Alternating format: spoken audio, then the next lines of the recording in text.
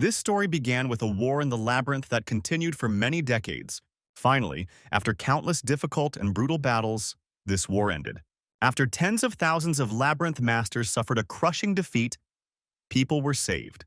Among them were also children who had already been born in the labyrinth, children who had never seen sunlight or felt fresh air. They lost their mothers during the war, and that is why they were forced to feed on the milk of monsters. Thanks to this, they gained extraordinary abilities and were so strong that it was difficult to even call them human. Humanity began to call these creatures the children of the labyrinth. They were feared because these children had not yet learned to control their own powers. Every year they grew and adapted more and more to ordinary human life. Our story is about one of these children of the labyrinth. This guy's name is Kim, and today he returned to the labyrinth to become a guide for other people. A girl named Mary was telling her friend about how obsessed the children of the dungeon are with mazes. She is sure that this boy, whose name is Kim, is the only child in the dungeon who is afraid of the maze. He's a guy who hasn't yet reached his potential, maybe because he's too weak, or maybe on the contrary, incredibly strong. That's why they brought a large number of guards with them, and also because the labyrinth is always dangerous. Kim asked the guards not to use weapons even if they encountered monsters. It was better to conserve strength and avoid battles. The guards began to laugh at his words and said that he only had to accompany them, and they, in turn, would be able to protect everyone else. These fools don't understand that while they're talking all this nonsense, someone in the maze is being torn into several pieces. This place should not be underestimated because something terrible could happen at any second. Soon they saw a monster that is most often found on the first floor of a geyser. This monster was already wounded, and upon realizing this, the guards immediately prepared to kill him, even though Kim asked them not to. Of course, stupid people aren't going to listen to a guy who was born in this place. They think they know better how to deal with monsters. Within seconds, this huge, terrifying, and hairy creature was killed with a few shots. Everyone around was pleased. There was no doubt that this monster would be sold for a lot of money. The whole team wanted to continue on their way, but only one tried to explain that they had to turn back immediately. Soon everyone heard a strange sound, as if a predator had heard the shots and now wanted to come for revenge. The guards are confident that if you take a narrow trajectory, you can easily defeat the predator and earn even more money. A few more murders and they'll all be incredibly rich, or so these people hope. Kim said he wasn't going to go with them to kill another monster. He would stay here because he wasn't interested in money. He asked the young children to follow him, if of course they wanted to survive and not become a tasty snack for the monsters. Thus, the team dispersed in different directions. The strongest and stupidest went hunting. Everyone else chose their own path in life. Mary was incredibly unhappy. She believes that all these filming will now be uninteresting because Kim led them in the wrong direction. The guy explained that they had to leave even though the goal had not been achieved. It seems that the reason the dungeon child is going around this maze is because he is a coward. Mary suggested that the other cameraman return immediately, because maybe they would still have time to film the battle against the monster. If they stay here, they will spend a lot of money and get nothing, and this cannot be allowed. At that moment, everyone around heard an incredibly loud sound, a sound that made the heart beat at maximum speed. Kim said that they should all follow him. They couldn't show the monsters that their group had split up. The predators heard the shots. They are angry and want to taste human blood. Soon, all these young fools realized that they should have listened to the advice of the dungeon child from the very beginning. When the monster appeared, it became clear that it was too late to scream and be scared, because death was already knocking on the door. This monster didn't even say hello. It immediately grabbed the operator and tasted his flesh. This monster is called a wolf monkey. Only Kim has encountered such creatures in the past because he was born into this world. This monster did not come alone, which means that the camera crew was ambushed by the creatures of the labyrinth. If nothing is done, these monsters will soon kill everyone. Kim knows very well what the rules are in this place. He changed immediately, and all those people who previously considered him a coward should take their words back. In just a few seconds, you young guy conducted a complete analysis of your opponent's weaknesses. After the analysis was completed, he took out his sword and approached this huge wolf gorilla with lightning speed. He doesn't have time to fight each of these monsters for a long time, because Mary is in mortal danger and cannot defend herself. We will have to hurry to save the girl and avoid a horrible death. There is no better way out of this situation than an incredibly fast escape. Kim warned that Mary should hold on tighter. Now they were going to have a real fight. It's not hard to understand the despair of the monsters, who had been planning to have a delicious dinner since the morning, but as a result were left with nothing. Finally, Kim and Mary were saved. The boy realizes that the monsters are somewhere nearby, so he must continue his journey to the outside world. Mary cried all the time. She believes that her entire team died because of Kim, because he could have killed the monsters but didn't. I had to explain to this girl again that Kim was just a guide in the dungeon, not a personal bodyguard. There was not a single word in the contract that he had to fight monsters and risk his own life. Mary hired a few fools who had never been to the dungeon, all of whom ignored the guide's advice, so Kim was not to blame for anything. If all these mentally retarded team members had listened to him from the beginning, everyone would have been alive and wouldn't even have encountered the monsters. If Mary dies, he gets his money, so the guy decided to save her at the last moment. Kim is just doing her job and thinking only of herself, although this job may lead to an unexpected plot twist. That's exactly what happened in our story. During the conversation, everything around began to glow in bright colors, and Kim saw the emblem of the labyrinth in front of him. He said that they needed to get out of here immediately, but at that moment the floor beneath their feet began to crumble.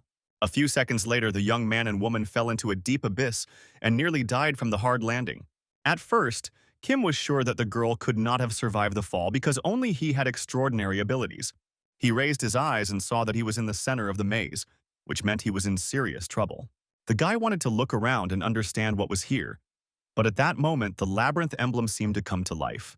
This huge snake, which seemed made of stone, began to attack within a few seconds.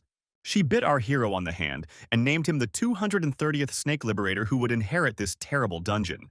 Of course, Kim didn't understand anything. He said he didn't want to die in this place, but he started to lose consciousness.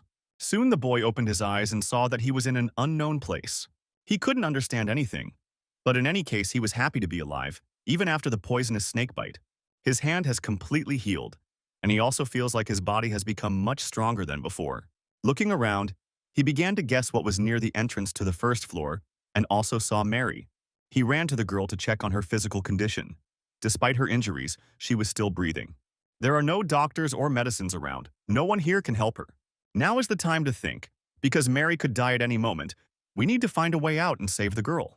He asked her to wait a bit and assured her that she would soon be safe. But as it turned out, Kim kept his word. Soon they got out of the dungeon and headed home. It was already being reported on TV that at 9 in the morning, a terrible incident had occurred in the dungeon with the expedition team. 7 of the 9 team members died when monsters ambushed and wiped out the entire squad's fighting force. Miss Mary was saved by a dungeon child named Kim. Not even 2 hours had passed, and it was already being talked about on TV. Kim was glad that none of this was caught on camera, because he wouldn't be surprised if he ended up being blamed for the disaster. Soon Carol entered the room. He didn't know she was home, but it seemed like the girl was crying. He left her half of the money. It seems she just found out about it and was very scared. Kim asked the girl to keep the money for herself and not to ask where he earned all this large sum. The main thing is that he didn't do anything wrong. At this moment, a man appeared behind the girl. This was Kim's father, who wanted to understand what all this meant.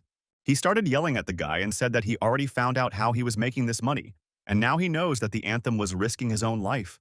The father has already told his daughter to return the money, but she still holds it in her hands. It seems Kim considers his parents so helpless that he decided to risk his own life for money. Of course, the guy tried to explain that he hadn't done anything wrong and just wanted to help his family, but no one listened to him at all. I had to apologize and then accept the money back, even though Kim was incredibly upset about it all. The father was sure that he raised the boy according to all the norms of society, but it seems that he grew up a complete egoist. The father asked his son to rest and promised that nothing like this would happen again in the future. Everyone probably already guessed that Kim ended up in this family after he was found in the dungeon. When parents take on the responsibility of raising a child in a dungeon, they receive a great reward for it. There have been many cases where a child was taken into a family just for money, and then these children killed their guardians, but Kim was lucky. He really has a real family. Although now, because of Carol's wedding, the situation is difficult, but these are still trifles. Kim also soon noticed that a mysterious snake tattoo appeared on his arm. This wasn't the case before, but now when he clicks on this tattoo, a system window opens with its characteristics. At the moment, the synchronization is only 16% complete. He is at rank 1 and cannot activate the labyrinth yet. He was able to find some information on the internet, meaning this green panel is similar to what you see in games. Nagi's labyrinth refers to the labyrinth team he was bitten by a snake, so leaving the labyrinth chose him as the new master. He decided to touch this status window, and at that moment the reality around him seemed to dissolve. The outside world, which had seemed so real, ceased to exist, and Kim found himself in the dungeon again. He saw again this large green snake in front of him, looking at him so intently, as if trying to hypnotize him. This snake is so fast that it is even difficult to keep track of it. So the boy quickly realized that he had to use all his strength. As soon as the snake started to attack, Kim immediately stopped it with his cloak. It was a clever plan that immediately made it clear that Kim was a very smart guy with quick reactions. He understands that this will only hold the snake back for a while. It has enough strength to get out of his clothes, so he needs to find a full-fledged weapon. The snake turned to him again. She again called him a liberator, the man who would inherit the dungeons and take the throne of Nagi. He is too young and not ready to become king, but the snake is not in a position to turn back time, so it must be considered fate. The king is dead, now it's time for a new king, so she congratulates the boy and wishes him luck on this difficult journey. Of course, Kim doesn't understand anything at all. He thinks he's talking to one of the maze masters, but he doesn't want to play these games and go back to hell. He had tried to avoid the mazes for years, but he had to come down here for money for Carol's wedding, and that immediately led to problems. He has been haunted by troubles his whole life. He probably should have listened to his parents' advice and avoided labyrinths. At that moment, he heard that one of his family members wanted to come into his room. He said that he was changing clothes and asked to wait. This is the portal through which he got to this place. It seems that sounds from the outside world penetrate here. I had to get back immediately, or Carol would come into the room and see something she didn't want to see. She immediately began asking about the strange sounds coming from the room, his street clothes, and his strange behavior. I had to tell her a few interesting stories and tell her that he only plays games and watches internet streams. Carol couldn't believe that her perpetually withdrawn brother was interested in such things. He has no hobbies, no friends, and no girlfriend at all. He constantly spends his free time in his room and seems completely antisocial.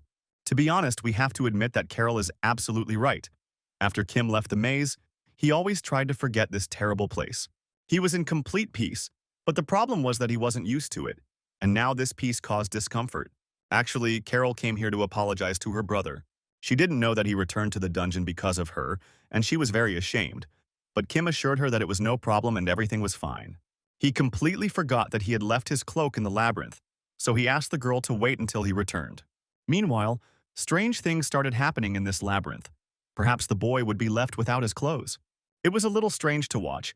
Now Kim isn't sure if he really wants his cloak back that badly. I had to immediately say goodbye to my sister and tell her that now was not the best time for such conversations. She had never seen him so interested in anything in her life. She had better think he was really playing video games. Returning to the labyrinth, Kim immediately realized that his cloak was still there, but there was no more money in it.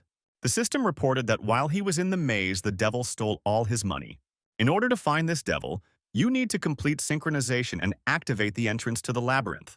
The guy decided to sit on the king's throne and think a little about how it all turned out. As soon as he touched the throne, the system reported that the detailed information of the labyrinth was locked and would only be opened after synchronization.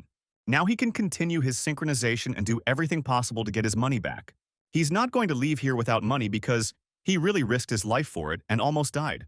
If it weren't for the money, he would have immediately returned to his room and forgotten about any labyrinth. The synchronization process was started. The characteristics check began, but it seemed like it was a very long process. He began to think that he'd better forget about synchronization and try to find the devil on his own. And it was at this moment that something interesting happened. The verification has been completed. The guy Kim has been identified as the Naga King. Now you can start the synchronization. At that moment, the labyrinth around him completely changed. Everything became too white, as if the boy had entered paradise. Soon, the synchronization was completed. It seemed as if the design had changed slightly.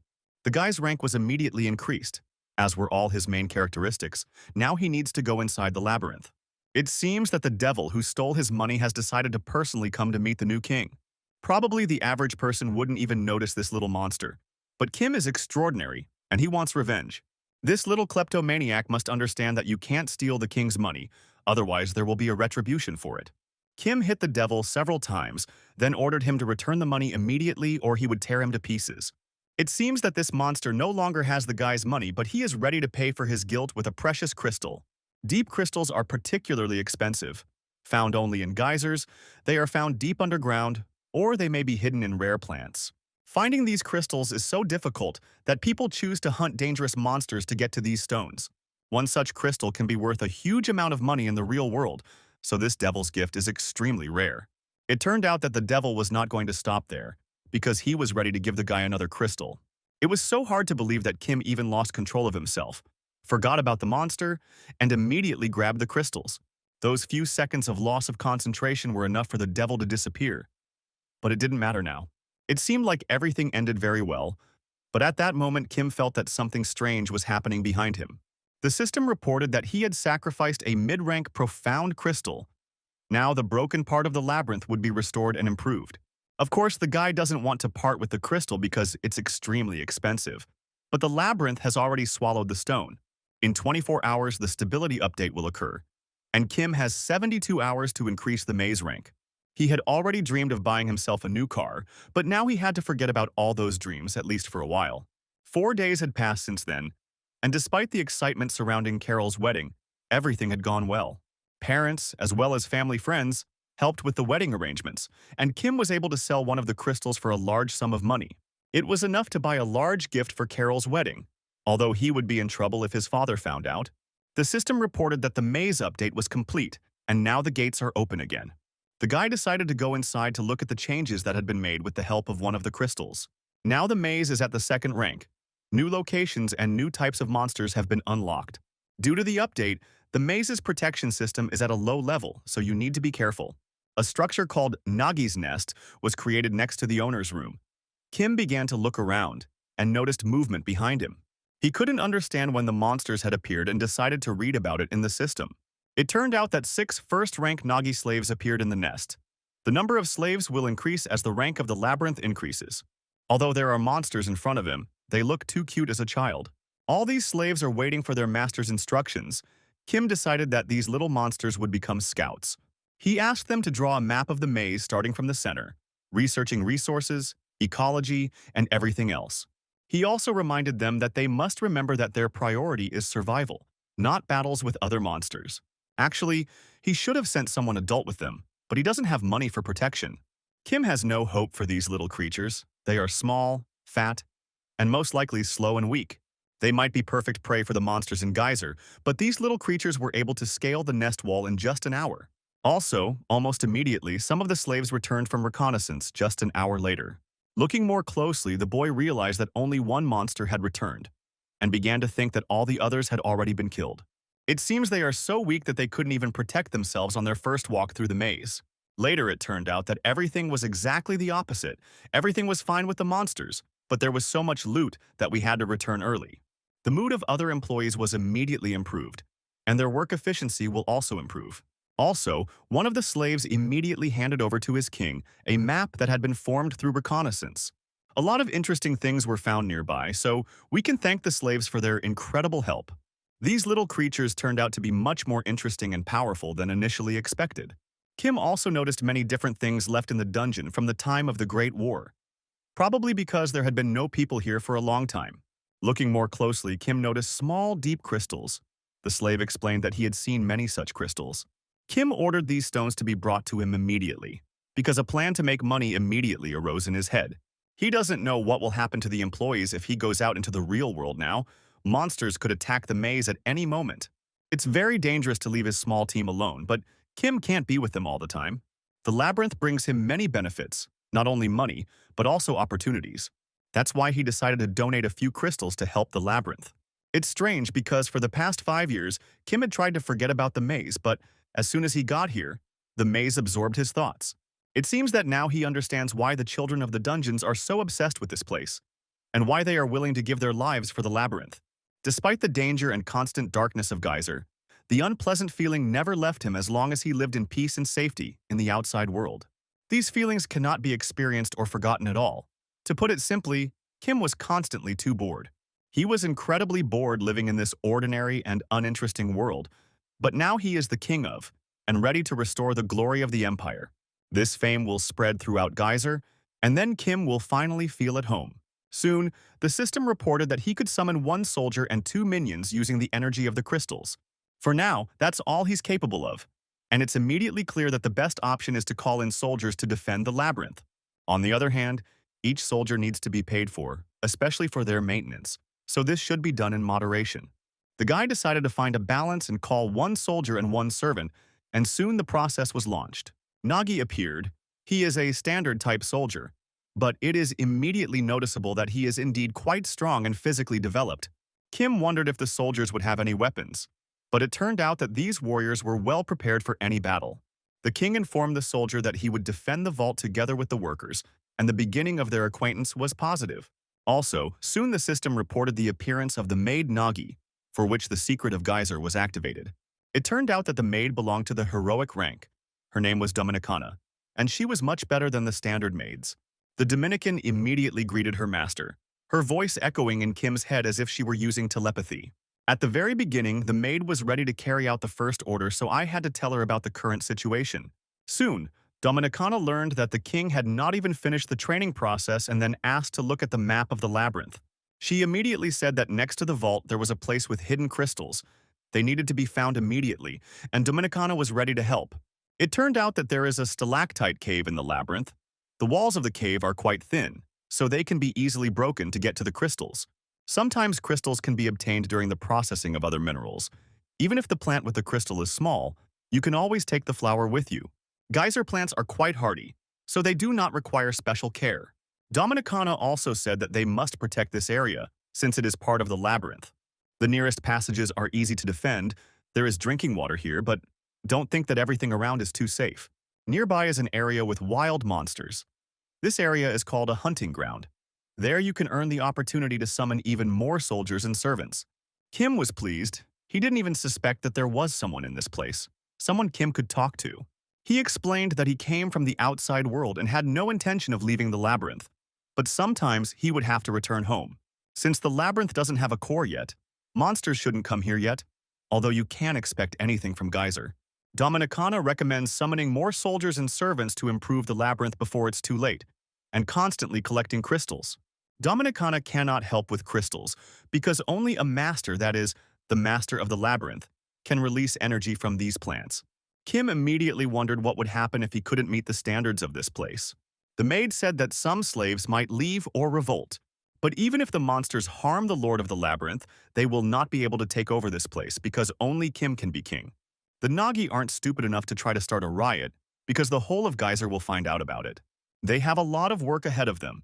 They need to forget about conversations for a while and work actively. Soon, Kim returned to the real world and decided to earn some more money with the help of crystals. The shop owner was surprised because even famous warriors don't bring that many crystals.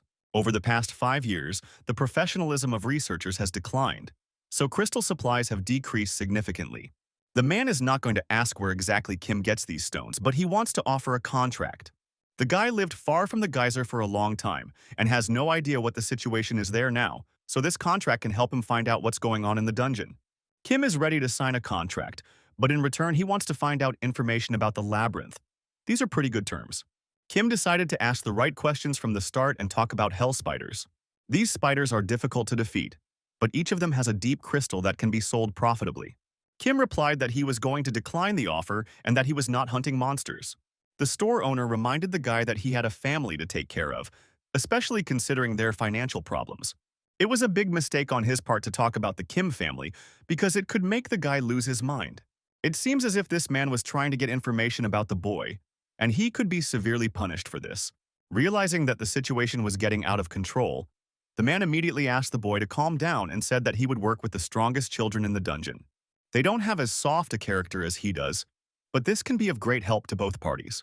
It's hard to trust single children who have nothing to lose in this life. They've been taking care of themselves for a long time, so they don't know how to take responsibility for others. Of course, Kim is completely different. He has a family he wants to protect, and for that he is ready to do anything. If anyone even touches his family members with a finger, he is ready to demonstrate all his strength and anger. The conversation was over. Kim ordered not to forget to transfer him the money for the crystals. And sometimes our main character falls asleep and sees events from the past that make his heart bleed. In those days, when he was still an ordinary dungeon child, he had to fight for his own existence. Sometimes huge, horrible creatures came to feast on human flesh, and it must be admitted that these were difficult times. All their lives, children worked for the labyrinth, but sometimes they still became victims. Duke Geyser could come without warning and eat a few children if he was in a bad mood. During the most terrifying moments of his sleep, Kim would wake up and finally feel safe. Lately, after talking to the owner of the crystal shop, he has been mentioning hell spiders too often. Now, dreams from the past constantly remind me of myself again. But you don't have to worry, because those days will never happen again. Now, Kim has a completely different life. Now he is the king of the maze and must be responsible not only for his family, but also for all these creatures. They don't look at all like horrible huge monsters that crave human blood. They are small and cute creatures that you want to hug.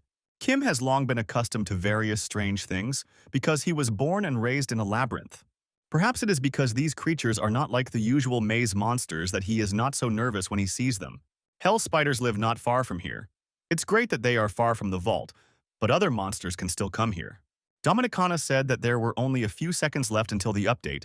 Now the maze would be upgraded to the 3rd rank. Now you can call in more workers and also have access to new buildings. Of course, the most important news is the creation of the core of the maze. If this core is destroyed, the maze will be deactivated. Each maze has a power limit. From time to time, things will appear in it that increase this level. Dominicana said that if Kim can survive after the destruction of the core, he will be able to rebuild the labyrinth again. Due to the activation of the core, the nearest creatures and monsters learned about the existence of the labyrinth, so a pack of rats is approaching this place. It is necessary to immediately increase the number of troops, because they will not be able to defend themselves with just one soldier. Kim had never seen these soldiers defending a maze before. In theory, only a few soldiers could defeat a pack of rats. Soon, Kim ordered the system to summon another soldier and 2 Nagi warriors, and now the labyrinth could feel safe. These warriors turned out to be much stronger than expected. They can even challenge wolf monkeys.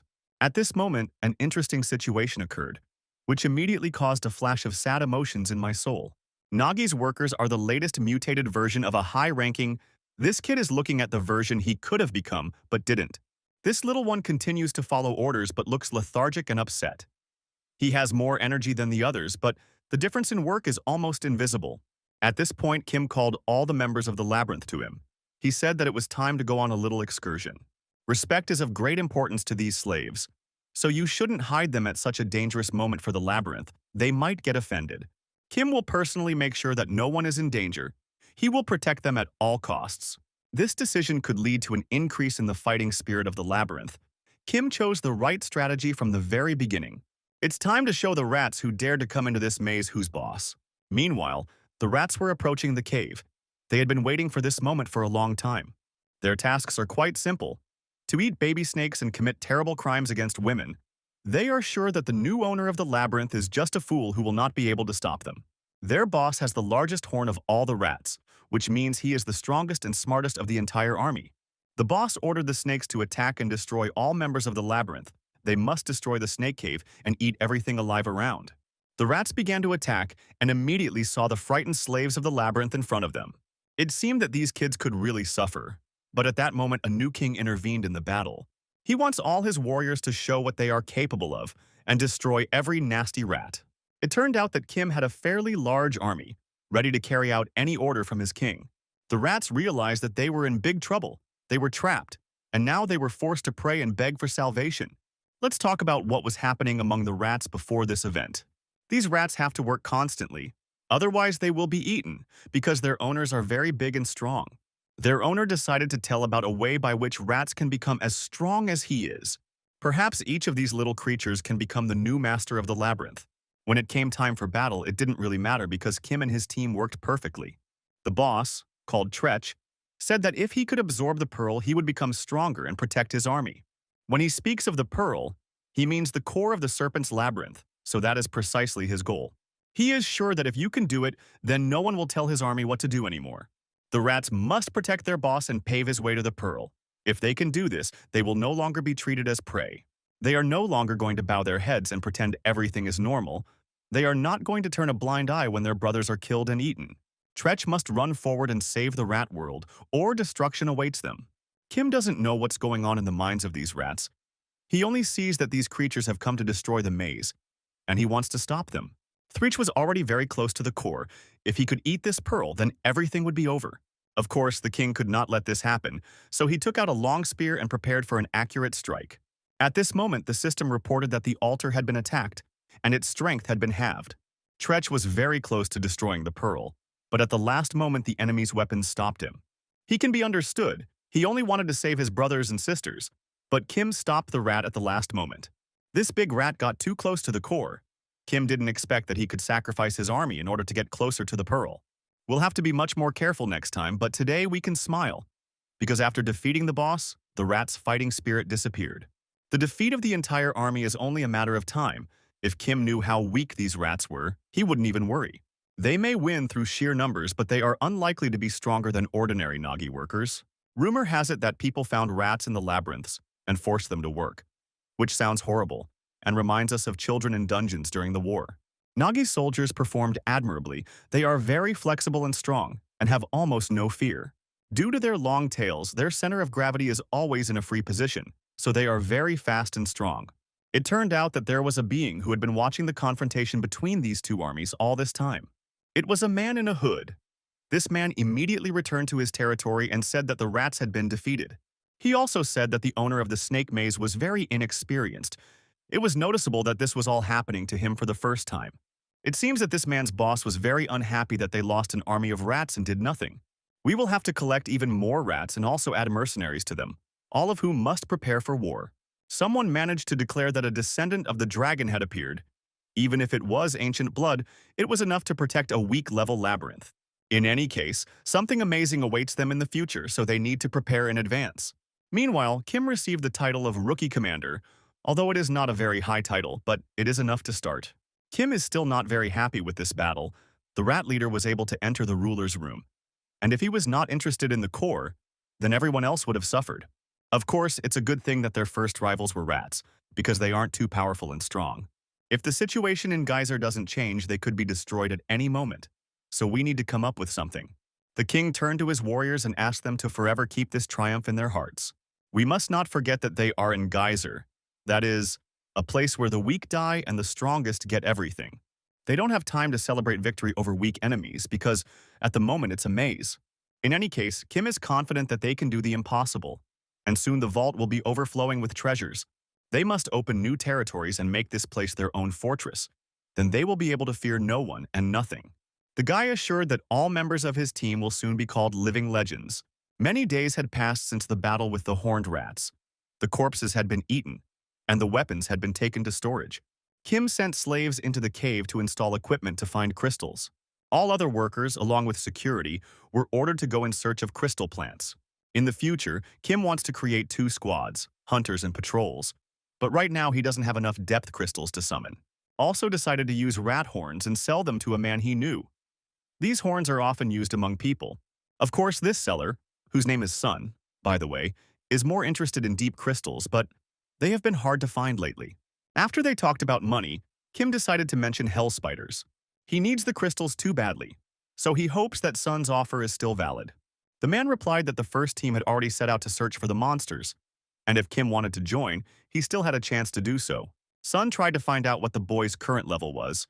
Kim replied that he didn't know, but he was born and raised at level 12th.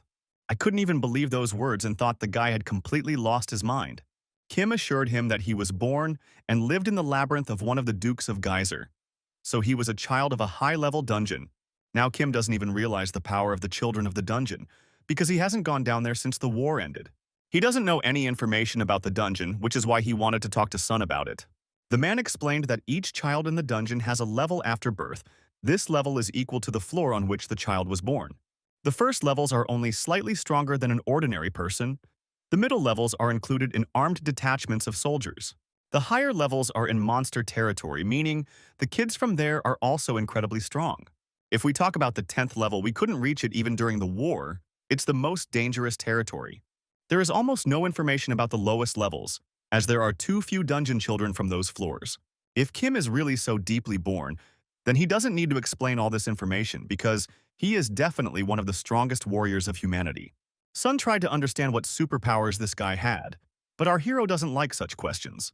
He said he had no superpowers, but he could easily kill Sun with his own hands. This was enough for the man to stop asking stupid questions. Then Kim said something strange. He asked not to talk about his high level, but to say that he was not that strong. Because of these words, he will lose potential earnings from cleaning the dungeon, but the guy is ready to go for it. Then he returned to his hideout and saw a rather interesting situation. Dominicana gathered the workers around her and said that in the future legends would be told about them. Kim's latest motivational speech must have made a strong impression on her, and now she wants to repeat after her master. The girl said that finding crystals in the cave was successful, and they were also able to find several plants with crystals. Kim received the crystals and immediately began transforming them into the energy of the labyrinth and summoning the Naga. He also said that he would be out of the maze for 2 weeks because he would be fighting hell spiders. Flowers with crystals grow too slowly, and each spider carries a lot of crystals with it, so attacking spiders is more rational. He also said he wanted to summon an archer, and soon the standard form of a green slave appeared. The king ordered the archer to go to the gate and defend the territory with the soldiers. The energy they received over the past few days has already been completely spent, so they need to look for crystals again. Finally, he asked them to change the size of the portal through which he enters the maze, after which they said goodbye. A small briefing among the soldiers began at the gate of the geyser. The commander of this expedition will be a girl named Lenara. She knows that most of the team members already have experience, so she is sure that everything will go quickly. For 2 weeks, they will destroy the hellish spiders that have reached the 2nd level. The expedition team will consist of 22 people. Speaking of the cleanup team, there are 7 people. All the rest are regular researchers. The gates began to open, and the team prepared to enter the dungeon. Lenara immediately explained that they needed to move quickly. She hoped that they would reach their goal and suffer no losses at all. But reality is always worse than expectations. As soon as they found themselves in the dungeon, they immediately felt this incredible horror and risk of death when they encountered the whip lizard. When fighting such a monster, you must always beware of its large tail and front legs. The cleanup team is not very happy because it's hard to make serious money by destroying such a monster. They hoped that the expedition team would pass the selection, but as a result, they see that all these people have no training whatsoever. More than 10 years have passed since the war. The most experienced and strong have already made a lot of money and retired. Kim wasn't going to sit around and watch ordinary people being destroyed by a monster. He came here to take action. Lenara was surprised by his actions, but nevertheless continued to give orders and prompt the soldiers. They were unable to save the man who was in the monster's arms. Unfortunately, this guy died. We need to escape immediately before the smell of blood spreads around. But first we need to check the deep crystals. Lenara looked at the guy with the sword and said that he had good skills and quick reactions. The skin of the worm lizard is quite strong, so Elder Song was not mistaken when he took a guy named Kim to this team. That's all well and good, but next time Kim should listen to orders because they shouldn't lose people over nonsense. Lenara believes that discipline in the team should not be violated, especially when ordinary people can protect themselves without their help. Soon they will have to fight monsters where ordinary soldiers will not be able to defend themselves, and that is when they will have to show their potential. Kim asked the team commander not to worry and assured him that there would be no problems in the future. As expected, the attitude towards ordinary people and children of the dungeon is different. Kim quickly realized this. When someone from ordinary people dies, almost no one cares. But if the problems are among the children of the dungeon, the reaction is completely different. It's unlikely that this really bothered our main character. He decided to continue his journey, and a week later found himself on the 2nd level of Geyser. During this time, the team managed to lose 3 junior soldiers, as well as find the necessary crystals. The soldiers immediately began to calculate the potential profits.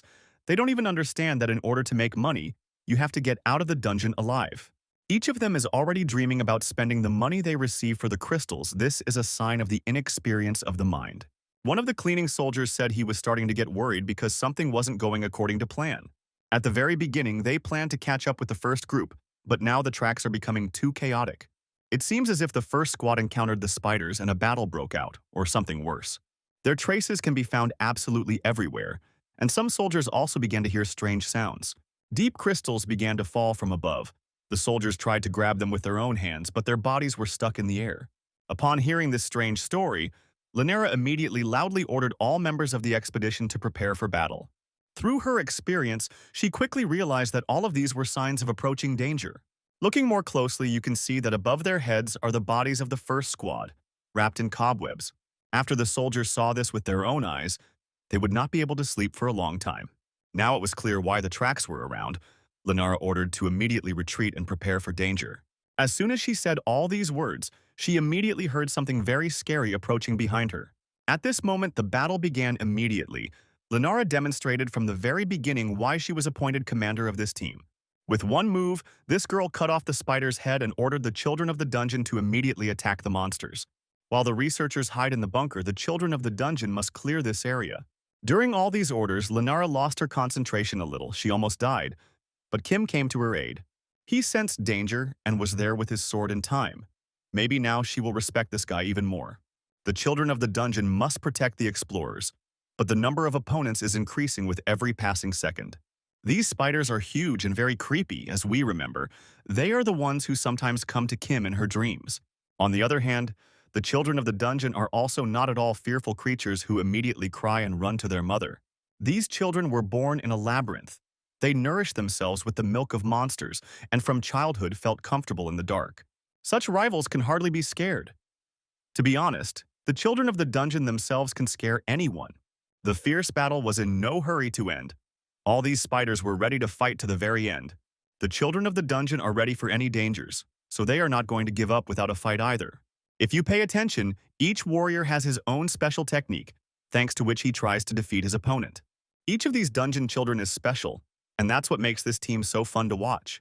The soldiers could not believe that during such a difficult battle, the children of the dungeon had time to joke and smile. Looking at the world through their eyes, it was difficult to understand how people could smile while looking into the eyes of their own death. That's probably why the difference between ordinary people and dungeon children is so great. They're just different levels that shouldn't be compared. Kim had long been hoping to meet these spiders, which was why he was so uncontrollable during this battle. Not only the soldiers, but also the squad commander were amazed by his technique. Probably for the first time, Lenara began to wonder if this guy really only had a 7th level. Watching him chop the spiders into pieces, it seemed as if the god of death in human form was fighting before them. Soon, the area was cleared. Lenara ordered the wounded to be checked, and also to make sure that all the spiders were dead. The children of the dungeon were pleased. They finally warmed up a little, because it seemed that because of this boring journey they would completely freeze in this labyrinth. This all seems strange. Judging by the records, hell spiders should live at lower levels. They had never risen so high before, especially if you analyze the records left after the war. It should also be noted that these spiders seemed too weak. Perhaps the monsters of the deep levels are not as strong as everyone thinks. At this point, Kim said something interesting. He assured the entire reconnaissance team that these were not hell spiders at all. These creatures belong to the same species, but hell spiders are much larger and also have stronger skin. Even their fighting style is different, as hell spiders do not engage in close combat against a large number of opponents. Usually these spiders behave quite cautiously, but today everything was a bit too aggressive on their part. Hell spiders are like shy guys, they will never make the first move. Meanwhile, the soldiers noticed that when they first arrived here, there was much less cobwebs around. Kim said that real hell spiders will always wait until their prey comes into the trap itself, and maybe this is what will happen right now before our eyes. Kim was born and raised with these horrible creatures. He knows how strong their thirst for killing is. Hearing the words about the explosives, Kim said that it was better to plant them at blocked exits and to do it as quickly as possible. Some of the dungeon children didn't understand what he was talking about. The battle was over, so they could relax and rest a bit. Only in comics does something like this happen, when the strongest creature hides all the time and appears only at the most difficult moment. No matter what everyone else says, Kim still doesn't betray his strategy. He's cautious because he feels that the hellish spiders are somewhere nearby. The other team members may laugh at him, but when the enemy appears, no one will want to smile anymore. The team captain approached the boy and tried to understand where he had so much information about these creatures. Soon, exactly what Kim had talked about so much happened. Real hell spiders appeared. That's when everyone realized that he had been right all along and they should have listened to his advice. As happens in such situations, when danger approaches, it becomes too late to think. Kim kept saying that hell spiders were on a whole other level, and now it's becoming obvious how right he was. Terrifying creatures immediately surrounded the research team. Now they must act, and act quickly. The soldiers begged the children of the dungeon to save them, but when these boys faced death, they were not ready to die. Looking at this soldier, Kim immediately remembered what happened in his childhood. It is these moments that he has been dreaming about lately. It is these moments that make his body go cold and his heart stop. There are currently 2 hell spiders and 1 queen here. All the others are just low-level helpers. We must use all available explosives to create a path of retreat. Kim also said that there was no need to worry about the cave collapsing because spiderwebs were much stronger than you might imagine. Lenara quickly guessed that this guy had seen these spiders before and had a lot of experience fighting them. It was all too obvious. There's no time to think about it now. The monsters are becoming more and more numerous, and sooner or later the warriors will run out of strength. Half of the first squad is already dead, and soon this team may also go to hell.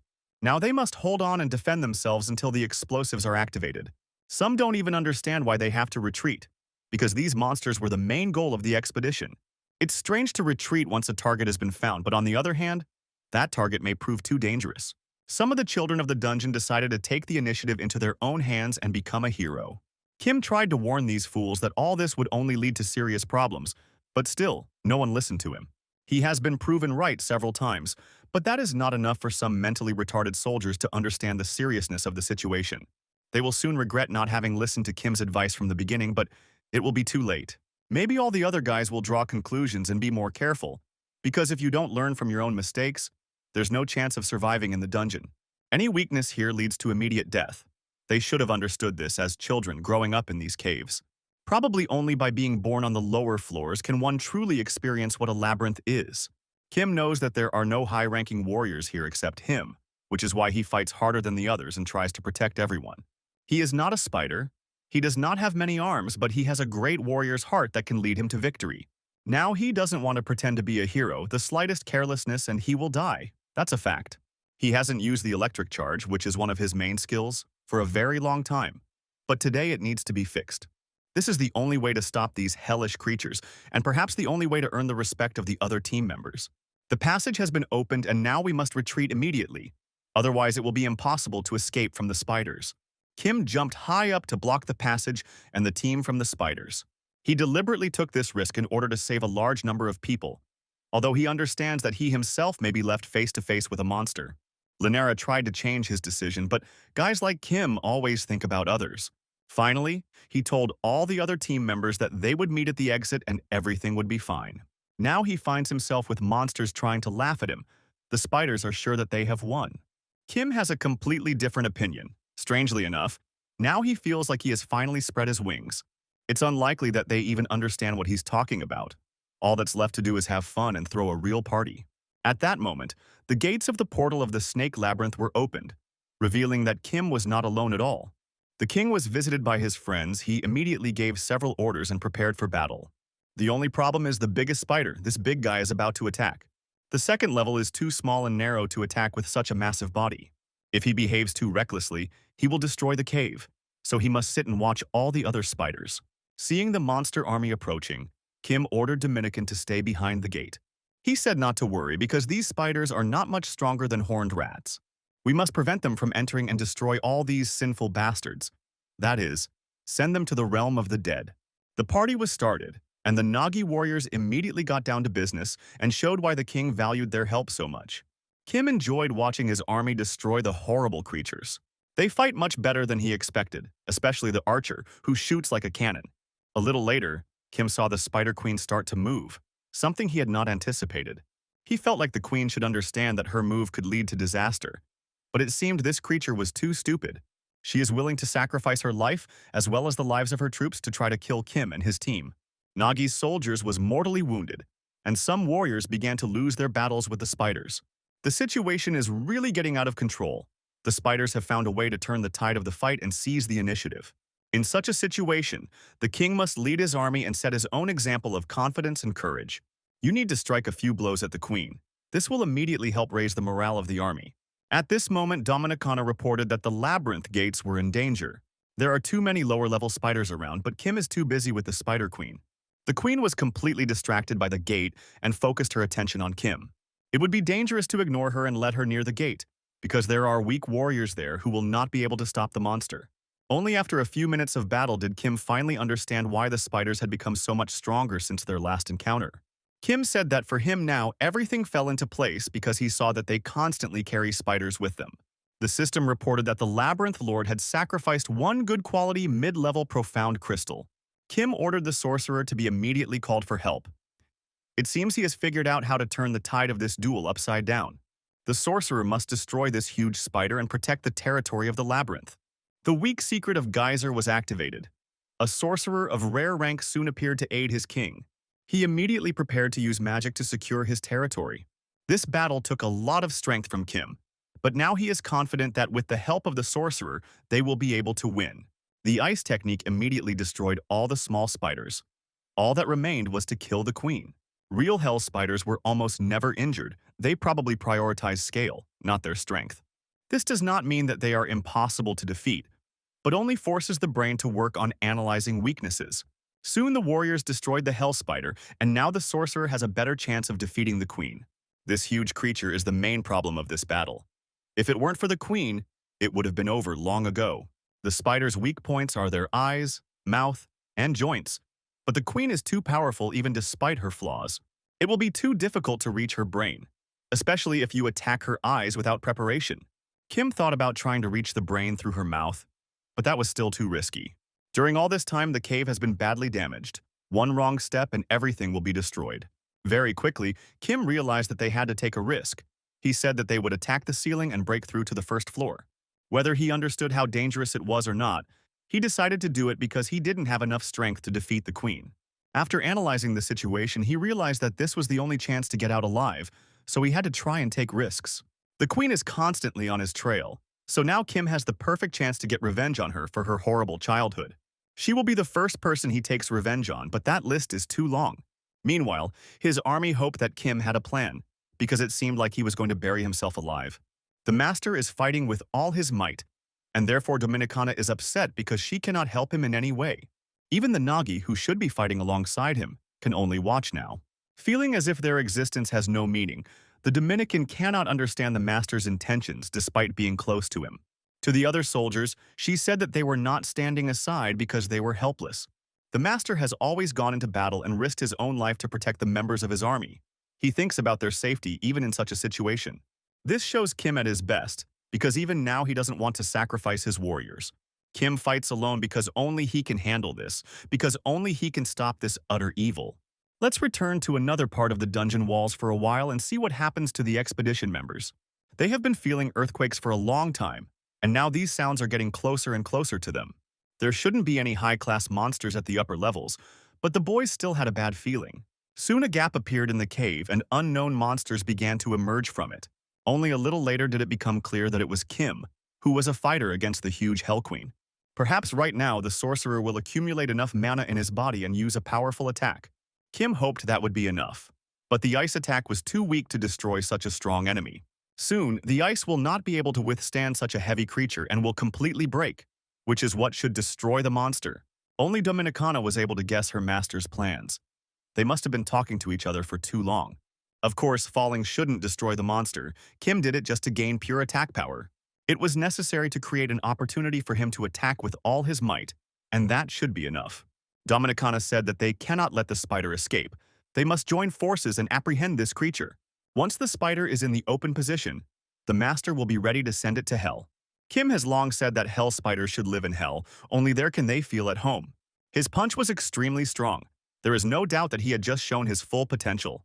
For his heroic victory, Kim received the title of a normal commander and significantly increased his authority. He destroyed the Hellduke's army and also earned experience points for his team. The master was upset that the sorcerer had not transformed, but for this he needed more experience points.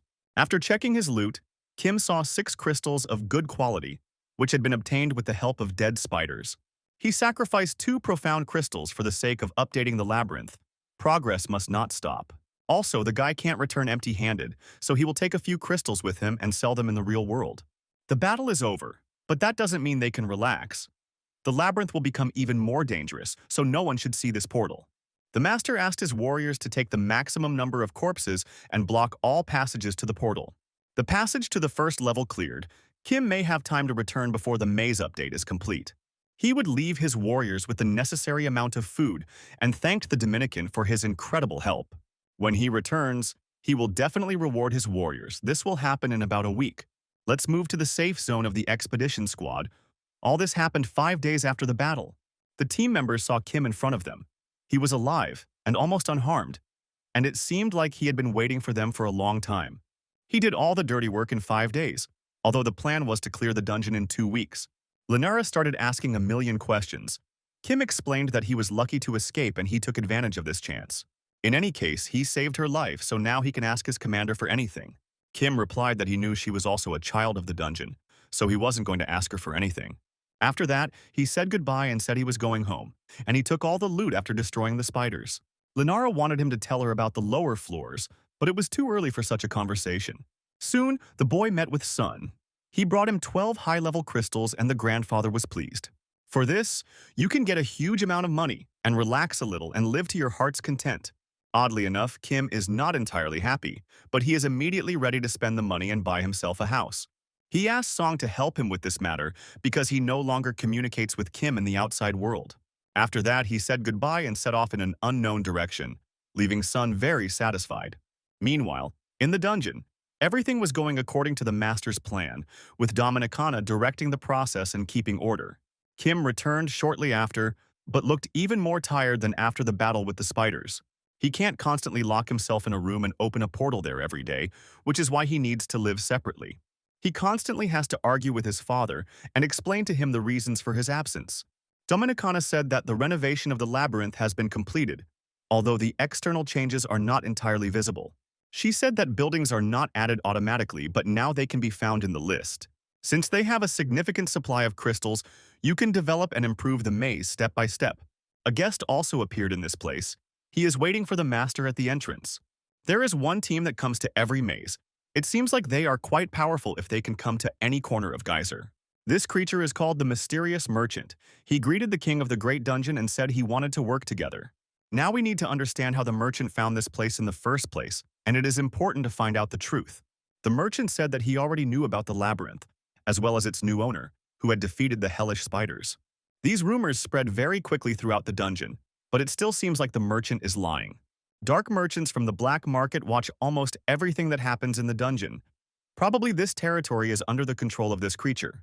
Even if you pretend that Kim is a rather strange person, you still can't let the merchant underestimate the new lord of the labyrinth. The merchant said that he wanted to maintain friendly relations with the new owner. To put it simply, he came here to have a sale. Black market sellers can be dangerous, but he can't just be kicked out of here. If their relationship deteriorates, this merchant will definitely create bad rumors about the master, which will have a bad effect on the entire labyrinth. If these creatures have already noticed Kim, they will have to use their acting skills skillfully. Any merchant can bring profit.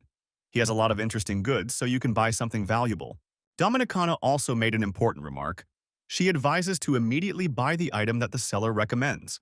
Negotiations with the shady merchant soon began, and he was immediately ready to recommend his product. The first item he offers for the new maze master is called a parasite.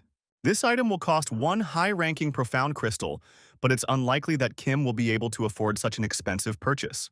Kim wasn't ready to spend crystals on this nonsense, but Dominicana was sure it could help in the future. Thus, the merchant had to pay the required fee. He was satisfied and immediately gave the parasite to the new master. It seems that this is the tradition of merchants. At the very beginning, they show the most expensive artifact that is available. The Dominican explained that this artifact would be of no use until she tried it for herself, as disgusting as it might sound. Not a single piece of advice from this girl has turned out to be bad, although even just looking at this parasite makes me sick. Kim feels like he's becoming less and less human every day. Although, to be honest, he was also completely different before. The system reported that synchronization between the parasite and the host had begun. But for now, Kim is not at all worried about the outcome. He is more concerned with improving the maze and asks his assistant for a little help. Nagi slaves have now been added to the maze, as well as new combat forces to call upon for help. Dominicana is confident that the master possesses enormous combat power, so he can afford a rapid rank increase. This does not mean that the masters of other labyrinths are too weak. Most likely they simply do not want to go outside. You can now unlock new internal structures, such as a farm where you can grow vegetables and fruits for the slaves who work for the maze. It is also possible to open a training center, where you can start training slaves and improve your combat power. You can even open your own bar to collect information from neutral creatures who will come to visit the labyrinth. There are many other options, such as a forge, laboratory, and temple, all of which improve the physical and magical state of the labyrinth. The master ordered the warrior archers to deal with the monsters near the labyrinth. Kim wants to summon more warriors, so it will be easy to do, especially after building a farm and a bar near the nest. The laboratory, forge, and temple require too much energy, so it's better to improve the defense first. Kim is ready to sacrifice all the low-rank crystals he currently has. With this, he wants to summon an army and become even stronger and take a step forward in the evolution of the labyrinth. A week passed after these events. The expansion of the labyrinth was completed, and all the monsters around were also killed. All the warriors have set out to search for crystals and create traps. Some are training, and some are also defending the surrounding area. The map update will be completed in a few hours, meaning the maze is finally starting to look habitable. They seem to be too busy, lacking the deep crystals that can be found on the hunt, as well as in flowers. Now it becomes clear why the Spider Duke constantly started wars. Building a labyrinth is not an easy task. A few days ago, Kim arrived at his new house, a quiet area with almost no neighbors. The portal will close soon, so I decided to leave the labyrinth and rest a bit. He's been putting a lot of effort into working in the dungeon lately, so a rest wouldn't hurt. The parasite synchronization has been successfully completed. Now the parasite is trying to take over the body of its owner. At first, Kim didn't understand what was happening, but then he started to feel an incredible headache. A little later, he felt that something bad was happening to his eye, and he began to regret having tasted the parasite.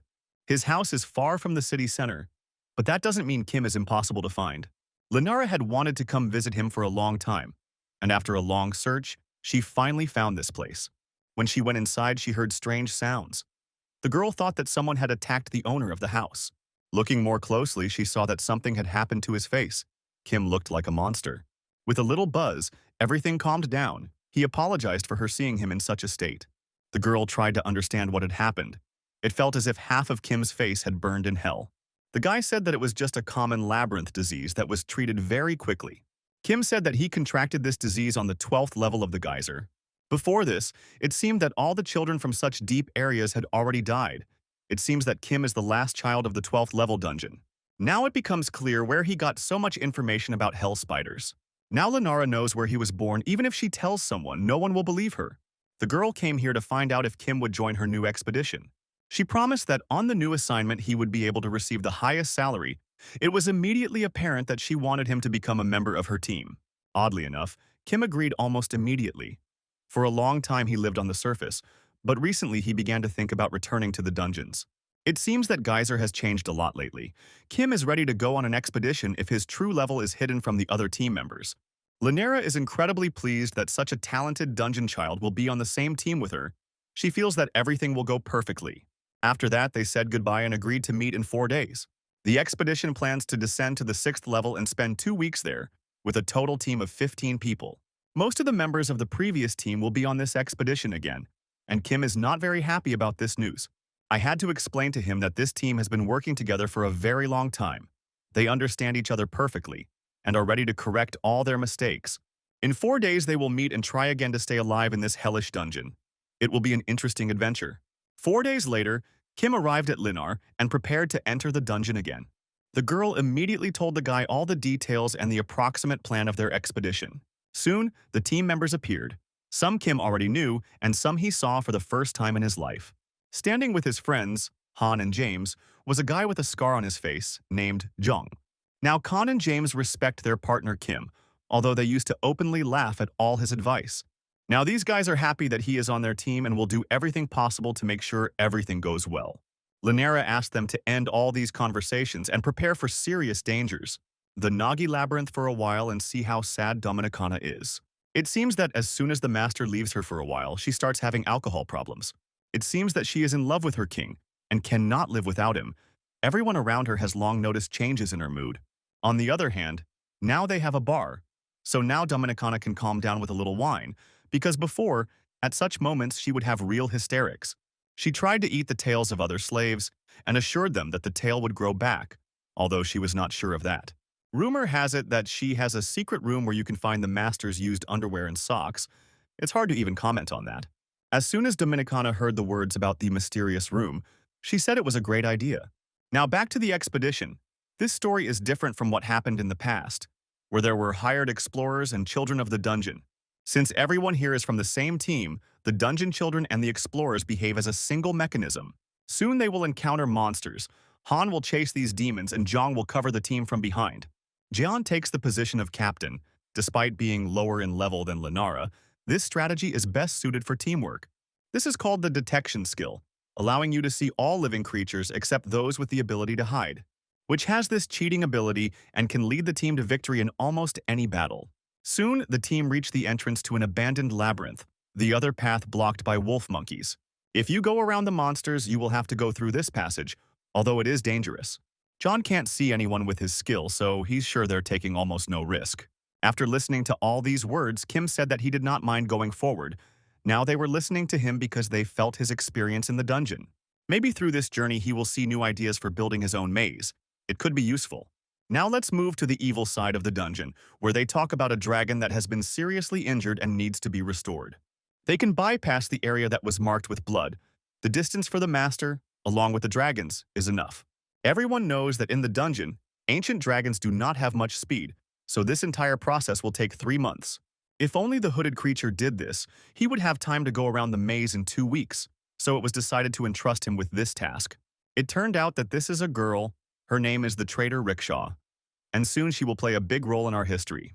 Meanwhile, the expedition team entered the labyrinth and saw the room of the lord of this place. Only a few hours had passed since they entered the labyrinth, but they had not seen a single monster, nor had they seen any ambush. This labyrinth was abandoned after the war ended, which is why nothing of value was noted on the map. According to rumors, the military wants to set up a training base here, but only next year. It was decided to arrange a small rest area here, as well as install motion sensors at the entrance. The sooner the team takes care of safety, the more time they will have for their own rest. Kim didn't receive any tasks. Lenara explained that he should save all his energy for fighting monsters. He is the strongest warrior in the team, so he must get used to being treated special. Meanwhile, he has the opportunity to look at the throne of the monster that previously ruled the entire labyrinth. At this point, the parasite's skill, called detection, was enabled. His eyes immediately started to burn and hurt, but he pretended that everything was fine and there was no need to worry about it. It's a good thing she can't see his internal system, because Lenara didn't give him any peace. This time the pain is not so severe. After the last case, the parasite did not even try to manifest itself. Kim's vision has improved significantly. Now he can see things that are not obvious, which are hidden from the eyes of all other people. He found something interesting. It's a fragment of the labyrinth, which stores the energy of the labyrinth for a long time. This stone is very useful. Soon, the system reported that the parasite was expanding its detection capabilities, which could lead to new findings. Now Kim immediately began to see deep crystals around him. He began to love the parasite in his own body. The longer he was with the expedition team, the worse Dominicana felt. She became bored and sad. The other Nagi began to talk among themselves and discuss the maid. I had to tell my friends that Dominicana was hiding her new secret room from the master, where she kept his old underwear. She asked the other Nagi to make this room bigger. This woman has very strange desires. She is more human-like. Her status is slightly higher than that of the other members of the Nagi labyrinth. While they were discussing the girl, they didn't even feel her lightning-fast approach. The expedition team continued on their journey. So far, they have not encountered any danger on their way. Kim was already tired, having barely slept last night, and had not been able to rest properly during the last stop. On the other hand, Kim managed to collect dozens of deep crystals and hide them in the labyrinth. He was also able to run through closed parts of the map and left a few notes, so next time you'll have to come here alone. All this could only happen thanks to the parasite. It was with the help of his skills that Kim saw all these minerals. The captain asked the dungeon children to all gather together, while Kim is not participating in team activities. He is only asked to stand back or rest. But when the monster appears, he will be expected to take the most decisive action. The team has approached danger, and based on the sounds they can hear, either monkeys or bats are waiting for them. John can only understand the location of the monsters, their number, and whether they belong to the same species. These monsters are almost impossible to get around. There is an option to wait until they kill each other and then leave, but this is also dangerous. There are an incredible number of monsters, so other predators may come here upon hearing the sounds of battle and the smell of blood. In the worst-case scenario, the expedition team will be driven into a dead end, so they will have to fight, because otherwise they will not be able to get through. Lenara started laughing and said that all these monsters were just child's play for such a strong and powerful warrior like Kim. If they stand in one place, then no progress will occur, so it is better to take the first step. Kim took out his sword and said that he was ready to take on half of the monsters. This should be enough for the team to confidently destroy the enemy. When they entered another part of the maze, they saw that the monsters had already started fighting each other. There are about 30 monsters here, and seeing this number, John began to think that today was his last day of life. Kim assured that it was too early to draw such conclusions and immediately intervened in the fight between the monsters. This guy doesn't know the word stop. With just one blow, he forced the first monster to say goodbye to life. Usually, the children of the dungeon can deal with monsters in a matter of minutes, their style befitting the labyrinth in which they grew up and learned. Also, Their style depends on their level and their surroundings, which is why some of them start attacking without thinking until the opponent dies. This is how most dungeon kids fight, but this guy with a sword kills all his opponents with one blow. His talent is hard to overestimate. He only targets his opponent's weak points, as if he can clearly see them with the help of his skill. His level of speed and strength seems much higher than that of other warriors. It is not even clear how he achieved such progress. Seeing that Zhang was thinking too much about Kim, Linara decided to intervene and explain how it happened. She said that Kim had already been introduced to a number of mazes, and thanks to the constant dangers had increased his level. He understood how to fight effectively in order to survive, as he was constantly one step away from death. These explanations were enough for John to calm down and believe her words, although it wasn't easy. In the future, we need to think through Kim's story better so that other team members don't have unnecessary questions. The expedition's chief warrior reminded everyone else that they had not come here to talk, but to clear the area. They agreed that Kim would only kill half of the monsters, so John and company would have to kill the other half. Over time, Kim becomes increasingly comfortable using the parasite. The enemy's movement seems slow and predictable. He can't even understand whether he's fighting at full power or just maintaining his skills at the level of other warriors. Thanks to the parasite, many different abilities were discovered that affect battles with enemies. Now Kim can see the monster's weak points and internal organs at a glance. The more he learns about the parasite's abilities, the more useful his skills become. Now, the price he paid for the parasite seems incredibly small, so it was a great deal. The parasite has fully recognized Kim as its master and will now try with all its might to keep the boy alive. Although Kim said he would kill half of the monsters, he actually destroyed almost everyone around him. This is called gaining courage. Linara said that she had to invent various fairy tales to explain his extraordinary power. Team members are already calling Kim a natural-born death warrior, and perhaps they will soon begin to worship and pray to him. The battle was over before other monsters came smelling the blood, so we had to quickly collect all the deep crystals. It turned out that there were some problems. Another expedition detachment was approaching them, which was twice the size of their team. They planned to split into two groups to surround Liner's team, and now they need to quickly come up with a plan of action. Another team must have been watching them during the battle, so now they have to prepare for danger again. I had to explain to Kim that in Geyser, it's not just monsters that can become your enemies. There are no laws here, so anyone can steal someone else's loot, and it's terrible. They have destroyed about 30 mid-rank monsters. The team is tired after the battle and is now an easy target for anyone. If it weren't for John's abilities, they would have been in critical condition long ago.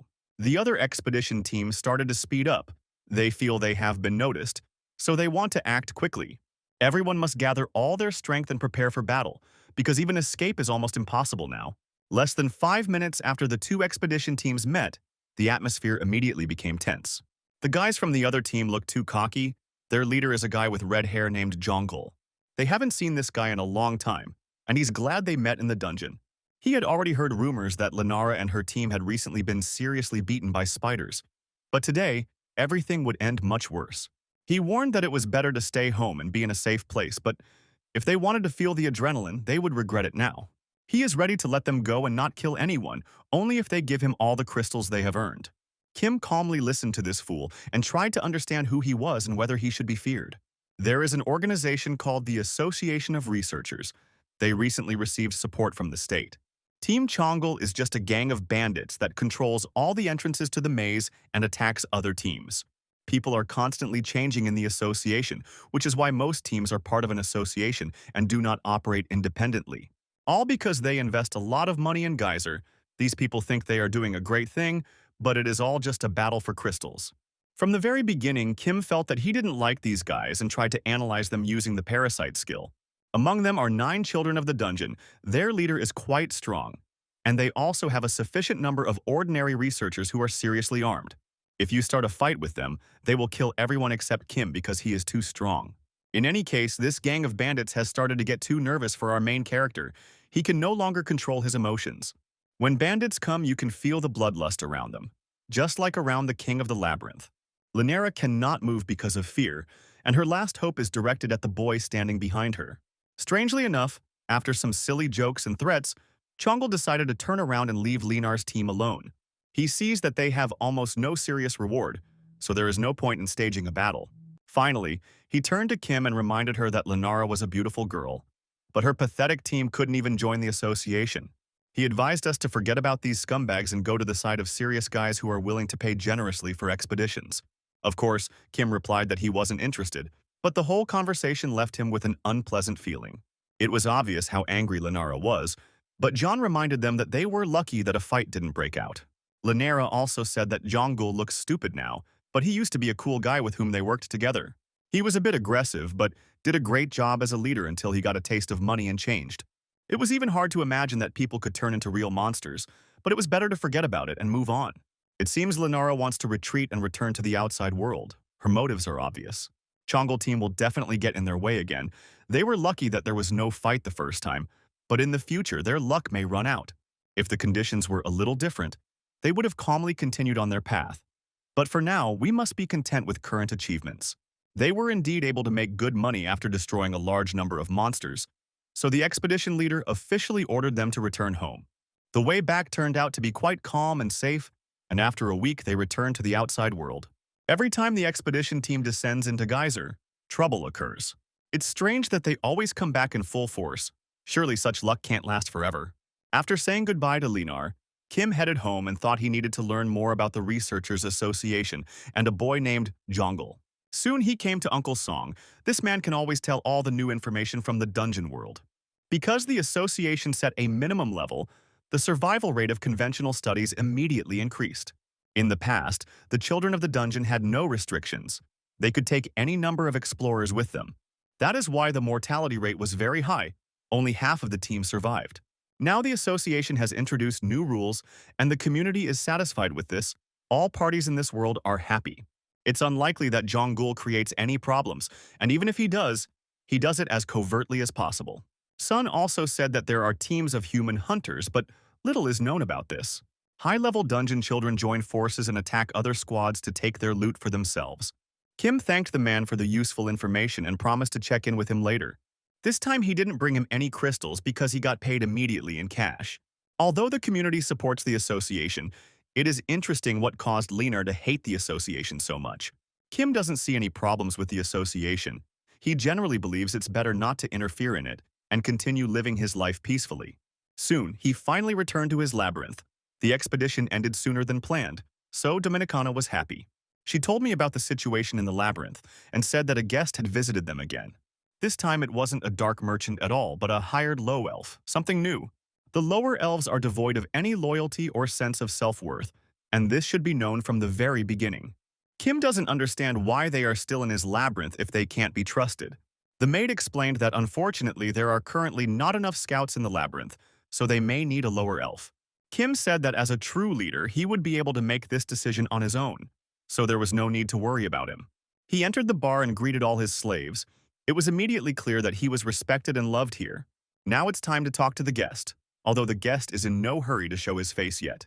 Only a little later did he finally take off his hood and greet the king of the labyrinth, Nagi. So he is the same elf that Dominicana was talking about.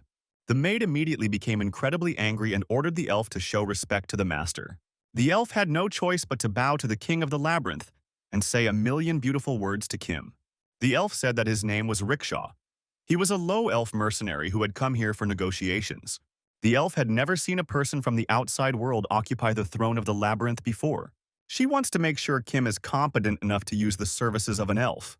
She specializes in escorting, scouting, and gathering useful information, making her a perfect fit for Nagi's labyrinth. Soon after he told them that he was hiring an elf for work, everyone immediately noticed how much the Dominican didn't like the news. Strangely, earlier she herself had said that they needed a scout, so now it was unclear why the maid was so angry. They decided to continue the conversation while exploring the maze, but we immediately noticed that Rickshaw very quickly became a personal enemy of the Dominican. The elf immediately noticed that everything around was completely out of order, nothing worth paying attention to. The core of the labyrinth is not even protected. It can be seen from the corridor. He found no ambushes at the entrance to the labyrinth, and the slaves showed no sign of taking the matter seriously. It's unclear what Kim is trying to achieve. It seems like he doesn't fully understand that he is the master of the maze. The elf immediately noticed that some slaves did not want to work and were constantly looking for opportunities for games and amusements. Kim explained that the slaves had a day off today, and because they had no tasks to do today. Of course, the elf was shocked. She had never heard of weekends in labyrinths before. It had to be explained that providing slaves with sufficient days off and food was much better than forcing them to work themselves to death. The more you use your muscles, the less effective they become. Kim looks at it all from the perspective of maximum efficiency. The elf immediately realized that this labyrinth would not last long. This hopeless place was just waiting for its death. Soon this conversation ended and several days passed. Kim was not very happy because the maze was developing quite slowly. To be more precise, they have too few deep crystals, not even enough to pay their salaries. The only good news is that they have enough food and water, but it's not enough to be satisfied with the situation. From time to time, soldiers hunt monsters near the labyrinth in order to collect crystals and other useful materials. They get about 3 low-level crystals per day, meaning they have too little energy. Kim thinks more and more about how he used to spend too much on various nonsense, especially the amount of crystals he spent on soldiers. 2 soldiers died in the last battle, so now he has about a little less than 50 warriors. The larger his army becomes, the harder it is to command each soldier individually. Thanks to the scout, they learned how to fight wild animals, but because of this, soldiers are constantly dying. This cannot continue. Their soldiers are quite advanced, but they keep dying, and therefore the master cannot understand what is happening. Previously, Kim was sure that the maze had 15 floors, but Dominicana explained that this was not the case at all. The labyrinth must have absorbed him from the beginning, and after he took the throne, the labyrinth returned Kim to his previous place. Sometimes labyrinths find their masters this way. Unfortunately, Kim only realized this today. Now it is clear why all the expedition's belongings were left after the war, because it was the most remote part of the geyser. Dominicana has never left the maze since the call, so she herself does not know where they are. There are no guarantees that the labyrinth is at deep levels. Perhaps more information will become available in the future. Maybe Rickshaw will be able to get some answers to important questions because otherwise there's no point in him. It turned out that the elf had returned from reconnaissance and was enjoying a beer at the bar. As soon as Rickshaw met the Dominican, a new conflict immediately arose between the two, a classic situation. The master ordered them to calm down and began asking the scout questions. Perhaps she had learned something interesting. He wants to know what level the maze is on, but it's not as simple a question as it seems at first glance. Rumor has it that people have divided the underworld into some categories, but Rickshaw grew up in the underworld, so she doesn't understand all of these categories. If the master wants, she can tell about all her travels that took place before he hired her. She said that next to Nagi's labyrinth is the labyrinth of the underwater Dragon King. All of these creatures were able to survive the war in the dungeon and remained alive. Rickshaw was there before coming to the Nagi labyrinth. These dragons have been around since the war. The master of the labyrinth is the king of the water dragons. Anak, he is the strongest of all dragons, and also a typical labyrinth master. The dragon defends its throne for a long time. Getting to that labyrinth is not difficult. It just takes a few days. Kim immediately guessed that if this labyrinth existed before the war, then its rank and number of warriors would be at a high level. If the labyrinths have unequal strengths, then the weaker labyrinth will certainly be absorbed by stronger rivals. When Kim was a slave in the labyrinth, he often saw battles between different territories with his own eyes. Rickshaw also said that most likely the Dragon Maze knows about the existence of the Nagi Maze. Between the two labyrinths is an area controlled by a predator, a blood leopard. The dragons tried to subdue the leopard but failed each time, although they hardly took risks without reason.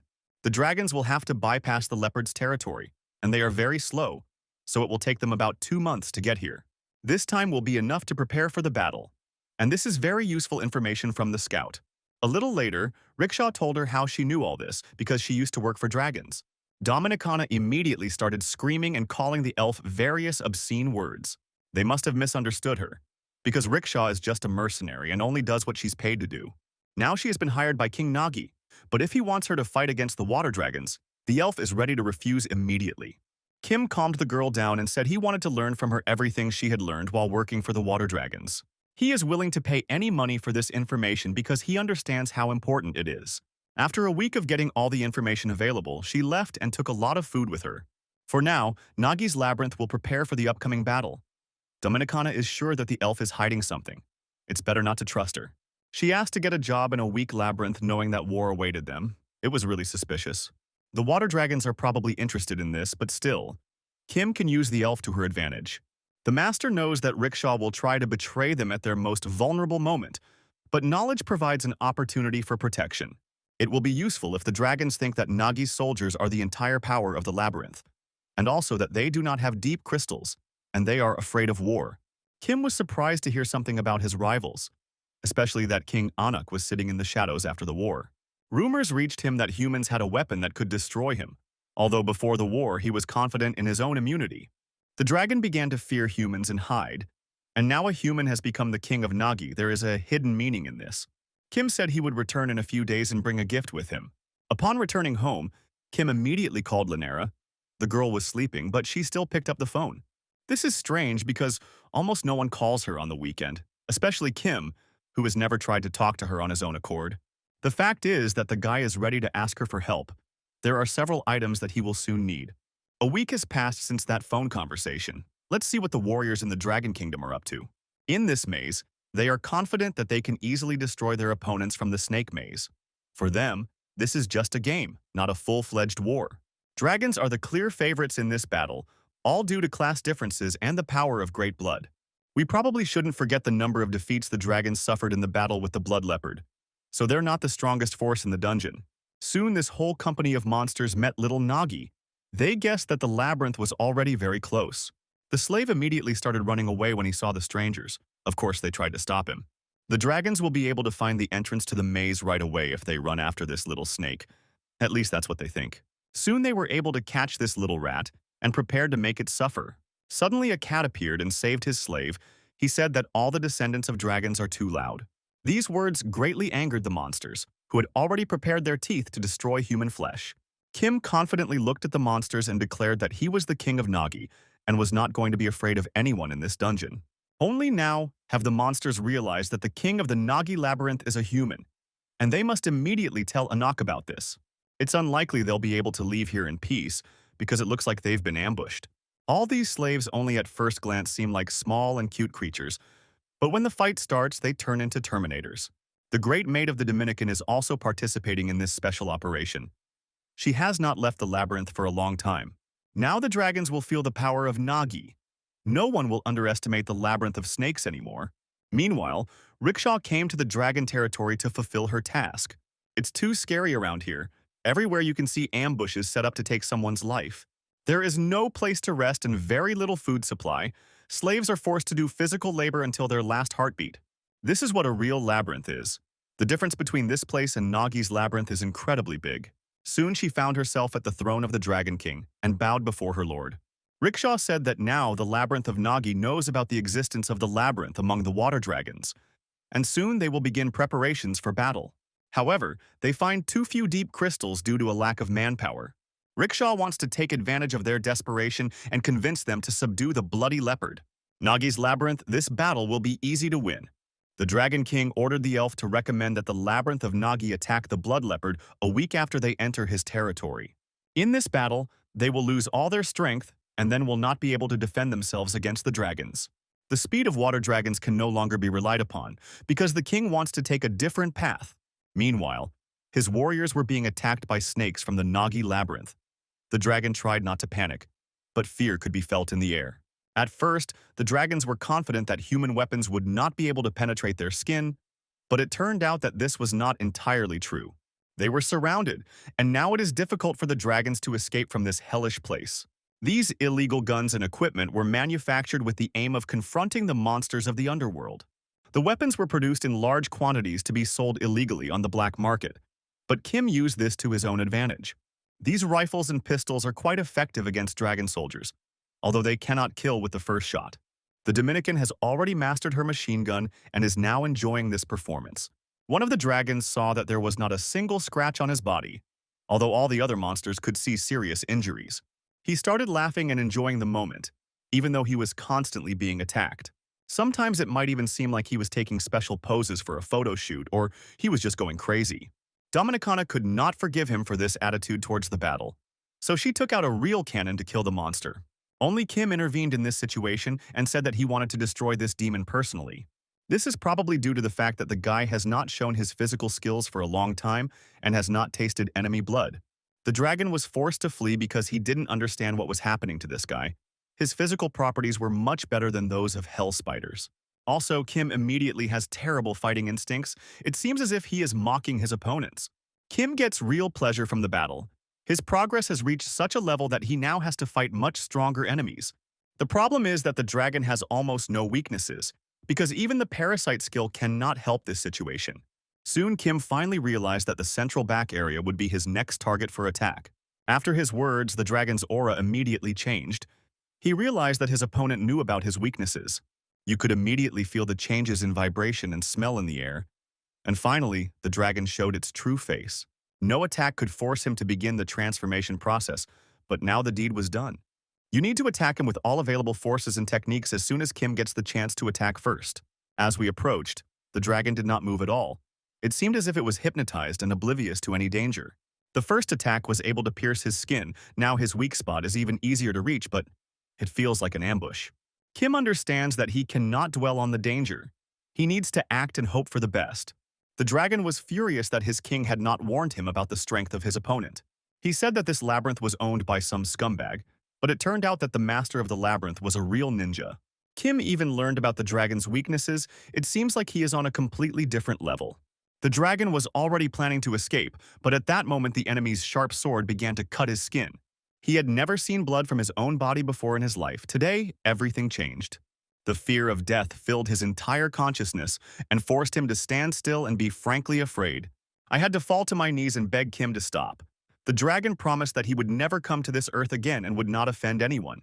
He explained that he was only following his master's orders, that he was an ordinary mercenary, and did not want serious problems. Kim began to think about what to do with this clown. He could be easily killed, but cutting his meat would be quite difficult. Hearing such conversations, the dragon immediately began to swear allegiance to the Nagi labyrinth and promised to serve this land forever. To do this, he even swore on the blood of a dragon that he would never betray Master Kim. Dominicana said that dragons are very noble creatures. They impose limitations on themselves and are willing to be very loyal. As soon as they break their oath, it immediately means a horrible death for them. The problem is that this dragon is completely half-blooded. It has no wings, so it cannot activate the oath. The dragon admitted that this beautiful pervert was telling the truth, but he still wanted to serve Kim. Surely this dragon will be useful in the future. Its strong body will be useful in various situations. Let's move forward a few days into the future and see what's happening near Nagi's labyrinth. Or that the king of the water dragons is much stronger than the others, and he has almost no weak points. At least, that's what the dragon said. Today, Kim wants to prevent even the slightest hint of betrayal, although he has chosen a strange way to do so. He needed to test the weapon, and they did so just as the elf returned to the labyrinth. It turned out that Rickshaw is familiar with the dragon. They were previously responsible for various assignments for the king. The elf also told the dragon labyrinth that it was gathering its army and preparing for battle, with 2 months left until the clash. Rickshaw is not sure that Kim will have time to call in enough soldiers to help to even the odds. That's why the elf has an interesting idea. She suggests attacking the blood leopard. She is confident that the high-level profound crystals that the leopard has will greatly help in preparing for this bloody war. As mentioned, even the closest mazes to it could not defeat the leopard, so it is better to prepare well for this encounter. Dominicana said that this is a really great idea. It seems like the only adequate option, despite all the danger. Kim agreed to these conditions and asked the elf to draw a map of the path to the circular leopard's maze. Now Kim decided that it was time for him to return. He would no longer bring human weapons because these weapons were not powerful enough. He needs to find all his money and come up with something that can help him emerge victorious from this situation. As soon as Kim was alone, he took out his cards and began the synchronization process. Geyser levels were successfully synchronized, and now you can reach the place where the crystals were left. During the last expedition, it took 4 days to get from the first level to the abandoned labyrinth. That is, it takes exactly 4 days to complete the path through several levels, but Kim can complete it faster if she runs. Since he is a child of the dungeon, it is easy to increase his leg strength and demonstrate sonic speed. If everything is done correctly, then such a talented guy will be able to develop speed 100 times faster than an ordinary person. Dominicana always patiently waits for the master. Today, she is happy because he is back again. While he was gone, nothing interesting happened in the maze, so everything is under control. Kim brought all his savings and spent all those crystals to improve the maze. All this was collected thanks to the parasite. It seems that this is enough, although the war could take away all the energy reserves. Now we need to understand where exactly to put these investments. Even if we call up 100 soldiers, it may not be enough. Low-ranking soldiers can't break through the dragon's skin. Maybe you should consider improving the labyrinth. If you do this, then you can then call in mid-level soldiers, which is a serious help during war. Kim was involved in all these processes and hoped that he would be able to come out of the water unscathed, but serious trials await him. So he will need luck. Back to the elf. The king of the water dragons decided to shorten the distance to Nagi's labyrinth and pass through the blood leopard's territory. Maybe he will use slaves to dig the tunnel, and it will be possible to cover the entire distance in just one day. That is, the water dragon king will arrive within a week, which is exactly how much time it takes to update Nagi's labyrinth. Rakasha is sure that Nagi's labyrinth has no chance, but perhaps in the future she will change her mind. The rickshaw approached the labyrinth and saw extremely large monsters there. They were ready to tear off her head, but at the last moment the master stopped them and said that this elf was working with them. She was surprised to see more soldiers. It seems like Nagi's labyrinth is now opening up. With such forces, they really have a chance to seize the territory of the blood leopard, and this could change the entire future. Some soldiers will stay to defend the labyrinth, while some will go with the master to attack the leopard. Rickshaw said that this was not enough to defeat such a strong monster, but Kim was still confident in his own abilities. He doesn't even want to hear the words that his team could be destroyed. No one has the right to look down on his team. It was noticeable that Rickshaw was upset. She believed that she had made a mistake, and now Nagi had a chance of success in the labyrinth. Kim ordered her to go with them on this amazing journey and try to defeat the blood leopard. Only now did she realize that the master had asked her to make the map only so that she would be away from the labyrinth for a few days. It was a cunning plan. Soon they set off and prepared to meet the Titan. Soon they were in the territory of the blood leopard. Now they had to behave as quietly as possible. The leopard specializes in hidden ambushes. This is an ideal opportunity for its attack, so you need to be as careful as possible. The leopard has ruled this territory for many decades, so Rickshaw doesn't want to die acting as a guide. Although she agreed to accompany Kim's team, she nevertheless understands that it is too dangerous here. There is no certainty that she will be able to get out of here alive, especially after the thirst for murder has become audible around her. A controlled but immense thirst that sends shivers down your spine means that a blood leopard is somewhere nearby. Only a little later did the elf realize that all this thirst for murder did not come from the leopard at all. This strength is felt from Kim, who is finally ready to talk to her like an adult. Although she doesn't understand what's happening, he's sure she doesn't particularly like the way he's running the maze. Loyal to slaves, warriors, and assistants, a gang of weaklings, one can understand why Rickshaw has such an opinion about this labyrinth. But on the other hand, she must not forget that the master was also born underground and understands perfectly how everything works here. Kim takes care of his employees and destroys enemies. That's his way, and he still can't understand who Rickshaw refers to. She betrayed the labyrinth to Nagi and sold information to the Dragon King, but even so, he is willing to give her a chance to redeem herself. Of course, the elf kept saying that she no longer worked for the dragons, but it was obvious that this was a lie. She says that she behaved too arrogantly when they first met, but if she were a spy, everything would have been clear a long time ago. She also spied for the Nagi labyrinth, but in return, she is distrusted. Everything she says is true, but that's the main problem, according to Kim. She constantly goes from one labyrinth to another, but she is not going to justify her behavior. She is sure that the master has no evidence, but sometimes there are situations when evidence is not needed. Kim decided to talk about parasites. Rickshaw replied that she had heard about them, but had never seen them with her own eyes. Kim said that there is a parasite in him, but he also understands that there is something similar in her as well. During their first meeting, he placed a part of his parasite in her body, and that parasite enjoyed walking with the elf. He especially enjoyed traveling to the labyrinth of war dragons. It was very interesting and educational. It's strange, but Kim still gives her a chance. He probably really likes Rickshaw. She probably underestimated him. In fact, she doesn't belong to any labyrinth, but only wants revenge. This elf has been dreaming of sweet and cruel revenge on the Spirit King for many years. From the very beginning, Kim said that she would die if she turned to face him. And once that happened, it was time to act. She fell to the ground but felt that she was still breathing calmly, so he did not deliver a fatal blow. The elf saw a huge leopard. She didn't even feel the monster approaching. Kim's intuition worked perfectly. As soon as the boy felt danger approaching, he immediately took out his sword and began to act. However, he knows how to disguise himself even during battle. His speed is incredible, but this is not his only strength. His fearlessness makes you respect this labyrinth master.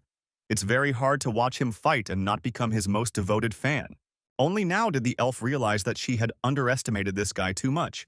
No matter how strong a person is, some facts cannot be changed, such as the fact that Kim is a child of the dungeon. The leopard was seriously injured in just a few minutes.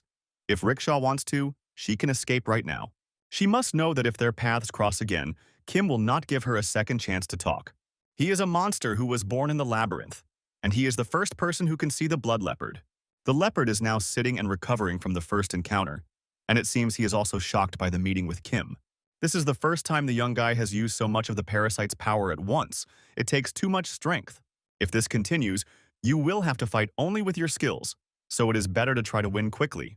It turns out that the blood leopard has support. There are several similar titans in this labyrinth.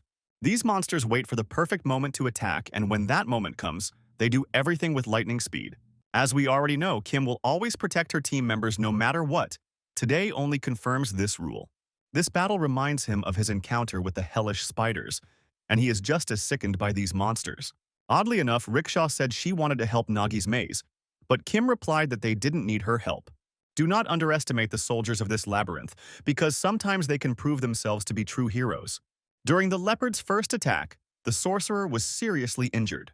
His condition is quite bad. Honestly, he could die if he doesn't continue treatment. Everyone knows that sorcerers are very important to the king, so everything possible must be done to return him to normal. Nagi's warriors remember their master's good attitude. They want to thank him and fight with all their might. You don't understand that there are almost no chances in a battle with a leopard, and sometimes even the slightest hint of victory is enough to try. After a few minutes of battle, it became clear that they were losing. But that didn't mean it was time to give up. For decades, their labyrinth lay in ruins, and only now did they have a chance to start all over again. This warrior got the opportunity to be the first soldier of the Nagi labyrinth. At that moment, he swore that he would live until the day he could see with his own eyes the rise of a king who would not let them fall again. Only now does the soldier realize that his oath to destroy enemies along with the king was wrong from the very beginning. At this critical moment in the battle, the system reported that all requirements had been met, and now the hero was being followed by the soldier Nagi. He cannot call himself a soldier and claim to be defending his king when he is trembling with fear, awaiting a miserable death. Today, he wants to forget about the fear of death. Today, he will take this leopard with him to hell. Activating soldier Nagi's heroism results in something like this. It's a rare occurrence, but always an extraordinary sight. Finally, the blood leopard will feel that he is not the strongest monster in this dungeon. You could even say that this battle was a complete disappointment, because more was expected from the leopard. Rickshaw was shocked. Seeing this heroism, she realized that the master had deliberately taken so few warriors with him.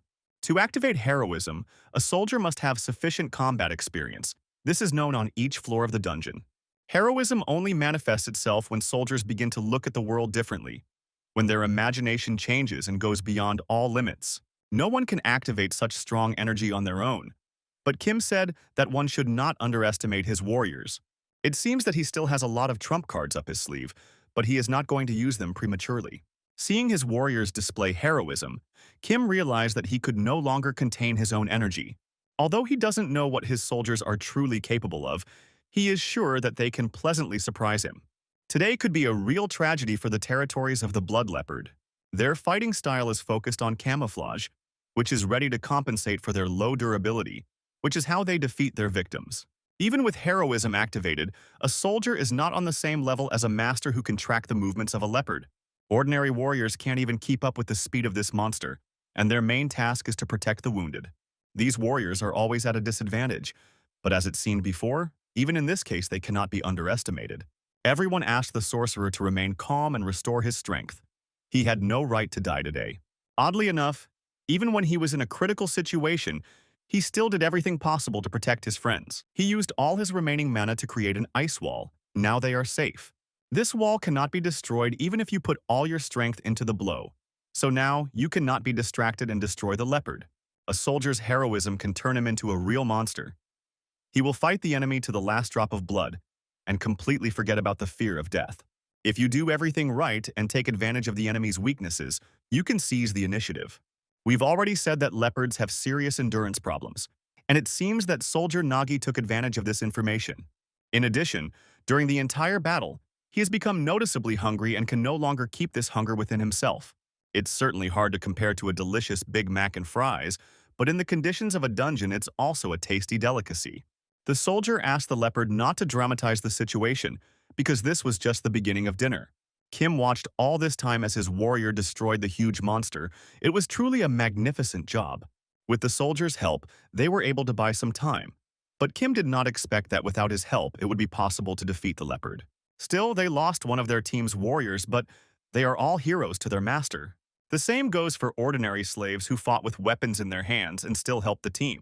If they died in battle, they are no different from soldiers. All who belong to the Nagi labyrinth are one family without any classifications. Rickshaw was surprised at how professionally Kim leads his soldiers. He is first and foremost an excellent psychologist, and only then a general. Now she understands that there was no need to doubt this king. He has every chance of building something extraordinary. As a reward for his warrior, Kim decided to give him a name, because every hero must be called something. Now this warrior will call himself Quint, and will become a full-fledged general of the Nagi army. The warrior was so happy that he swore to serve the king for the rest of his life. A little later, it was time to head back to the labyrinth and take the loot with us.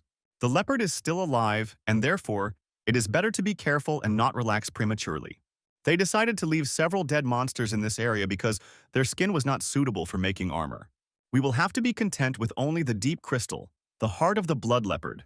It contains all the power of this monster, and now this power can be released and used to your advantage. It seems that this whole situation has changed the elf's attitude towards the king. It seems as if Rickshaw has finally chosen the side he wants to be on. Kim suggested they continue their conversation and talk about revenge on the Spirit King who destroyed Rickshaw's family. Because of this, a war began between the Water Dragons and the Spirit King, and Rickshaw had a cunning plan. She wanted to use the Water Dragon Labyrinth to absorb the Nagi Labyrinth and start a war with the Spirit King. Judging by the conversations, there are no more than 5 days left until the arrival of the Water Dragon King.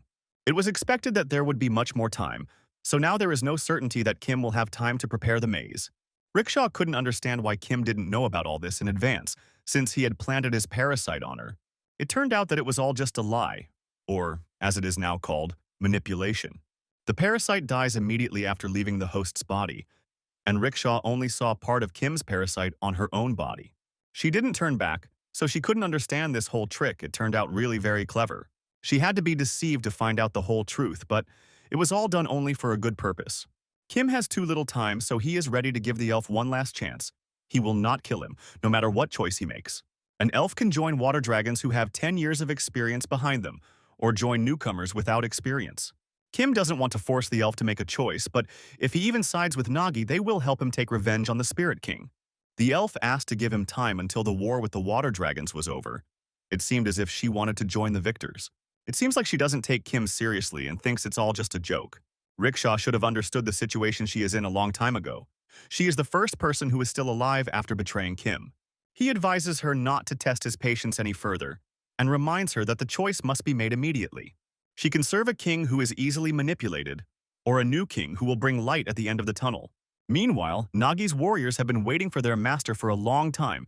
They want to hear further instructions. Kim returned and saw that they had all reached the maze safely and in good spirits.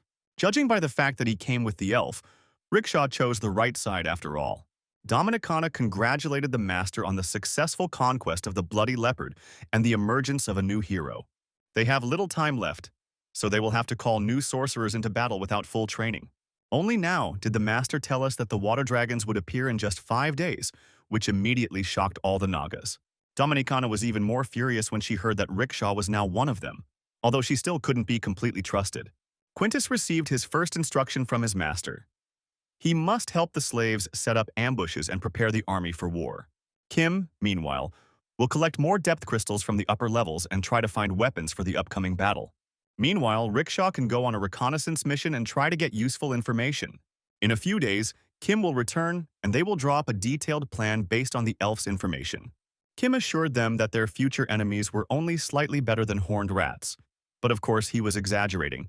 Meanwhile, the king of the water dragons was approached by his best heroes, Aja and Urja.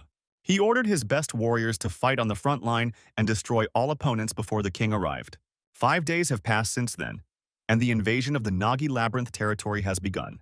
All the fighters are already waiting in position and ready to carry out any order from their king. Dominicana told the latest news they currently have 90 regular soldiers and 10 warriors available, not counting General Quintus. They also have 5 sorcerers and 2 guards at their disposal, who will fight to the last drop of blood. Speaking of water dragons, they only have 121 warriors. This army is quite large and strong, but it has its weaknesses. They have several heroes who will lead the army forward and give orders. These are the strongest warriors of the water dragons. It seems they really don't have a single soldier for ranged combat. Just like Rickshaw said, this is a feature of water dragons. Despite their terrifying power and enormous size, water dragons are quite slow and are also unable to fight from a long distance.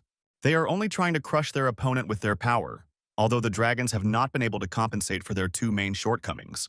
The enemy army is already approaching the territory of the Nagi labyrinth. All warriors must prepare for the clash. Dragons look powerful and confident. Even if you look closely, it's hard to find fear in their eyes. There were still 2 hours left until the maze update was completed, but unfortunately, the update did not have time to finish before the collision began. All the soldiers have taken their positions and organized the first line of defense. Everyone knows how to act. Everyone remembers the plan. Kim is sure that a dragon named Draken is unhappy after being insulted in the territory of Nagi's labyrinth. Of course, he doesn't want to be a target for training, so now is the time to show what the descendant of ancient dragons is capable of. Draken would fight for them together with Nagi's army. This was unexpected. They thought he had died long ago, but when they saw him alive, they realized he was a traitor. They believed that all this time he was just a weak link in their army, but now they are sure that he is not a descendant of the glorious dragons at all. All these stories about him being very strong were created just to distract attention from his weaknesses. In fact, he's no better than a dead lizard, so they don't even want to hear about him anymore. Draken has always been confident that he is an extraordinary warrior, so hearing him called a yellow lizard is too unpleasant. He became so angry that he decided to attack alone, even despite the superiority of his opponents. The dragons immediately analyzed their enemy and realized that this was a very weak army with a huge number of weaknesses. Soon the general ordered the water dragons to immediately attack and tear to pieces any insects that stood in their way. As soon as the warriors start fighting each other, you must immediately attack the sorcerers and remove them from the game. One of the strongest warriors immediately began to attack Draken. It seems that this battle is personal for him. Kim remained calm and did not panic at all. He was sure that it was okay not to interfere. Kim knows that Draken doesn't need help. He is very afraid of death, and thanks to this, he perfectly feels the strength of his opponent. He not only becomes a trunk and takes on all the enemy's attacks, but most likely, he analyzes the opponent in order to then attack. He also exposes his back to the enemy to see if they know about his weak spot. Oddly enough, this dragon is strong against the strong and weak against the weak. The opponents have already realized that Draken is clearly bluffing. Now they admit that he is an unusual lizard. Although this does not give him permission to go fight against the water dragon heroes, so now death will await him. Oddly enough, this yellow dragon is once again completely motionless and confidently awaits its encounter with the future. Only one thing can be certain. This dragon is the strongest in this labyrinth after the master. Drakina Ortega activated a level 2 hero skill and demonstrated his incredible potential. Now he will show his enemies who is the true descendant of the legendary dragons, who deserves respect and who should die. There is such a nuance called the basic characteristics of a dragon. And now, we will see who has the best of these characteristics. What happened next is even difficult to explain in words. It suffices to say that it was cruel revenge. What Draken did to his rivals will be difficult for anyone else to repeat. It is strange that those creatures who called themselves descendants of legendary dragons cannot control fire. As soon as they feel the heat near their body, they start to melt like chocolate bars. It seems that this yellow dragon has gained courage and now wants to continue destroying his rivals. Seeing one of the leaders of the army die, ordinary soldiers began to lose confidence in their own strength. Some terrible creature was fighting in Nagi's labyrinth and began to flee. Only a huge creature standing behind stopped these warriors and ordered them to go forward and reach the sorcerers. Kim is not yet ready to open full fire on the enemy and waste all his ammunition on it, because this is only the first line of the dragon army. Both wizards should focus entirely on defense and defend them through territory. With the help of magic, you can easily deal with ordinary dragons that do not have extraordinary abilities. It is enough to attack them with icy energy, and it will turn out that their skin is easily pierced, like a piece of juicy steak. After that, Kim ordered his guards to target those opponents who were larger than all the others. You need to lure them closer to you, then attack their weak spots and make them suffer. Meanwhile, Draken continues to hold the center of the battle, stopping any attack towards the labyrinth. Seeing that the commander had been destroyed, the dragon army within the formation scattered in different directions. There's no point in activating the ambushes yet. You need to lure them to you. Quint can handle that. This warrior general must take over the left flank of the territory and not give up a single meter of Nagi land to the enemy. Soon, Rickshaw returned from reconnaissance and reported that the main enemy forces were approaching them. This can only mean one thing. We will soon have to fight against the king of the water dragons. At first, the warriors heard the approach of something very large. Strange sounds made them stop. Then they began to look ahead carefully and wait for the approach of new rivals. At this moment, Kim already understood that real danger was approaching them, and soon he would have to enter battle. This refers to the king of the water dragons, Anak, a giant who is capable of defeating even the strongest monsters of the labyrinth. He is called the Invincible King. He came here with 300 warriors who will help the first line of attack.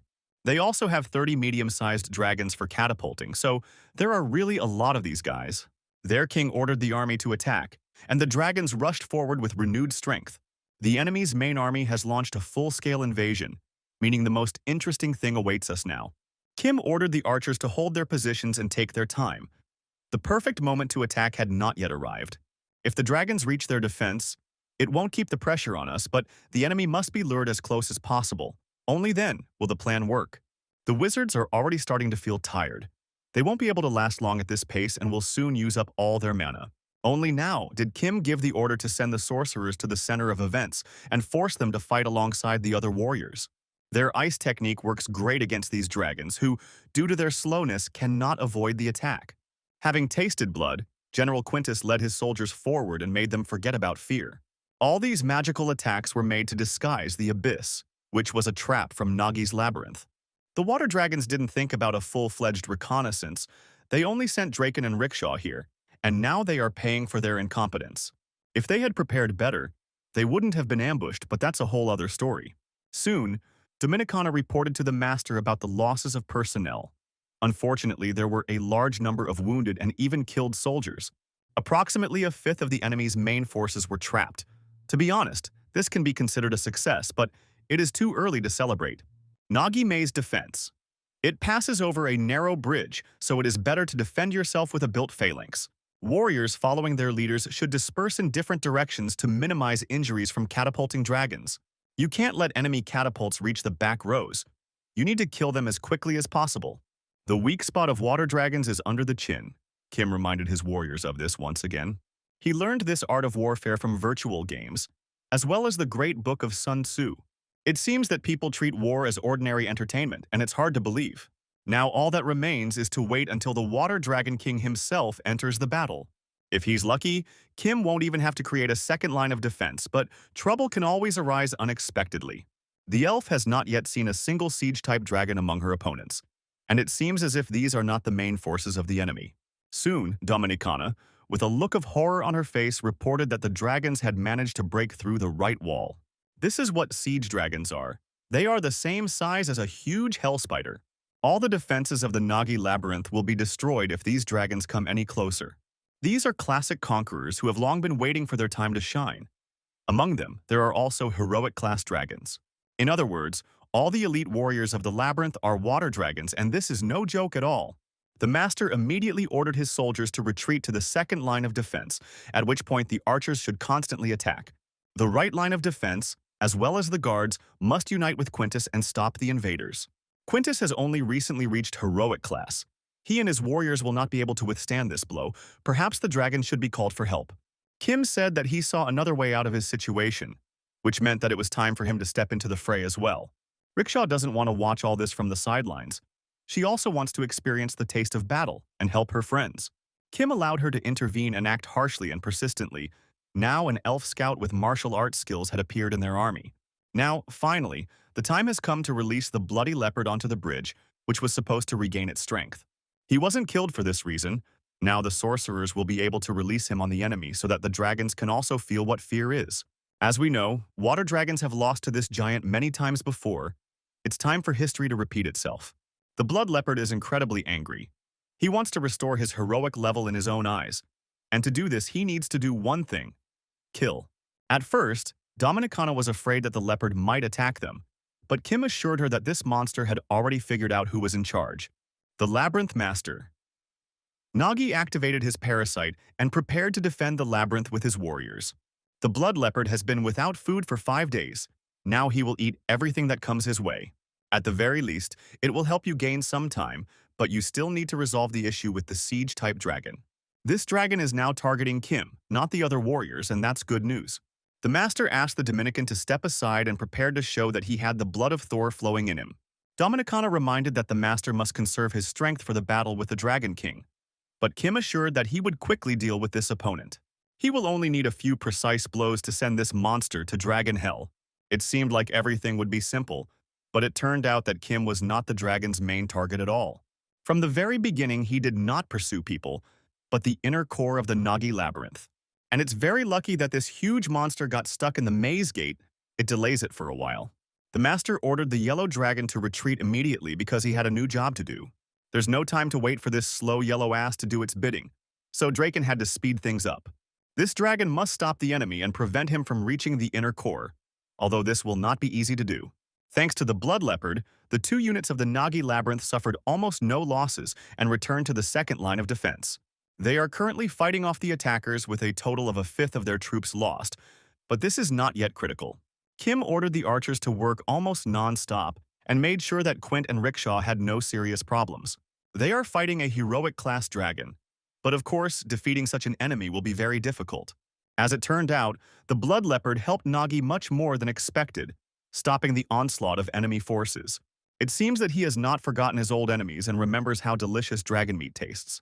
At this rate, he will reach the enemy king and be able to stage an incredible battle. Seeing that a bloody leopard was fighting against them, a real panic began in the dragon's army. They still haven't forgotten how they lost their friends in the battle with this monster.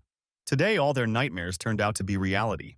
Upon seeing his eternal enemy, the Dragon King almost completely lost control of his own emotions. As soon as he realizes that the bloodthirsty leopard can kill him, he immediately becomes several times stronger and more ferocious. Because of his actions, half of Nagi's left flank of defense was destroyed, which is a serious problem. But the destruction of the left flank is almost nothing compared to the fact that King Anak finally enters the battle. Meanwhile, Quint and Rickshaw continued to fight the heroic-class dragon. The elf was already injured, and now it will be harder for them to defend themselves from this titan's attacks. Her condition is not critical, but one of her arms is seriously injured, so she cannot fight at 100%. The dragons turned out to be much stronger than she expected, and would be even stronger if their king helped his warriors. The heroic-class dragon is a fairly experienced fighter, but he hasn't had the opportunity to develop his abilities to their maximum potential. Meanwhile, Draken tries with all his might to contain the siege-type dragon, and he partially succeeds. Kim cannot fully assist his army because he needs to conserve energy for the battle with the Water Dragon King. The Blood Leopard holds back the enemy's onslaught on the flank, but even that may not be enough. Now, all of Nagi's warriors turn towards the enemy and realize that the critical moment of the battle had come.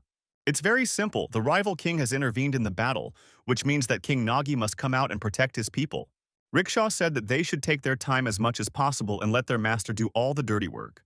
Kim's battle against the King of Water Dragons will be legendary. Several centuries will pass, and legends will still be made about this battle. There are 25 minutes left until the full completion of the 5th rank labyrinth. In real combat conditions, these minutes will seem like an eternity. The Dragon King was surprised. He didn't expect that a human would become the king of Nagi. Maybe the real master was hiding somewhere. Anak warned that he could spare Kim if he surrendered and immediately joined the dragon army. Of course, the guy didn't even plan to think about this offer. He came here to fight, and that's all he's interested in. If the dragon does not respect the true King Nagi, then he will have to be forced to change his mind. Although Anak is considered a huge titan with extraordinary strength, he is very slow and also has weaknesses. We must not forget that he lost the battle to the Bloody Leopard, but Kim, on the contrary, won this battle. Anak's armor is much stronger than that of a regular dragon. So far, Kim doesn't know his opponent, but it's only a matter of time. Kim remembers that this huge titan is incredibly afraid of human weapons, so he feels the same fear as an ordinary gazelle when attacked by a lion. This is a victim mentality, and anyone with this psychology is doomed to death from birth. Although the dragon moves slowly, its attacks are incredibly powerful, so you have to be quick to avoid these blows. In such a situation, one can only hope for the help of a parasite. This internal worm can help even out the odds. Real hell began to happen around. The Dragon King decided to fry his opponent a little. Seeing what was happening, Dominicana began to worry about her master, but now she could do nothing to help. Water dragons are also descendants of ancient monsters. The king has enough ancestral blood to use fire breath. Dominicana mentioned that there was a human weapon capable of killing the king of water dragons. The master should have known about it, and prepared for battle. This weapon is unlikely to be a firearm type. It should be something more interesting and complex. So far, Kim is doing great in the battle against a strong opponent. The parasite's skills help him act unpredictably. Venom attack. His symbiosis with the parasite is really common. Kim's key task is to find the opponent's weak spot. Once this spot is found, all that remains is to end the war with a precise strike. After using the parasite, Kim has gotten used to Anok's movements. So far, his weaknesses are not visible, but the weapon is perfect for testing armor. Despite his powerful attacks, the Water Dragon King is still too limited by his huge body. His movements cannot be fast, and he cannot use fire breath in close combat. The dragon said that he had been holding back his strength because he didn't take his opponent seriously, but now he was ready to unleash his full potential. Now the king wants to show why some consider him the strongest creature in the dungeon. Seeing that their king was angry, the dragon warriors began to retreat, because now a real nuclear war would begin here. Rickshaw pays tribute to King Nagi. She never thought she would ever see Anok fighting at full strength again. Kim made him show his full potential. Maybe he has another ace up his sleeve. A heroic dragon is not going to run away. It will be able to survive the king's blow and will stay by his side. Seeing all this with his own eyes is a huge honor for him, because it will be legendary. Kim barely moved. He doesn't care about any danger. He's ready to take the hit and protect his labyrinth. The king's body has begun to change. He has opened his second phase, and therefore he may have weak points. There are several of these spots on his body, all because he sacrifices defense for offensive power. Now Kim's punches will have more effect. It's just a matter of waiting for the perfect moment. The parasite senses a mortal threat. Such a message has come for the first time since the symbiosis. No one promised it would be easy. It was clear from the very beginning that to win this war, you would have to endure the impossible. To kill Anok would require going beyond one's own abilities, but if anyone was destined to do it, it would have to be King Nagi. From the very beginning of this extraordinary attack, Kim realized that it would be extremely difficult for him to survive. He doesn't even have a chance to rest, but he can't let the enemy corner him. The Maze Master Nagi must find a way to get to the dragon and avoid its fiery attack. The weapons Kim brought with him are unlikely to be able to kill this giant, so you should try to dodge his attacks. The parasite automatically activated an ability called consciousness acceleration. This was done due to the risk of instant death. This ability will drain a significant amount of the parasite's health, but can lead to good results. Kim immediately felt like time around him had almost stopped. Everything slowed down as if in slow motion. Even his body feels too heavy. Probably his mind has started to process the available information faster. This ability can really turn a fight upside down, but the parasite's strength decreases too quickly when this skill is activated. First, you need to dodge the dragon's attack, and only then think about your own attempts to counterattack. This wave of fire immediately filled the entire surrounding space. Now it becomes clear why the dragon army began to flee when they realized that their king was too angry. Kim was able to survive the attack. Now he must kill the dragon before the parasite loses all its strength and dies. Accelerating consciousness immediately increases the chances of delivering an accurate and passive strike. The dragon tries to defend itself with its tail. It attacks the guy from the blind spot. Suddenly, Kim finally landed a well-aimed blow to the knee, and everyone around froze in anticipation. Everyone who was in this area and fought the enemy was shocked by what happened. Probably for the first time in their lives, they saw the king of the water dragons kneel down. This pose suits him much better than sitting on the throne. It seems he has understood who is in charge here. The pitiful lizard couldn't stand the blow to its legs, and now public shame awaits it. All that remains is to feed him explosives, and then he will never be hungry again. By pressing the detonator, Kim activated a bomb that, in terms of power, was no match for the dragon's fire breath. The master was able to find the dragon's weak points and was sure that it would kill him, but he underestimated the strength of his opponent.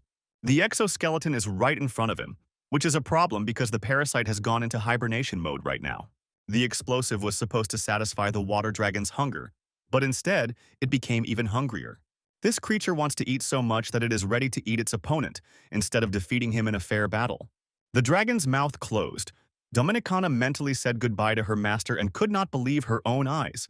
Anok smiled, if you could call it a smile, and said that King Nagi was dead, and now there was a new king.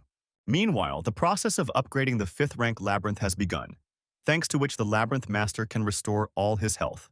Together with him, the parasite will be able to recover, so the sleep mode will be turned off, and then we will see the second round of this fierce confrontation. Right now, a fierce battle is taking place in the Nagi labyrinth, but after the update, All Nagi warriors receive a 30% strength boost.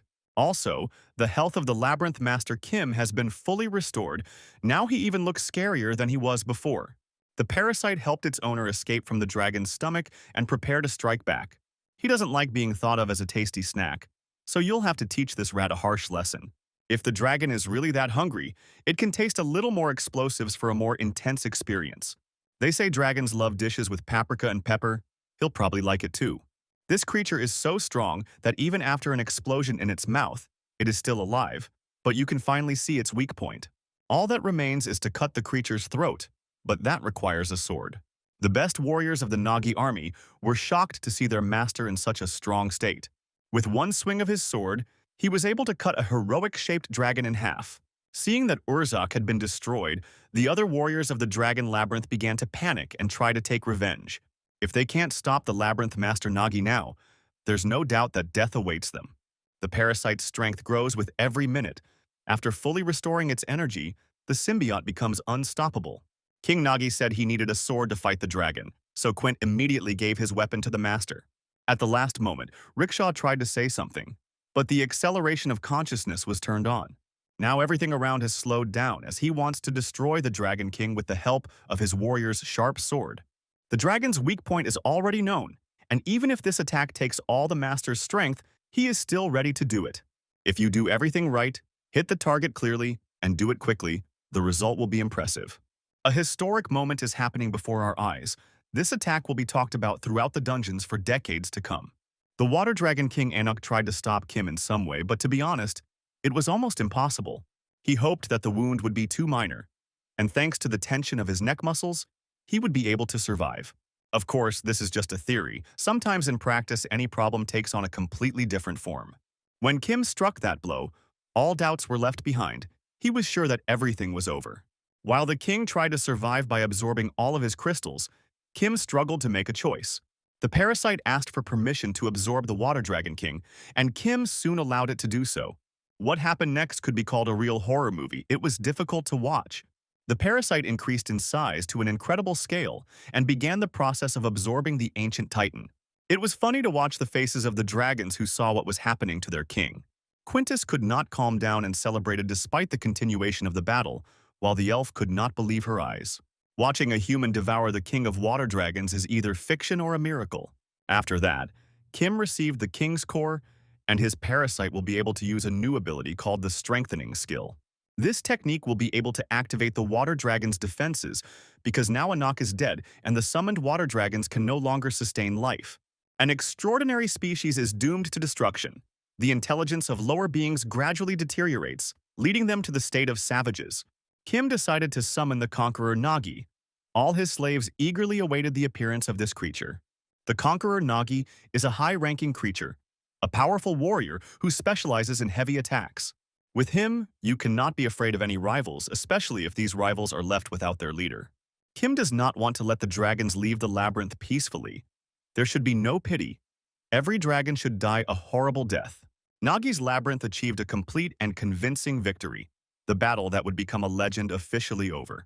They defeated the water dragons, overcame a huge difference in strength, and now everyone around them learns about their power.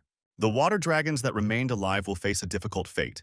They will have to suffer and fight for their lives. A huge number of legendary creatures in Geyser learned of the death of the Water Dragon King. Among them are the Hammer King Malak, King Heparim, the Dream Queen Ariana, the Swamp King Corinth, and even King Uther. They are all interested in the person who was able to kill such a powerful and legendary dragon. Balacius thinks about this because a lot in this world depends on his opinion. Simply put, the victory of the Nagi Labyrinth has shaken up the entire dungeon. So now a new distribution of power awaits Geyser. The clearing of the territory was completely completed, the large dragons were killed, and only a few of them were able to escape. The Nagi have lost half of their army, so they will have to bury a huge number of warriors, but it will all be worth it. It was a truly heroic battle. The Nagi won despite the odds, and now all the fallen warriors will remain true heroes. Most deaths were caused by fire breathing. Such a death during battle is considered dignified. Rickshaw's injury turned out to be minor, and the sorcerer immediately helped her restore her muscles and joints. There should be no one in the labyrinth of water dragons now. Their core is not protected by anything. The elf immediately told her that she needed to take the core for herself before the labyrinth chose a new owner. You can get to their lab in half a day if you forget about rest and hit the road right away. Soon, an old acquaintance visited the winners, a shady merchant greeted them and said he could help. He was surprised to hear that the underdog had won this battle and congratulates Nagi on his legendary and heroic victory. In fact, he was just walking around and watching the battle. Quintus saw this rat and immediately brought it to the master. The winner of the battle receives many trophies, and dark merchants are ready to offer a large reward for all these artifacts. For example, they might be interested in the body of the water dragon king Anak because it is truly a real treasure. Although this body is missing its head, the rest of the body is in excellent condition. Kim is willing to keep a minimum reward for food and construction, and he can sell everything else. In fact, the dark merchant didn't come here for that at all. His main goal is to convey something important. Taking a box out of his pocket, he said that now the Baron's seal belonged to Kim. Soon, Kim was appointed Baron of the Underworld. Now no one will be able to penetrate Nagi's labyrinth. Kim can create an order of knights and also has enough power to travel to any level of geyser. We can say that he has earned serious authority among the lower class, and now a large number of opportunities will open up for him. A little later, the dark merchant escorted Nagi to the labyrinth of water dragons. As far as he knows now, Master Kim is not yet able to control the dragon maze. Because King Anak died far from his labyrinth, his core, and everything else was preserved in perfect condition. That is why dark traders can offer large rewards for this maze. In fact, Kim has no intention of selling this territory at all. He wants to take full advantage of it. To begin with, his Nagi will take everything they need from the labyrinth. Everything else will be completely destroyed. After the Great War, a small part of the labyrinths was preserved in good condition. If everything here is destroyed, then a labyrinth will never appear in this area again. As it turns out, this is exactly what Kim is trying to achieve. He originally wanted to create a desert here. The dark merchant tried to dissuade him from this. He says that one should not underestimate the power of the Baron, because no one will dare to come here. Kim is not at all worried about all these nuances. He thinks about the core, which has a huge amount of energy in it. This guy's idea is quite simple. He wants to deactivate and take the core with him. Soon the water dragon maze was deactivated. Kim pleased with himself. He did it because he didn't even like the idea of there being another maze next to him, but now he can forget about it. Decades of development were destroyed in a matter of seconds, but the dark merchant may not be upset. Kim is willing to sell him special water dragon equipment, but the Nagi still won't be able to use it.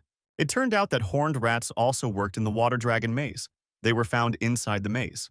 It seems that some of them are still hiding, and now it is unclear what to do with them. Looking at these small and funny monsters, Kim smiled. They look useful. A little later, the rats were explained that this man was the labyrinth master Nagi, who had cut off the head of the king of water dragons. For his achievements, he was recognized as a geyser and given the title of Baron, so if they want to live, they must bow their heads to him.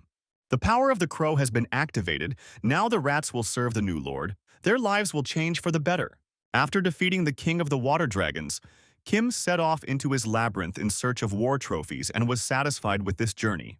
He is ready to take horned rats to his home, if they are of course useful to him. Otherwise, he will destroy them. The rats have worked in the mighty maze for many years, but Kim is still disappointed because they can't even hold tools in their hands. Most of them have suffered serious injuries and lost a lot of strength, and it is also immediately felt that they are prone to disease. Kim doesn't understand how the rats could work in such a state, and they, in turn, are sure that he will soon kill them. They have worked for the king of the water dragons their whole lives, and perhaps now it would be better for them to die than to fight for such a life. These were the thoughts that were in my head, but everything changed when Kim offered to feed these little creatures. They had never even heard of anything like this before, with almost no normal food or days off. But now everything would change. Now they will be fed 3 times a day and each of them will get a full rest. It seems as if they are being deceived and want to eat them. Only after some time will the rats really begin to believe that Kim is a completely different master, and they can be calm and happy with him. Working in his labyrinth, they will not die, but on the contrary, they will live as they have long deserved. He understands that they all don't trust his beautiful words, so he needs to get some evidence. I had to take the little slave Nagi and show him off to all the other rats. Such a fat caterpillar can immediately serve as confirmation that the slaves in the Nagi labyrinth are well fed. Kim reiterated that they receive full meals, plenty of time for rest and sleep, and weekends. If they are sent outside the labyrinth, a soldier will definitely go with them for protection. After that, They finally believed these words and began to bow down to their new king. After he told all these stories, the rats that had been hiding until then came out of hiding and also prepared to serve Kim. They no longer have to live in fear that they could be eaten at any moment due to fatigue. So now, Kim has almost 200 employees who will help him work even more actively. 2 days have passed since this conversation. Let's go back to the Nagi maze. There have never been two cores in the geyser maze at the same time. It is unknown what consequences all this may lead to, but Kim still wants to try to activate the second core. The main core of the Nagi labyrinth gets help from the core of the water dragon labyrinth. It's risky, but very interesting. The system reported that the cores differ in rank, so it is impossible to fully utilize the potential of the dragon core. In this regard, the core of the dragon labyrinth will be reduced to the 5th rank, and now these two cores will be able to work together. Now all that's left to do is wait. Synchronization will take almost a day so you can check how the rats are feeling. Some of these slaves are not used to constant rest, so even now you can find various bad theories and fears in their heads. It is unlikely that this will last long. Over time, they will get used to the new regime and begin to enjoy life. Dominicana also said that the process of collecting military trophies is almost completely complete. They found deep crystals in the dead bodies of monsters and froze the remains of the corpses for the future. It's very lucky that sorcerers can use ice energy. Otherwise, everything around would stink of dead dragons. As for deep crystals, their supply is significantly reduced, but it is still not enough. They were also able to obtain one crystal of the highest rank, this item belonging to a blood leopard. He was killed by the Water Dragon King during the battle, but this trophy went to the Nagi Labyrinth. You can only experience the full value of a blood leopard's heart in a laboratory or forge, but it is already clear that it will give a large amount of energy. Finally, the clearing of the territory is completely complete. Now we can focus on expanding the labyrinth and the main hall. Now their territory has become larger, and thanks to the last battle, their authority in the dungeon has improved. We will have to build a gate at the new borders of the labyrinth, move the barracks, farm, and training ground across the lake. Kim has also long dreamed of building a temple and a laboratory, as well as moving the bar to another location. The empty space can be filled by building houses for rats and Nagi slaves. The Dominican offered to make a restroom for the king, not far from the main hall, because he deserved it. Also, as a reward for killing the spiders, Quintus asked that each warrior of heroic rank be given a personal room. This is strange because it seemed that this guy would instead ask for a new weapon. In any case, from that day on, Nagi's labyrinth begins to develop with enormous force and speed. It's too early to relax. You can't stop at just the ranks of the strong labyrinth. You need to become even stronger. Meanwhile, strange things were happening deep in the dungeon, about which little is known. An unknown creature resembling a werewolf was seen killing researchers. After the war ended and the territory was cleared, Kim returned to the outside world. He immediately came to Sun and learned that he was being asked to go down to the 7th level. This story is somehow related to werewolves, and it has nothing to do with horned rats that can talk. The dream speaks of creatures found in comics, that is, people with tails and ears like animals. Wealthy people often catch and keep such creatures. For them, it is a real pleasure and entertainment. In this world, too much is decided by money. The Association of Researchers even has a team for hunting werewolves. It seems as if Song wants Kim to capture a few monsters and give them to the association so they can be treated like all the children of the dungeons. In fact, everything is not like that at all. You just need to write about it in the report, but you won't have to catch the werewolf. Kim gets everything he needs and will only need to go down to the 7th level and return, for which he will receive a generous reward. Sun tries to prevent the deaths of inexperienced researchers. He invents a reason that explains why he failed to catch the werewolf. This process will take about 2 months, so you need to prepare the Nagi labyrinth for this. While Kim was away, nothing important happened, but there are a few interesting details from the life of the labyrinth. The horned rats have finally started working. So far, they seem to be doing well and looking happy. Of course, they are significantly inferior in efficiency compared to Nagi, but according to the elf, this is due to the difference in their race. Instead of digging out vast spaces to build tunnels and rooms, horned rats are accustomed to digging small holes. Also, in 3 days, the processing of the blood leopard's heart in the laboratory will be completed. Kim said that for now he would leave the maze. He had other things to do. He again accepted a job from another person, and thereby upset the Dominican again. She gets upset when the master is away from the labyrinth for a long time, but you have to get used to it. Kim recalled that he was born in a dungeon, and therefore feels much more comfortable here than in the outside world.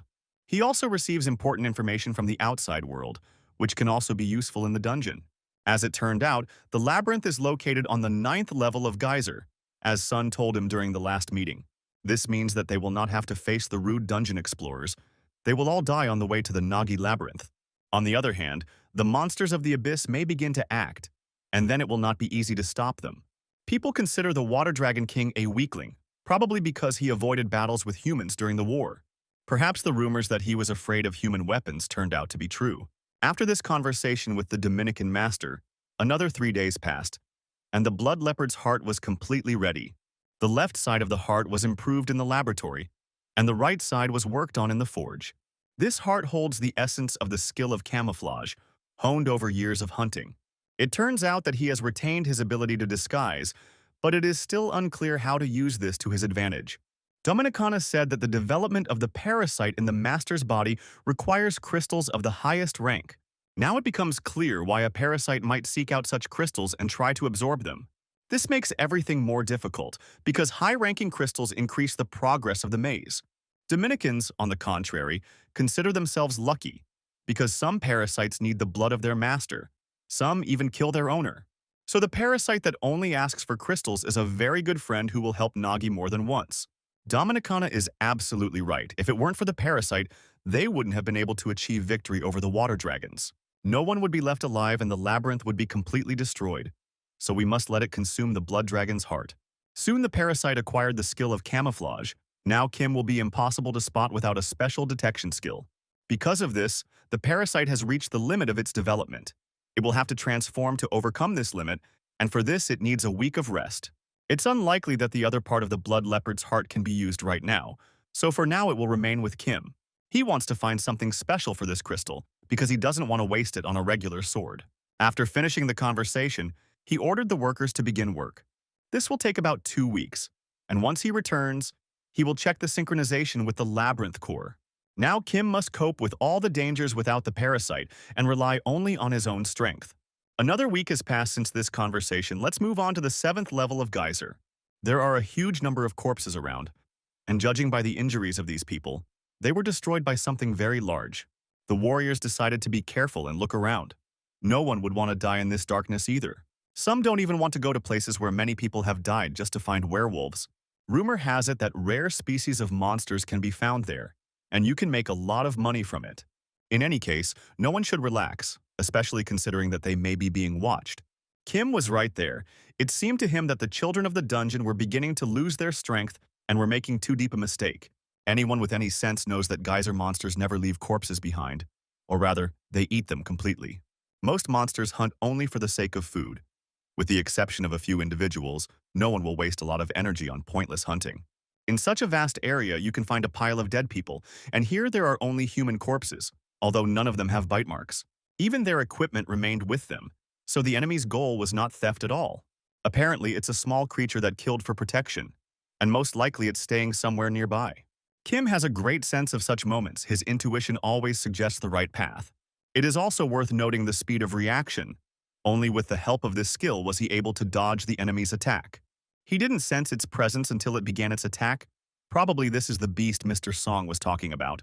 It was probably the one the researchers were hunting, and it was this creature that destroyed all the people around it. Apparently, she doesn't really like talking, so it will be quite difficult to build a dialogue. On the other hand, there is a fairly predictable attack. No feints or ambushes, just brute force. It feels like Kim is fighting a smaller version of a blood leopard. This girl is about the level of the warrior Quint. If it weren't there, we need to finish these games and show that Kim is a completely unusual researcher. He is not a boy who can be easily killed in a few seconds. On the contrary, this hooded guy is a real predator. This monster doesn't interest him at all, so he wants her to stay away from him. Otherwise, he'll break more of her bones. Seeing that she couldn't hear him at all, Kim realized he had no choice but to kill her. It seemed that now he would cut off her head, and that would be the end of it. But someone else intervened in this battle. Very quickly, this terrible and cruel creature was caught. Similar children of the dungeon heard these sounds and came here. Kim tried to understand what they were planning to do, and not even gratitude for saving his life. They believed he was part of the group that this creature killed, but in reality, this is not entirely true. Judging by his equipment, the soldiers decided that he was an ordinary explorer, perhaps even the captain of the expedition team. A little later, everything changed when the team leader saw what was in Kim's backpack. Then his expression immediately changed. for he had not expected to see such a large number of precious stones. He is probably happy that all the expedition team's crystals have passed into his hands. I had to explain to these guys that Kim came here all alone and didn't know all these dead people, but no one believed him. They believe that the stronger you are, the better your chances of survival, so you shouldn't be ashamed of your own nature. Upon seeing the crystals, these people immediately made a decision. They were not going to talk, they wanted to kill Kim and take his loot for themselves. To do this, the skill of reading the target's movement was activated several seconds ahead. They had 3 seconds to do everything quickly and almost painlessly, but it was Kim, so their plans were ruined. He almost instantly destroyed all the attackers and demonstrated who the truly special guy was. The children of the dungeon were shocked by what they saw. No one had ever seen such speed before. Kim understands that an ordinary researcher would not be able to handle such an attack. But he has already said that he is not part of the expedition team. Only now did he realize that these guys were manhunters, and he hated manhunters. Kim considers such guys to be shitbags who stink and hate their own kind. Because of this, he will definitely destroy them. And only then will he think about what to do with the werewolf woman. All members of the manhunter team began to panic and try to escape, but no one succeeded. Within a few minutes, the leopard woman realized that she was completely free from all chains. Kim looked her closely in the eyes and ordered her to run away from here immediately and never come into his sight again. The leader of the manhunter team has just changed his mind about Kim. Now he is sure that this guy destroyed all the people around him in order to take their crystals. That is, he killed his own expedition group and is actually even worse than the manhunters. Hearing such words was too unpleasant. If it were a TV, Kim would have turned off the sound. But in real life, the sound is turned off a little differently. One way to silence the interlocutor is to take out a sword and send him to another world. Half of this team immediately ran away, but Kim doesn't want to let any of them go. He knows that if he lets these thieves escape, they will return and continue to do their terrible things. The difference in their levels is too great. Upon seeing what was happening, one of the squad leaders almost lost consciousness from fear. Now he himself has become a target. Although before he always acted as a predator, there is an irony in this. In the last seconds of his life, he saw that this boy belonged to the children of the 12th level dungeon. Previously, it was believed that these children were no longer alive, but the boy will take this secret with him to the grave. Kim gave the leopard a chance to escape, but for some reason she's still here. It seems like she wants a fight. It seemed that way until Kim looked at her more closely and realized that she didn't look hostile at all. Meanwhile, work continued on Nagi's farm. They already have a lot of animals, so now there are even more tasks. This doesn't mean that everything is fine. The food supplies don't have time to grow as fast as the maize, and the animals on the farm have never given birth to babies. Thanks to the dragon corpses, they still have something to eat, but that can't last forever. Quint suggested giving Nagi the power of precious stones for a while, but the downside is that the army will not be strong. On the other hand, you don't have to worry about this because after Kim became a baron, no one wants to attack them.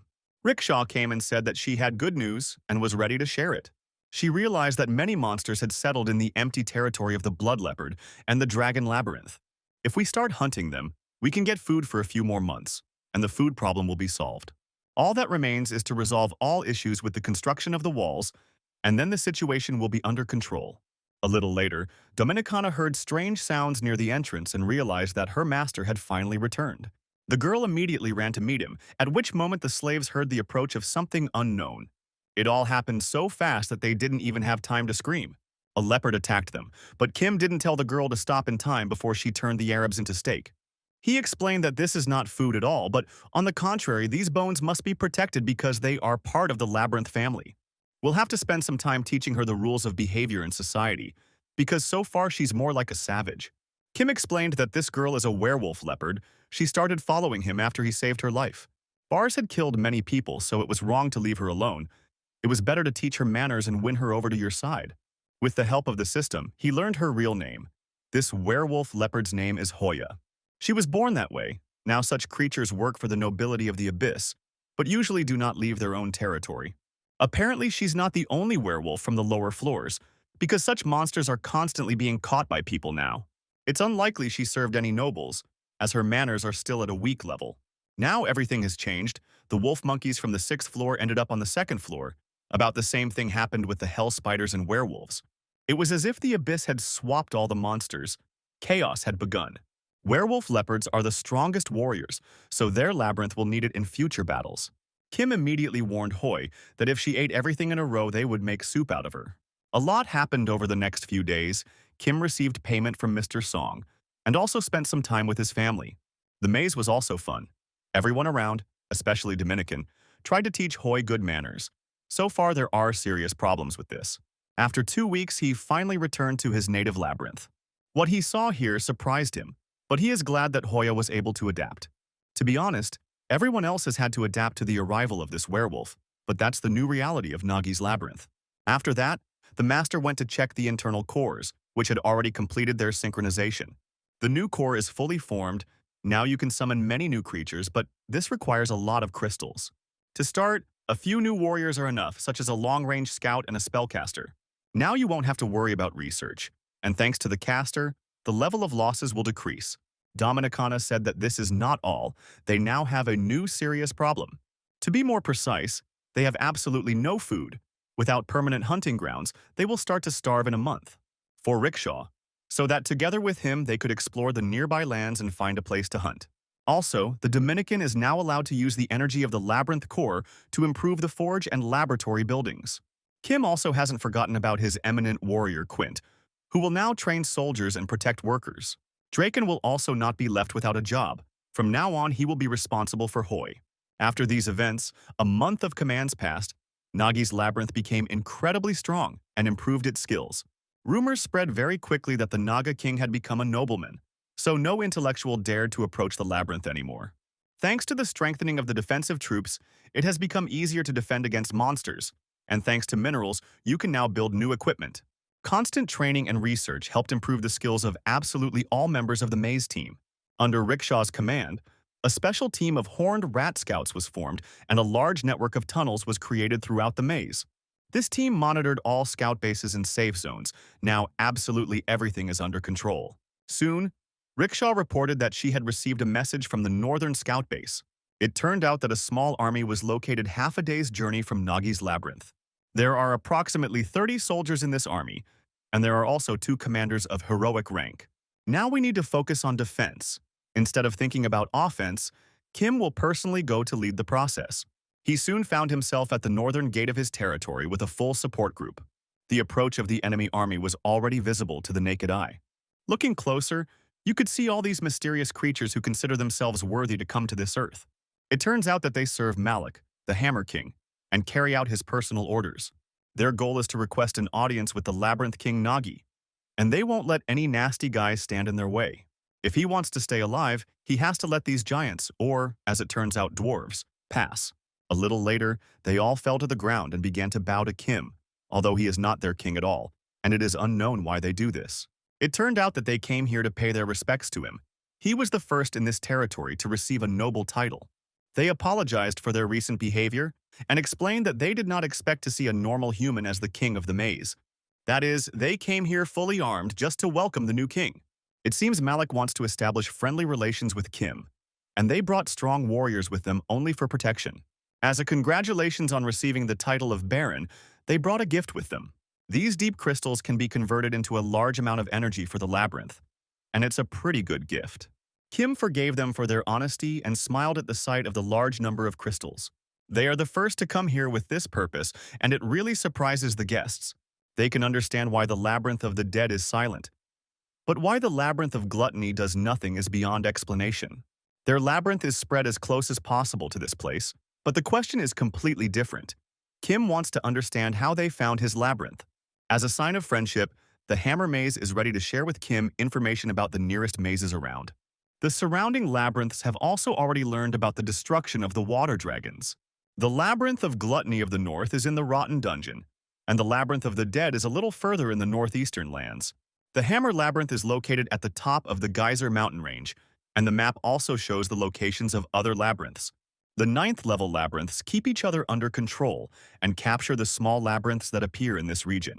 The strongest labyrinths are considered to be the Water Dragons, the Labyrinth of the Dead, and Gluttony. Their trio maintained balance. So it turns out that Kim appeared and disrupted this balance by destroying the Water Dragons, and now the 9th level is waiting for a bloody massacre, which is why weak mazes, like the Hammer Maze, will start coming here and trying to befriend Kim. The Master likes their honesty. If they hadn't tried to lie to him, he would have learned the truth anyway. Nevertheless, Kim still can't believe that the 2 labyrinths are keeping everyone else at bay. The idea of creating a trio of balance was suggested by the Labyrinth of Water Dragons and the Labyrinth of the Dead. Gluttony was not interested in it. All their king did was sit on his throne and grow in size, but his body became so large that he gained extraordinary strength. As long as he doesn't need to feed his warriors, he won't leave the labyrinth. But sooner or later, he must get hungry. It turned out that their base is in a favorable location. They easily receive energy without any losses. This is very valuable information, and Kim wants to thank King Malik for the gifts and help. They have come a long way, and so Kim wants to offer these warriors some rest, but they immediately refuse. These guys are afraid to meet other labyrinths, so they will have to call Quint and escort the guests home. Soon they were all on their way. Very soon Quint would be back with his support group. Rickshaw said that this information can really be trusted. Their maps show the area correctly. Soon everything happened exactly as the goblins had predicted. The guests became more and more numerous. Over the next few days, they were visited by labyrinths of dreams, swamps, and travelers, and creatures resembling witches and fairies were obtained from the labyrinth of snow. Swamp Maze sent slave-like swamp creatures to this land, and aggressive centaurs were obtained from travelers. All these kings are worried about their future and therefore want to establish a connection with Kim, and this is understandable. But only goblins know how to behave because centaurs are not at all well-mannered, although they should be noble. There was no news from the Labyrinth of the Dead, but the parasite soon noticed a foreign presence. Kim understood what was going on. He used his skills to grab something. Directly above his room was a glutton, the most ill-mannered guest of all. They sent in this creature and didn't even come to say hello. This is blatant espionage. These gluttons have a collective mind. Everything they see and hear is transmitted directly to their king. Kim just hinted that he's ready to start a war for this kind of espionage, which looks like it could lead to serious consequences. In fact, Dominicana is sure that they have a serious advantage in the battle against the Labyrinth of Gluttony, but she didn't say that while the goblins were here. In fact, few people know it, but ice is the weak point of the Labyrinth of Gluttony. Kim heard these words, smiled, and said that he officially challenged these slugs. He already knows the location of their labyrinth, and now he also knows their weak point, so the job is half done. Now all that's left is to go visit them in a week and freeze every slug's ass. The King of Gluttony couldn't believe he was hearing this from the new King Nagi, but it was true. If they want to apologize, they'd better hurry up and come here and kneel down. Another week has passed since that conversation. Time flies too fast in the dungeon. Dominicana came to her master and said that the King Snail had finally visited them. These guys came here to apologize, but they came in without permission. Kim immediately tensed up and got angry. Surely this king came here to die, not to apologize. Within seconds, the King Slug finally showed his terrifying form and appeared before Kim. He probably planned to quickly enter the master's room and destroy the core of the labyrinth, but he didn't think Kim would be ready for that. The sorcerers immediately appeared behind their master and prepared ice energy. Now this snail will feel the cold breath of death and will regret ever being born. Strangely, Kim expected fear in the slug's eyes, but this king didn't even move. On the contrary, he became even more confident and seemed to be preparing for his attack right now. It seemed as if Kim had underestimated the slug. Dominicana said they could easily defeat him, but she could also be wrong. The parasite has activated its abilities. Together with the power of the sorcerers, it is ready to perform an incredible combo. The slugs were supposed to bow their heads to King Nagi, and because they didn't, they will now experience what Antarctica is like. Kim ordered all his warriors to attack immediately and prevent the slug from doing anything. But at that moment, it had already begun to act. An unknown creature appeared from his pasture, immediately fell to its knees and began to apologize. Kim, like all members of the Nagi family, was shocked and surprised. It turned out that a rather comical situation occurred before our eyes. The snail was talking all the time, but Kim could not understand its language. His name is Uther. He came to apologize and wanted to peacefully resolve the conflict. He said he was being too rude and didn't want to offend anyone, but Kim was getting more and more irritated by the minute. Uther tried to escape, but the exit was already blocked and he was surrounded by Nagi's warriors. He tried with all his might to calm Kim, but the master had already activated the parasite's skill and prepared to kill. Only when he remembered that he had no vocal muscles did he turn into some small creature. Uther hasn't spoken to Kim in too long, and now he's apologizing because he's completely forgotten how to do it. When Kim was told about the Slug King, he considered him a fearsome and cruel opponent, which is why he was so surprised. It seems that in front of him is a completely tiny creature who is afraid to even think about conflict. It was all a total misunderstanding. Now he has officially introduced himself. His name is Uther, King of the Labyrinth of Gluttony, Conductor of Food, and Lord of the Vanquished Valley. He congratulated Kim on receiving the title of Baron and explained that it was his first time seeing a nobleman, so he didn't know what to give. I had to follow the goblins to understand what to give the Baron, because Uther had never come into contact with Kim in his life. He wanted to find out what Kim liked, but he didn't know what would get him to the host's room, and even more so, he didn't know if he would be seen. He apologizes for his behavior and speaks as if he is too modest for the king of gluttony. After leaving his labyrinth, he maintained his form only with the help of energy. Because of this, tens of thousands of clots of gluttony die every minute. He looks quite calm despite the fact that his body is slowly dying, probably because clots of gluttony have no consciousness. He took about 1,000,000 clots with him to last him a month. In any case, he would die last. If Kim tries to freeze all of his food, the king's snail will surely die. Of course, Kim is bluffing. It would be impossible to freeze his entire body at once because the concrete immediately broke just from his fall. He has incredible mass and strength, so freezing him to the point of complete paralysis would be impossible. He is much more afraid of ice than he needs to be, and this can be used to his advantage in the future. Kim said that he had a hard time accepting the slug's apology, and this surprised Uther. Kim asked to come and apologize, but never promised that he would accept the apology, although it is possible. After Kim becomes a baron, he has the right to ask anyone to become his servant and first knight. You were surprised because he didn't think guys like him could hold such a high position, especially when they first met. Kim explained that he had no doubt about the Labyrinth King's fighting abilities. They would be bound by a contract, so trust was irrelevant. He's ready to get a loyal warrior, and Uther can no longer worry about the ice. Moreover, he will become the first knight of the nobleman and everyone will look at him with wide eyes. It is unknown whether Kim is manipulating the slug or telling the truth, but it sounds strange. After a short conversation, they finally prepared to sign the contract. Baron Kim appoints Uther, king of the Maze of Gluttony, as his first knight. Soon the contract was officially signed, and there were quite interesting conditions. Kim is not obligated to protect the slug, but Uther has sworn to do everything to protect the Nagi labyrinth and its king. He must follow all of Kim's orders and give away half of the accumulated crystals that are in his labyrinth. In parallel with these events, a meeting of the Dark Traders of the Round Table took place. Their auction must go according to plan. It is the best event of the Dark Traders, so mistakes cannot be made. These merchants began to talk about the fact that the labyrinth had once again made a man its king, and that he would probably also come to the auction. Everyone wonders how long a person can last in a dungeon because usually these creatures are too weak to navigate the labyrinths. Then they started discussing Kim. It was quite calm on his floor, although there was real chaos on the 8th floor. One of the merchants said that Kim was able to become a baron. He not only survived the battle with the dragon, but also received this serious title. With special preparations and the presence of the baron, the auction will be incredibly interesting, so it will be fun. Soon, Kim received his VIP ticket to the auction, an annual festival held by shady dealers. Common goods are sold on the black market by merchants like themselves, while rare goods are auctioned off. These goods are in incredible demand, and everyone will eventually have equal conditions for purchasing artifacts. The participants will be the maze hosts, but besides them, many other people usually come.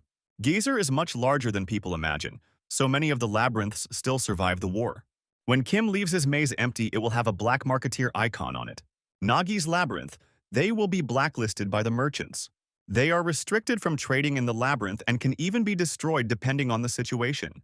Very influential indeed. There's a reason they've been able to survive for so many centuries. Uther even remembered how many years ago he was able to save his labyrinth by escaping to an auction. This was before the Great War. The merchant was very surprised when he learned that the Snail King had become a knight of Kim. Rumors of this had not yet spread through the dungeon. The song of the signing of the contract, Uther recognized himself as a knight of Kim, and the master was given the opportunity to open the gates between the two labyrinths. The Maze of Gluttony is now practically nearby, and this gives them many new opportunities. Alliances between labyrinths can lead to the emergence of a new force on this floor. Now other labyrinths will respect Kim and his army even more. Kim constantly thinks that even the contract does not give him complete control. He can control the snail, but not its maze. He can only see the maze rank, but cannot access the summoning and building function. Kim tries to understand how Uther was able to bring his labyrinth to the 5th level, even though he never even went outside. Uther offered to give a tour, but everyone around him said his labyrinth was too slippery and terrifying.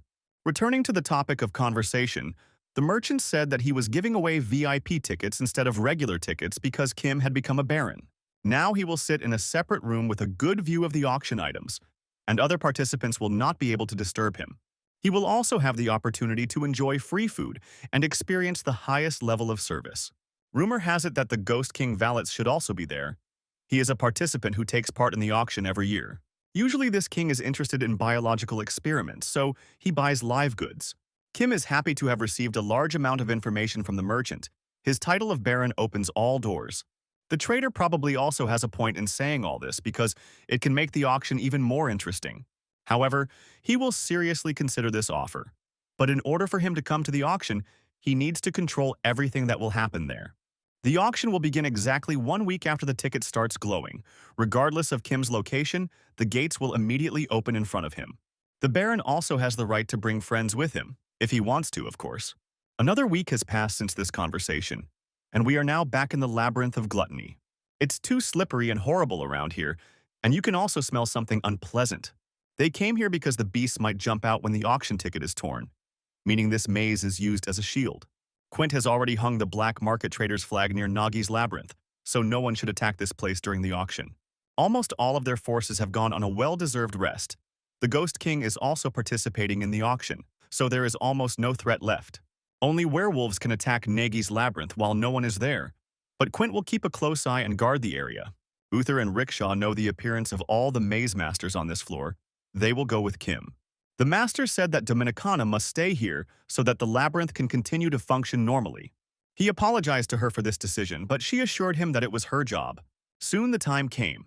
The VIP ticket for the auction began to glow with a bright flame, meaning the gates would soon be open. Various horrible creatures have already begun to gather at the auction and discuss their problems and potential wars.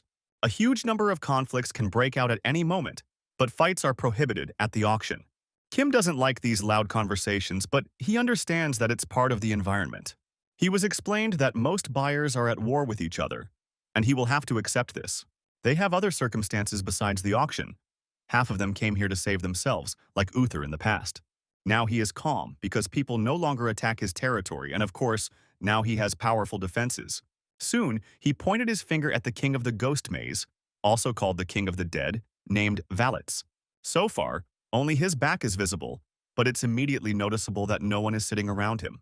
The snail is not sure, but rumor has it that this king smells so bad that it is difficult to be near him. The auctions behind the bar will begin.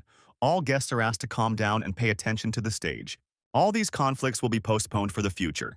But there is no doubt that all these guests will soon be trying to kill each other in the dungeon. Soon, the host of this auction appeared and greeted everyone around with another meeting.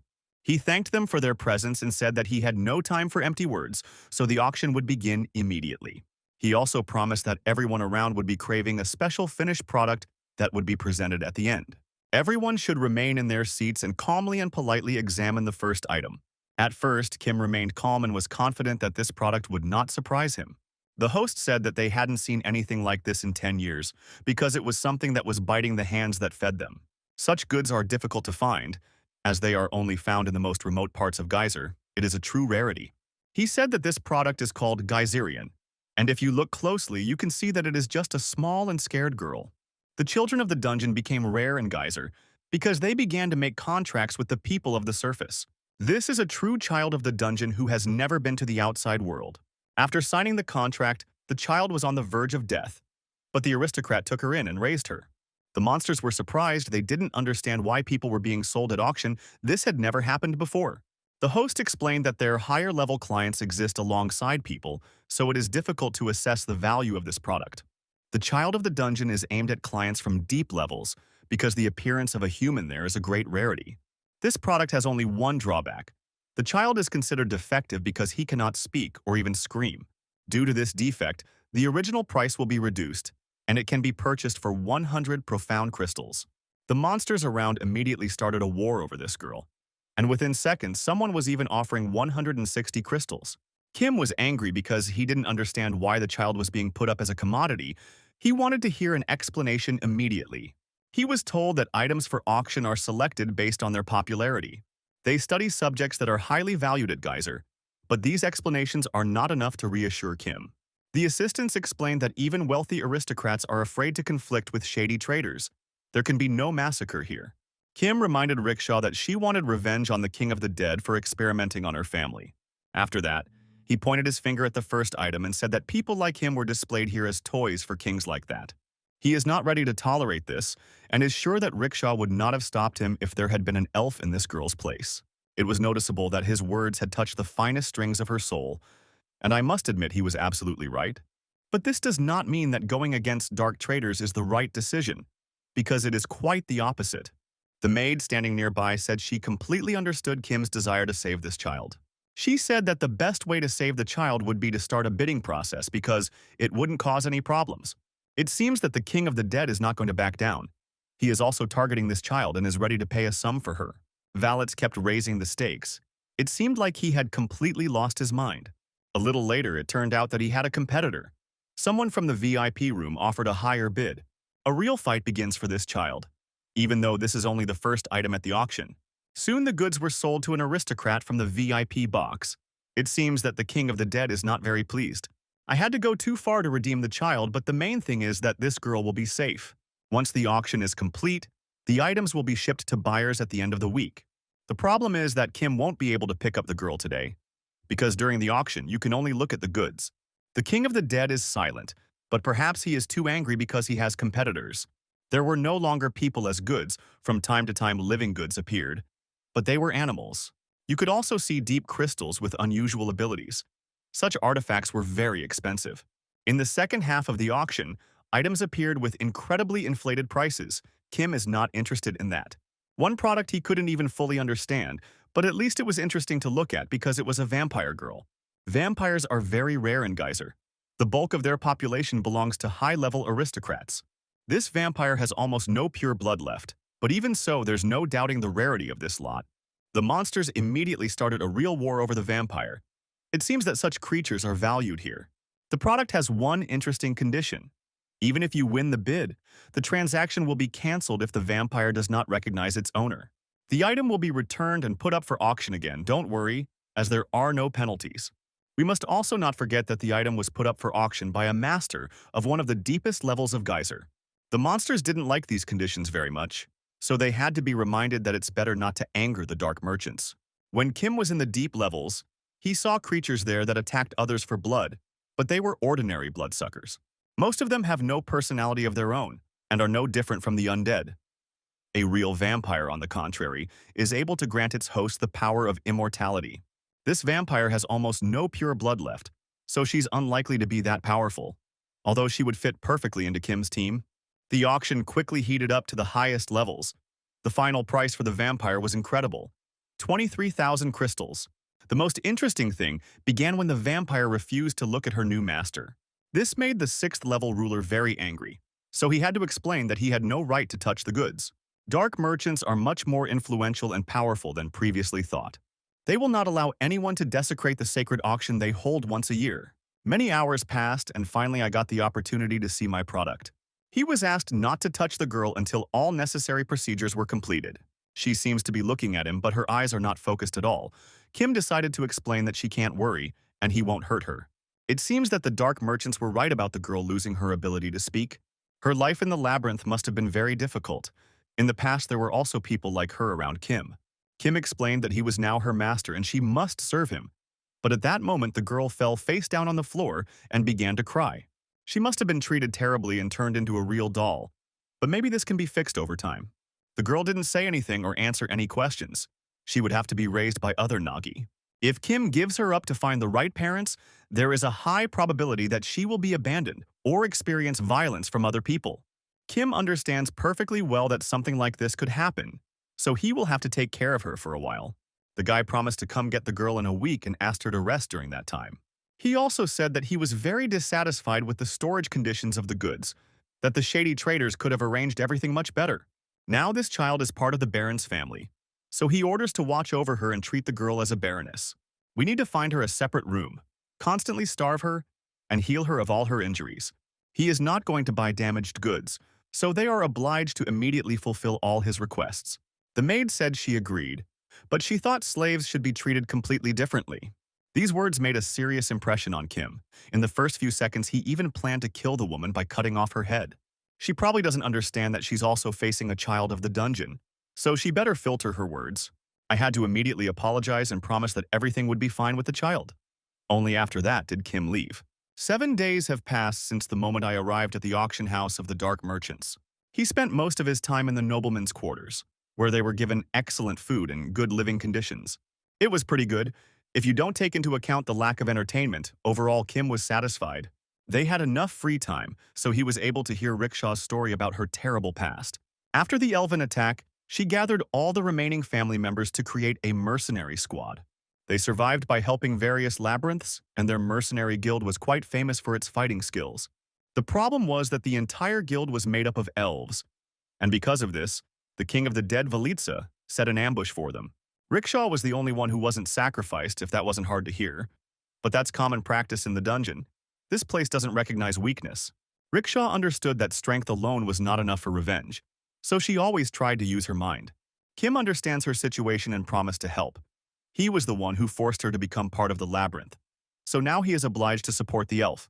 He had long noticed that the King of Death was behaving rather suspiciously, and the labyrinth was nearby, so sooner or later, a conflict would become inevitable. A small child in the dungeon constantly looks into the far corner of the room and is given food, but she eats almost nothing. The girl must be forced to eat, otherwise she will die of hunger. This child looks like a doll that only moves around the room. It is still unclear whether she will be able to return to normal life. Today is the last day of the auction, and right now you can hear a new statement from the dark traders. The last auction for today begins. All nobles and guests must gather in the main hall. Everything will end today. Apart from the little girl, Kim didn't buy anything else. Most of the goods were luxury items, which is not at all interesting to Master Nagi. In addition, as soon as something useful appeared, the price immediately shot into space, like the price of Bitcoin after the Trump election. The final auction was no different from the last one. The goods were not interesting at all. Kim said that he would rather spend his precious crystal reserves on improving the quality of the army. Finally, it's time for the final auction item. Maybe at least there will be something of quality here. Everyone should remember who this girl is. She is a special item in this auction that has refused her buyer over the past week. Kim doesn't understand why the vampire came here at all. She seems to be here only to laugh at the participants. The moment the host began his speech, the girl started talking and said that she understood that she needed to be sold. Since she understands that this is the last day of the auction, she thinks she needs to add something spicy to make it more fun. In a few seconds, she transformed and completely changed her appearance and said that now she would choose her own master. This owner himself will say how much it costs, and regardless of the quality of the offer, it will be sold for this price. The host agreed to her terms and said that this event was really suitable for the finale of the auction. The girl said that she made her choice on the first day and immediately headed to the VIP box. It is there that the baron who bought the first item of this auction is located. When she smelled this guy, she immediately fell in love and could no longer hold herself back. Kim was trying to figure out if all vampires behaved so strangely, so he had to ask Rickshaw. The elf had seen many things in the dungeon, but she had never encountered anything like this. She looks like some kind of nymphomaniac. Maybe we should be careful with her to avoid unnecessary problems. It became obvious that the vampire had chosen its master, and that choice was the Baron of the Labyrinth, Nagi. The monsters were not very pleased, although they understand why the vampire chose the Baron. Now its price depends entirely on Kim's assessment. It will be sold for the price he sets. Looking more closely, Kim said that this girl belonged to the lower class. Everyone around him immediately began to call him a fool who understood nothing about the true treasures of the dungeon. Rumor has it that she is priceless, but Kim is still sure that this girl is too low level.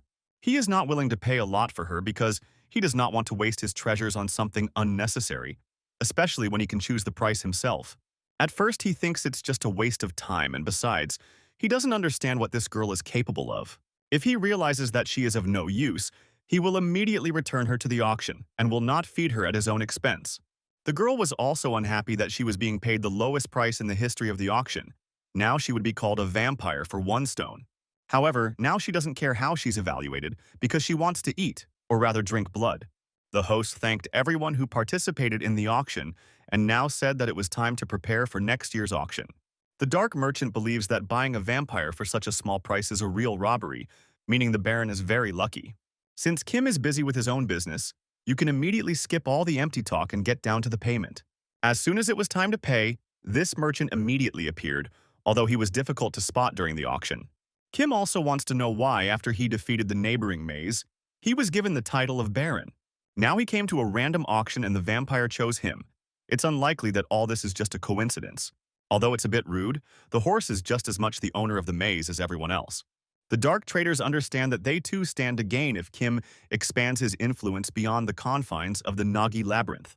In fact, as far as the vampire is concerned, the previous owner loved her very much, so there could be serious problems with her upbringing.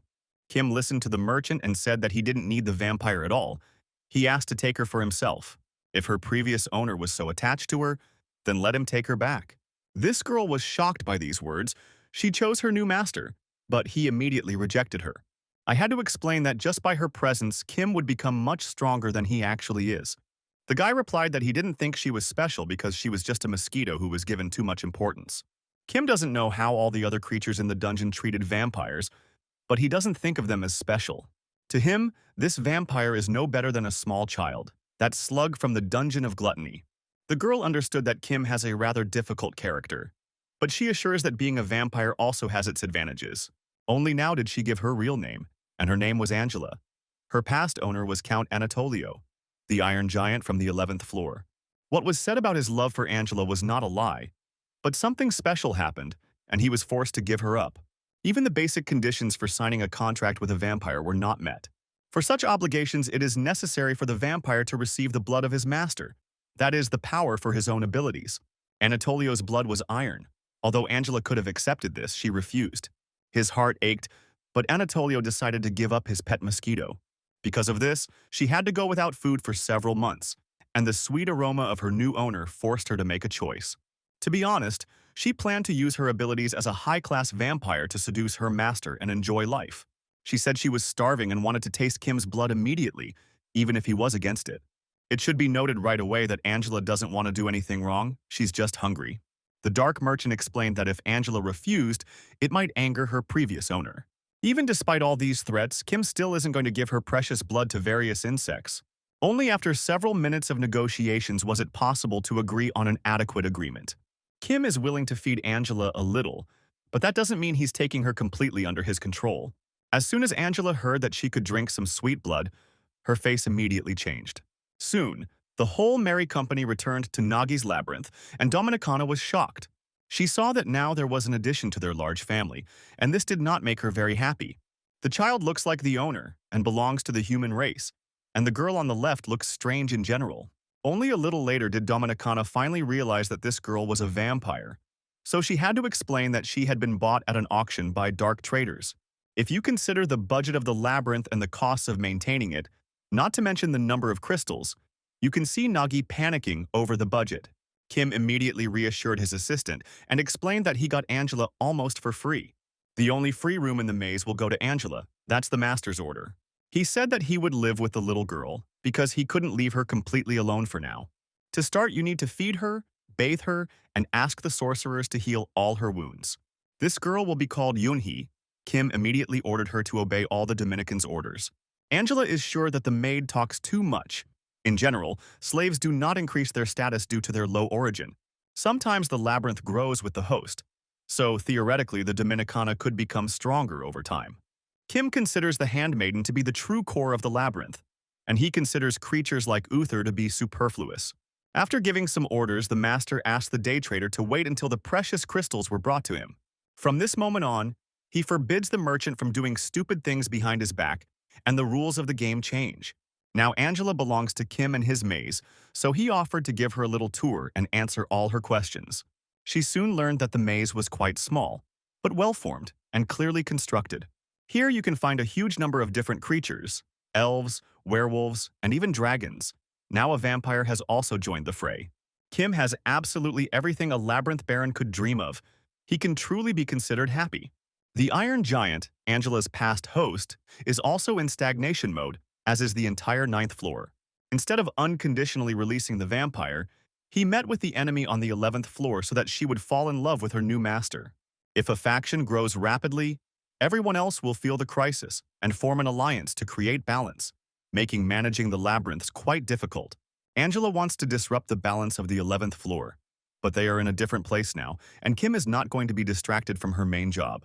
Most nobles live on the lower floors, so the previous owner hardly expected it to end up with the Baron on the ninth floor. Soon she was shown the room where Angela would live. The girl called it a prison. She believes that a high-class vampire cannot live in such a place. Only the blood of the host can improve her mood. Kim refused. He didn't know much about vampires yet, but in the future, he would see if Angela would be useful. He already gave her blood when he signed the contract, so for now, let her go hungry. Kim had been in the maze for too long, so the next day, he immediately went out into the outside world and met with Mr. Song. It turned out that Sun has a lot of interesting news about the dungeon, and he is ready to tell it. About a month ago, the dungeon took in a boy from the dungeon, as well as its lord. They say that the guy became the owner of the maze, but no one can show any real evidence. According to rumors, the portal connects the earth and the dungeons, and now the only thing people in the world are talking about is this.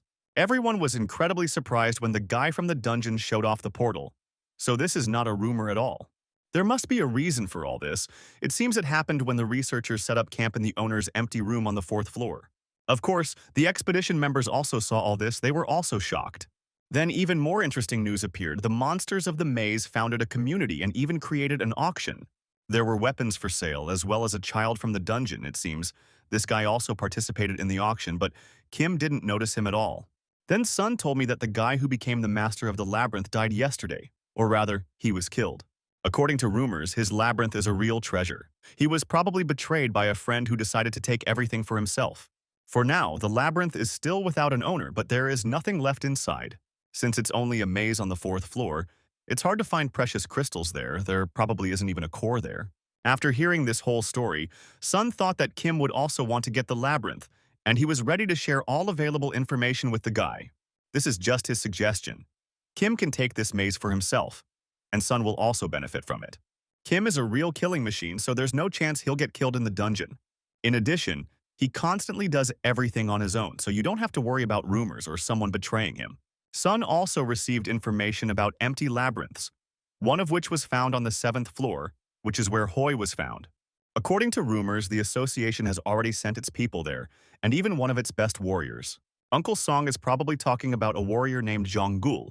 Kim has met him before. So the association asked this fool to help. Now it's clear that this association is run by the same mentally retarded people as Jonggul. Kim promised that he would go to the 7th floor of the dungeon and see what was going on there. He's ready to do it right now, but he'll need some kind of weapon to do it.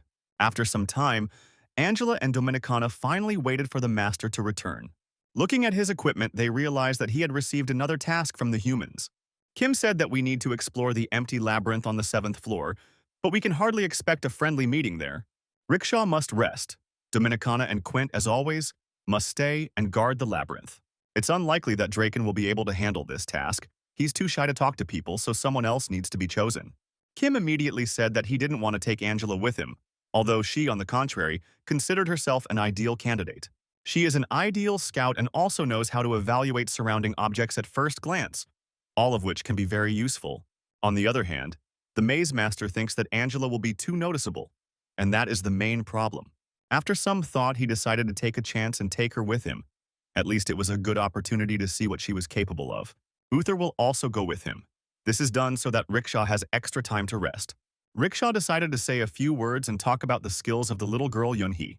It turned out that although she doesn't speak at all, she can use some incredible abilities. To be more precise, she can create maps. Although this ability is ambiguous, but it can be useful. This technique mainly helps children from the dungeon. Most of them survive with the help of these skills. Unlike other maps that have been around for decades, the created map shows the current nuances of the dungeon much better. Activating these abilities doesn't require much physical strength or energy, so it was decided to take Yunhee with them. Soon the team was assembled and set off. A long journey ahead of them. They left 2 days ago, but haven't encountered a single monster yet. Angela believes it's all thanks to her because everyone is afraid of her. They may also be afraid of this funny snail, although he doesn't like it when people talk about him like that. Not much time has passed since the auction, and Angela already feels like a fish in water in the Nagi family.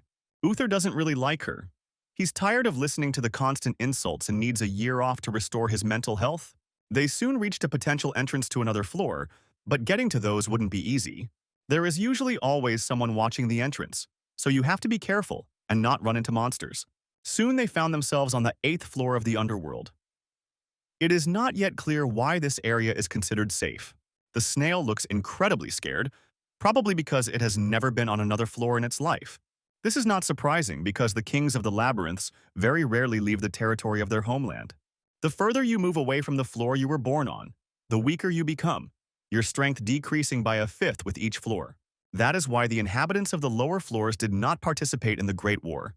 Without this restriction, people from the surface would not have been able to conquer the underworld. There is some truth in these words, as most battles between humans and the inhabitants of the underworld involved only mid- and entry-level beasts. In rare cases, when really strong monsters appeared, they helped very seriously in battles against people. Angela is sure that for a creature like her, it doesn't matter how far she strays from her territory. She says that only a weak king such as Uther could fear such an effect. Soon the Snail King felt that they were surrounded. There were about 50 wizards around. Kim once said to be careful, but that still wasn't enough. He ordered the snail to take Yoonhee and protect her in case of danger. Surprisingly, the King of Slugs has his own personal safety techniques, although it's hard to even look at them. He will create all the comfortable conditions for the girl and even give her the opportunity to breathe easy. Meanwhile, Angela activated the camouflage skill and helped Kim hide and become less noticeable. Invisibility is an enhanced form of camouflage in which auras and even heartbeats completely disappear. After a while, you could see wild boars approaching. It was a real pack of these monsters. They immediately smelled the scent of alien creatures and guessed that someone had climbed up from the 9th floor. The boars are angry because someone has decided to hide from the Nose King's scent, which could lead to conflict. The king can perfectly smell the creature that came from another floor but cannot find them. Wild boars always want to eat and are already dreaming of finding some easy prey to make a delicious dinner. They need to be much more careful because if they meet Kim, they could turn into fried pigs themselves. It turned out that when Angela is in her master's shadow, they can communicate telepathically. They looked at the pigs together and laughed at their silly faces. These boars could not even notice Uther, who pretended to be an ordinary stone. Judging by their low intelligence, you can't be afraid of these strange creatures. They are unlikely to create serious problems. Recall that Kim is looking for an entrance to the 7th floor, so he doesn't want to waste any extra time in this area. He appeared before one of the boar leaders and said he wanted them to show him the way. At first, the boars were scared, and then seeing human flesh, they said they would eat him alive. They probably haven't heard the rumors yet that there's a very powerful person downstairs. They consider Kim a weak creature who was born to become a tasty snack. Without thinking twice, the boars began to attack using their ground control skills. Honestly, it was impressive, because you don't expect anything interesting from such creatures, but of course it wasn't enough to destroy Kim.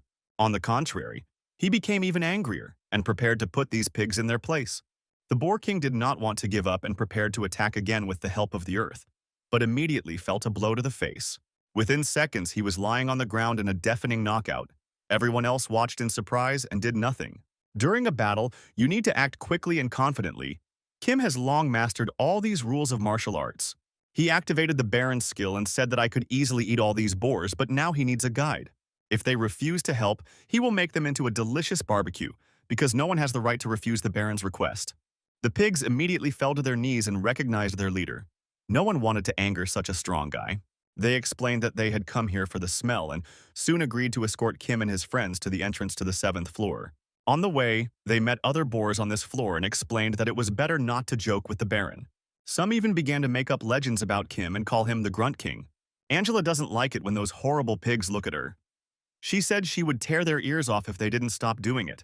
Realizing that they were dealing with a real vampire, they immediately said they didn't want any problems. Boar blood tastes quite pleasant and is easy to obtain, and it is also useful for vampires. Several decades ago, the ancestors of vampires began to massively exterminate wild boars, so now all pigs are afraid of vampires like fire. Now their numbers are incredibly large. Over time, the pigs have become meaty and strong, but they still remember the past. After walking some distance, they saw that something large-scale was happening and immediately tensed up. Looking more closely, they realized that the king of the boar dungeon had appeared, and they might have to work a little harder again. This huge boar is too hungry to talk. He has come to eat and will not stop until he satisfies his hunger. He was told that the Baron had come from the lower floor with his friends.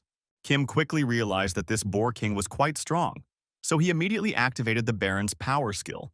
Oddly enough, the Boar King tries to resist the Baron's authority. This resistance is unsuccessful, and now the king is a little scared. This is probably because he saw the vampire with the Baron and thought they had come to destroy all the pigs. I had to explain that they were just passing by these lands and were not going to harm the local residents. They were interested in the seventh floor. The boar immediately explained where to go and ordered his assistants to help the guests. Asking pigs for help wasn't the best idea, but no one else can show the way. At first, the Boar King decided to suggest that Kim turn back and change his route. Such words immediately offended the Labyrinth Master Nagi. He prepared to take out his sword and demonstrate his power. No one has the right to force him to change his mind, but all this is being done because there is a war going on the 8th floor right now. It's better not to go here without significant military support because they could be surrounded. And then Kim and his friends will start having serious problems. There is only one way out. If the password distracts, it will briefly open the way for Kim. It's not often that dungeon lords appear in conflict zones, so this would look strange, so the chances are 50-50. The king has a condition. When Kim finishes all his business on the 7th floor, he must help the boars with their problems. It's like a deal. A war of attrition has been going on for 2 days now, with bloody lions and striped wasps from the 7th floor fighting for territory. The Boar King ordered his warriors to go to the labyrinth and strengthen the defenses, not knowing what to expect in the future. They are afraid to let their king go without support. But he assures them that he only wants to attract some attention, not fight his enemies. Marcus, the blood lion, occasionally appears on the battlefield. According to survivors, he is incredibly dangerous, and therefore the pigs fear for their king. This lion came from the 7th floor and is trying to take some territory for himself. But the Boar King is not afraid of anyone.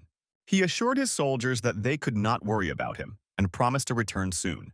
Honestly, this giant hasn't been on the battlefield for a long time, and I would have loved to watch him fight a lion. If he's really going to warm up and show his full potential, it'll be interesting to watch. Pigs consider their king invincible. If he is in good shape, no one can stop him. During attacks, he turns into a real titan, ready to destroy everything in his path. It seems that this titan has already begun the process of distraction. All that remains is to wait for the perfect moment and quickly make his way to the 7th floor. Soon it seemed that the Boar King had done his part of the deal. Now all the enemies were closing in on him. Judging by the sounds, even monsters 2 days away have become involved in this situation. A bloody massacre will soon begin here. Kim has a few days to reach the entrance to the 7th floor. She has to hurry because anything can happen. Let's fast forward 3 days and look at the 7th floor, because that's where our main characters ended up. From the very beginning, they encountered dangers, but each of them understood where they were going and what they were risking.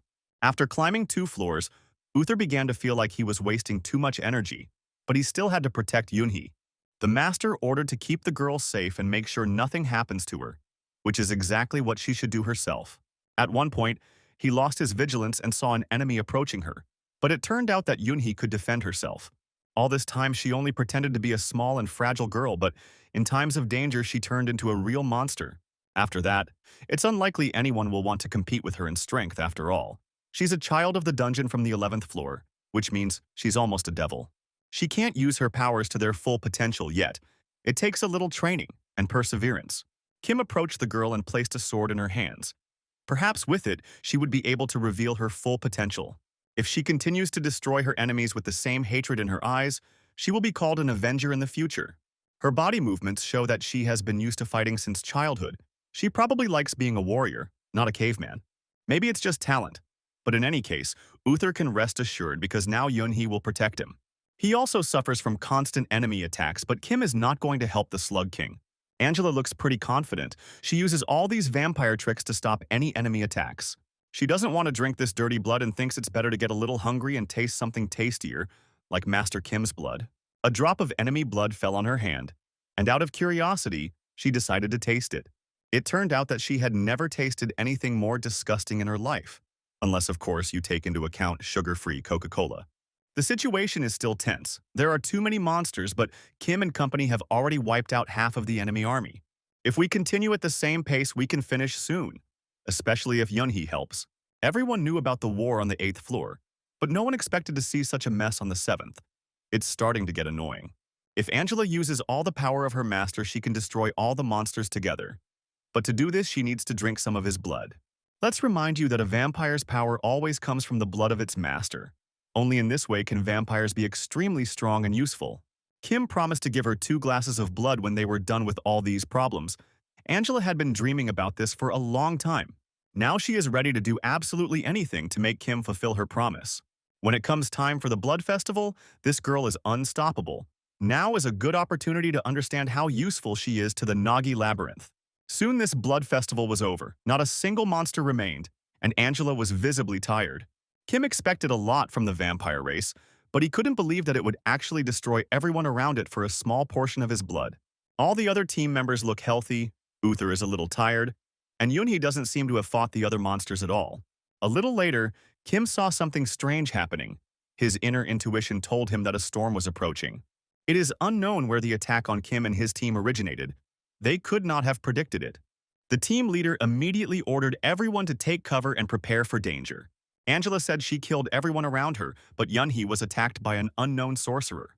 Angela assured me that there was not a single living creature around, but this was absurd. Yunhee has disappeared somewhere. Uther can't find her anywhere, but he must not stop. He must continue his search. He also noticed that there were no traces of the girl on the ground. She seemed to have completely sunk into the ground. At first, these words seemed like nonsense, but then Kim remembered that something similar had already happened in his life. He calmed down and said that they had entered the labyrinth. Now it was time for the most interesting part. The map was immediately updated. It seems that the dungeon has summoned Yunhee. Immediately, some parts of the map opened up, and in a short time, Yunhee covered a large distance that would have taken several days. When Kim was called into the maze, he immediately ended up on the 9th floor, although he had previously been on the 1st. Soon he found the girl. She was indeed summoned by the dungeon, and now he had to hurry to catch up with her. He immediately activated his special invisibility skill, took his friends with him, and ran forward. There are a lot of monsters around, so you have to remain unnoticed. Otherwise, they will be detained. Yunhee is quite far away, but thanks to her skills, you can see the girl on the map and try to catch up. She's just a baby who can't even eat on her own, so she can't be left without support for a long time. Angela saw that they were about to encounter a large number of life forms. The most interesting thing about this situation is that these are not monsters at all, but ordinary people, although there shouldn't be a large number of people on this floor. It seems, as Mr. Song said, these people are trying to find a new dungeon. There are hundreds of living creatures in the direction they are moving. Probably the monsters gathered around because of the people. Kim decided to make sure what was happening and went to follow all these people. Apparently, they gathered near the dungeon to try to make money from it. But desire alone is not enough to become king. People probably don't yet know the full system of dungeons, but associations and free explorers are already fighting for these territories. Kim marked this place on the map and said that they would return later. Now the priority was saving Yunhee. A little later, Angela noticed that there was a living creature next to them that she knew, probably their girl. The dungeon is in a remote location. People haven't found it yet. They decided to go inside. The dungeon doesn't have an owner yet, but it's functional, so you have to be careful. Everyone except Yunhee will be considered uninvited guests, so anything can happen. They went quite deep but saw nothing interesting around them. It seemed the monsters weren't guarding anything. It seems like they are not inside a dungeon at all, but rather wandering in an empty cave. Kim also feels like he's been here before. Maybe it's just an illusion, but his intuition rarely lies. First, he asked Angela to analyze the situation around her. The girl did not respond, and he realized that she had disappeared with Uther. It's probably because of the dungeon, but he doesn't feel any signs of attack. Maybe he's gone beyond that area. He wanted to look at the map again, but it was gone too. And not just the map, but his equipment, skills, and even the parasite. Now he is completely naked in terms of combat training, and it is unknown how the 7th floor dungeon could not be so capable. Soon he saw that there was a guy next to him who thought he was crazy. This guy looks pretty calm and says that there are a lot of monsters around, so you have to be careful. After that, Kim disappeared somewhere, and a little girl appeared next to this guy. She went with this guy and told him that she had become the master of this dungeon and learned the parasite skill. The boy assured him that it was all just a dream. He didn't want to believe the little child and didn't take her words seriously. He promised that he would protect the girl from monsters, but the main thing was that she not attract too much attention. They soon joined the other members of the expedition team and now feel safer. The guy told the other team members that he found a girl who was telling all sorts of nonsense, and in his opinion, she should write scripts for cartoons. While they are digging a path to the next floor, you can listen to it to keep yourself awake. Maybe they can teach her to dig and then they'll have another employee on their team. At first, everything was fine. No one was stressed and calmly thought about future plans. Everything changed so quickly that no one even understood anything. One by one, people began to die a terrible death, as if some unknown creature were attacking them from the darkness. With each passing minute, the impression grew that the same child from the dungeon had something to do with it. She was left alone with her savior, but it was unlikely that he would survive either. Everything that was happening was quite difficult to explain. but the entire research team was dead. This dungeon forces a person to wander in a happy dream, all of it an illusion that will never allow one to get out. Kim remembered that this was how all his close friends had been killed. Right before a moment of true despair, they all died a terrible death. And it also happened in the 7th floor dungeon. They were soon able to break out of this illusion. They just had to wake Uther, although he didn't want to wake up at all. Kim and company saw unknown creatures approaching them from the dungeon. Apparently, after the illusion didn't work, the dungeon decided to call on the minions of evil for help. Kim immediately prepared his parasite skill for active action and decided to show who was king here. There are very few warriors around. They are all the same and do not look like strong opponents. After waking up looking very angry, don't be surprised if he completely destroys this dungeon in a few minutes. We managed to calm him down very quickly. He is not a tyrant who destroys everything around him just because he is in a bad mood. After the problem with the dungeon servants was resolved, the search for Yunhee continued. Apart from the illusions, there's nothing scary here. Even the traps are quite childish. This does not mean that you can lose concentration, especially when you start to feel the aura of a child nearby. There is no entrance here, although Angela clearly feels that Yunhee is behind this wall. This is called the defense mechanism of a dungeon without a master. Probably the king's room is hidden here and Kim knows how to get there. A few powerful blows with the parasite skill can open any door. Less than 2 minutes passed before Kim saw a little girl in front of him. She seems to be doing well, and as expected, she hasn't taken a single step since she got here. Kim approached Yunhee and asked her to accept this dungeon and make it her home. Within a few seconds, a real carnival of fun began in this place. This is related to the festival dungeon celebration, and Yunhee had her hands in it. Everything went great. With the help of his experience, Kim helped the girl take control of the dungeon. The Dungeon Festival of Madness, Joy, and Fabulous Pleasures has registered a new user, Yunhee, as its lord. Reconstruction began immediately, and the entire surrounding area began to change its appearance. The door has appeared, which means that the synchronization was successful. Now we need to begin the process of improving the territory. The next day, we went to learn about dungeon control skills, and we have to admit that Yunhee is a quick learner. After that, Kim prepared a personal contract and asked her to become his knight, just like the Snail King did. Soon, a portal was opened leading to the Nagi Labyrinth. Now you can shorten the journey to a few seconds. Kim told Dominican where they were and what had happened over the past few days. The maid was happy to see little Yunhee. It reminds her of the times when the Nagi dungeon was also small and still quite weak. The master asked Hoy and Draken to stay here and defend this place. Uther and Yunhee must return to their native dungeon. Kim said that he had some business with Angela and would be back a little later. He also didn't forget that she needed to be given some blood. Their goal is quite simple. They want to go back and see what people are doing. The researchers and warriors of the association came here for the sake of the dungeon. The outside world already knows about what is happening inside Geyser. Kim decided to use the invisibility skill and eavesdrop on the researchers' conversations. Maybe he would hear something interesting. The guy immediately realized that the conflict was in full swing. The researchers hated the association, and the association hated the researchers. Some began to feel Kim's presence. He is not visible, but his shadow seems to be starting to move next to people. People think a monster has visited them, so Kim decides to ask Angela to distract them. Among this crowd, you can also meet our old acquaintance, a warrior named Chongle. He asked the security guards not to let anyone in and decided to check on his own whether an unknown monster had really visited them. He believes that in any case, researchers are just dogs who are blinded by money and do not understand the greatness of the association. The soldiers don't understand at all what they have to guard. There is nothing valuable around. To begin, they must find something to explore and somehow figure out how to become the master of this maze. None of them even noticed that the king of another labyrinth was already nearby, who had been eavesdropping on their conversation for a long time. Within seconds, he had killed both of these guards without any hesitation so that they would not interfere with his business. Other association warriors may return at any moment, so you need to hurry. At the end of the corridor is the dungeon master's room. You may need to go there.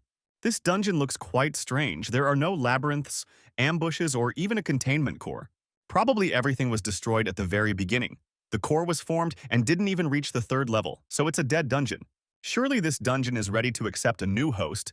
Kim decided to activate the parasite skills. He immediately found the core of the dungeon without a master. Currently, this place is in an inactive state. It won't be activated until it finds its leader, but Kim has an idea.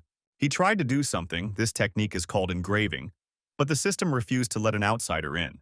If the dungeon core is left in the same state, it will activate on its own. You can't be sure that the new owner of this dungeon won't be someone from the research team or the association. Kim doesn't like people exploring labyrinths at all. It could lead to chaos underground. He understands that sooner or later a person will become the master of the dungeon and begin to study Geyser from the other side. But that will be for today. He tried to forcefully remove the inactive core, but the dungeon immediately began to resist. There were people nearby. They all heard strange sounds and thought that monsters were approaching them. Only a little later did Chongle realize that anomalies had begun in the dungeon and called other warriors to help him.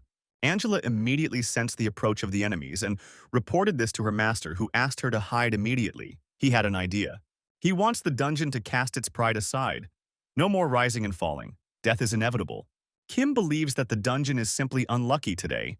In any case, it would have become a toy for people. Now he will use it for his own purposes, as the extraction of the inner core of the dungeon has been successfully completed. It was at this moment, when the deed was done, that the association warriors appeared on the horizon. Jong-gul carefully looked around the room and saw something very creepy, something that looked like a monster. This is probably one of the forms of the parasite that lives in Kim's body. It's immediately clear that this skill has reached another level. None of the warriors of the association had ever seen anything like this. They prepared for battle. But deep down, they understood that they were doomed.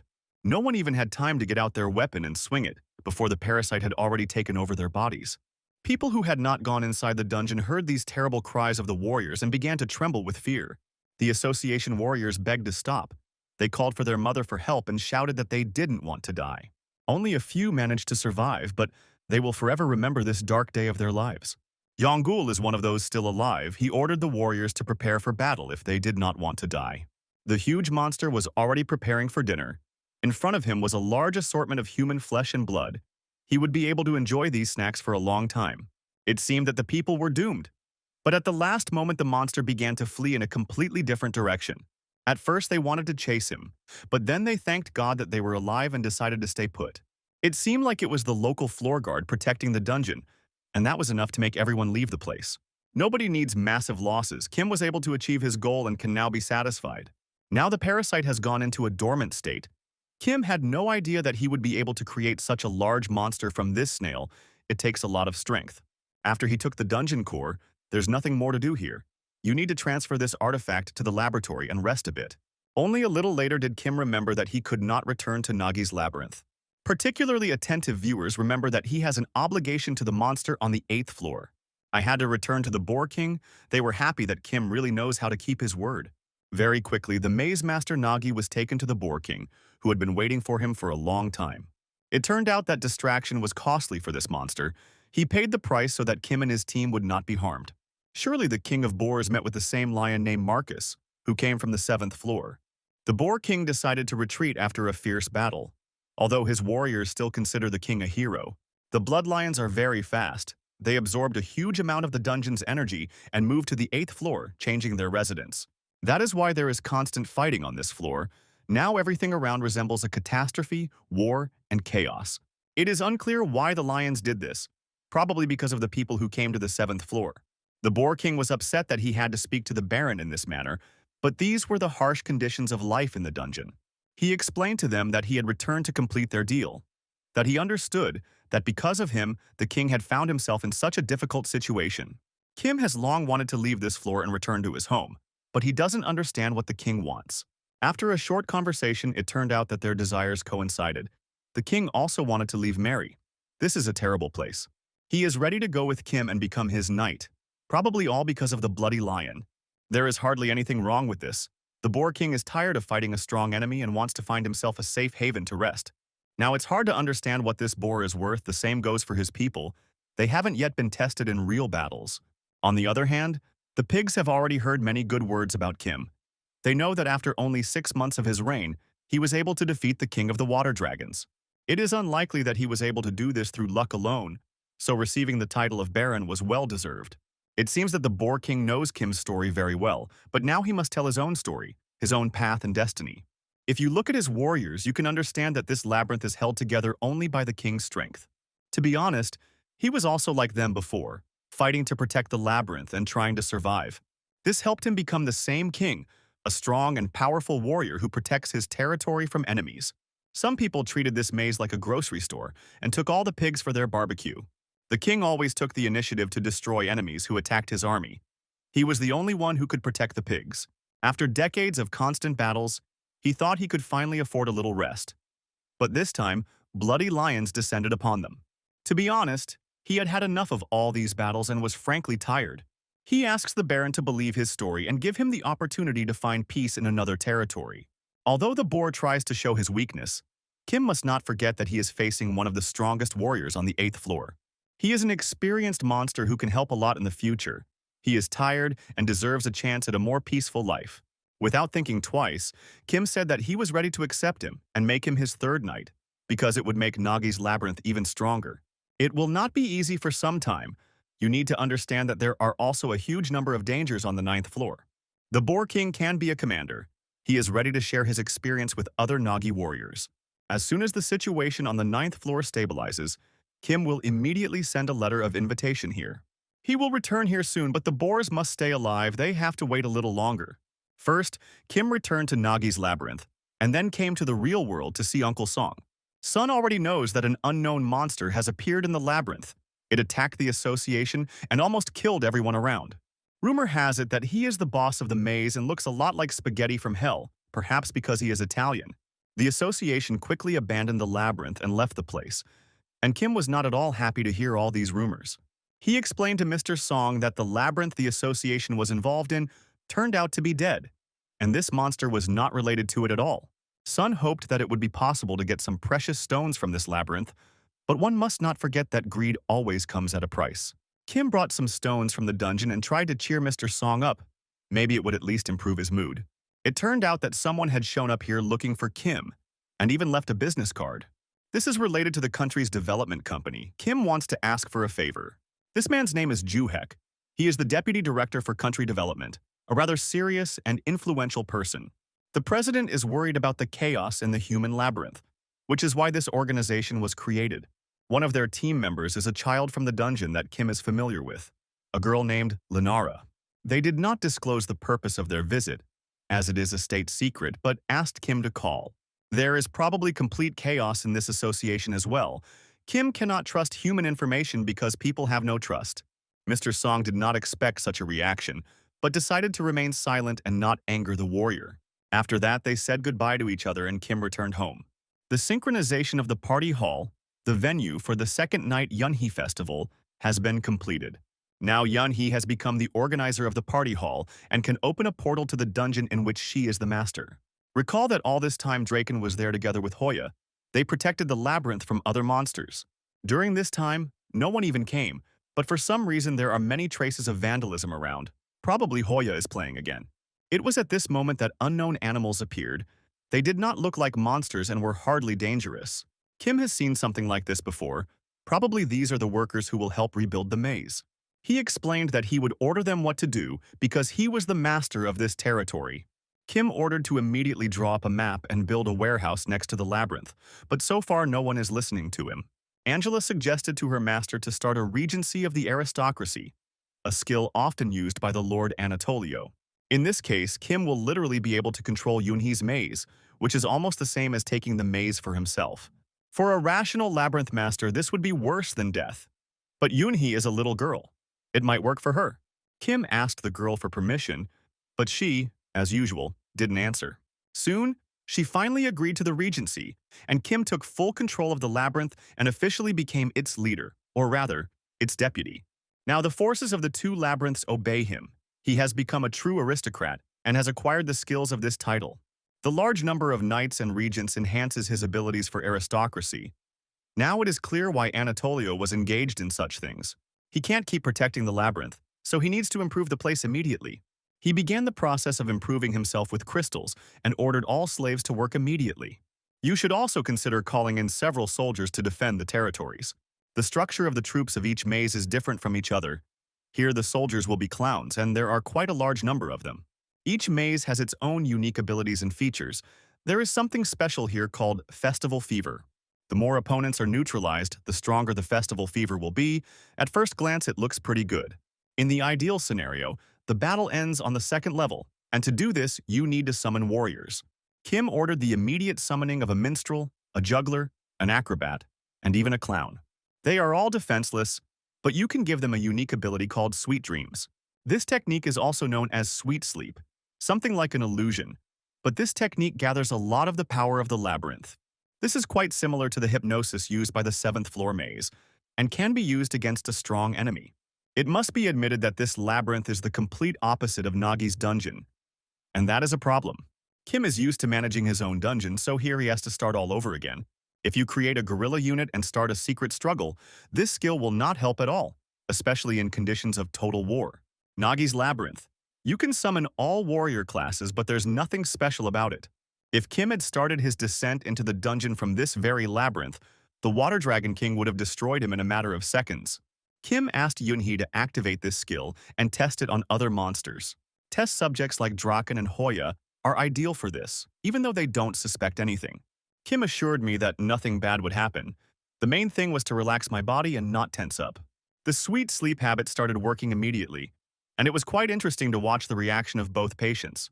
Draken immediately imagined himself as a descendant of ancient legendary dragons. He felt the strength in his muscles and an indomitable character. Watching him sleep is quite an interesting pastime. Now it's clear how it works. The minstrel is an assistant in this maze. You can also try this skill on him. The target is completely defenseless, so the sweet sleep technique works easily. Meanwhile, the dragon was starting to feel completely insane. Maybe we should calm this guy down before he did anything wrong. Now you have an idea of how to use the festival maze. The main thing is to create a map of the area and hide the path to the maze. Kim also ordered employees to be responsible for all important work and forget about rest for a while. We need to improve this maze as quickly as possible and make it safe, so Kim can maximize the scale of the strategy. 2 more weeks have passed since that day, and both mazes have been improved and made significant progress. Now it was time to call upon Uther. He had been able to regain all his strength in these few weeks. Now the snail must prepare for war. They will fight with the king of the dead valets. The battle will begin in a week. Kim is not joking at all and orders Uther to immediately send a message to the king of the dead calling for war. Hearing the word war, the snail immediately began to scream and crave blood. He had never behaved like this before. After that, he calmed down a bit and suggested that valets be ambushed and not given time to prepare for war. Of course, this is considered a rather cruel strategy, not telling your opponent about your intentions, but it gives you a better chance of winning. Rickshaw entered the room. It was noticeable that her leg was injured and she looked exhausted. She said they have a problem because Count Anatolio is approaching their territory right now. As soon as Angela heard this, her face instantly changed. Probably the first time you could see fear in a vampire's eyes. It seemed to her that the nobleman from the 11th floor could not go up to the 9th floor. Perhaps there was some mistake. Rickshaw reported that they had been captured. The entire reconnaissance detachment was captured by Count Anatolio. They were unable to fool the eyes of this monster with their concealment abilities, but they avoided serious losses. The Count decided to let them go. He was not alone. Next to him was a dark merchant, as well as the demon she had already seen. It is unlikely that they will pass by because their destination is the Nagi Labyrinth. Rickshaw is sure of that. The dark merchant learned that they belonged to the Nagi Labyrinth, so he immediately released them. Hearing this, Kim immediately ordered preparations for the meeting, just in case. All troops should be gathered and brought to full combat readiness. Kim needs to return to the maze immediately. Given Anatolio's size, he won't even be able to get through the gate. Angela continued to panic. She always remained calm, but now she had completely lost control of her emotions. She said that Kim has no chance at all compared to Anatolio. The Dragon King and the King of the Dead are just small rats, so we need to run away. Kim doesn't know why the Count has come such a long way, but it's unlikely he's going to fight. It's possible to get scared too early, but it's also a great opportunity to assess the level of the graph, as it's rare to find it in Geyser. The Master does not know how to hide from trouble. He is ready to meet a strong opponent with his head held high. Angela is ready to accompany her master, but whatever happens, Kim must not show the Count his strength. A few hours later, Kim met Quintus at the northern gate. They had already managed to gather the warriors. Yunhee, Hoya, Uther, and Draken went to the festival dungeons. All that was left was to close the portal just in case. Dominicana should return to the main room. Everyone else will accompany King Nagi. The maid really wanted to go with Kim, but it's too dangerous and he doesn't want to risk his right arm. If something goes wrong, he will die. There must be someone left who knows the labyrinth and can keep Nagi alive.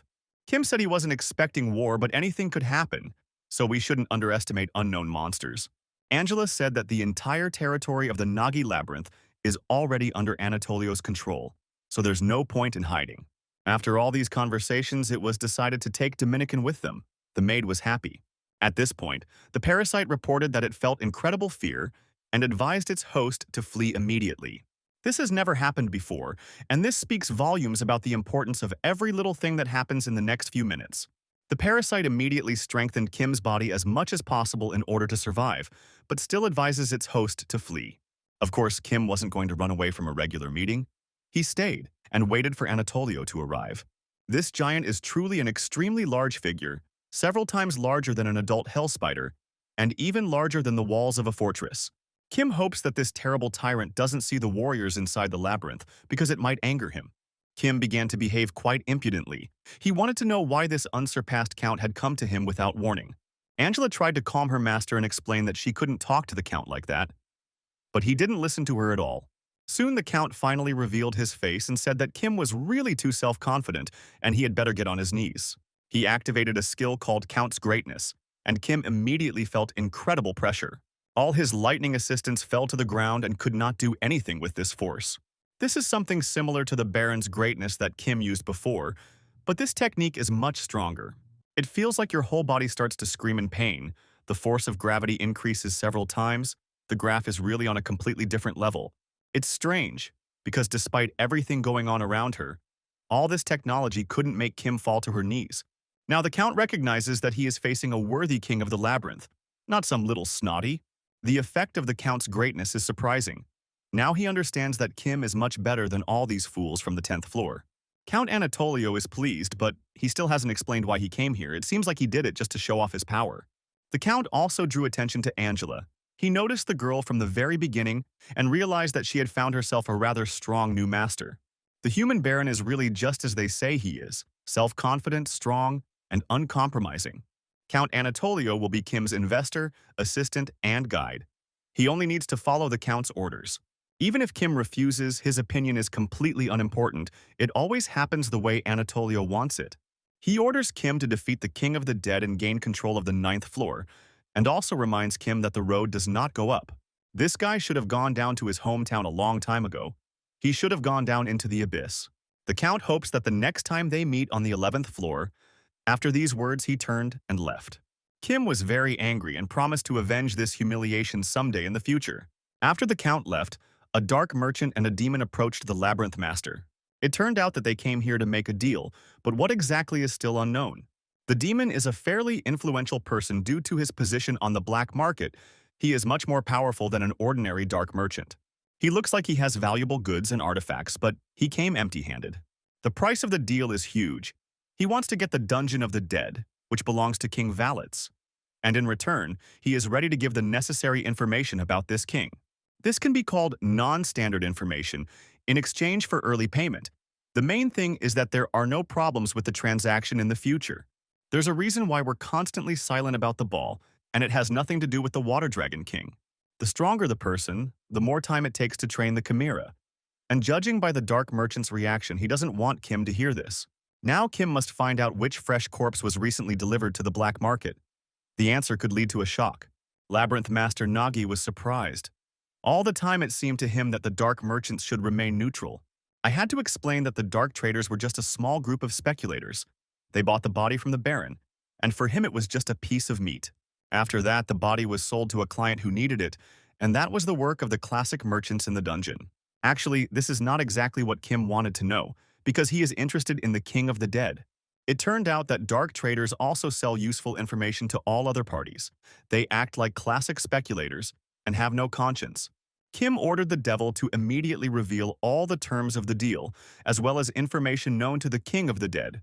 A week passed after this conversation, and full-scale preparations for the war with Valitz began. The raiding force, excluding the dungeon guards, consists of more than 1,000 warriors. This is about 3 times the information that the King of the Dead received, which is what the current army of the Negi Labyrinth is. The army of the King of the Dead is difficult to count. It consists of approximately 5,000 lower-ranking warriors. Considering the transactions of the King of the Dead 2 months ago, we can say that all the chimeras are ready. The undead appear after the energy of the dungeon is infused into a dead body. It is under the complete control of the team that created the undead. Each of them is immune to psychic attacks, fatigue, and pain. and after receiving an order, they will attack until their heads are cut off. The army of the King of the Dead can be divided into three types: lower warriors, higher rank, and chimeras. Lower warriors do not absorb as much of the dungeon's energy, so they are only able to follow simple commands from their general. Higher rank can drive more energy and participate in the war as tanks. The strongest warriors of the King of the Dead are called chimeras. So far, only the Dragon King has been confirmed. Based on the reputation of the King of the Dead, there may also be far more of these warriors than expected. Rickshaw also prepared new information about the opponent that she had gathered over the past week. Usually the King of the Dead keeps the undead in ambush. It is impossible to know how many dead bodies are hidden in his lands. There are also many active undead lurking in the ambush, but all reconnaissance near the dungeon of the King of the Dead has failed. It was learned that the King of Death had left his fortress and headed towards the dungeon of Gluttony. The rats confirmed the movement of a 1,000-strong army of undead that had left their native territory. At intervals of about half a day, they divided into an advance and main detachment and set off. The arrival of the Dragon King to the vanguard and the King of the Dead to the main army was confirmed. The positions of the King of Guards are different. Most likely the insects are planning an attack rather than a defense, so you have to be careful not to get into an ambush. The situation is different from when they were going to attack without troops, because now the Nagi dungeon is quite strong and influential. It's unlikely to be an easy fight, but Valets has too little information about them, and this will give him the opportunity and perfect opportunity to attack him. All the information he was able to gather was obtained after 1 week of war with the Dragon King. Now Uther must go to the Dungeon of the Dead alone, the Master has decided. It is unknown whether he will be able to fulfill his duty. Some are not even sure if he can lace up his shoes on his own. Considering the current situation, in about 2 days the Terran Aenoch will begin the battle. The King of Gluttony must restrain the enemy vanguard. Meanwhile, Kim and his team will attack the King of the Dead from behind, and his henchmen will try to steal the core of the Dead dungeon while Valets is busy. Despite the strength of their warriors, it will take a lot of effort to break through the undead everywhere. If high-ranking warriors meet, Dominicana must retreat. Don't forget that caution is the most important thing during battle. Kim cannot afford to lose his best allies. Even the success of one of the two teams can turn the tide of the fight, and the core of the Dead dungeon is important for supporting the undead. Whichever unit wins, they must all meet in front of Valets' army, and if it becomes too difficult, they must retreat immediately. No team member had any more questions. They understood the overall strategy and plan, and were now ready to act. Quintus immediately set out for the army to convey the king's instructions to them and decide to set off. After that, Kim approached Rickshaw, and in a calm voice told her that the long-awaited time for revenge had passed. She will have the opportunity to take revenge on the King of the Dead for all the suffering he has brought into her life. The elf must cast aside all doubts and act as coolly as possible, otherwise Kim will be the first to cut off Valets' head. 2 more days passed after these events, each team member carrying out their part of the plan. The King of Gluttony knows that according to the plan he has to fight some corpses, but right now he is so tired that he also feels dead. Soon, a huge creature appeared before him, this monster slightly different from what Uther had imagined. They hadn't seen each other for a long time, and the King of Gluttony decided to compliment the monster and note his new hairstyle. It's unlikely that such a vicious and terrifying monster would like such compliments. Uther is confident that most physical attacks will not affect his body, so he feels confident. He can be defeated by shooting heat rays, as the dragon could do in a past life. In his current state, he is incapable of this technique. At least Uther had hoped so, and he was very seriously mistaken. His opponent decided to use his special skill from the start and demonstrate his strength, and he succeeded. But in any case, this does not mean that the King of Gluttony will surrender without a fight. Although he is very small and very funny, we must not forget that he is the king of the dungeon and has a special ability.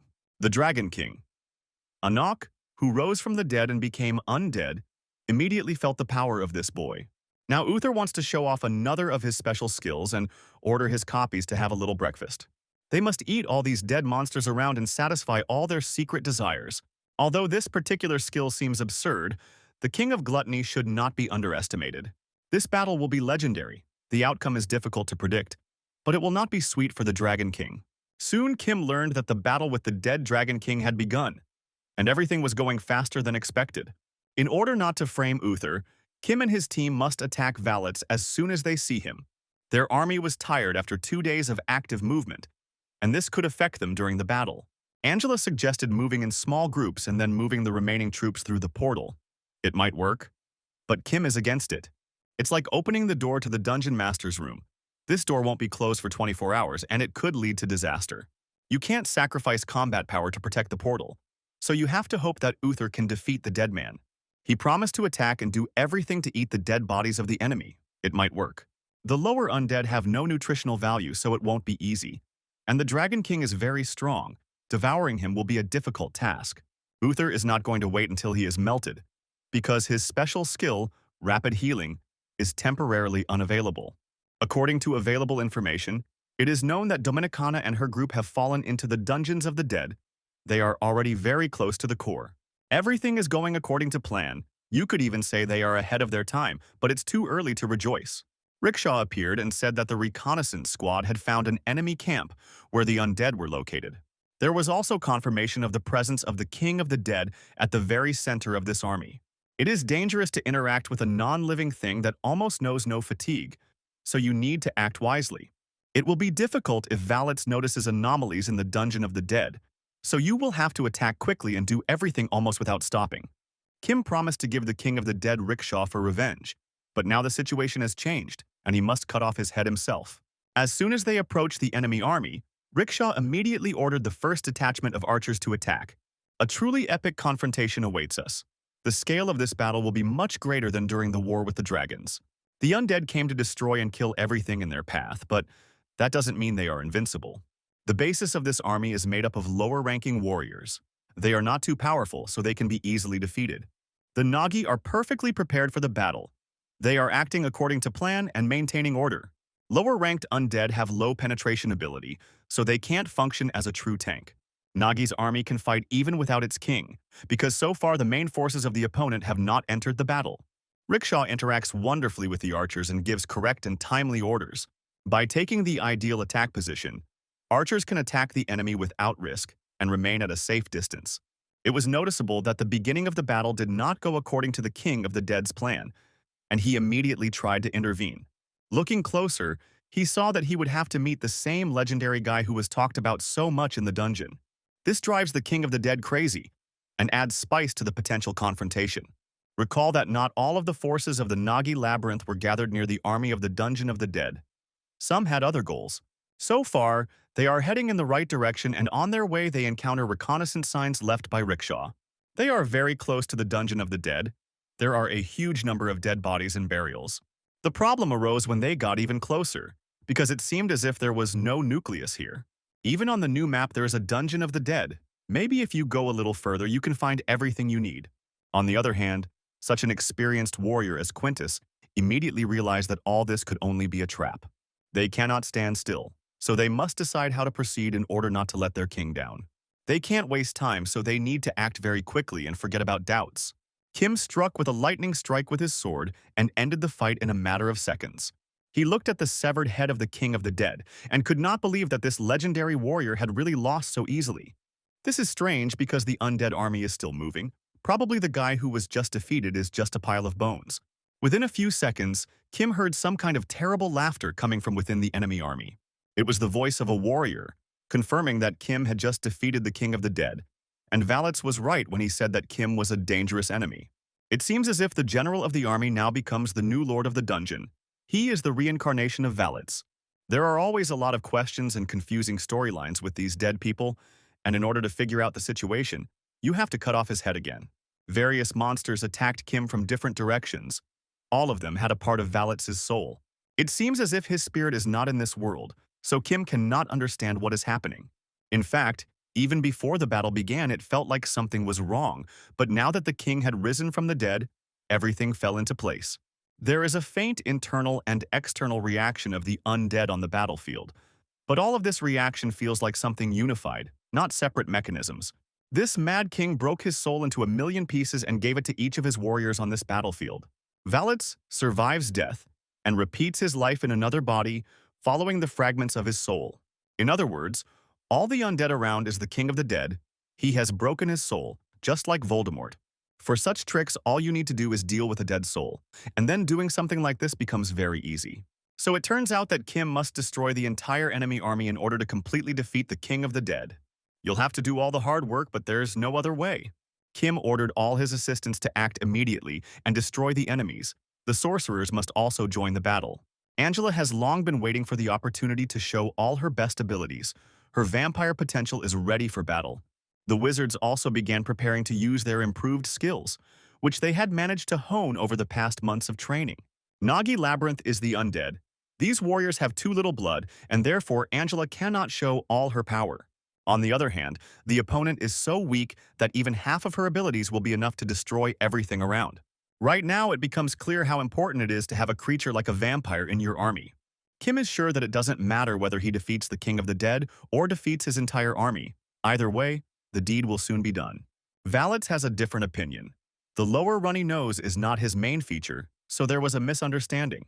He admits that he has no combat power, but on the other hand, he has no need to take active action. The war game will soon end. It will happen when he makes his next move. Meanwhile, Dominicana and her team still couldn't find the dungeons of the dead and the inner core. She hoped that they would at least be able to find traces of the destruction of the dungeon or something, but it seemed as if everything around them was hypnotized. It's as if they are in a parallel reality, and because of this, they don't see the real dungeon, even though it should be here. If you look closely, you can see traces of this place, such as a fairly deep tunnel, although it is obvious that it appeared recently. It's unlikely that something like this can be dug up easily, because it requires digging monsters. Meanwhile, a huge and terrifying creature appeared on the battlefield. Perhaps this is the answer to the question regarding the dug tunnel. Kim was surprised by the level of preparation of his opponent. It was much more difficult to restrain him than King Anok. Another problem also arose, as Nagi warriors who died in battle immediately turned into undead. Kim cannot allow even more casualties, because all his soldiers would thus go over to the opponent's side. Angela must intervene and help stop this monster, but she senses something is wrong. Kim doesn't understand what she's talking about. Now is not the time to pay attention to trifles, because this is just low-level colds. Probably the king of the maze? Nagi still doesn't understand what's happening, but Angela is more experienced than him. Geyser for many years, and therefore it seems to her that there is a dungeon right in front of them. There are many limitations to managing undead, such as not always being able to find the right body for it. There are also many limitations on the number of bodies that can be awakened on command. Even if the body is lifted, it will only be a skeleton that will move with the help of magic. Nothing more, nothing less. Even if a healthy body is found, it is still already dead, and will soon decompose into parts and turn into a corpse. That is, a pile of bones. Over time, the armies of the dead decay, weather, and weaken, and the only thing that awaits this world after the war is its downfall. Maybe this means that we can look at this whole situation differently and find a way out. Evil showed its true face and ordered the immediate gathering of the dead and their bodies to be piled up. He is even interested in bones. Without pieces of meat, you have to collect everything down to the last bone. Maybe death is just the end for some. But for this monster, death is just the beginning. He asks us not to seek peace and eternal life and endless glory, but rather to get up and move forward. The first chimera of death, the Dungeon of the Dead, was created, and the capabilities of the troops in the Dungeon of the Dead immediately increased. All these creatures have felt incredible power. They are close to their core, which gives them additional energy. Angela immediately noticed that all the monsters around her belonged to the highest category of undead, and this was a big problem. The impact on the dungeon contributed to the appearance of higher undead, although the first earthquake could destroy everything around. Kim really didn't want to use Yunhee in this battle, but it seems he has no choice. The situation on the battlefield must be changed immediately, and for this we will have to use hidden weapons. Yunhee must attack through the right flank with the army. Her time has finally come. The sorcerers will also focus all their firepower on the right flank. The carnival dungeon will finally enter the battle. The opening of the festival will begin soon, but it is completely unknown whether this will be enough to win. Since there are penalties for not completing tasks, the dungeon crawler in the carnival must act very quickly. Angela is still worried. She sees too many inaccuracies and misunderstandings around her. It is also not easy to see the body's nose. This is the best skill that only aristocrats can master. Excessive use of such force is more likely the ability of the unknown than the ability of the commander. He probably hid the dungeons from the beginning, but even in expanding monster souls there must be limitations. Valets could not hide all his intentions for long. He revealed his plan and acted like a true gentleman. On the other hand, if you look at this situation from a different angle, you could call his behavior stupid. As soon as a player reveals his cards, it becomes easier for opponents to seize the initiative. This is exactly what Kim plans to do. His parasite skill is ready to help its owner win another victory on the battlefield. It is obvious that he is interested in the core of the dungeon. Possession of this artifact is equivalent to possession of an army of the dead. This doesn't mean it will be easy to get the core, as there are a large number of high-ranking undead in Kim's path. The Chimera will also try to stop him, but the parasite's skill perceives any opponent equally. During all these months of war and dungeon battles, Kim has made significant progress. He is no longer the same guy who became the king of the Nagi labyrinth. Now this warrior is much more experienced and confident in his own abilities, but even now he still has room to develop. The core of the Dungeon of the Dead is very well guarded. To get it, you will have to go through hell. These guards are here to stop Kim. There are two of them, so they have a numerical advantage. But if you look more closely, you can see that behind them stands some unknown wizard. Our main character doesn't really like all this, maybe he's afraid of magic. Meanwhile, Angela came to support. As soon as Kim received a minor injury, she immediately smelled his blood. He told the girl that there were 3 human chimeras inside, and they were all quite strong. Soon these monsters came outside. They decided to take a walk and have some fun. Looking more closely at these monsters, you can see that they look very similar to a familiar character. And this is unlikely to be a coincidence. Yes, it seems that this is the Rickshaw family. If after what happened to them, they can still be called a family. Seeing what happened, Rickshaw completely lost self-control. She took out her weapon and ran to attack Valets. Now she sees nothing in her path, and such carelessness can lead to terrible consequences. If Angela hadn't intervened at the last moment, Rickshaw would have been cut in 2 right now. The huge red monster was already preparing to cut her in half, but the vampire was saved by the elf. Valets is surprised. He thought that Rickshaw would die anyway, which is why he let her go during the last meeting. Even 3 elves were enough for him. And besides, this girl wasn't worth much attention. Valets is also confident that his opponents will not be able to defend for long and will soon begin to retreat. The same creature with a human face also appeared on the battlefield. This monster began to give orders and said that the elf girl must be killed, along with the vampire. He also allowed the use of spirit magic for this purpose, and upon hearing these words, Angela began to visibly become nervous. Meanwhile, Rickshaw found herself all alone. She was rescued, but she is still too angry. As soon as she raised her head, she immediately saw an elf chimera in front of her, perhaps one of her brothers or family members. As soon as she saw him, tears immediately appeared in her eyes. It was clear that this creature meant a lot to her. Maybe it was like that before, but now it has changed and this elf no longer belongs to the world of good. He has become undead and will do absolutely anything his master tells him to do. Seeing that Rick was in serious trouble, Kim tried to help her, and because of this, he completely forgot about his own safety. These powerful chimeras are true martial artists, as well as high-ranking warriors. Much has been said about Kim's progress, but even now he is still an ordinary person. Seeing the blood on his body, he became even more angry and tried to do everything possible to destroy the enemy.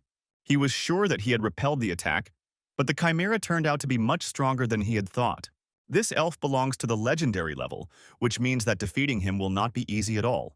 Now Kim is surrounded by enemies, but the elf began to do some incomprehensible tricks and destroy the undead around him. He probably wants no one to stop him from defeating the Labyrinth King Nagi, and that also means he knows how to use magic. In such a difficult situation, you will have to rely on the parasite's skill, because without this feature, Kim has no chance of winning. The undead can control a spirit, although a spirit is only a denial and imagination. Now you will have to fight another chimera elf, who is also at the legendary level and has magical abilities. It is noticeable that this monster is being purified, and now, after the purification process is complete, it will be much more dangerous than its brothers. Angela should retreat and call for help. It is better to fight with a numerical advantage over the enemy. The king who gives the orders is still in a safe place, and he should have been hunted down long ago. This is not possible at the moment because all the warriors of the Nagi Labyrinth are fully engaged in other battles, and Angela cannot do everything alone. She has too much responsibility on her shoulders, although on the other hand, that's exactly why she was taken to Nagi's Labyrinth. Opponents have a perfect balance of attack and recovery magic, and it can also be noted that they are not actually dead at all. To be more precise, their bodies are dead, but most likely their souls are still alive. A king who gives orders to the entire army cannot control all the chimeras at the same time. You could say they've all been brainwashed, so all is not lost with these elves. We need to find a way to bring them back to consciousness, perhaps only with the help of Rickshaw. Kim immediately called Yoonhee for help and ordered the girl to protect Rickshaw because she was the key to victory in the battle with the chimeras. After that, he ordered the girl to open the dungeon and entered the festival labyrinth. Yoonhee started attacking the chimera with the sweet sleep skill, We already remember this effect from the past. If we're already talking about the past, we can look at what happened to the elves before they became monsters. The general came to the princess of the estate and asked her to never run away from him again. But Rickshaw replied that she could protect herself. The problem is not only this, the prince is also worried about her. But the girl still thinks she is in control of the situation. The knight general always protected Rickshaw. He risked his own life and did everything possible to make her feel safe. This is what he lives for. This is what he has vowed to do for the rest of his life. The knight general is supposed to be a human shield for the princess, but now he's trying to kill her. Strangely enough, at this last moment, when only the last step remained to be taken, the general remembered who was in front of him. He was ready to send the princess to hell, but stopped at the last moment. He threw the stones he was trying to kill her with and immediately tried to help Rickshaw. Only now did he realize that valets had made him his puppet, carrying out any orders. The king of the army was surprised by what was happening. It seemed to him that the elves were completely under his control. Yunhee intervened in the situation. She still didn't trust the general and therefore decided to calm him down on her own. He thought she was one of Valet's warriors, and so he said he would kill her and tear her body to pieces. After that, they explained to him that they were actually friends of Rickshaw and were fighting on the same side. The general also learned that he had become an undead being, which was created with the help of the king of the dead. If he loses all his energy supply, he will not be able to exist, and he will also forget everything that happened again and turn into a monster. The general may receive a new order to kill Rickshaw, so he must remain calm and not show that he is fully awakened from this dream. Kim was pleased to learn that one of the chimeras had awakened and broken free from the king's control. However, there is other news that is not so rosy. For example, the energy of the festival dungeon is almost completely at 0 level. Yunhee must prepare to open the 5th level. It is dangerous, but there is no other choice. The only thing that can help in this battle is Valet's loss of power, but the general must not be caught in his eyes. If he gets brainwashed again, it will only get worse, so it's better for him not to interfere now. He is willing to avoid the king's attention, but that doesn't mean he will no longer protect his princess. Rickshaw is still weak and cannot defend itself from enemies on its own, which is why it needs a general. Wherever he is, in any condition, even with broken bones, he will still forever remain her night guard. During the battle, a portal was opened in the middle of the action. This was done in order to get the effect of a dungeon. Kim and his team do everything they can to throw the king off guard, but for now he remains focused. The king ordered his dungeon to immediately destroy the portal because he realized that this could lead to problems. Kim is ready to defend the portal to the last drop of blood because he understands that this is his last chance to win. The festival maze level is currently being increased. We need to wait and give Yunhee a chance to help. He is constantly bothered by chimeras. These terrible monsters are still not awakened, so they create too many problems. Meanwhile, the general of the knights could no longer restrain his inner convictions and the call of nature. He is the shield that must protect all the elves in this war. Lunar, the commander of the knights. Valets needs to understand that Lunar is not going to be his puppet. He would rather die a horrible death than watch evil triumph over good. Angela was furious at the behavior of this fool. She asked him several times in a row not to come into the king's sight. This heroism could lead to even bigger problems. Someone should have been left to watch over him. Meanwhile, the king of the dead was surprised that the hypnosis no longer worked on the elven general. He doesn't understand how it works because all the other chimeras are still completely under his control. Valets tried to convince the general that he was fighting on the wrong side, because now he had a chance to avoid all the problems of his past life. There's no point in clinging to the past. Now he has a chance to get a new story, and he should take advantage of this opportunity. The king of the dead immediately activated a skill that begins to manipulate consciousness. Resisting this technique is too difficult. The elf must immediately let go of all his beliefs and accept any order from his new king. Valets probably never realized that his main mistake was leaving the souls in the bodies of these elves, because the soul, unlike the body, is immortal. Now the elf general will demonstrate what the spirit magic technique is capable of. The king immediately realized that his target was not receptive to mind manipulation, and his attack failed. He couldn't believe that this body, that is, the vessel he had created and enclosed his soul in, had gained so much freedom. Now the elven general has completely given freedom to his soul and is ready to take revenge for everything that happened. The spirit of Geyser is lunar, ready to disappear rather than exist as a cursed puppet. Kim saw the general's soul leave his body and realized that he could use this to his advantage. He also immediately noticed that the other elf had stopped attacking him and stopped. It feels like he's paying his respects to the general. Maybe his brainwashing has been undone as well. It's not yet clear what's happening. Angela calls it spiritualization. 100 years have passed since the elves lost the war, and Kim can't believe there's anyone who still remembers how to do such tricks. Elves have always had spirits in their own bodies.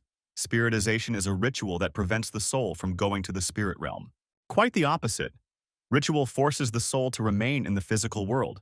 But all this comes at a price. This price is complete disappearance without the possibility of reincarnation, meaning that after some time his mana will turn into nothing. This skill was considered sacred among the elves. Most likely the general does this on a subconscious level. The king of the dead does not show his fear at all.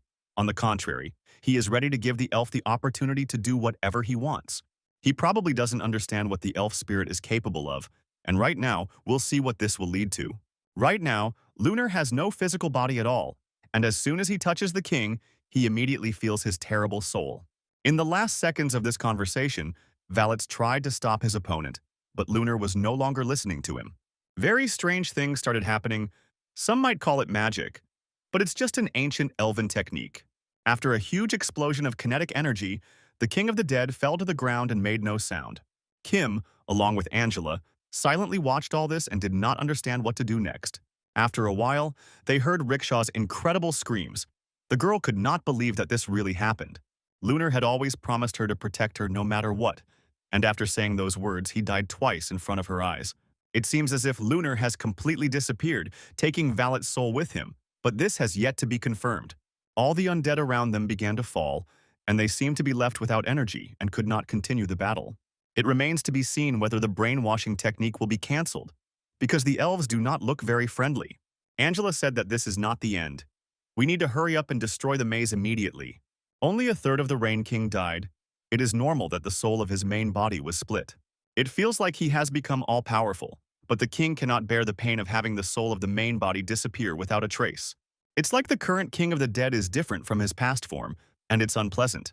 Now he is ready to take full control of the battlefield, which means the battle is just beginning. Kim was constantly wondering what his opponent would do, but it seemed like he was relying solely on the scale of the attack all this time. It feels like he's fighting the king of water dragons. Maybe the opponent is big and strong, but he, again, isn't very smart. Except for the fact that the Dragon King was much stronger and faster, he no longer had any serious advantages. Another problem has arisen. The brainwashing is still working and the elves continue to attack Kim. They don't remember at all that their general sacrificed himself to save Rickshaw. They are still in the morning. The festival labyrinth has now reached level 4. Progress is slower because the labyrinth's powers have already been partially activated. There was also no energy left in the labyrinth to supplement with anything else. It would be nice if the killings helped develop excitement, or if Yunhee could do something extraordinary. Now she is in the epicenter of the war, although she is thinking about something completely different. The girl looks at the king of the labyrinth, Nagi, and also sees how heavy Rickshaw is after all these battles and injuries. She needs to decide what to do and who to save first, and it seems she already knows the answer to this question. It was at this moment in just a few seconds that the progress level of the festival maze increased significantly. Even Yunhee didn't understand what happened. At first, she thought it was just her imagination. At this point, Kim asked her to immediately use the sweet sleep technique against the elven sorcerer. This technique can stop any enemy for a while and incapacitate them. Now Angela wants to repay this sorcerer for everything that happened before. She craves revenge. She tried to attack him, but saw that he had not been in a trance at all the whole time. This confused the cards even more. Now even Master Kim doesn't understand what's going on. Using the sweet sleep skill can calm the elves. Perhaps their past can explain to us what is happening. The prince dreamed that his parents would give him a younger brother, but it turned out that a sister would be waiting for him. For the prince, this is not a problem at all. He will love his younger sister just as he would love his brother. Elves only have one chance to have children. This chance comes once every century, so it doesn't matter which one to give birth to. Soon a little girl was born, her smile like spring sunlight, filling the depths of Geyser with happiness. If she had been a boy, she would have had to be sent to rigorous training, but a little princess was born. Now the elves must constantly protect her so that this girl never loses her smile. She should be completely free from the endless threat of war and enjoy life. Now even the king of the dead is losing touch with reality and doesn't understand what's happening. He activated a spell against the elves, but now they are not moving at all and are not completing the task. The connection with them is constantly weakening. The same thing happened with the general, but Valets does not want to let them escape his total control. He has activated full-fledged mind manipulation. and is doing everything possible to bring them back under his control. It seems he overestimated his capabilities too much, and will not be able to use this third-class magic against a strong sorcerer. Realizing that everything was not going according to plan, Valets tried to destroy the elves, because if he could not control them, then they must die. At this moment, Rickshaw intervened in the situation. She told her brother that they should get out of here immediately. The girl doesn't want to watch him die in front of her eyes again. She believes it's her fault that everything happened this way. She was just a burden to him. Maybe if she had never existed, if she had died instead of him, none of this would have happened. As soon as she said these words, the huge creature immediately attacked her along with her brother, the Labyrinth King. Nagi looked at this and couldn't believe that Rickshaw had died, but then he heard some sound and deep tremors. It seems that at the last moment the brother finally heard his sister's words and was freed from the curse. He asked her to never say such words again because she had done nothing wrong. It seems the prince is too late, but it's better to come to someone's aid later than never. Ivan guessed that they had very little time now, so they had to act very quickly. He never wanted her to live the life of a soldier, and tried to raise her like a flower in a greenhouse. He had always felt like he only had to protect her, and now his mistakes had caused serious suffering for his sister. He regrets that he couldn't protect her, and now he really wants to help his sister on her personal path. Then he asked Kim to take care of Rickshaw. He knows that the master will be able to do it because he is stronger than the elves. I had to remind the elf that now Kim perceives Rickshaw not as a royal person, but as a spy general working for the Nagi Labyrinth. He can only promise one thing: if she is in danger, Kim will protect her to the last. In fact, this is exactly what the elf prince needs. The main thing for him is that his little sister is safe. She must live, must continue her personal path and move forward with her head held high. The girl tried to stop him, but the system reported that a movement of spiritual energy caused by external factors had been detected. All necessary conditions have been met. Now the process of heroization begins, and soon the awakening will be successful. Geyser found an incompatibility. Seeing this, the other elf realized that it was his turn to intervene. This is the only chance he has to act for the prince and ridicule Geyser. For him, the solution is obvious. He will do everything to help and is ready to give all his strength and energy. Once upon a time, before Valets became the master of the labyrinth, he had only a small group of undead. He was ready to give in to his pride whenever he felt he was in danger, and he fled from death without any hesitation. He believed that he could always get a new chance to counterattack, and now his feelings told him that this thing was very dangerous. All the undead that possess a piece of his soul also begin to panic. He, as a king, feels it. Soon, after a brief analysis of the situation, he ordered all his soldiers to immediately turn around and flee. They must use all the necessary means to escape from this hellish place. It doesn't matter how many warriors can escape. The main thing is to escape from the Nagi attack zone. Kim found it hard to believe that in the midst of war, his opponent would choose to flee instead of taking the blow.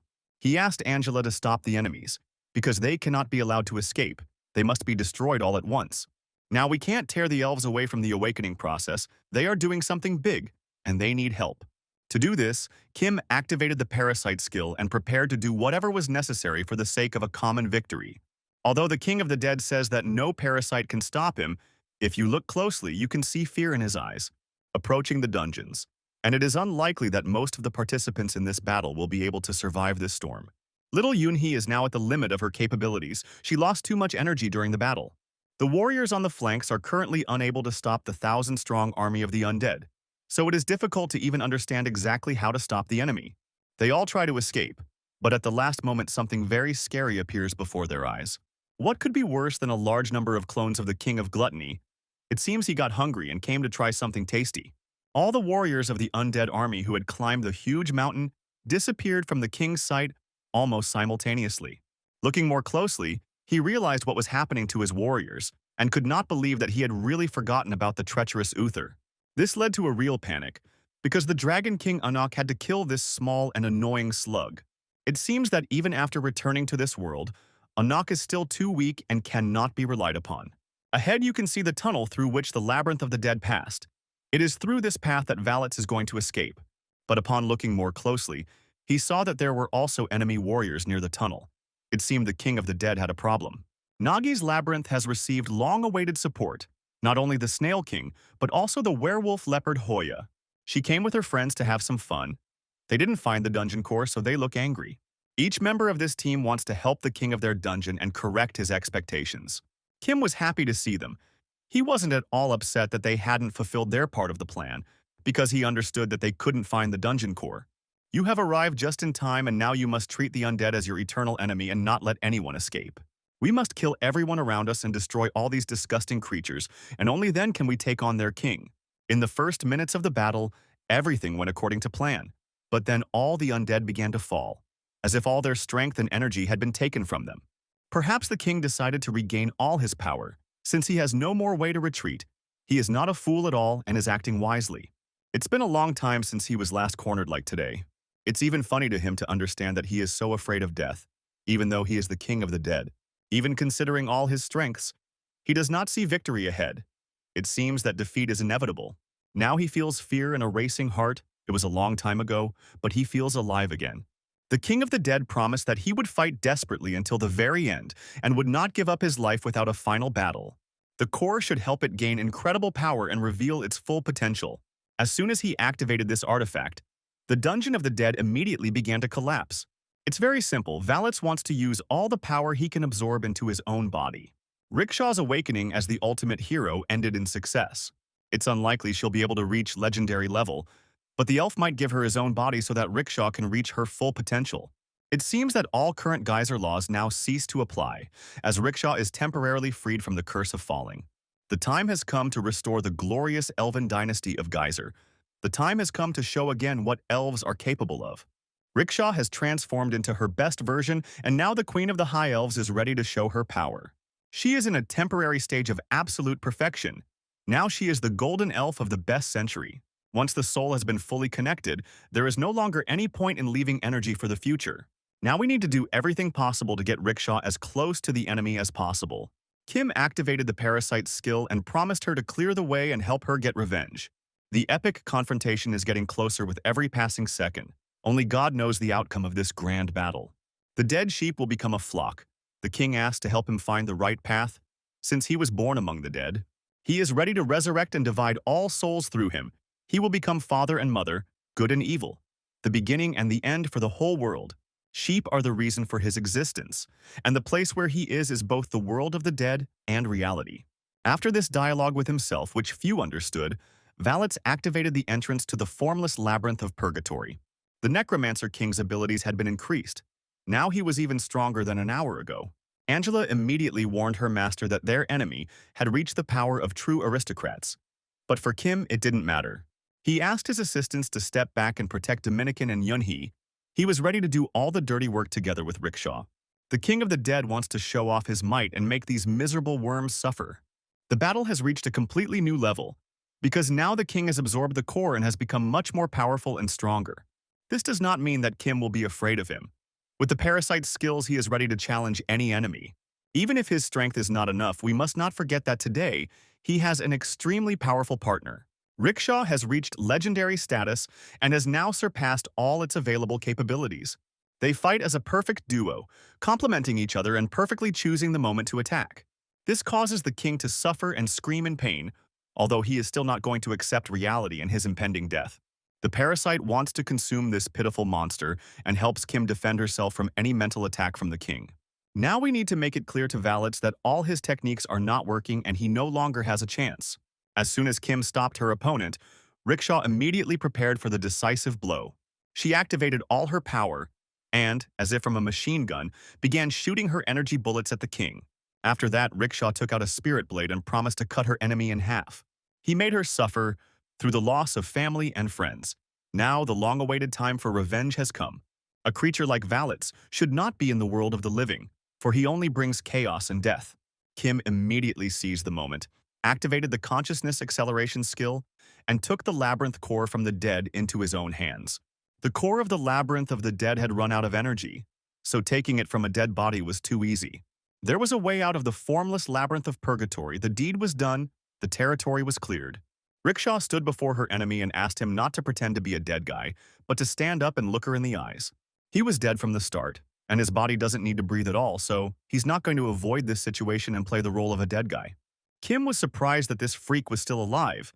After such an attack, he should have died even in hell. The king has run out of energy, and he also doesn't have a new body to resurrect himself, so in a few minutes, Valets will cease to exist. Now the elf can take revenge to the very end. sending him to the world of the dead with his own hands. Oddly enough, Rickshaw turned around and went the other way. She wouldn't finish off the wounded man. If he was really dead from the start, there's no point in delivering the final blow, because it's the same as just flipping a switch. She wants to prolong his suffering because there are guys who can make valets suffer from pain for a very long time. She probably meant a group of shady dealers. These guys would happily take a dead body and do whatever they were told. The devil came here to personally take care of this process, and you can't expect leniency from him. 3 days have passed since this glorious battle, which will be told in future generations. The warriors of the Nagi Labyrinth have returned home and buried their fallen soldiers, and now it's time to analyze everything that has happened in the past few weeks. First, the dark merchants told the information about the Nagi Labyrinth to the King of the Dead, and then they came to Kim and offered information about the Necromancer King. In return, they had to give them the body of the King of the Dead while he was still alive, as well as the core of his labyrinth, so the dark merchants were satisfied. To be honest, no one really gained from this deal, because the devil got a broken labyrinth and an almost dead king. Kim also did not benefit, as all the undead were left without the energy and strength of their master, so this war brought only losses. The only plus of this battle is that they destroyed the enemy and can sleep peacefully. Perhaps valets should have been destroyed once and for all, so that in the future he might have a chance to take revenge. He promised to return and find Kim with Rickshaw, but for now, they are completely safe. The last words of the King of the Dead do not leave Kim's head. On the other hand, dark traders always keep their word, then you can trust them. Now it's time to move on to the next problem. After destroying the Labyrinth of the Dead, there are still some things left to do. At this moment, Quint came to Kim and said that Rickshaw had woken up from her awakening state. They immediately went to her rooms to make sure she was okay and had fully recovered from the battle. Now she is once again a heroic class low elf, cursed with the fall. After the King of the Dead was taken away, she started having problems.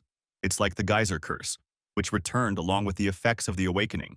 Besides many questions, but now Rickshaw needs to rest, because she has been unconscious for 3 days. She explained that now, after the death of the King of the Dead, other labyrinths would begin to move and create new problems. Rickshaw tried to do everything she could to help right now, but Kim replied that their contract was over. He acted until that moment. They took revenge on the Necromancer King, and now Rickshaw is not connected to the Nagi Labyrinth. She is just a guest whom they love and respect, but she is not obligated to follow orders and continue to serve Kim. The elf thanked the master for starting the war for the sake of an ordinary mercenary soldier who had no relation to Nagi at all. She is grateful for the chance to get revenge, as well as for being able to see her family and close friends. If it weren't for Kim, the legacy of the elven royal family would have disappeared forever. If he hadn't welcomed her here, she would be in a much worse place right now. Nagi's labyrinth, she was still alive, and asked to be allowed to stay and continue working under Kim's command. Although she is an elven queen, she wants to help the Nagi labyrinth continue to grow and flourish. She is only willing to be a scout captain. That is enough to live happily and do her job. Kim said that he was denying her this request right now, and it surprised Rickshaw a lot. He soon explained his decision and said that she needed rest now, and after recovering she would be able to take over the service. After Kim made sure that everything was fine with Rickshaw, he also checked the clearing of the maze area. This process was also completed. We will have to focus for some time on restoring strength and stabilizing the situation, and also not forget about defense. There is no doubt that the other labyrinths already know about what happened in the Dungeon of the Dead. Now no one will look down on them, as Valets and Anok did. News of this war has spread throughout Geyser. Now Nagi's labyrinth will truly earn respect. Kim and his team accomplished a lot of important things in a short period of time. If other labyrinths have brains, there is no doubt that they will come here to make an alliance contract, or make an alliance against them. The second option is even more plausible, so we need to start preparing for such a scenario. Kim asked to call Uther because they are going to the Hammer Labyrinth to meet Malik, the Goblin King. Let's move to the territory of the 9th floor. Somewhere in the swamps is the King of Travelers, Hecarim. He is currently talking to the Dream Queen Ariana. They are trying to reach an agreement regarding the payment of the gold. Now is not the time to play aristocrats. The situation is really very difficult and each of them must be careful. First, the King of the Water Dragons was destroyed. Now the King of the Dead has died. All of this took less than a year. The Labyrinth Kings are excited. They must consider Kim's potential and cannot discuss the number and quality of their troops in his presence. Now they have no right to underestimate the King of the Labyrinth. Nagi, because there is no happy ending from the top behavior, believes the King of the Swamp, Corinthos. Now they must unite because otherwise, in the future, Each of them may end up just like the King of the Dead in Enoch. Just a few days ago, it became known that the King of Gluttony had switched sides to the Nagas. The Queen of Dreams only found out about this today, and for a few minutes she couldn't believe the rumors. It is also said that the Hammer King Malik is quite friendly with the Naga King, so they may form an alliance as well. Given the balance of power in his labyrinth, he is most likely the weakest, so he will beg Kim to take him on his team. If another labyrinth master sides with Kim, the balance of the ninth floor will be completely destroyed.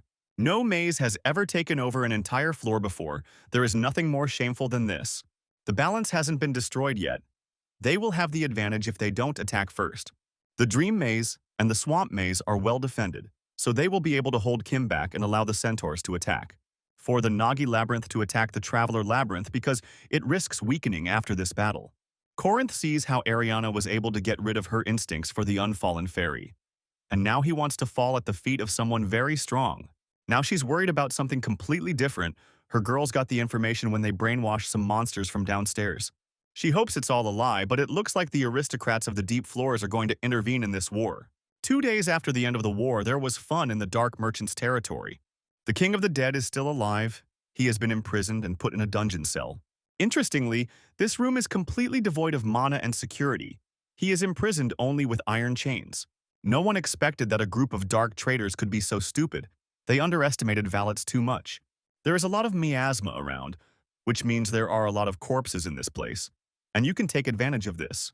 The Dark Merchants probably didn't know that the undead feed on miasma, but now they'll remember it for the rest of their lives. The King of the Dead has regained his strength and can set out on his journey and go about his business. Probably everyone around him thinks that his soul transfer magic comes from the Labyrinth of the Dead, but that's not entirely true. In fact, Valet spent eternity in the Labyrinth of the Dead researching the magic of soul transfer and dispelling soul fragmentation. After many years of constant training, he finally discovered a way to use this skill on his own, without a dungeon. First, you need to find a body, preferably fresh, and it would also be ideal if this body had magic skills. The king soon found a resident of Geyserion, perhaps not up to his standards, but it was better than nothing. This technique is quite difficult. It is not easy to use without the help of a labyrinth, but if everything is done correctly, the exercise will be done. At this moment, the devil merchant approached the king. He managed to fall asleep, waiting for valets. Half of the rain has already left the king's body, but it seems the devil is not going to stop him. He intervened in this situation and began to rewrite the magical ritual. The fragments of the soul of the King of the Dead begin to come together again. The coordinates of his target have been lost. The devil thinks it would be much more interesting to see what an undead being with blood flowing and a beating heart would look like. This is much more interesting than looking at a gray body that hasn't experienced real life for a very long time. Well, being tied to the body and limited by its powers, it is impossible to learn magic if there is no talent for it. Most importantly, if the connection between body and soul is not severed, the king will be sent to the afterlife, which means real death. Valets tried to stop the devil, but he had already seized the initiative because that was exactly what he was trying to achieve from the very beginning. The king understands that he cannot sit idly by and do nothing, which is why he must select all the other pieces and activate the key addition skill. Instead of thanking the merchants for keeping him alive, he asks for too much. The devil will be watching the king, in case he is ready to become the new protagonist. Now the King of the Dead is completely in his power and must entertain the devil, no matter how strange it may sound. Soon the king lost consciousness, but a little later he opened his eyes again and saw the real world. He hoped that everything had gone well. The magic of soul transfer had sent him into a living body. Now that it's really happened, there's no going back. He has to figure out the body he's in now. Everything around looks quite strange, but it looks like this is a room in which someone lives. The king also noticed that he had rather large hands, but he was lucky that he could use magic. There is also some bad news. The amount of mana is too small. Even a small ice cube causes problems. A living body must progress along with growth, so first you need to master this labyrinth and then become stronger. Valets realized that he could not walk. Looking at the lower part of his body, he realized that he was in the body of some monster. It turned out that he had just been summoned, and another monster approached him and congratulated him on his arrival in the world. So the King of the Dead, the legendary necromancer, turned into one of Nagi's slaves, and therein lies the irony of life. It's hard for him to believe that all of this happened just like that. There's no doubt that the shady dealer put a lot of effort into it. Now Valets is an ordinary first-generation Naga who must work for the labyrinth. Since another Naga was born earlier, he was put in charge of the newcomer, who was summoned a little later. Being responsible for a newcomer is normal. He will have to show the newcomer the maze and work together with him. This newcomer is the king of the dead, but no one in this labyrinth even suspects it. They only saw this newcomer start to panic and suffocate from fear. Everyone around them started to help him. They asked this Naga to calm down, take deep breaths, and try not to panic, but that didn't help much. 3 days after the war, Valet spent his second day in the Nagi labyrinth. The time has come to the king and bow before him and tell him what happened. Kim has already been reported that one of the slaves was summoned out of nowhere. He simply appeared at the worker's apartment. Dominicana said that this Naga is currently being trained by other workers, but in any case, he is doing his job quite poorly. Kim immediately found it strange that the employee showed up without a call. He just needed to find a job that he would do well. Meanwhile, this employee is noticeably nervous and constantly thinks that he will die if everyone finds out who he really is. Recall that the King of the Dead has turned into a hero-class employee. Previously, Kim only dreamed of such employees. Let's remind you that the King of the Labyrinth plans to go to the Labyrinth of the Hammer, and his entire company is almost ready. Since they need a guide, they should definitely call Uther. It shouldn't take long. After a while, the workers went to have lunch, leaving the King of the Dead all alone. He saw that there was no one around and was upset that he was giving up delicious food, but now it was necessary. If he has to kneel before Kim, it will be a stain on his honor. Now he can't do anything with his current body until he regains the strength he had in his past life. He must pretend to be a slave. Despite having a hero class, it's difficult to do anything with just magical power. Now that his soul has fully embodied itself in this weak body, it will take many years to increase his mana supply through traditional methods. Although the amount of mana is determined at birth, there is no limit to the absorption of miasma. This terrible energy can be taken from corpses endlessly. Valet soon realized he had a problem. The miasma was poisonous to living creatures, and he was no longer the king of the dead. If mana is like fresh food, then miasma is like garbage. Using what should be excreted from the body is not an easy task. To begin, you need to begin the process of getting your body used to the miasma. Absorb this energy in small amounts that will not kill him and will not become a serious burden on the body. At first, it seemed like a good plan, but later Valets realized that there was no miasma around at all. This place is so healthy it makes you feel sick, and other employees have noticed its absence. Valets decided to take the opportunity to ask a few questions about past battles with dragons. He learned that all the fighting took place outside the labyrinth, and now he wants to see the corpses of the water dragons. He was soon saddened to learn that there was almost nothing left, because all the tasty parts had been eaten and everything else had been buried. But after that, he began to learn about the cemetery where all these dragons were hidden. He made an agreement with his senior supervisor, and together they went to this monster cemetery. This was a true paradise for our King of the Dead, with few bodies but a rich level of miasma. These are ideal conditions for him, because he still won't be able to absorb a large amount of this energy at once. Actually, slaves are sent to this place as punishment, but now Valets wants to be transferred to work in this place. He is ready to take care of the cemetery from now on, and ignore even the huge number of corpses. To do this, you need to talk to the Dominican, but if she allows it, he will get the desired job. Of course, the king's maid was surprised that someone would decide to work in such difficult conditions.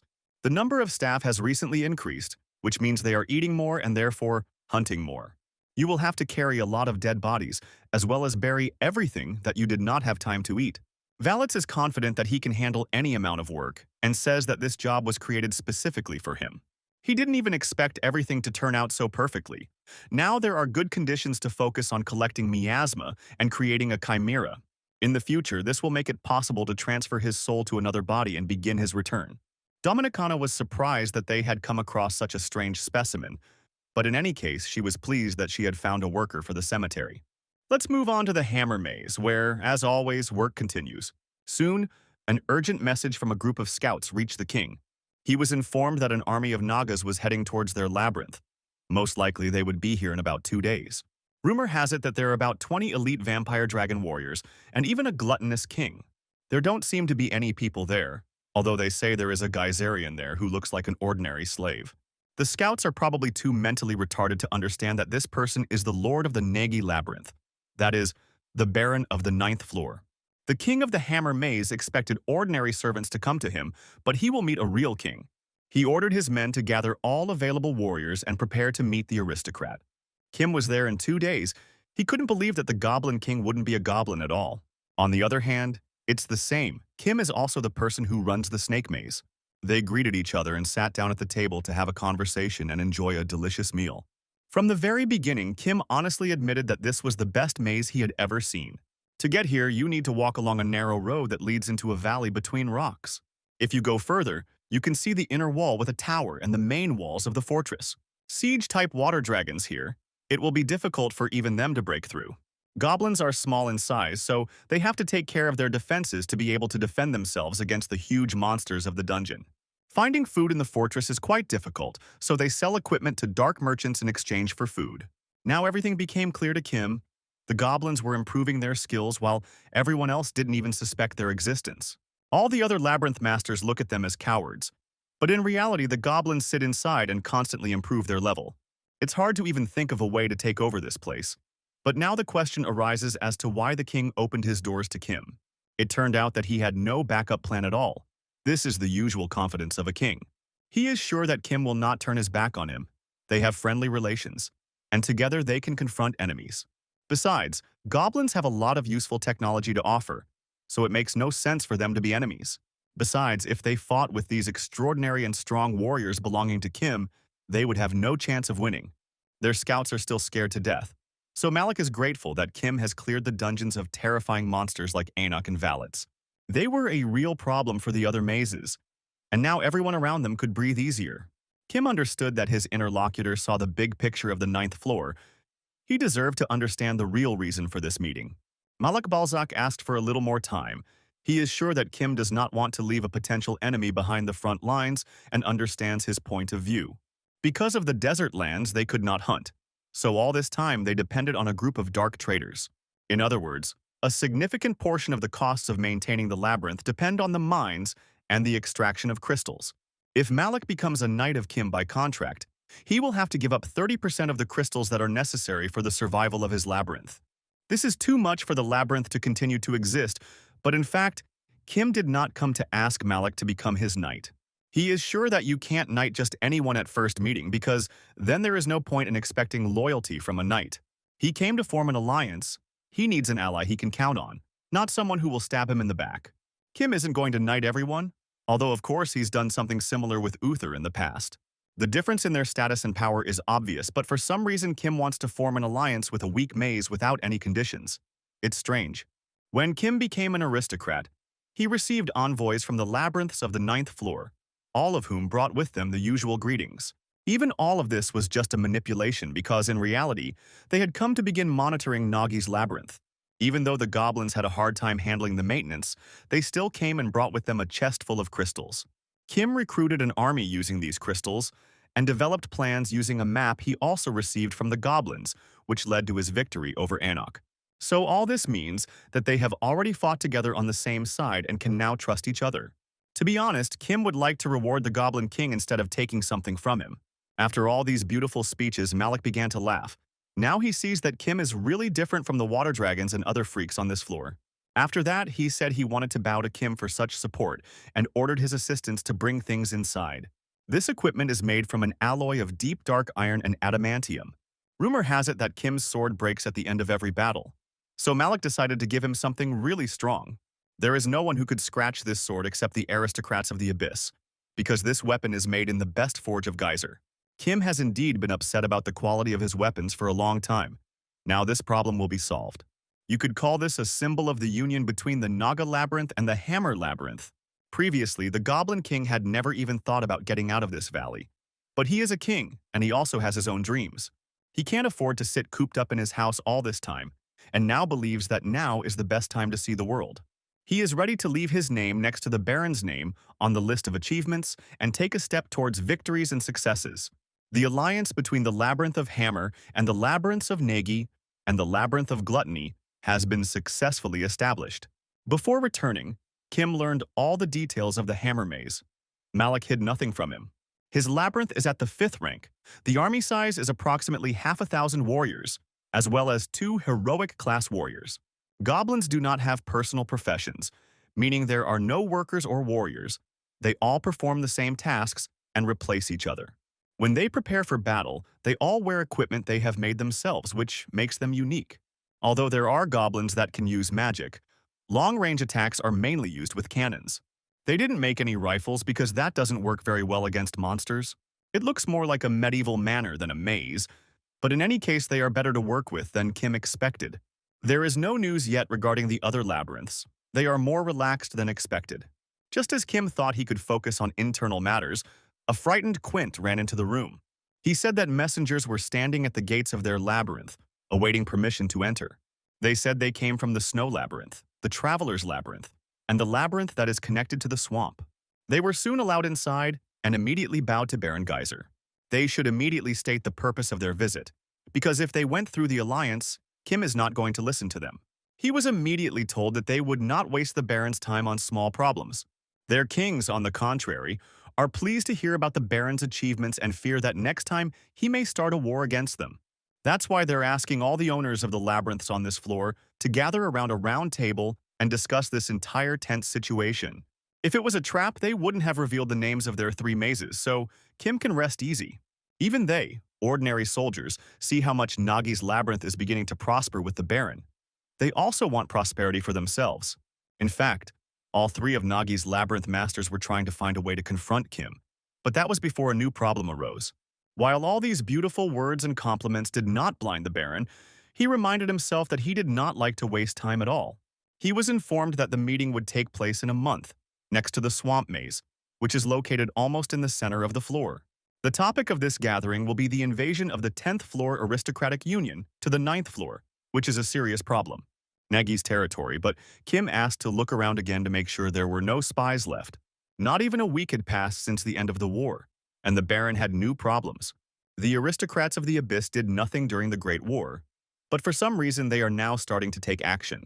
This looks completely strange, which is why Dominicana is sure that this is all just a cunning ambush for the Baron. On the other hand, if this turns out to be true, the consequences could be huge, so you'll have to believe this fairy tale. It is better to be deceived by fools from the 9th floor than to feel the attack of aristocrats without preparation.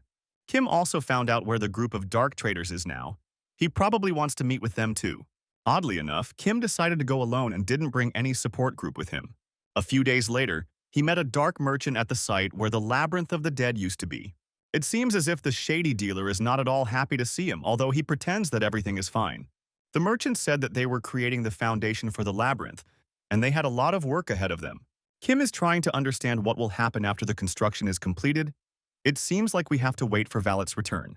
He was informed that a new labyrinth would be created here, but it would belong to a completely different person.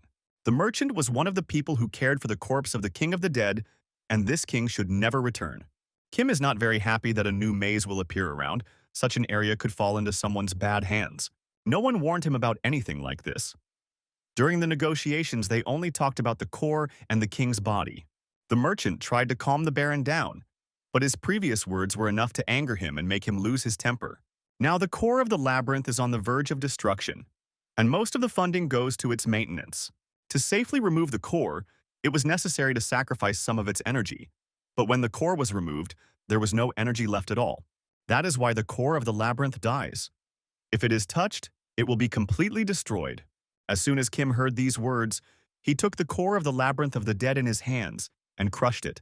He said that the dark merchant had indeed been right, while the little monster just stared at the Baron in surprise. Only after a short pause did he begin to scream like a slaughtered pig. But it was too late to try to stop Kim. Although the Baron tries to pretend that he did it by mistake, it is clear that it was a deliberate act. Kim also reminded that a pack of boars with large hooves is trying to move to the 9th floor, and they can be given this maze for life. Although the 8th floor will be a bit empty then, the boars will be happy with their lives. In fact, a core is needed to live a full life in the labyrinth, and the dark traders do not know how to make it. All they know is that the seeds of the labyrinth's core appear in places where the labyrinth was abandoned. These seeds are no bigger than a finger. Such seeds hide in places such as the altar and begin to look for a new host. Once the seed finds the desired person, it reaches the 3rd rank of the labyrinth and begins the recovery process. It was at this moment that Kim took out of his pocket the seeds of the labyrinth that the merchant was talking about in such detail and actively. For a dark merchant, this is a real artifact for which you can pay a huge sum, which is why this monster made such an expression on his face. To be honest, Kim now holds the maze in her hands and can now set her own terms. But the merchant didn't say that he was obligated to receive compensation from the Baron for destroying the core. Kim isn't going to listen to any of this and said that it has nothing to do with it because it's just a coincidence. The dark merchant tried to interest him and promised that with this core, they would be able to settle several bores here. All these conversations and the trader's interest showed Kim that he now held his life in his hands. He begins to wonder what would happen if his parasite consumed the entire maze. The merchant didn't say he had anything to give Kim, but it doesn't have to be money. You can start with simple information. Recently, the trade has heard strange news, as if the aristocrats from the 10th floor are trying to attack the 9th floor. It's probably just a rumor, because these fools would never start a war of their own free will. Kim was surprised that the merchant called the aristocrats fools. He wanted to know all the details about it. They stepped aside so that no one could overhear their conversation. So this is something important. The 10th floor is completely destroyed. They are all losers, with the exception of a very small number of people. These aristocrats have long lost their fighting spirit. There was a great bloody massacre there in the past, but now they only think about their money. Now Kim is trying to understand why the Labyrinth Lords would gather together to win such an obvious ambush. The merchant explained that this could have been influenced by external pressure, as most of the aristocrats on the 10th floor worship one person. This is very secret information that cannot even be spoken aloud. But the merchant is referring to a Count of Despair named Parthenon from the 11th floor. Kim had never heard of this creature before, so the merchant told him that it was an old enemy of Count Anatolio. All this is of course interesting, but the Baron still cannot understand what this has to do with the 9th floor. Kim did get a noble start, but the problem is that others see this situation completely differently. Rumors about Nagi's labyrinth have spread quite widely throughout Geyser. Even more than Kim can imagine. Absolutely everyone knows about it. Just 3 months after creating the labyrinth, Kim managed to defeat the Water Dragon King and become an aristocrat. This is both a very interesting and unrealistic story, but in any case, it happened and attracted a lot of attention. The dark merchants saw with their own eyes how the earth split in different directions, and a sea of blood appeared. After everything that happened, Count Anatolio decided to personally visit the Nagi labyrinth. After that, Kim decided to fight the King of the Dead and achieved another victory, and Count Parthenon found out about it. It's very easy to understand what rumors were born after everything that happened. The secret to the continued success of Nagi's labyrinth is the help of Count Anatolio from the 11th floor. That's what everyone at Geyser believes. Perhaps this was the reason why the forces of the Abyss, who consider Count Anatolio their enemy, paid special attention to Kim. They believe that Kim and Anatolio are working together. So now they want to destroy Nagi's labyrinth because they consider Anatolio to be their enemy. If all this is true, then Kim has absolutely no time to worry about the other labyrinths of the 9th floor. There is also some good news, for example. There is no one on the 9th floor except Kim, who witnessed Count Anatolio. He killed all the scouts who were not part of the Nagi labyrinth. Even Rickshaw almost died that day. Other labyrinths know that a creature from the Abyss was once here, so they concluded that the Abyss was preparing for war. There is also news that after the war with the King of the Dead, Count Anatolio has officially decided to sponsor Kim and his labyrinth. Some goods will be delivered here from the Abyss, but it will take several weeks because they will have to pass through the 10th floor. The merchant told him everything he could, but Kim replied that this information was not enough for him. The merchant is ready to forget about destroying the core of the Labyrinth of the Dead, and will also help the boars on the 8th floor move here. Dark merchants will also do business on the 10th floor. It's just their job. It's why they exist. Kim wants the dark merchant to let him go with him, and that can really be arranged. Kim wants to go down to the 10th floor and see what's going on there and who lives there. Soon, all members of his team learned that the Baron had decided to go down to the 10th floor with the shady merchant. This will happen in a week. He needs to look at the enemy so that it will be easier to defend himself in the future. Everyone around thinks it's dangerous, but in Geyser, everything around is dangerous, especially since Kim will be posing as the dealer's bodyguard. There are wild beasts there that will easily spot any disguise, as well as many mercenaries and bandits who are not associated with the labyrinths. The group of dark traders isn't so poorly organized that they'll be robbed, so it should be safe to deal with them. Rickshaw agrees with the other girls and suggests starting an exploration in the Abyss, but she is against the Baron doing it alone. If a warrior dies, he can be replaced, but the Labyrinth King cannot be replaced, so they don't want Kim to take any risks. The Baron had to explain that he treated them like his family and was not going to risk anyone's life. Kim has destroyed all the threatening forces on the 9th floor, and now the aristocrats are hunting him, so he must take full responsibility. While Kim was talking about his future plans, one of his employees, possessed by the soul of the King of the Dead, was eavesdropping. In a week, Kim will go into the abyss. This decision is not discussed, and he asks not to be distracted from his preparation. Dominicana looks scared. You can see sadness on Rickshaw's face, and only Angela smiles but is still nervous. Kim understands why they are worried. No matter how strong the maze is, if Kim dies, it will all be over. But still, there is a big difference between information about the enemy from intelligence officers and information that you can see with your own eyes. Every time the Baron is killed by an enemy, someone even stronger appears, so it's time to find ways to become stronger. There may be clues in the abyss, and it all doesn't have to end in disaster. Draken approached Kim and told him that a mercenary had visited them in the labyrinth. These are probably mercenaries who continue to come after the war with valets. Kim has long said not to let anyone into the labyrinth. The dragon remembers this instruction, but decides to tell him that this mercenary belongs to the heroic rank. Meanwhile, this creature was in the main square of Nagi's labyrinth, talking to Quint. The mercenary said that he was the knight-errant Geyser, whose name was Balzark. He came to see the master of the labyrinth, Nagi, also known as the Invincible Commander. Balzark greatly, so much so that he challenged him to a duel. Two warriors of heroic rank have started a conflict with each other. It seems that we need to watch out so that a battle does not break out between them. It was at that moment, when the atmosphere around was at its most protective, that the Baron of the Ninth Floor appeared. The Invincible Commander turned out to be much smaller than Balzark expected, but one should not judge warriors by their appearance. He asked Kim to fight him, and if Kim could win, the mercenary was willing to serve him for the rest of his life. The parasite very quickly assessed the strength of his opponent and realized that he was indeed a hero, just like Quint, but perhaps even stronger. Balzark heard that the Invincible Commander lives on the ninth floor and came to personally verify the Baron's strength. He kept talking about wanting to challenge Kim to a duel, but the Baron tried to understand the real reason for this visit. It was all so absurd that Kim thought this knight might be a soldier of Anatolio. As soon as Balzark heard this name, he immediately became furious and asked never to mention the swineherd's name in his presence. In the mercenary's opinion, Anatolio deserves to be torn to shreds, and this is not at all the reaction Kim expected. Balzark is not afraid to speak like this about his past master because all this no longer has anything to do with him.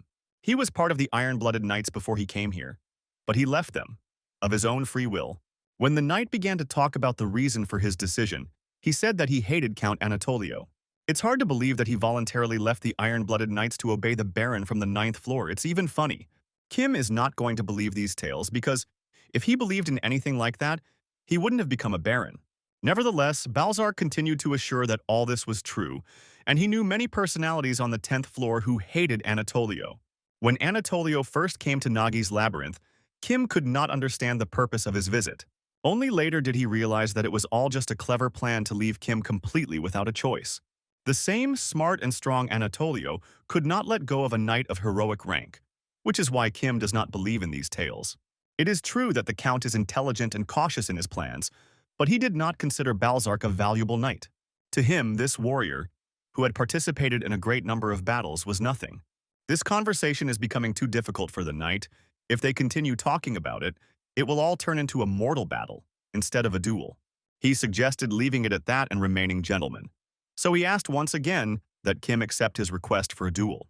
His goal is to verify Kim's strength because the Invincible Commander he heard about is not such a talkative person. Kim is tired of all this empty talk and is ready to finally silence this knight. But instead, even if the Baron wins, he is not going to take Balzark into his army because he does not want to take any risks. He doesn't want to call it a duel so difficult, because for him personally it's an execution, and he will force Balzark to take his secret to the grave. Balzark was even frightened for a moment, but soon he quickly mastered his emotions. He raised his huge axe and prepared for a desperate battle with the legendary warrior. Instead of defense, he chooses a strategy of constant attack, but Kim believes this is a big mistake. The Baron of the ninth floor has already gone through several serious trials and wars, so now his experience is much greater. In one successful move, he approached his opponent and cut off his head with his new sword. The guy very quickly analyzed the situation and realized that he had done everything correctly. Then he thought that he should have interrogated the knight first instead of killing him. But now it didn't matter. Kim remained calm until the last moment, until he realized that the knight was still continuing the battle, even without his head. Only with the help of some extraordinary cat instincts was he able to defend himself in time from the axe blow. Only now does the knight recognize that before him is indeed the same Invincible Commander. His head continues to speak, and he admits that he is weaker than the Baron, but still cannot obey him. Balzark is used to showing everything he is capable of, and now he will do the same to show his respect for the strength of his opponent. It was quite strange to watch all this. The knight's body continued to fight while the head, which lay to the side, spoke. At this moment, Angela appeared and took her head in her own hands. She said that this knight was familiar to her. He is still as aggressive as before, and has not changed at all since their last meeting. It turns out that Balzark is a high-ranking undead, also known as Dulican, and everything he said before turned out to be true. Such creatures sometimes appear on the lower floors, or in the abyss. They always ride undead horses, and also have self-awareness like valets. The King of the Dead is a new being created from abandoned souls, while the Dulahans inherit the body and soul from a past life, with true blood flowing in their veins. So you can become the same creature if you die during battle and immediately awaken as an undead, but there are several conditions for this. You have to die headless, and also be a knight and feel hatred for the creature that killed you. Now you can guess that Count Anatolio is the creature who killed Balzark. He was a member of an old mercenary group that worked in the abyss. They weren't legendary, but they knew how to earn a few crystals for a living. Like any other group of mercenaries, they rested in the labyrinths of the clients who hired them, and the rest of the time they walked around and enjoyed life. This was a big mistake, because their captain was chosen by one of the labyrinths. That is why the captain appointed Balzark as the new leader and at the same time tried to expel them from his territory. They couldn't come to an agreement, even though they were a real family, and from that moment on the problems began. In his past life, the king was wise. He always found the right solutions and planned a strategy several steps ahead. Over the years of working as mercenaries, they had collected enough gems to fill their master's room, and more.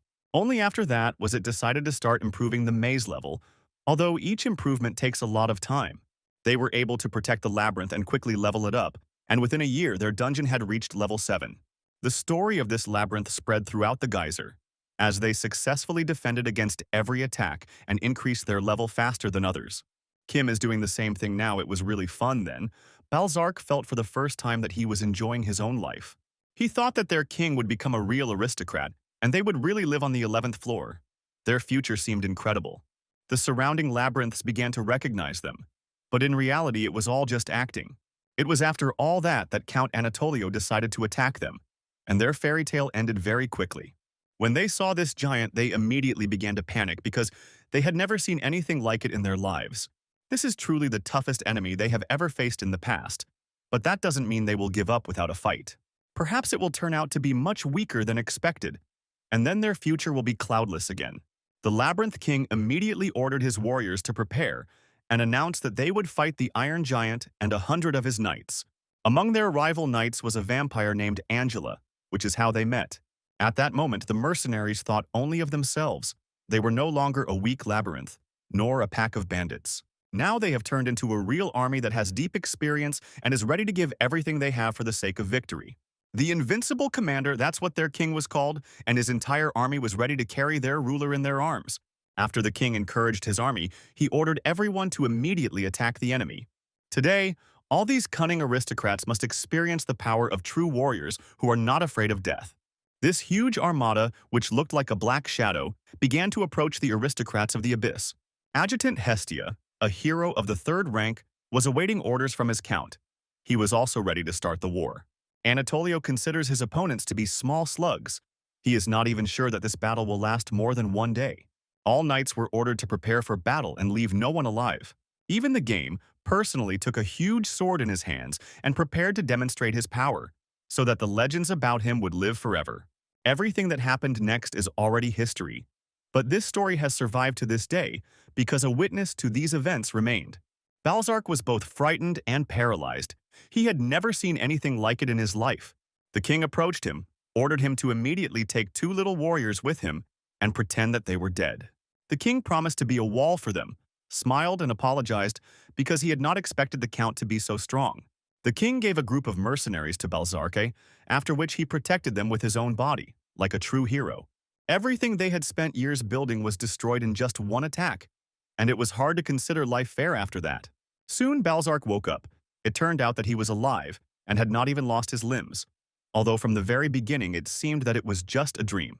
The little warriors were next to him. They were seriously injured, but they were still breathing, so they needed help. First, You need to pick them up and run as far away from here as possible before the enemy realizes that they are still alive. At this moment, it turned out that Count Anatolio and his army were still nearby. The king was told that the master of the labyrinth was dead, but there were several warriors who survived. The death of the labyrinth did not affect them at all. Upon hearing about the living mercenaries, Count Anatolio ordered his soldiers to show mercy to them and not to kill anyone. It's strange, because even after these words, something terrible happened. The wounded soldiers began to be executed without the right to pardon. Balzac could not believe that he was seeing all this with his own eyes, that a moment ago he had been glad that he had managed to survive, and now he was once again faced with death. One of the soldiers, Count Anatolio, decided to personally send the surviving soldiers of the enemy army to another world. Balzac tried to stop him. He screamed, but no one listened to him, and soon all his friends were dead. He couldn't believe what had happened, started screaming, and almost completely lost his mind. It was hard for him to understand how all this could be called mercy. Seeing that everything was fine with the knight, Count Anatolio decided not to rush, but to talk to him first. Balzac tries to understand why the Count decided to destroy their little labyrinth. There are no precious crystals or treasures here. Is it true that for him, destroying weak warriors is just entertainment and an opportunity to get a little pleasure? The Count replied that he was only trying to show respect. They were holding weapons in their hands and showing a desire for war, so they made their own choice. All he had to do was accept this choice with dignity and show his attitude towards it, which is exactly what he did. He came to talk, to discuss something important. He is interested in potential. He likes promising individuals. He is ready to sponsor various talents and even be a sponsor for the masters of the labyrinths. Now he can say with confidence that the mercenaries did not meet his standards, although he was looking forward to meeting their master. He was called the Invincible Commander, which was why Count Anatolio was so interested in the meeting. But they turned out to be just a group of stupid beasts. These beasts could not even assess their enemy, and showed that they were an inferior labyrinth that would sooner or later turn into ruins. He compressed this eternal pain into a brief moment to give them peace. This is the grace he gave them, and now he wants to hear words of gratitude. Hearing these impudent and heartless speeches, the famous knight Balzac almost swallowed his tongue in anger. To believe that this terrible count killed a huge number of living beings just to talk. He saw the weapons in their hands and decided to demonstrate his nobility, thus destroying thousands of warriors, fathers, and children. Balzac was raised completely differently. He has a different view of kindness, nobility, and goodness. In response to such impudent behavior, even understanding the threat of death, he can only throw stones in Anatolio's face. The Count explained that letting your emotions control you is not courage at all, it's stupidity. He cut off the knight's head and said that today's whole adventure was completely uninteresting. The labyrinth turned out to be an ordinary gathering of animals. It was better to find something more interesting, something more promising. At that moment, strange things started happening around us. Some magic intervened in the situation and decided to change fate. With the help of this magic, Balzac was given a second chance. He disagrees with Anatolio's words and therefore seeks revenge. He will always hate this terrible creature because it was because of him that he lost all his close friends, in other words, his family. His terrible attitude towards the Count will be eternal, and he will never stop until he has revenge. In Geyser, only the strongest survive. Anatolio believes that the knight should have accepted his own fate. Instead, he returned from the dead and now seeks revenge. The problem is that it's not enough to change the world. The Count is still endowed with extraordinary strength and authority. His head cannot be cut off as easily as a peasant goat on a farm. He can do whatever he wants with Balzac because he is the main aristocrat of this floor. Now the knight had become his own puppet. He had not even come close to revenge, and he had not even been able to scratch his rival.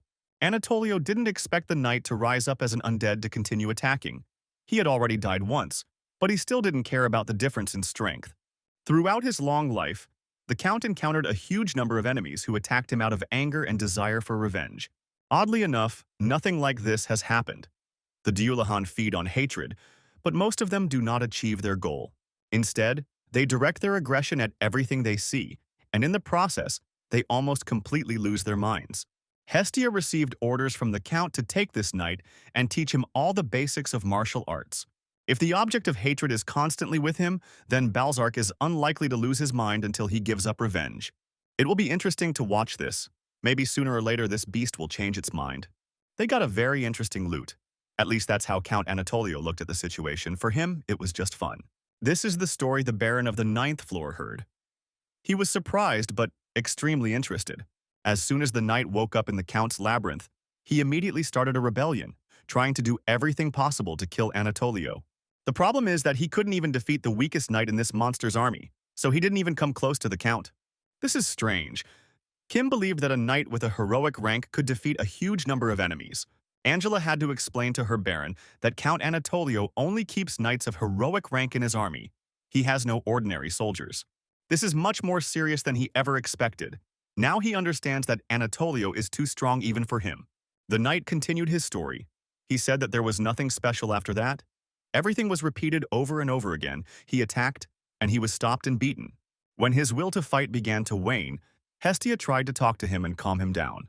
They called him a terrible creature without a brain and suggested that he finally calm down and serve Anatolio to fight on his side. After that, Balzac realized that there was no point in staying in this labyrinth and left. He heard that an invincible general was fighting against an army of the undead and decided to go and meet him. Kim understood his story. It was interesting to listen to and even gave him some useful information. He is sure that now he must reward the knight for all this and invited him to go together to the training hall. Kim promised to take the knight into his service because now he had no right to refuse a warrior of heroic rank whom he could trust. They soon found themselves in the training hall of the Nagi Labyrinth, a spacious area located in the western part of Nagi's territory.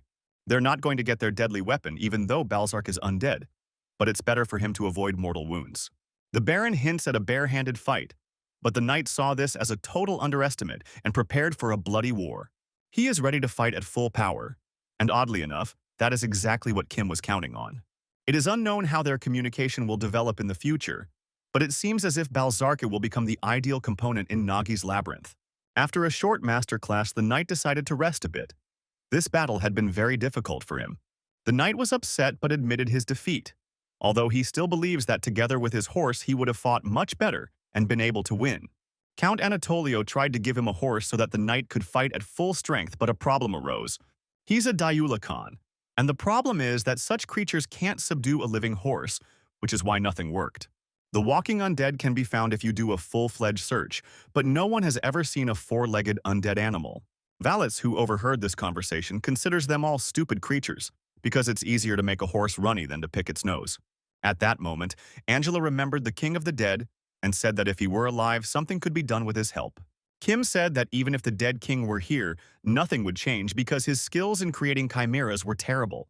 The creatures he hypnotized were ordinary corpses that posed no serious threat and then fought against him at all. The most he was able to do in terms of modification was changing the Water Dragon King and replacing his head. Kim believes that his reputation is so overstated that, objectively speaking, Valets is an ordinary swindler. He was somewhat intelligent, but had almost nothing in terms of abilities and fighting qualities. It was very difficult for the King of the Dead to listen to these conversations about him. If he were in another body, he would immediately show who was in charge. Then he told them that if the King of the Dead could really make a horse undead, he would even bow down to Valets. As soon as the necromancer heard these words, he immediately vowed to do everything possible to force the Baron to bow to him. The Nagas have long noticed that a snake has appeared among them, which behaves quite strangely and constantly brings problems. They began to discuss this guy often and even joked about him a bit. Pinky entered the room and started asking the guys who exactly they were talking about. She was told that she had not yet met a younger slave, and it was him they were talking about now. When Pinky found out that this new guy was alone in the cemetery, she was very surprised. She said that older allies should not bully the youth and began accusing the boys of misbehavior. They have no right to leave young Nagas alone in a terrible place because something bad could happen to these boys. She decided to immediately set off and check on his condition. Pinky could not afford to lose the only one younger than her. Nagi is sure that once she sees it with her own eyes, she will understand that everything is normal, but they are still upset that they are being spoken to like heathens. Pinky is incredibly angry that her older friends are behaving like this. She can't even imagine what it would be like if she was forced to spend a week in a cemetery. When she was first called up, everyone around her was very kind to her and, on the contrary, helped and supported her. They can be understood because she is the most beautiful naked woman. Perhaps it was because of her that this newcomer took on all the difficult work. When she approached the cemetery, she was surprised that she didn't smell a terrible stench. It must have been through the door. Realizing that the space inside was airtight, Pinky guessed that the boy could have suffocated and died. She was very surprised when she saw that everything inside had completely changed. Now it's not scary to come here.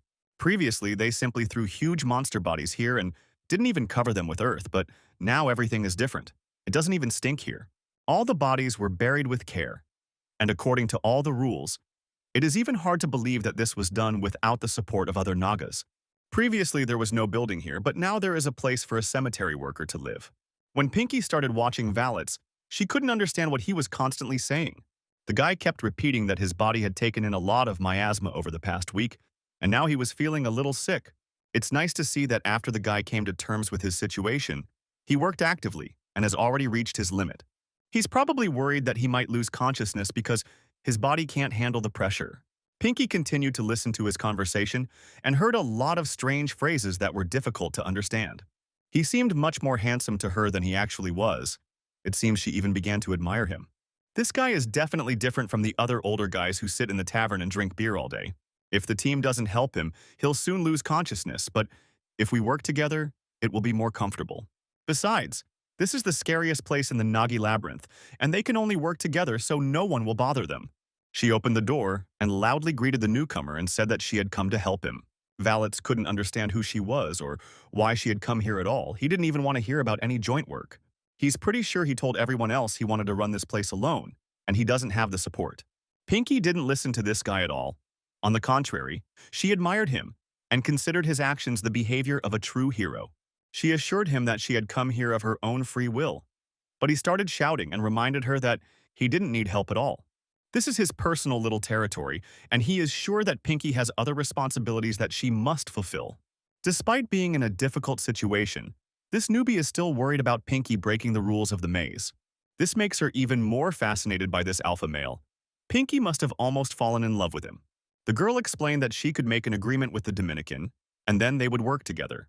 Within seconds, she went to meet with the maid to ask for permission to transfer to work at the cemetery. With all his strength, Valets tried to stop her, but Pinky didn't listen to him at all. He doesn't understand what happened to this crazy snake. He just recently finished training and now everything is going wrong. The king of the dead must meditate at least 3 times a day, and this is not his only duty. Knowing the Dominican, the maid easily allows Pinky to work with him. Maybe she doesn't really want to help at all, but rather came here to watch him. Maybe they already realized that the king of the dead was reborn in Nagi's labyrinth. Or maybe they are just starting to suspect him. At this point, Valets even began to think about killing Pinky with a large amount of miasma. She will die in a few minutes. It will be suspicious, but everything will look like an accident. The next morning, Pinky came to his room and said that she had now received official permission to help him. She was relieved of all unnecessary duties and allowed to focus on helping the newcomer. Now they will be able to work with each other, live in the same house, and maybe, in the future, it will end up being something more than friendship. She knows that in this territory the rules are different, and it doesn't matter who is older or younger. Personal time is the most important thing, so I had to tell her that we can't enter each other's territory, or even talk. Pinky wasn't listening to this guy at all, and it seemed like he was also in love with her, and she was already starting to plan what to name their children. He wants to give her the hardest work and wait until she asks to be let back into the labyrinth. That very morning, he showed her the future work plan. Pinky should leave all the useful parts and bury everything else. All this work needs to be done before lunch, because then there will be a new task. Hearing these words, Pinky's eyes filled with tears. She couldn't believe that the newbie had been doing so much work without support all this time. Now she promises to do everything in her power to help him, even if it means only sleeping a few hours a day. Valets tried not to panic. He hoped that her energy would run out after a few hours of work.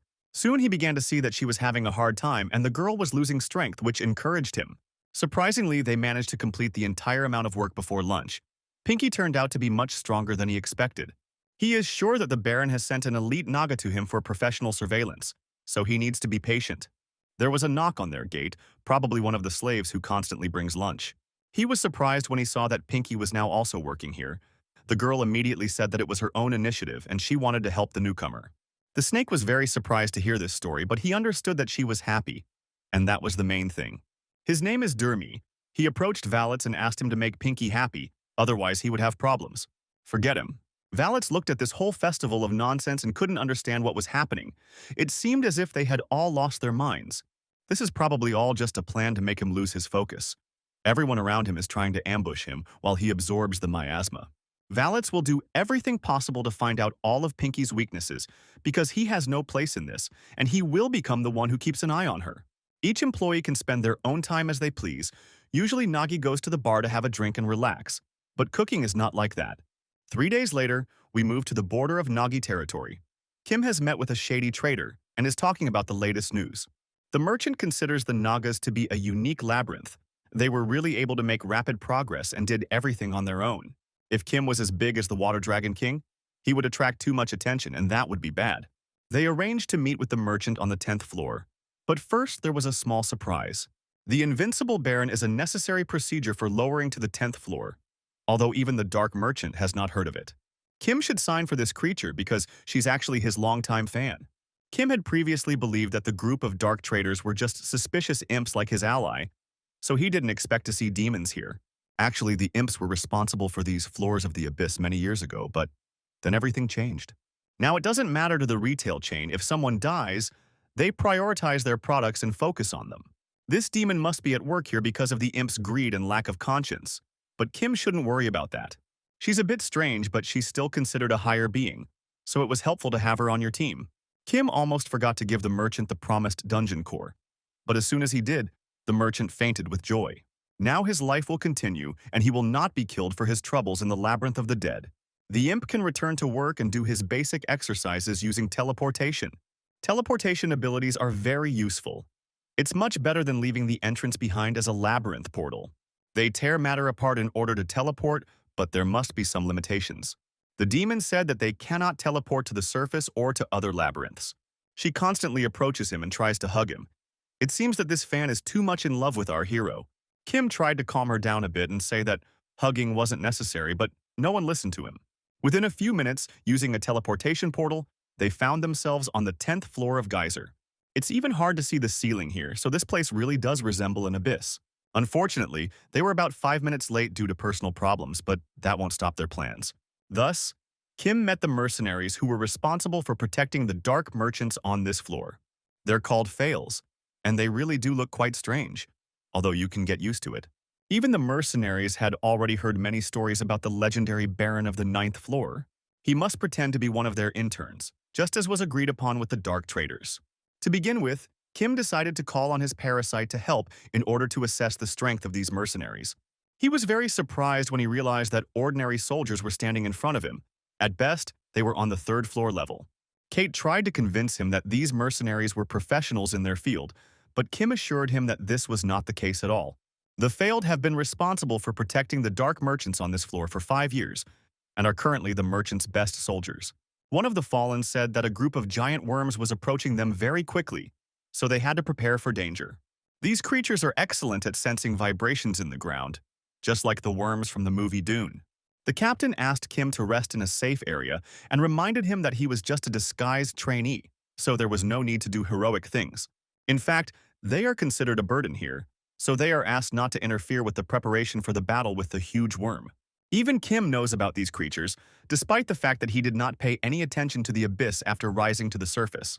Their diameter and length can reach 3.5 meters. These creatures live only on the lower floors of the abyss. They move excellently underground and feed using a remarkable sense of vibrations. Once such creatures even killed 100 researchers. Kim even thought that these mercenaries would not be able to handle such a serious threat. Only he and Kate can do anything about the worm, so now he expects all the mercenaries to be killed. At this point, one of the mercenary leaders said that everything Kim saw was not complete information. He then continued his speech and said that Kim relies too much on his parasite.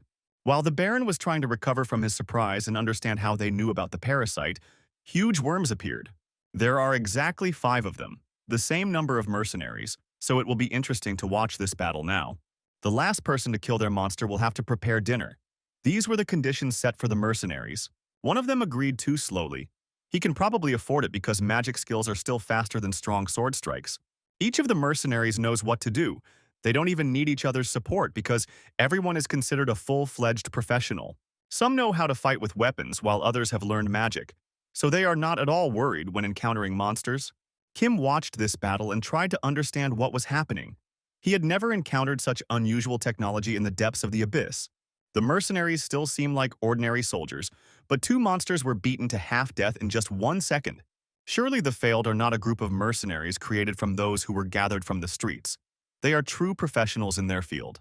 Oddly enough, their name is very fitting, because they were liberated after a great war, but failed their journey to paradise. Only now did Kim realize that before him were the Geyserians of the Abyss, who had abandoned life on the surface. No one knows exactly when the conflict between the Earth's surface and Geyser began, but today, this event is called the Great War. Not even 10 years have passed since the moment when captured people began to be used as slaves. They were no more than ordinary soldiers, or food, and the creatures they gave birth to came to be called Geyserians, Kim being one of them. They were born in the depths of the abyss, and from the very beginning these children were very different from the people on the surface. They were very efficient workers due to their superhuman strength and endurance, which is why they were noticed by aristocrats. Those who lived on the lower floors received serious support and opportunities. Kate cannot understand how people were able to win the war if they didn't even reach the lower floors of the abyss. It feels as if someone intervened in this war and decided to stop it once and for all. It is not known who it was, perhaps King Geyser, a nobleman, or a hero of humanity, to be honest. It doesn't even matter. They have the potential to become more powerful through survival in harsh conditions, and the strongest creatures of the abyss feared this. They probably thought that if they just sat idly by, they would eventually be destroyed by these children. That's why it was decided to expel the Geyserians and pretend it was just a prisoner release, and then hope that these children would lose their powers. It was these creatures of the abyss who ended the war so that the people of the abyss could not take over the dungeon. But despite the wishes of higher beings, there were those who turned their backs on humanity. These people returned and took their place in Geyser, and here they are, called the Fallen. It was this group of warriors, also known as mercenaries, that Kim had just met. Now it is clear that they are just children of the dungeon who have given up life on the surface and remained in the dungeon. They were able to achieve incredible strength just by being underground. It feels like something is missing. Maybe there's another secret. Kate began to explain deeper things. Even though she is a demon, she is not technically a geyser creature. Their conversation was stopped by the leader of the Fallen. He had already heard what their newcomers were talking about, but he didn't see anything wrong with it. He asked to be given the opportunity to introduce himself to them. His name is Lee Purim. He is the captain of a mercenary group also known as the Fallen. A little later, they met other members of the team, a girl named Hyojin and her sister Eugene, who are cheerleaders. There are also two other warriors on the team, a boy named Jeongwon and a little girl named Soohyun. They are scouts. They just confirmed their skills, so Kim can no longer worry about their skill. He finds it hard to believe that they really gave up on the opportunity to return to the surface. Lee was sure that Kim remembered the atmosphere in Geyser when the prisoners were released after the war ended, but the Baron had forgotten all about it. It was a series of horrors that are impossible to forget, although memory loss in the abyss is a common occurrence. Lee decided to personally tell Kim about all this.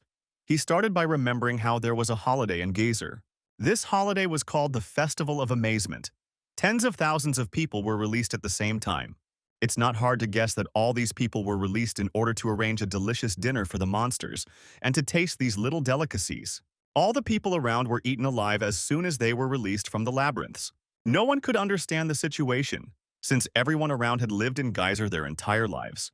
The children could not understand why these people wanted to return to the surface so badly, and were even willing to risk their lives for it. They weren't even sure that the surface even existed, that there was no ceiling, and that you could see the blue sky. It's hard to believe that there really are clouds floating towards the scorching sun. It all just looks like a children's fairy tale. Someone even talked about unusual stars, planes blown by the warm wind of the evening sky. There were also stories about the boundless ocean, but all of these were just stories that the Geyser children couldn't even believe. For them, the reality was completely different, with huge monsters and creatures, a theme, and constant screams of terror. The children could not find an answer to this question whether it was really necessary to risk their own lives for the sake of the surface. They say they failed during their journey to the surface of the earth, but that's not true, because they failed when they tried to begin this journey. They gave up from the very beginning. All of this was done for one purpose only: to survive. If death is the price to pay for a dream, then they decided to give it up and flee to the very edge of Geyser. In these depths of the abyss into which they have gone, there is no place for hope. There they will be able to replace the warm sun, fresh air, and human smiles with shadows, dirt, and terrifying screams. For them, this very paradise on the surface does not exist, because they have refused to exist anywhere other than the abyss. These children return to the master of the maze, who had freed them, and begged to be taken back and they succeeded.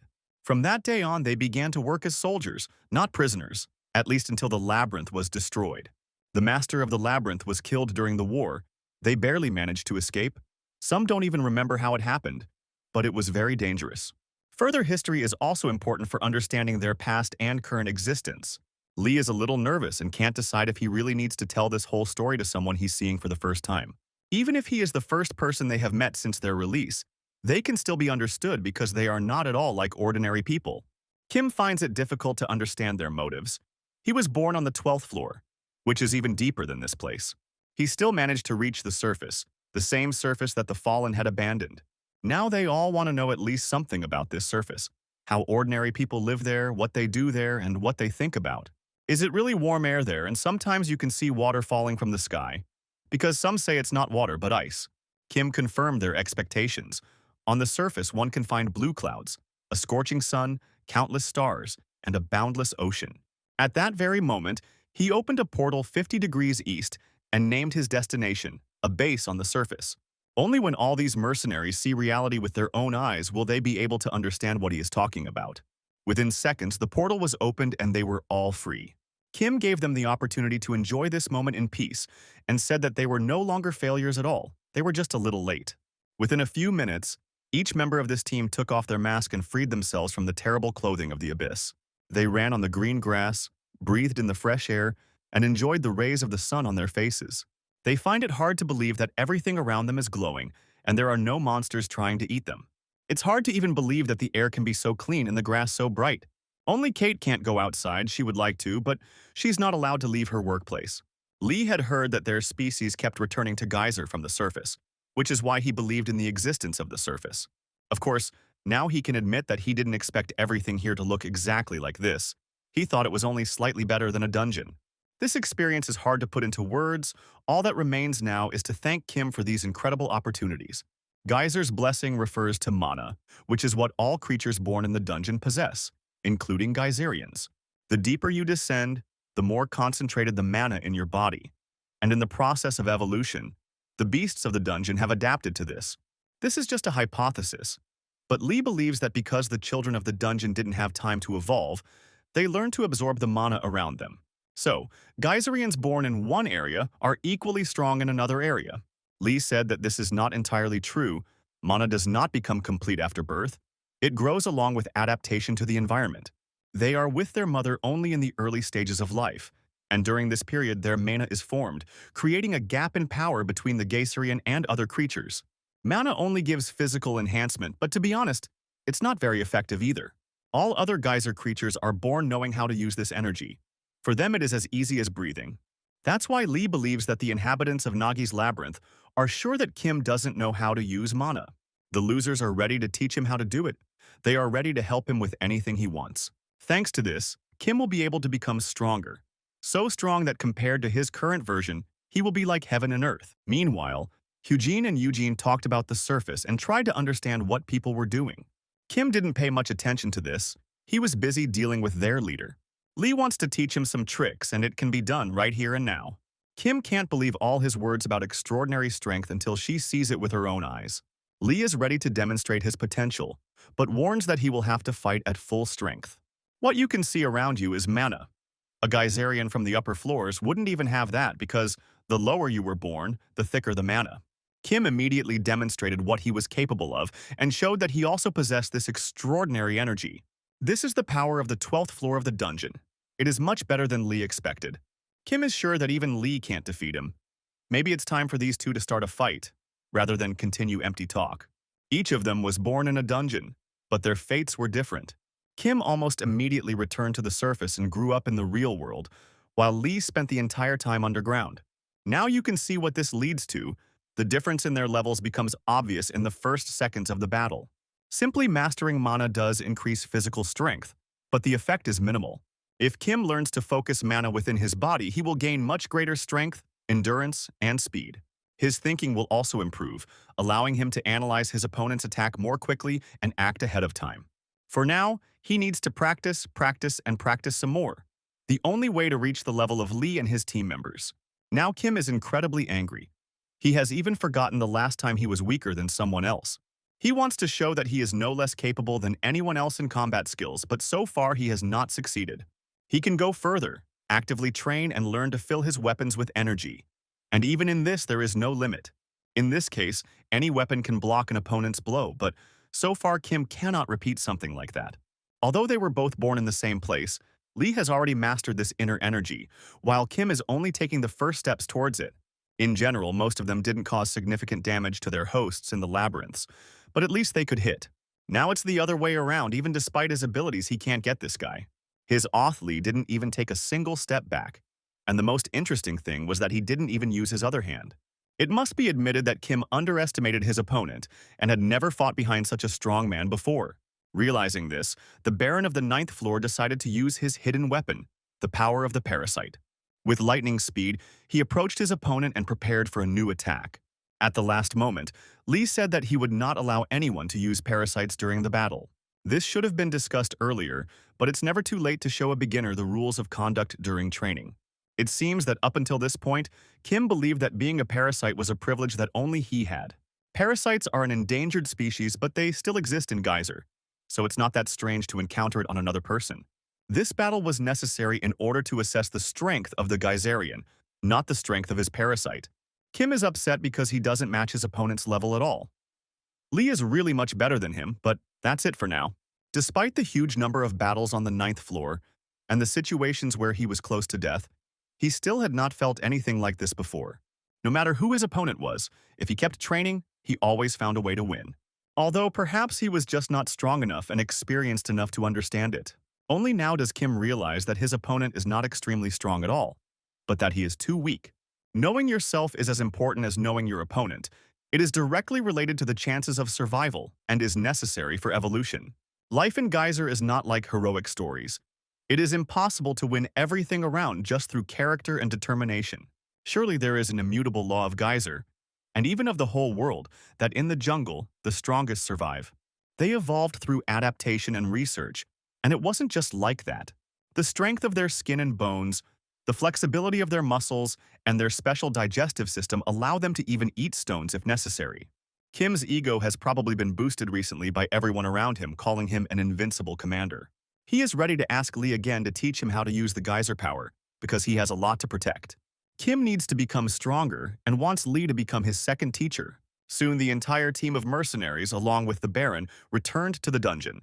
Paradise is of course good, but now we must not forget that they are still at work, and all the tasks must be completed. They have Baron training waiting for them, which will extend their trip by another week, and now they will be together for almost a month. There's a huge difference between them, so a week seems like too short a time, but Kim can't worry. They're not teaching him martial arts, but rather trying to change his body, so if everything works out, even one day will be enough. Deep crystals are present in the bodies of all Geyser creatures, except for Geyserians, and there is a reason for all this. Kim believes it has to do with mana, given the context of their past, and he's absolutely right. Deep crystals are like hearts. Instead of blood, there is mana, and it also works as an energy storage. The deeper you delve into Geyser, the more deep crystals you can find due to the huge amount of mana around. The stronger the beasts, the higher the quality of the crystals, which is why everyone values the finds from the deep floors of the dungeon so much. Something similar is found in the bodies of Geyserians. This stone resembles a creature located just below the heart. Kim is nervous. It feels like they are trying to destroy him, although they assure him that everything is under control. Eugene's abilities allow her to manipulate the cells of a target's body, but at a distance, she can only perform simple tasks such as cell division. Everything changes when she touches her target. Then she can heal wounds, see the progress of illness, and even manipulate the body's energy. The process was started, and Eugene felt like he was in a completely different place. She was very surprised and even scared. All around she could see the horizon and the ocean. All the other participants in this experiment were in the dungeon and did not see what she saw. The energy gathered inside Kim will pave the way, first passing through the heart and then slowly spreading through the arteries. Only then will he be able to learn to feel it inside himself and circulate it freely. But for this, he will have to learn to concentrate on his inner core. Hyujin also participated in this process. She organized a barrier called a silent bubble. Mana is so passive in its resting state that it is even imperceptible, but as soon as it is activated, it begins to affect the surrounding space. Thanks to Eugene, this process will not take any dangerous form. although the paths of Kim's mana have never been discovered before. When the mana first passes throughout the body, the person begins to feel real pain, and it is quite unpleasant. The Baron really feels mana starting to flow through his body. It's strange, and not entirely pleasant, but the sensations are quite familiar. A little later, Eugene opened her eyes in surprise and looked at her captain. She said some pretty strange things, that the mana path in Kim's body has already been opened, and there are traces of the profound crystal there. This is very strange because Kim had no skills and couldn't even use his mana. It's hard to even call this a problem, although it's really not expected at all. Kim has some abilities. He can see the weaknesses of the enemy, and thanks to the parasite, he can see the internal organs and creatures that are weaker than him. This technique activates when his eyes start to burn. Maybe he can't control it. During their battle, he also used this technique, but it activates independently of his will. This is not a skill at all. He didn't have shining eyes during the battle, so this is something completely different. Skills are created depending on the surrounding world. This is a spell that Geyserians use with the help of mana. Those who are sent on reconnaissance or used as bait gain the detection skill. People who have had to learn to read their enemies' movements and focus on avoiding battles are beginning to see the future. Usually these skills are created when you are one step away from death in extreme situations. It turns out that the blessing of the geyser is the skill of the Geyserian, but that's not all.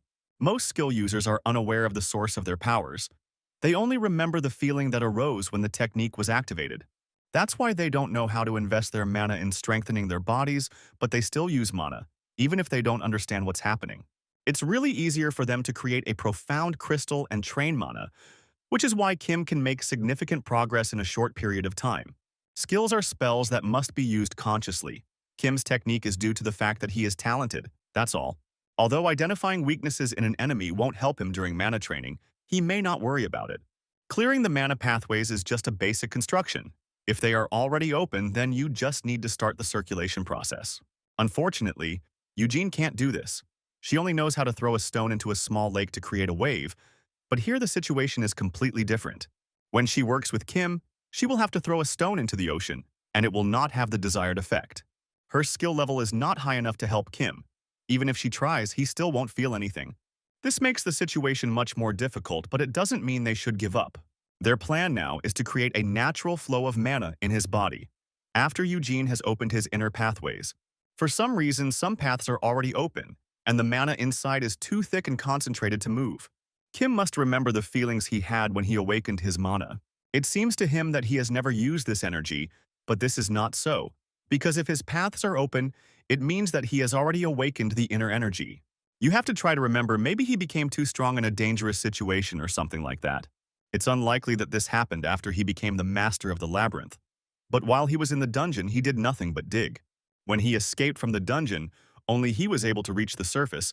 Everyone else died on the way. To be more precise, he didn't check to see if anyone survived because he lost consciousness on the way to freedom.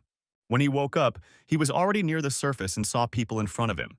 If Kim remembers losing his comrades and then his memories end, then that's probably when he awakened his mana. This complicates the situation because he doesn't even remember it, and they can't go down to the 12th floor to get his memories back. Kate suggested using a monster called a rapist. Although he is used for assistance, he is still a geyser beast, specializing in recording information and transmitting orders. It also has protective abilities such as recreating injuries, which all illusory-type beasts have. If Kate helps him a little, it will allow him to observe his past in more detail. She will order the monster to begin the hypnosis process, and they will be able to view all of Kim's memories. Of course, they need to get his permission for this, but in that case, they will be able to find the moment when he awakened his powers. Since these are all memories of a dungeon child, they will be painful, and Kim will have to suffer a little. Surely only a fool would turn down the opportunity to become stronger just because of bad memories, so the invincible general is ready for it. The process was started very quickly. Due to the large amount of mana, Kim's resistance to psychological attacks is very strong. This is enough to withstand the attack of the Labyrinth Master. So Kim must relax her entire body and accept, and also to begin hypnosis. He doesn't have to worry about monsters trying to ambush them. The Fallen will still fully protect him. Within a few minutes, Kim was able to see his entire past, and he was very surprised. He didn't expect to be able to start from birth, but on the contrary, it will help him understand himself even better. He is in his mother's human farm called the Sunken Sea, which is his homeland. A newborn baby can only cry out for its father or mother to come. The first step to raising the perfect slave is to kill this instinct, because a crying child is a bad child. This does not mean that bad children are punished, because pain will only make them cry even louder. The problem is much deeper than all this, because the bad kids are eliminated once and for all, and they no longer cause problems. Because of this approach, silence will soon reign in this area, and there will be no more children who like to cry. Kim remembers how he constantly examined his surroundings while sucking the blood of an unknown monster. While the children are in this hellish place, they get used to death and learn to deal with it calmly. As soon as their cradles mature and change color, babies begin to learn to crawl. New red cradles are forming, and children's screams and crying can be heard all around again. This only happens for a short time because soon silence will come upon us again, so nothing ever changes there. After descending to the floor below, the pillars throw the children out, thanks to the pillows. Only a few of them will die in the process. There, the children are already being waited for by guardians, who are not kind at all, because they are ordinary animals that are poorly disguised as humans. These caregivers start trying to act like parents, but they don't do it very well. Over time, these creatures try to teach children to speak. For this, there are various techniques that try to imitate human speech. Sometimes the pillar throws out food for the children, which is how they grow up amidst endless conversations with monsters. This is the safest and most comfortable period in the life of a Gazerian, because when the children become older, they are lowered to another floor. Most likely, this is when physical strengthening with the help of mana begins. The first floor is for creation or death. The second floor is for acquiring basic knowledge and learning the language. On the top floor, things get more serious. It's designed for gaining work skills. That's where their mother is, and the children are forced to dig until she appreciates their work. Children who perform better than others are given to the highest aristocrats. Bad children go to the barons, and the worst are turned into food. There's no way out of the whale that devours portals, so maybe becoming food is the best option, because the others will have to dig forever. If your mother doesn't notice you and the aristocrats don't take you away, you'll have to work until your back breaks. Honestly, Kim liked to work. He constantly dreamed and worked. That was his childhood. He hit the rock until it broke and tried to analyze the cracks and where they appeared. Now it becomes clear that it was this period that gave impetus to the skill of identifying the opponent's weaknesses. Soon he was evaluated and called a high-level child. It was time for a change of scenery. Thus, little Kim ended up on the 12th floor, in the Spider Duke's labyrinth. Next, we will see what happened to our main character after meeting deadly spiders. A group of young people were working not far from this geyser area. They all worked hard and tried to explore as much territory as possible. Now, some of them are upset because it seems like it will be difficult for them to get out, since they have been underground for a long time. The guys started fighting with each other because the situation had really gotten out of their control. They had been locked in this cave for over a month. From time to time, they calmed down and found common ground, but this did not last long. At one of these moments, when they had calmed down again, something strange happened. Some people were walking next to them, looking very creepy and unnatural. They began to beg to be saved from the terrible spiders, to be rescued and brought back outside. One of these people had a large spider crawling out of his mouth, and soon the guy died. The entire reconnaissance group, along with the general and the reporter, were frightened and worried. They didn't know what to do because they were also in a critical situation and needed help. If you engage in battle with monsters, there will be almost no chance of survival, so it's better to wait calmly and hope for the best. With the help of some members of the group, the spiders communicated with other people. They ordered them to dig, and slowly, one by one, killed them for food. Soon the spiders gave the humans a small supply of food and a new family member. They must train him and work together. When the researchers opened this small package, it was clear that they were looking at an ordinary human child. They guessed that this child was born in a dungeon, which is exactly what our main character Kim is. In order to better tell our story, we need to go back and dig deeper into what this group was doing in the dungeon. So we need to tell the story of a guy named John, who became a war correspondent. He decided to write articles about Geyser because it brings in a lot of views and money. He wants to interview some explorers who are going down into the dungeons, and this could bring him fame. The boss asked him to start keeping a diary, even though John wasn't going to die in the dungeon. He started it just in case. Not only operators and researchers will descend with them, the military will also participate in this research. They should videotape several scenes of the battle and come back. Everything should be simple and clear. A little later, John learned that only 30% of people return alive, and that's when he started to get nervous. They are approaching the 3rd floor and have not yet participated in any real battles, but all this is ahead. Many different monsters appear on their way, which look weak and not very smart. The soldiers accompanying the researchers are no longer very happy. The atmosphere is becoming more tense, and you can see bloodstains on the ground. John never stopped and constantly continued to write his diary. He described even the smallest details of his journey. When they were on the second floor, things got more interesting, because the military warned of approaching danger. Soon, John found himself completely alone, as the military began fighting monsters and were ambushed. He soon found some comrades, but most of them were already dead. One of the soldiers saved his life. Now they are alone. But there are too many dangers around.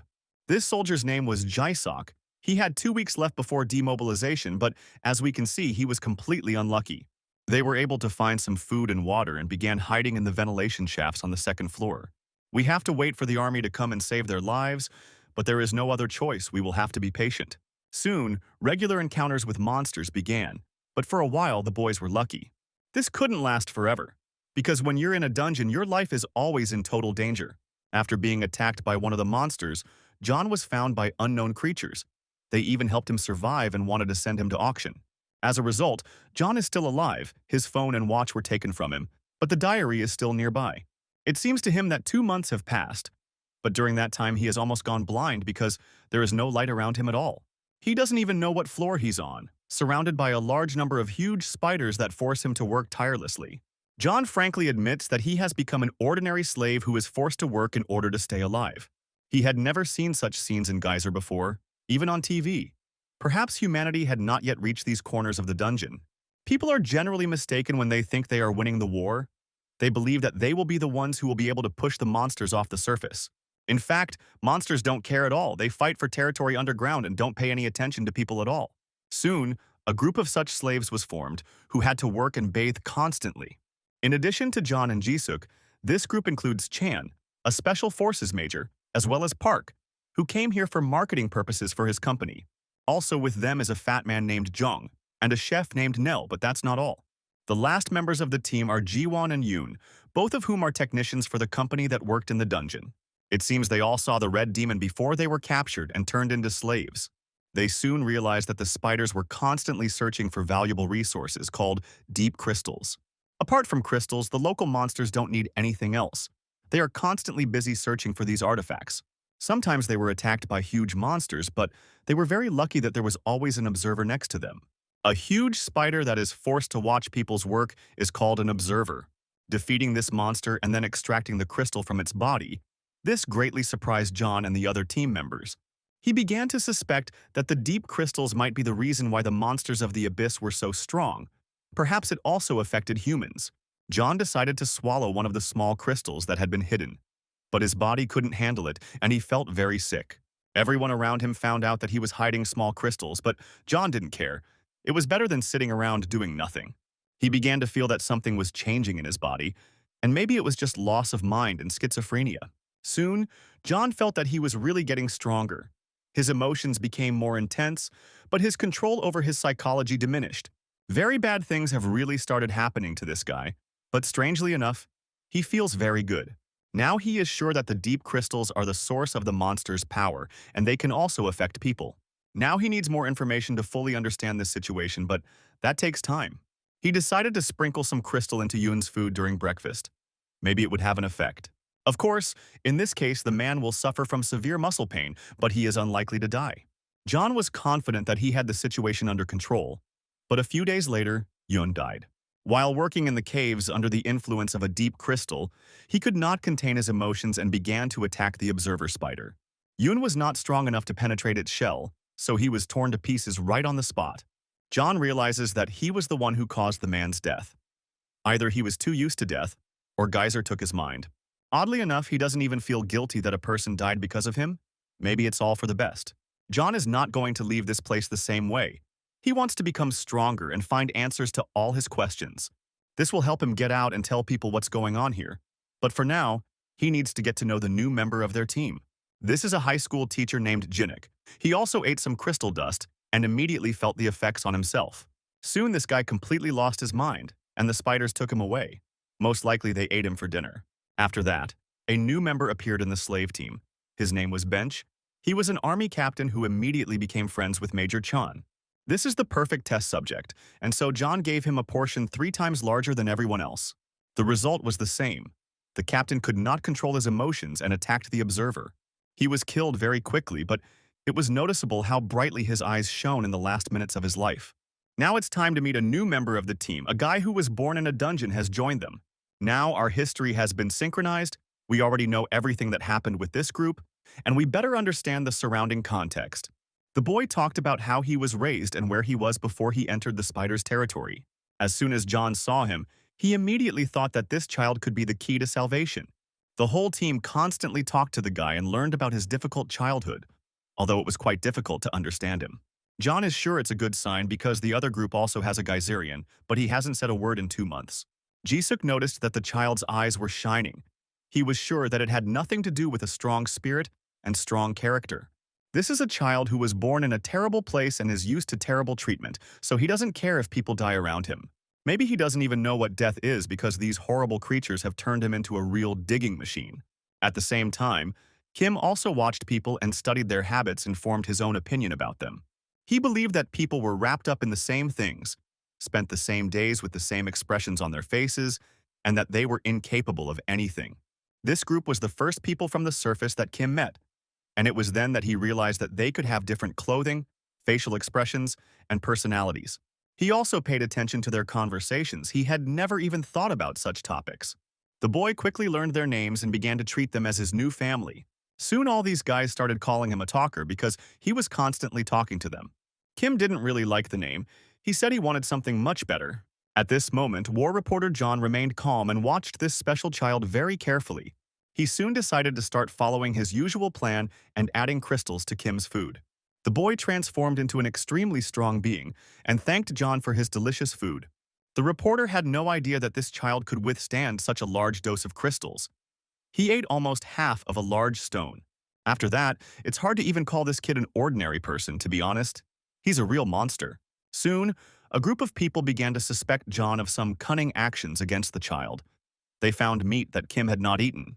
John assured him that this was his food, and he would eat this piece of meat after he finished his work. At that moment, Park approached him and asked him to do it now, as if asking for a check on his own words. John tried to stay calm. He said he wouldn't eat meat that was lying on the ground because he could get poisoned and lose his job, which is tantamount to death.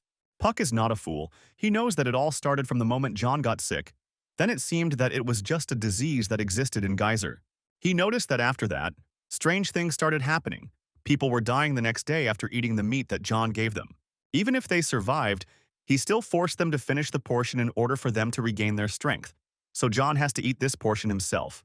Finally, this beast felt that it was in a dead end. It was driven into a cage like a rabid lion, and now its life hangs by a small thread. He pretended to eat the meat, but at the last moment he gave the piece to a small child in the dungeon. They tried to stop him, but Kim refused and said that this meat made him stronger. John always understood that from a moral point of view this was wrong, but this approach was necessary for salvation from the dungeon. Thanks to the sacrifices of other people, he was finally able to find hope for a better future. And now, there is no doubt that the talker will be able to lead them to the outside world. A little later, John promised to tell all his plans and strategies to the other team members. He was no longer going to hide it within himself. He will tell them about the plan to get out of this hell because it is all a common goal. We are only now catching up with the plot of this story. But now we know all the circumstances of the situation much better. A group of researchers have become slaves forced to work for monsters. All their hopes are focused on a little Geyserian.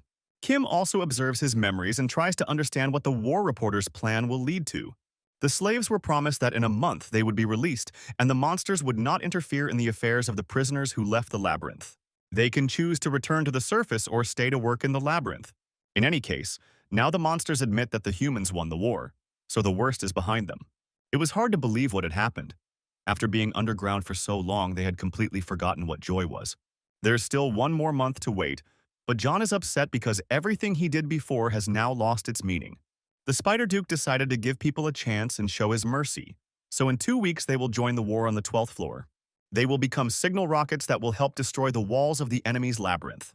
Everyone around was excited and scared, sad and even paralyzed, and only one person was smiling, as if they had been given a second chance. John was not mistaken. Everything he did before could help at a crucial moment, and now he is happy. A little later, Puck found a strange book. John didn't lie and said it was his diary. They started fighting over all these crystal experiments. Puck accused John of killing 3 people who didn't deserve to die. He didn't even ask if they wanted to eat the crystals. He decided everything for them, and thus sent them to another world. Oddly enough, John doesn't see a problem with this. He is sure that now these people are safe, they are much better off than the people underground. They must immediately get out of here and tell the outside world about the dangerous monsters. For the sake of this goal, one can even make great sacrifices, at least that's how John sees it. People who had been sent to war up until this point did not return. The monsters only lie to boost morale, but in reality, everyone who goes to war dies a horrible death. John tried to justify his actions, saying that even if they were indeed released, they would have a long journey to the outside world. They will have to find food and survive in battles against monsters, and there is no guarantee that they will succeed. When he heard that his friends were hoping for help from the army, he almost burst into anger because it was all nonsense. They have been abandoned, forgotten, so if they don't take risks and try to survive, death awaits them. John will do everything he can to choose from here, even if his friends don't support these methods. Some even supported the reporter, including military soldier Jisuk, who saved John at the beginning of their journey. Most likely, the war will be started far from here. They will be able to seize the moment and try to escape. The Major is not sure they will have a good chance of getting out of the battlefield, but it's worth the risk. John prepared small balls with crystals. You can eat them every day and constantly increase the dose. If his calculations are correct, then by the day of war they will be able to become much stronger and save their lives. They will transform into the next category of people who have experienced the power of evolution. Kim, who had been watching these events all this time, was shocked, because this was not the past he knew at all. The week passed very quickly. There is less and less time left until the war, but the preparations have already begun. They dug for a week to make a way for their escape. A labyrinth was found at the end of this tunnel, and given the height of the corridor, it is not as large as one would like. No monsters or dangerous creatures were seen there. Most likely the maze had already been abandoned. They must find a way out of the maze before they starve to death. It won't be easy, but there is no other option. Now they only have 2 weeks of food left. Meat cannot be stored because it spoils quickly. The Major suggested not waiting for the war and trying to escape right now, in order to take less risk. This idea is quite logical, but the whole problem is with observer spiders because they are constantly watching people. They will also take a few crystals with them so that everyone has a death pill in case of dire circumstances. It's unlikely that everyone will be able to get out, so everyone will be able to make their own choices and control their own destiny. Thanks to the crystals, they became several times stronger, so their chances of escaping increased significantly. John also said that they could use other slaves as bait, and Puck didn't like that at all. There are 1,000 people locked in a dungeon, and none of them are tolerant of deep crystals. These people won't be able to get through the spiders and monsters, so it's impossible to save everyone around them. This is the end of the planning. We need to forget about childish behavior and become adults. This is the only way to save our lives. After this speech, none of the team members said a word. John took it as agreement with his plan. Now he wants to make a film where they will be the main characters and can demonstrate their full potential. The next week passed very quickly, and the very war that the spiders had spoken of began. A huge number of human corpses could be found around, but this was only the beginning. All these people must declare war on their enemies, which is exactly what the Spider Duke needs from them. Meanwhile, our team is also in the middle of events. They are not very lucky with the location, but all is not lost. Puck has been upset all week. He hardly said anything, and today he is also acting like a withdrawn guy. Little Kim, who is now called a talker, works better than the others, which is not surprising because he has a lot of crystals in his body. A little later, something strange happened. A team of slaves met another team in the maze. It turned out that there were monsters behind them, so 2 enemy armies clashed in one place. You need to eat some crystals immediately to increase your balance of power and prepare for battle. After a few seconds, the monsters began to attack, and first of all, destroy people because the spiders are behind. The war has officially begun. What the spiders have been waiting for so long is now right in front of them. The monsters immediately warned people that any escape would be considered treason and would lead to a horrible death. Pack was seriously injured. Now he is left all alone and is experiencing severe chest pain.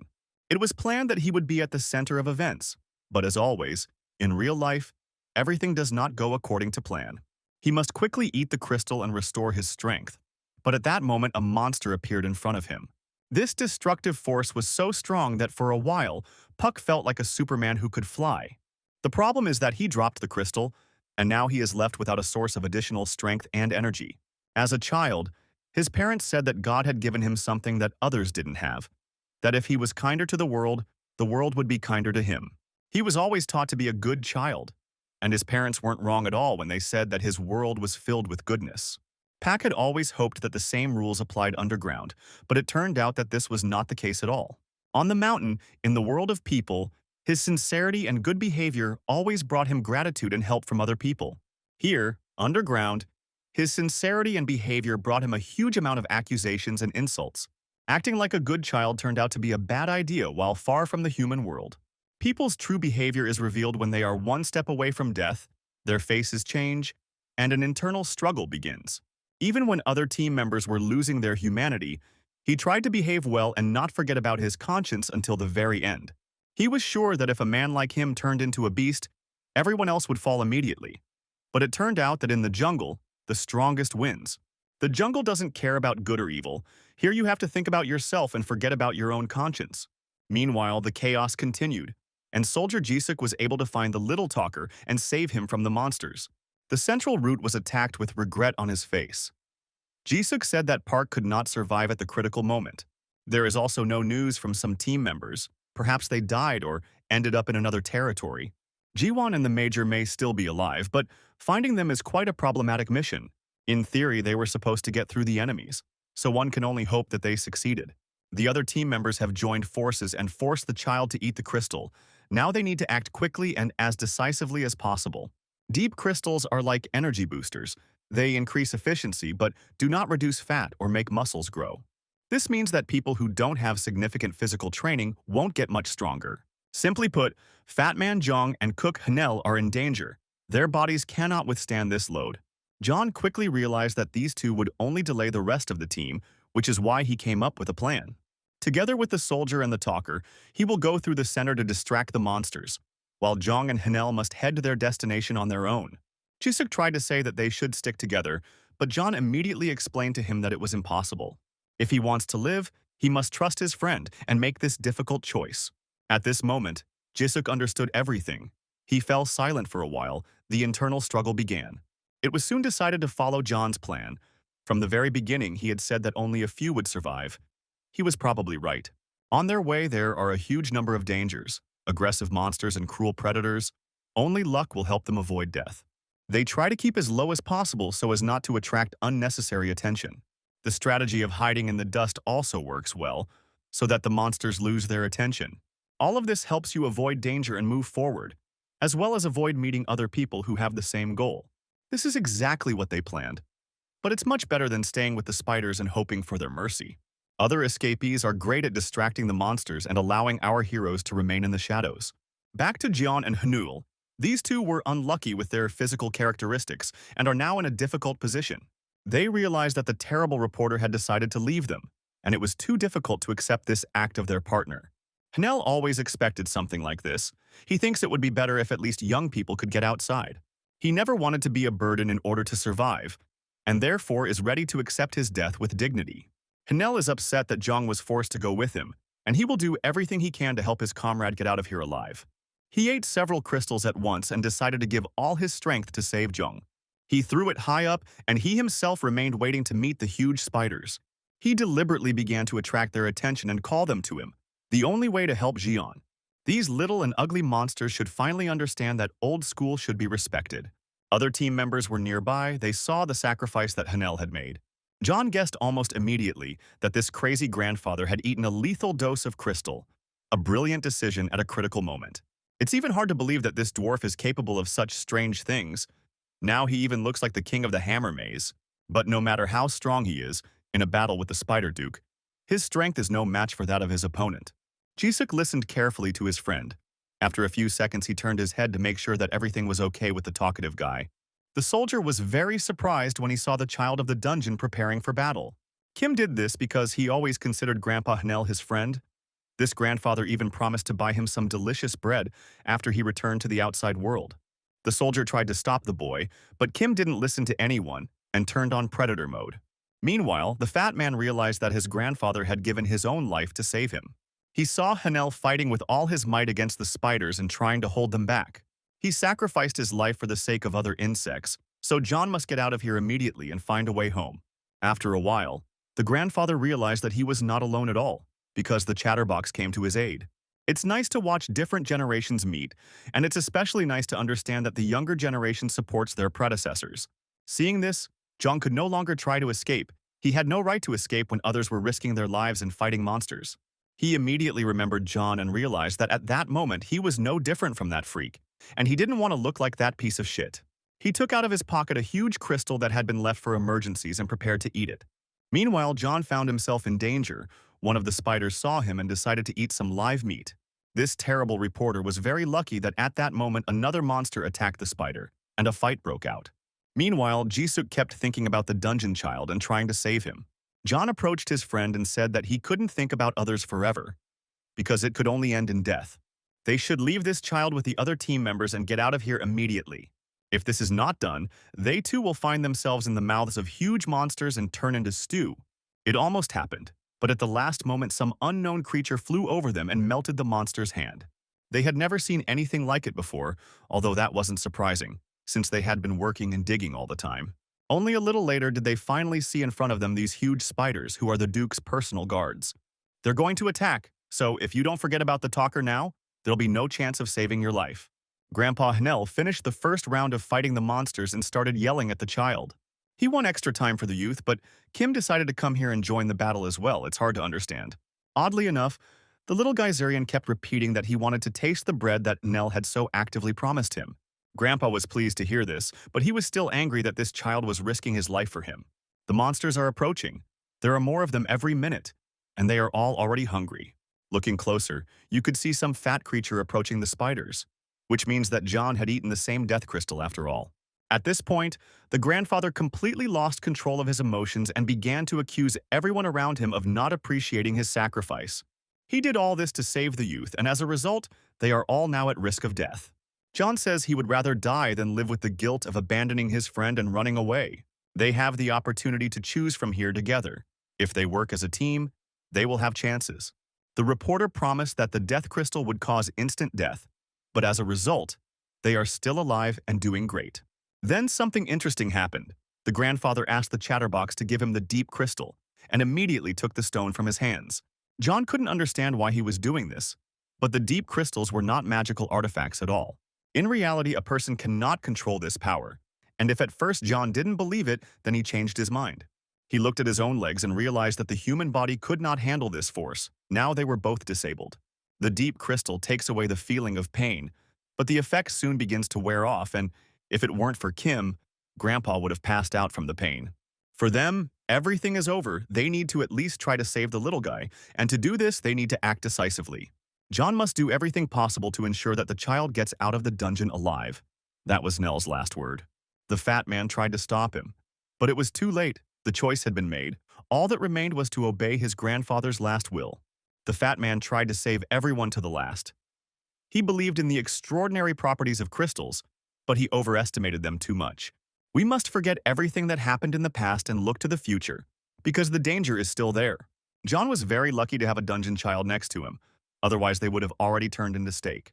There is almost no way to the outside light around them. There is either lava or a pack of monsters. Spiders are constantly approaching and preparing to attack, so you need to make a decision quickly. A small child is incapable of strategic thinking, so John should not leave him, but at his feet he is constantly getting stronger. Everything must be done so that the talker can leave without him, and John must make a difficult choice and give his life for the child. He grabbed Kim and asked him to never repeat his mistakes in his life. The fat man apologized to the boy and began to shout and call for help from the major. It turned out that he saw Major Chan ahead, along with Ji-won, so they are alive and still heading for the exit. The little chatterbox fell right into their hands. Now the three of them must do everything to save themselves. The major looked more closely at the fat man and saw his leg problems. It was hard for him to accept this, but he understood that the fat man had made his choice and would hold back the monsters for the sake of others. He will do everything possible to give his friends more time to find a way out of this hellish place. If he becomes stronger and makes the spiders afraid, he will do an incredibly good deed and die with dignity. He wants to make the spiders afraid, so that they feel like a person who has encountered a wild beast in the mountains. He can't be an ordinary obstacle, because he has to pose a real threat and lose his mind through rage. These horrible spiders had brought him a great deal of misfortune. Now they would pay for it, for he would tear them into a million pieces like a hungry bear. Reporter John is still alive, as is his partner, Soldier Jisuk. Some places in the tunnel have collapsed, but they can still crawl through, especially since they still have food reserves. These monsters won't be able to chase them because only a human can crawl through this tunnel, and it's unlikely that Fatty Jong would be able to do that. If they can get out of here, they will be safe for a while, but the rest of the team must be forgotten. John asked the military to forget about the dungeon child because the situation was out of control, but he understands that this is bad. A Geyserian with incredible physical abilities by his side, which is a great loss. He tried to rid himself of unnecessary baggage, but as a result, he lost an important member of the team, although the chatterbox may still be alive. Strangely enough, they soon found each other and met again deep in the labyrinth. The Major said that everything was under control, and while he was trying to come up with a new plan, a large spider appeared behind him. Jian is a very experienced warrior who has been through several different wars in different parts of the world. His intuition is at the highest level, so he managed to turn around. Within seconds, this experienced warrior killed the spider with his bare hands, ripping off its head. He has a very trained body, so there is a big difference in the effect of the crystal for a person who has trained and one who has eaten burgers. There were a huge number of monsters behind them, so they decided to climb into the maze very quickly and rush to the exit. They all passed, but the Major was still inside. He saw that they were being chased by spiders. If these disgusting creatures are not stopped, their entire team will not be able to escape and they will die. The Major decided to stay inside and also give his own life to save the majority. You don't have to be a soldier to give your life for your friends. The main thing is to have a big heart, and Major Jian has a heart the size of a soccer ball. It seemed that he would never get out of there. He stopped the spiders and collapsed the tunnel on himself. All team members were about to move on, but hearing strange sounds they stopped, and soon saw the Major's hand. This legendary warrior not only stopped the monsters but also stayed alive. A book should definitely be written about his adventures. The Major looked upset. He said he had no choice and now other people wouldn't be able to get through. He planned to wait and start digging the tunnel again, but John revealed that they were the only survivors. All the other members of their team died trying to save each other. Most likely, the monsters will find them soon, so we need to think about what to do next. The Major expected some of them to die, as the mission was extremely dangerous, but he hoped that most would survive. The most dangerous part is behind us, but it's not the end yet. We need to focus on the future and make sure that our friends' sacrifices were not in vain. There is no time to sit and cry. Now we need to find a way out of the maze and reach the surface. The idea that this labyrinth has been abandoned is just a theory, so it's best to proceed with caution. Soon, they heard strange sounds and also felt the ground shaking, all this vibration coming from the other side of the wall. The walls began to collapse and the boys very quickly tried to escape their own deaths. Their worst fantasies were realized because the spider had been chasing them all this time. John was already mentally saying goodbye to life, and it was at this moment that another monster intervened again and saved him. When he gets out of this dungeon, he will have to erect a statue in honor of these green monsters. They have a small window of time now, so they can take advantage of the opportunity and escape. As John got up and tried to escape, he saw that this monster had a human face. He didn't have time to analyze the situation, but everything that happened made him think. He began to tell his friends that the monster who saved him was Puck. The Major immediately assured me that all this was impossible, that the mind was probably losing control over emotions due to constant stress. Meanwhile, the spider had won the battle with the green monster and still looked like it wanted to continue eating. The troubles still weren't over. The team members completely forgot about the ambushes that could be in the maze. Jiwon behaved too prudently and therefore did not notice the trap he had stepped into with his feet. He had never been so hurt in his life, but he had only himself to blame for it. If he had been more careful, he could have avoided trouble, but it's too late to cry now. He will have to be carried on his own two hands, but this cannot last long because he is losing a lot of blood. Jiwon was even in the arms of the Major on the battlefield. He is too weak a link in this team. John tried to talk to him constantly and beg the boy not to die. But no one is immune from blood loss. Monsters are constantly catching up with them. They smell blood and constantly pursue their victims. Jiwon understands that he is only slowing down his friends, so he is ready to become a victim. As soon as he thought about it, he immediately found himself in the hands of death. Jiwon didn't even have time to ask for it, but John immediately left him because he instantly analyzed the situation. Inside, he's even grateful that Jiwon stepped into this ambush because he's always been so weak and slow. This could be called a lack of humanity, but on the other hand, In the depths of the dungeon, it is difficult to remain human. The other teammates couldn't believe their eyes because they had just lost another comrade. John took this opportunity to demonstrate his artistic potential. He started crying and said that Jiwon sacrificed his own life for them, and now they must live and glorify him in the human world. The major immediately believed the story, but the soldier looked as if he had doubts in his soul. He tried to understand what had happened and began to suspect that John might have done something terrible. He's already seen this reporter lose his humanity in the depths of the abyss, and now he's not even surprised when he feels animosity towards him. At the last moment, he saw that John had thrown Jevon into the arms of death with his own hands. This is not the first time, because this terrible character even used Grandpa as bait. He rejects everyone he considers helpless, a process that began while researching the effects of crystals. The soldier wants to tell the major about this before it's too late, but he's sure the major won't believe him. For now, it's better for him to keep quiet and behave calmly because John might do something bad against him. There are only 4 of them left. They are the strongest and bravest. And now, there is no weak link among them. Balakun has incredible abilities because he is a child of the dungeon. The guy does not feel the side effects of the crystals and does everything he is told. The major assesses the situation very well based on his experience, and it can also be noted that he is a strong and reliable comrade. Now Soldier Jisuk began to analyze himself and realized that he did not have such useful characteristics. John saw his friend's excitement and decided to make sure he was okay. He told all these tales about their friends giving their lives for them, but Jisuk didn't believe it. Although John said nice things, it seemed to the soldier that he was directly hinting that he would abandon him at a critical moment. Of course, that wasn't the case, but that doesn't mean that when monsters start chasing them, something like that might happen. Jisuk didn't even give up the bag of food because he understands that if he doesn't carry provisions, he won't be of any use. And as soon as John realizes that the soldier is not helping the team, he will try to get rid of him. The path continued, and soon they found themselves at a moment when they had to make a choice. They were able to go quite far, and since the path is straight, the spiders will soon be able to catch up with them.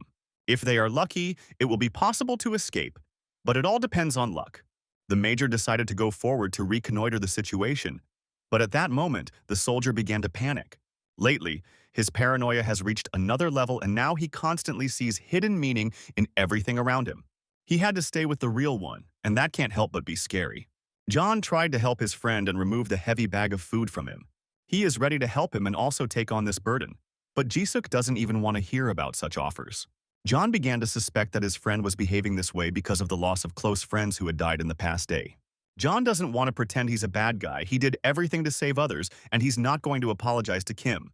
If we recall the grandfather, he made his own choice, as did the fat man and Jiwon, because they could not walk without outside support. John is not going to abandon his friend who saved his life at the very beginning, because he is not the devil at all. Jisuk's good deeds, and remembers that he is alive now only thanks to the help of his savior. He wants to repay him and help them get out of here alive, and there's no bad sense in that. If it weren't for Jisuk, John would have already turned into a cold corpse on the 2nd floor. They infiltrated the base together and healed each other's wounds. They became true friends and should not fight with each other.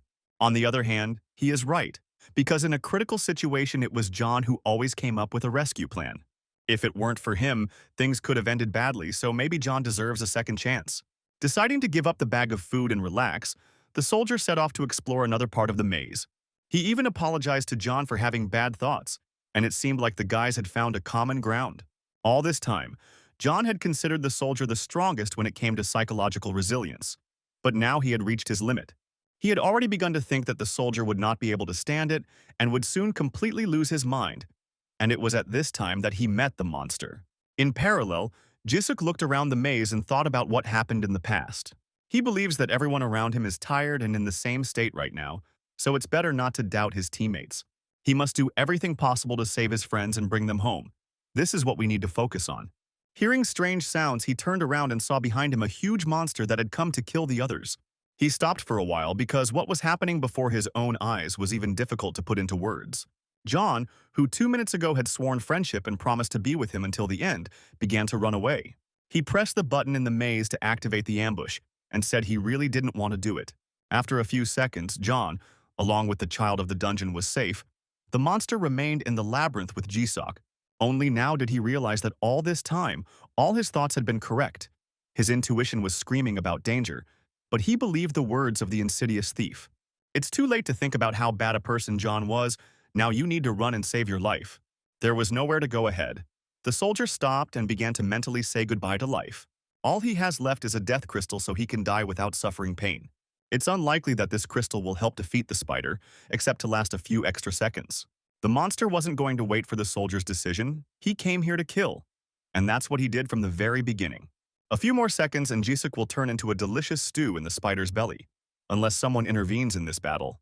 The green monsters saved several lives today. Although they look terrible, they act like noble knights. The monster intervened and destroyed the spider and helped Jisuk avoid encountering the teeth of this terrible creature. After the deed was done, the monster started talking to the boy and said that they hadn't seen each other for a long time. During this time, a lot of interesting things happened, especially the fact that Puck turned into a creature from the dungeon. Jisuk is upset. He should have believed Park and not listened to John's advice, but now it's too late to think about past mistakes. He told his friend about everything that had happened and how the members of their team had died. He told everything about John's evil deeds. Finally, before his death, the soldier asked his comrade to take the profound crystal from his hand. He didn't eat it, because in that case, his actions against the monster would have helped John escape. He didn't want to detain the monster, because John deserves to die, and sooner or later he must find his end in this labyrinth. So he turned out to be the only one who understood the true essence of this terrible monster. But no one listened to him. In fact, Park is very grateful to John, because from the very beginning his whole life seemed like a complete lie. He constantly lived for the happiness of others and forgot to think about himself. He believed that everything was fine as long as those who loved him were happy. Now everything has changed. John has made him understand that all this is just meaningless nonsense, that he should think only of himself and become selfish.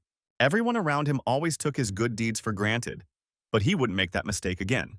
Jisuk never understood the rather important point that Geyser had replaced his comrade. He wasn't looking for his team members to save, he was looking for them to repay a debt. When the moment of reckoning comes, they will understand his inner suffering and pain. He caught up with them, and at this moment it's hard not to remember the saying that he who laughs last laughs best. In the last seconds of his human life, he thought about how he should have lived differently, and dreamed of another chance. Soon he heard a voice telling him that humans were the lowest food chain in the world of predators. Creatures as weak as humans are not even allowed to breathe in Geyser because they don't deserve it. Before him is a creature that monitors the evolution of humans, and if Pa accepts it, he will get another chance. This creature cannot exist without a master. The previous owner always remained an ordinary soldier and ignored advice on using abilities. The previous owner died and now this creature wants to get a new body, but much better than it was before. He doesn't need to worry. His head and torso are in excellent condition, they can be saved. He can get a new body and become much stronger than before, which will help make most of his dreams come true. Hearing all these sweet words, he began to smile, realizing that he had grabbed luck by the horns. Now he can choose to either die or turn into a monster. For this guy, the choice is obvious. He will not allow anyone to control him, because now he will control this being and turn into a messiah. Now that he had caught up with the people he had been waiting for so long, the Major finally realized that all this time John had been telling the truth. This parasite was still telling Pak what to do. The synchronization wasn't finished, so he had to eat monsters and people. However, Pak is not going to listen to all these orders. He has come of his own free will to administer justice. If he were a little faster, he could enjoy revenge on every member of the team, but it's better than nothing. The Major doesn't believe that Puck is standing in front of them. It's just a creature that has taken his face.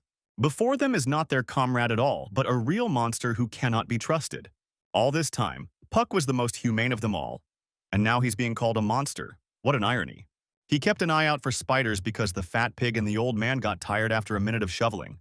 He constantly calmed the soldiers to avoid fights, and also tried to constantly maintain a good mood in the team. Because of all this, Pa suffered the most of all, and now he is called a monster, and all his good deeds are forgotten. This makes him not only suffer internally, but also scream in pain like a true psychopath. In any case, all of that is in the past. Now he will eat them like a delicious dinner and complete the synchronization with the parasite. They will become a part of him and help him achieve all his goals and long-standing desires.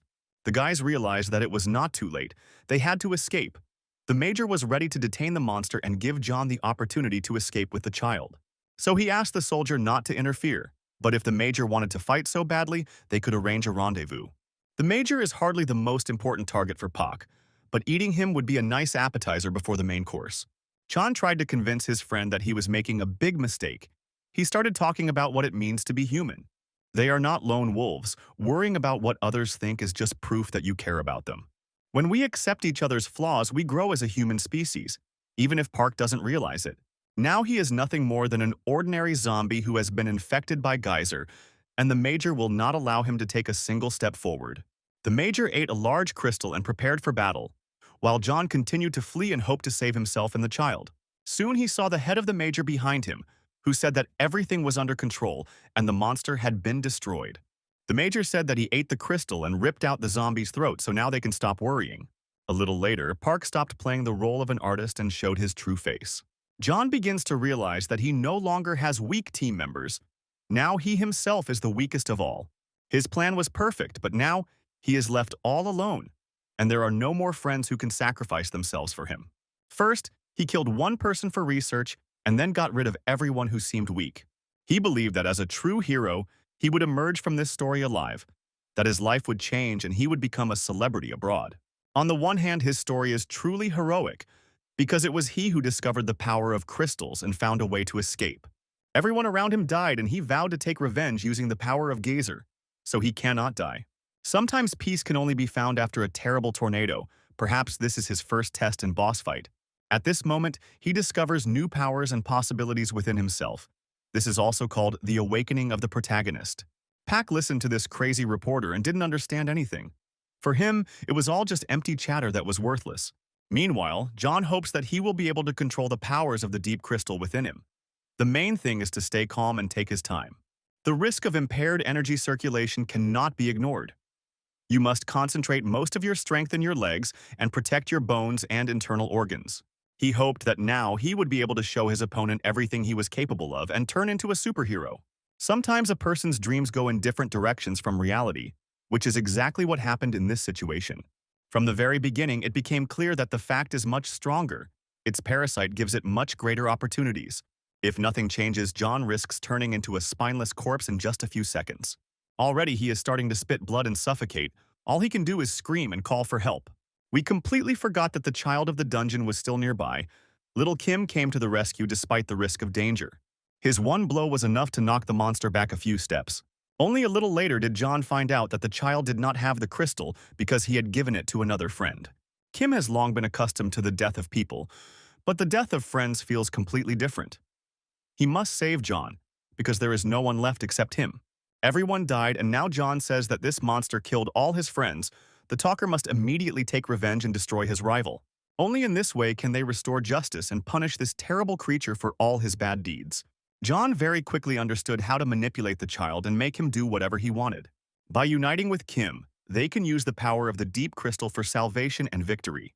It seemed like a good idea, but we also shouldn't forget about Pac's strength, because this parasite makes him a real Iron Man. Overestimating one's own abilities and characteristics very often leads to bad consequences. And John made this mistake again. If it weren't for the chatterbox, he would have been dead a long time ago, but this child covers him with his own body and accepts death regardless. Kim, with tears in his eyes, said he didn't want to see another of his friends die. John is the only one he has left, and he is ready to do everything possible to keep him alive and unharmed. Having received a serious injury, the talker lost consciousness and began to bleed. Only now did John realize that he was not the main character at all, but an ordinary thief who always wanted to feel special. On the other hand, he still has a profound crystal that can turn this situation upside down. John understands that the real hero is the child who is now in his arms. If you put this crystal in this child's wound, then truly extraordinary things can happen. Returning to today's events, it becomes clear why Kim was able to realize his potential. Inside, it is a huge, deep crystal that constantly gives it additional strength. Seeing this, Kate ordered all members of the crash team to immediately retreat and hide in cover. She seemed to sense that terrible things were going to happen to the Baron on the 9th floor now, and that she should stay away from him. Kim felt an incredible pain piercing his entire body and screamed as if he were being slaughtered like a pig. This happened because his mind was synchronizing with the past, although this was precisely why the hypnosis process was initiated. No one expected the mana storm to be so strong. His body should have been torn apart considering this internal energy. When the Baron was younger, he was able to survive and even make it to the surface, which means he learned to control this inner storm. If he could hold on to it now, until he was done with all these memories, then everything would end perfectly. At this point, problems began to appear. as always happens when a happy ending appears on the horizon. The porter cannot handle such a load, even though he is a beast geyser, but it is too much for him. We will have to try to close ourselves off from this energy in order to stay alive, because otherwise it will tear everyone around us to shreds. The problems weren't over. Soon Hyujin felt a group of worms approaching them. It seems that with all these actions they are trying to attract all the monsters of the 10th floor here. At one point, Kate saw that the Baron was no longer screaming. He had calmed down and was silently watching them. His eyes look as if his skill has changed. But this is just the influence of external factors. This is hardly brainwashing, rather it is more like mind control from another person. Kim must not allow the deep crystal to destroy his body, but must instead use the full potential of the crystal to his advantage. You need to feel all its depth and power and make this energy controllable. Use it to escape from this place and destroy everything in your path. Kim must forget all the bad memories of this terrible place and live happily on the surface. There is nothing he cannot do with his own hands. John convinced the boy that he was the main character, while Puck calmly watched. He was surprised when he saw that a large crystal had been inserted into the boy's wound. The parasite asked him not to interfere, because these people would now be destroyed.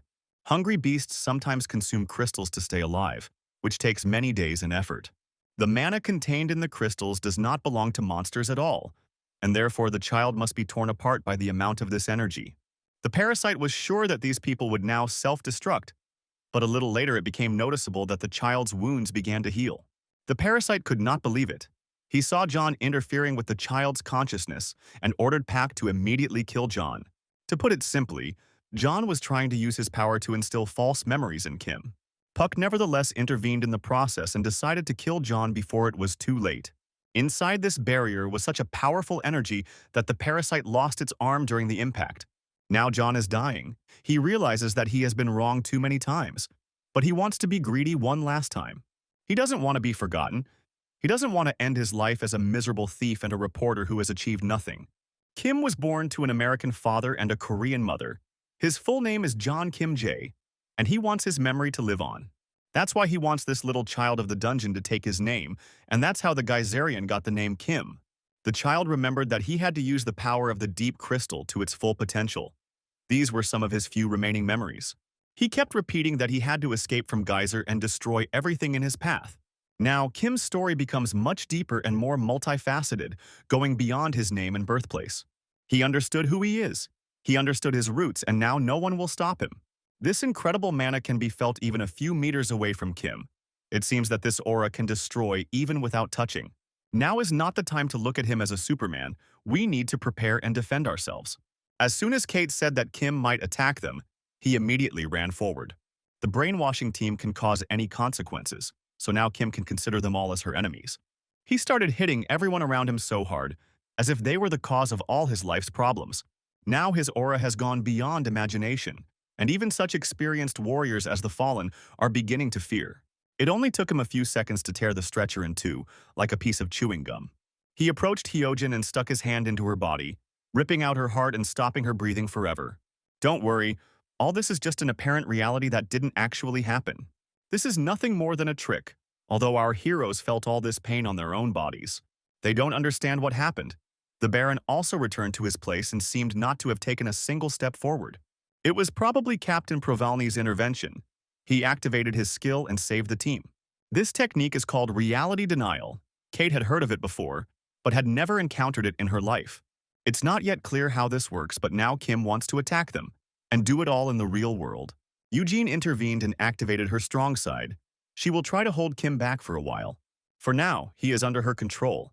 But if everyone else wants to live, they must flee immediately and find a safe place. This whole procedure took much more strength than Lee expected. He would no longer be able to help the team at a critical moment. If he tries to activate the reality denial skill again, he will lose his eye and will no longer be able to use it. The demon and Baron take up much more energy than expected, so there are probably limitations to this technique. He woke up exactly as planned, but in the process he also lost his mind. Kate set the synchronization of emotions and sensations to the maximum level so that Kim could truly feel what he saw. It's strange to see him awaken through brainwashing, rather than through his own efforts. In the past, a high-ranking profound crystal became the fuel for his awakening and began the process of evolution. The captain cannot believe that such mana can be created using a high-rank crystal, and he is right. The young Baron's mana storm was about 2 meters in diameter, but now it is more than 10 meters wide. There were 3 commands in the brainwashing: absorb the power of the crystal, escape from Geyser, and destroy all obstacles that stand in the way. If Kim is released to the surface, everything should be resolved, but he cannot be allowed to destroy everything on his way to the surface. He will have to go 10 floors, and in that case he will kill a huge number of living creatures. Kate said she could help with the process and speed up his memories. Now he doesn't look like a living person at all, because such strength is enough even to tear apart a huge worm. It would start moving soon, so Kate decided to start the process right now and not put it off until later. It seems like not even half a day has passed since they fought each other. May not have been able to control himself, but now he still has to pay for the damage he caused to the crash team. Now Captain Lee wants to see how much stronger Kim has become. The second round will begin now. As soon as Kim heard the challenge to a duel, he immediately jumped forward and prepared to deliver a powerful blow. Recall that Lee won the first battle by controlling his strengths. Now he is trying to do the same. His experience and internal balance help him control his opponent perfectly, but now his opponent has become much stronger. Kim has discovered an internal source of energy and can not only miss punches, but also hit his opponent back. So far, Lee can't do any damage to the Baron because he has created a mana shield around himself. However, even this is not enough to stop Lee. He still knows how to find weaknesses even in strong opponents. He believes that Kim is no better than the beast Geyser, who relies only on his strength and instincts. Nothing has changed since their last duel, because when it comes to combat, technique is the determining factor. Kim hasn't listened to his advice all this time, but maybe now everything will change. After missing blows, the 9th floor Baron rose and demonstrated an incredibly powerful blow to the liver area. He probably finally understood what Lee had been talking about all this time. He was able to trick him and demonstrate his fighting IQ. He began to panic and ordered the parasite to immediately restore his eye. But that might not be enough to stop such a predator.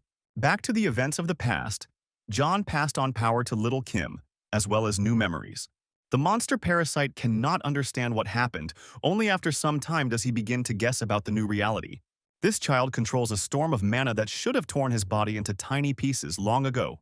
The child was able to fully contain this incredible energy, but he is still a weak species, so he can be defeated. The monster began attacking the child and said that the Geyserian must die. It seemed like it would be easy to defeat the child, but this child had already managed to go beyond imagination and rise to the level of a titan. Now the monster pack must suffer. He came here to take revenge on his friends, but instead, death awaits him. Kim remembered his friend's last words that he should stop at nothing and destroy everything that stood in his way. He acted so aggressively that Park even began to think about his own death to end all this suffering faster. He agrees that the last surviving member of their team should kill him and begins to ask Kim to do it faster. Then everything got even more confusing. Kim realized that he was next to Park. All this time he had been fighting the monster, and only now did he hear his real voice. They were friends in the past, and as we know, Kim doesn't want to kill his friends, he wants to be friends with them. The boy started talking about how he was going to save his friend now and said that he was very glad that Puck was still alive. At this moment, John appeared in his head again, ordering him to kill the monster and stop at nothing. An internal struggle begins in the little child's head.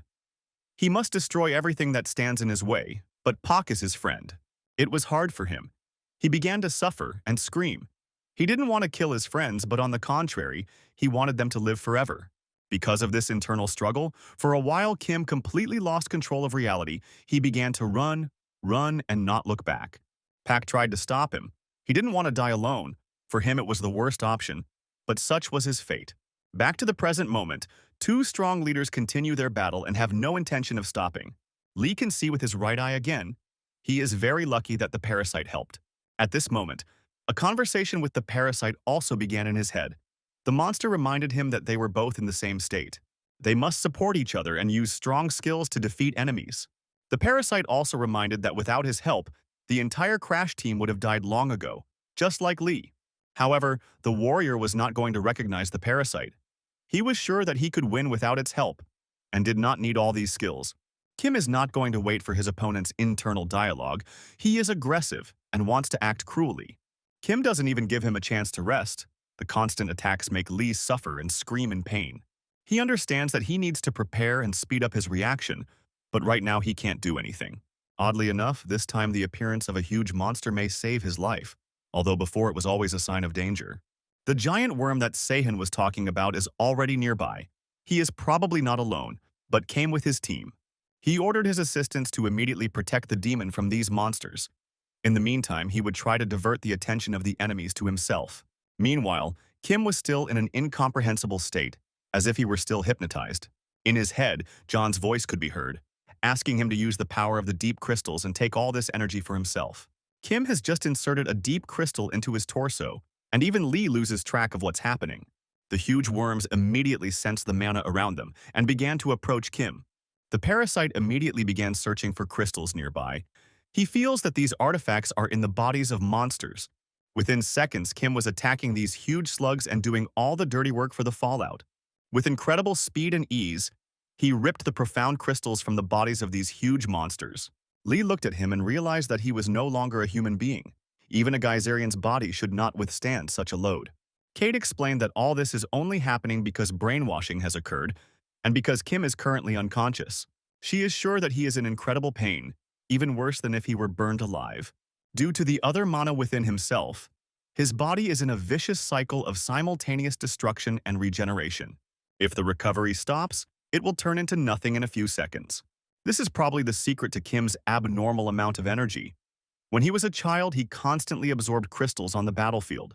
After that, Kim turned around and saw that there was also a profound crystal inside Lee.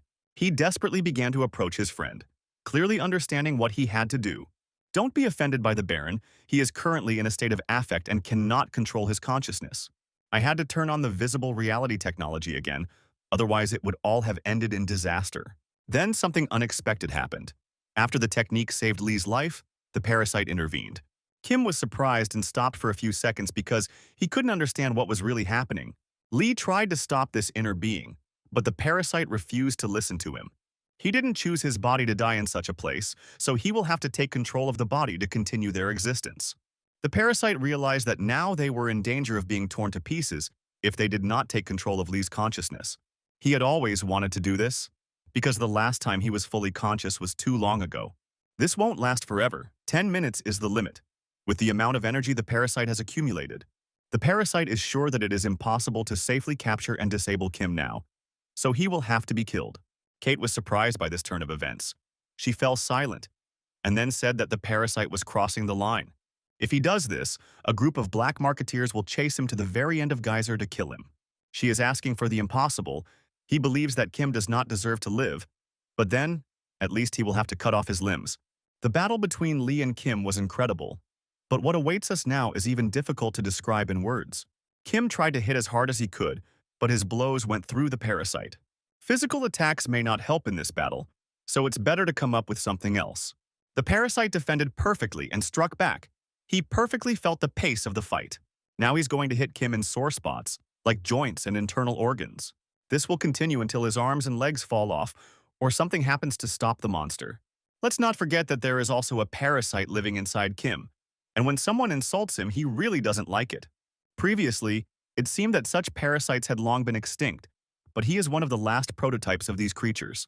The past has met the future. This is no longer a battle of two warriors. This is a battle of some of the most powerful beings in Geyser.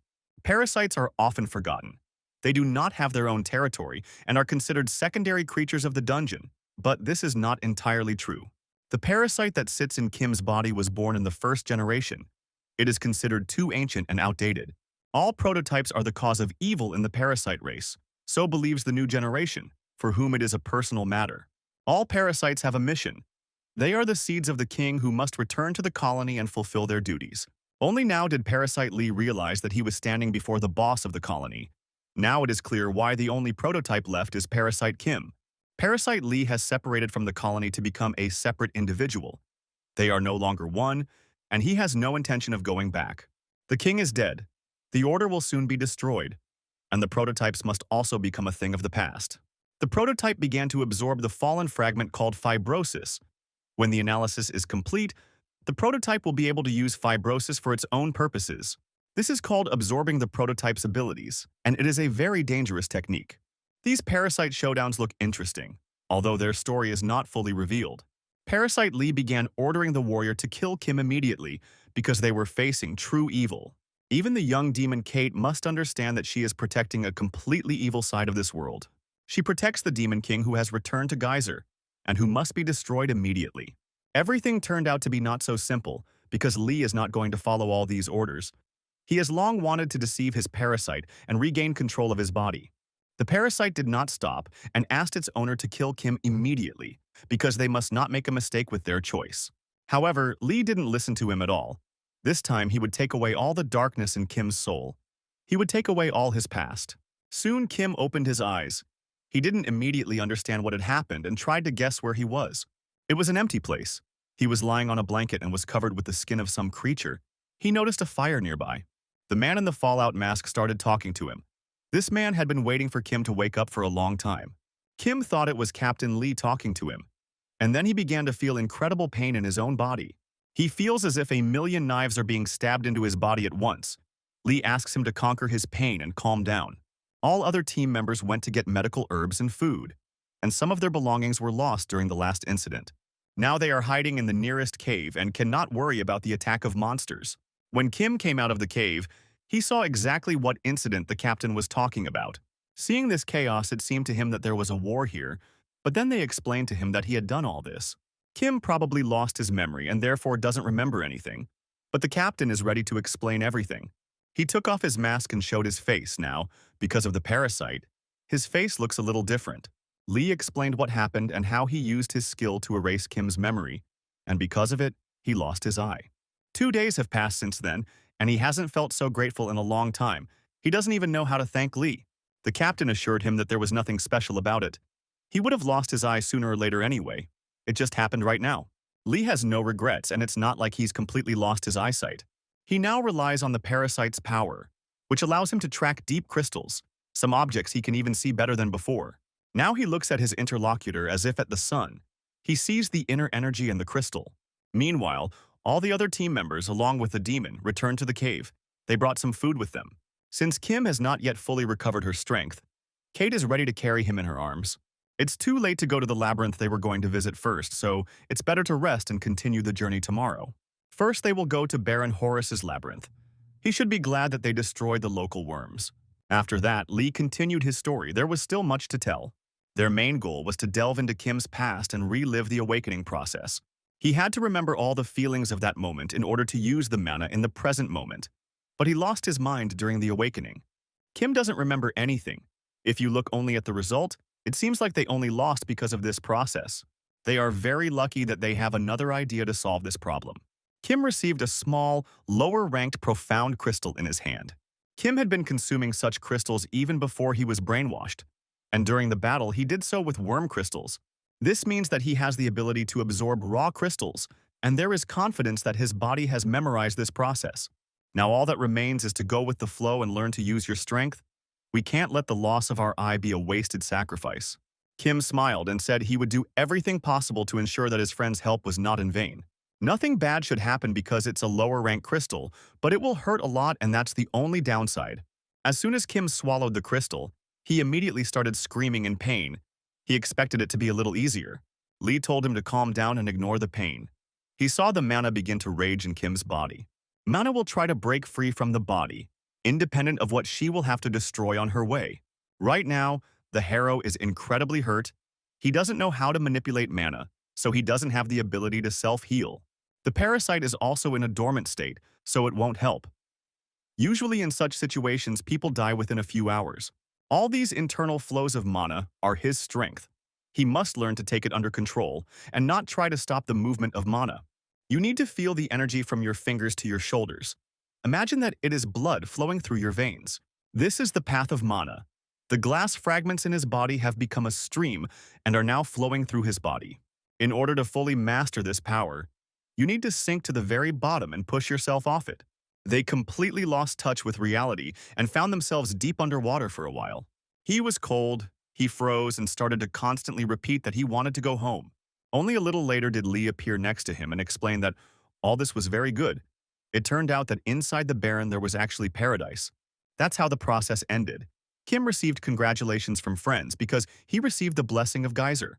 A little later they set off on their journey. Now Kim has additional skills that make him much stronger. Soon they found themselves in Baron Horace's territory, intending to collect as many crystals as possible along the way. Kate is sure that the Baron won't even notice this. It's unlikely that he keeps track of the number of crystals on his territory. Baron Horus is one of the most powerful and wealthy residents of the 10th floor. The core of his labyrinth is located in the center of a giant mine. The goblins on the 9th floor are also doing something similar, but not as successfully. Still, they have an iron mine, but you won't find particularly valuable material there, like in Baron Horus's mine. There are even rumors that deep crystals fall from the ceiling of the labyrinth directly into the hands, which is why the Baron is so wealthy. It is because of this that he can afford a large military force with excellent technology and equipment. Kim expects that sooner or later he will have to fight this Baron, but it is unlikely that Horus will use his full power. Before going to the Baron, it's better to put on a mask. It smells like the body of a beast, and no one will be able to guess that Kim is human. Soon they found themselves inside a maze of shadows. Kim had never seen such a large amount of gold before. The Baron's soldiers were constantly nearby and watched to make sure no one stole the valuables. It's unclear whether their equipment just looks nice or if it's actually very valuable, but either way, it's impressive.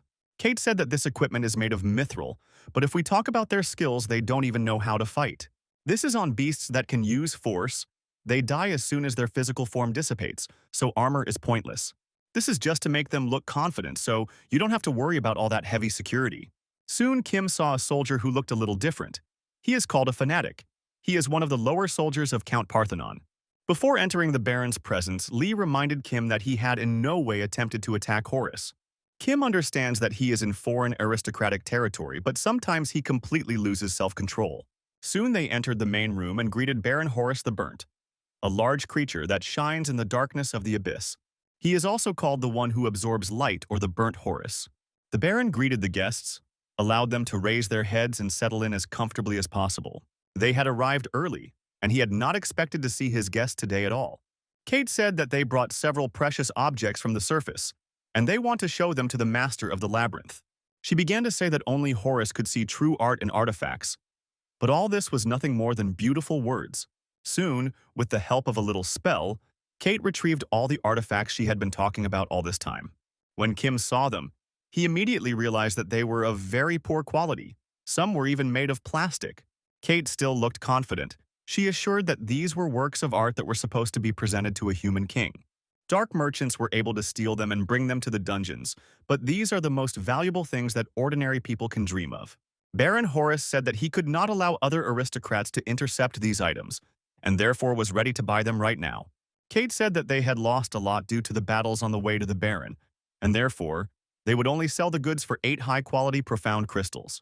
He soon agreed to all these conditions and said that for him these were just trifles. He said that even 8 crystals would not be enough, and he was ready to raise the price to 12 artifacts. To him, this means being a true aristocrat of the abyss, and Kim is called a fairly simple word: stupidity. He looked at the Baron and didn't understand how this person could have survived in the abyss at all, but there was no explanation for that. At this moment, Kim wondered if this was the perfect moment to kill the Baron.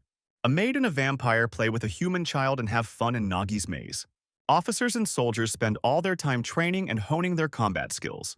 Ordinary workers do their daily work and try to have fun in their free time. The animals, which have been increasing in number in the maze lately, are constantly playing with the snail, who has come again. The elf spends little time in the labyrinth. She is constantly busy with the process of exploration and surveillance.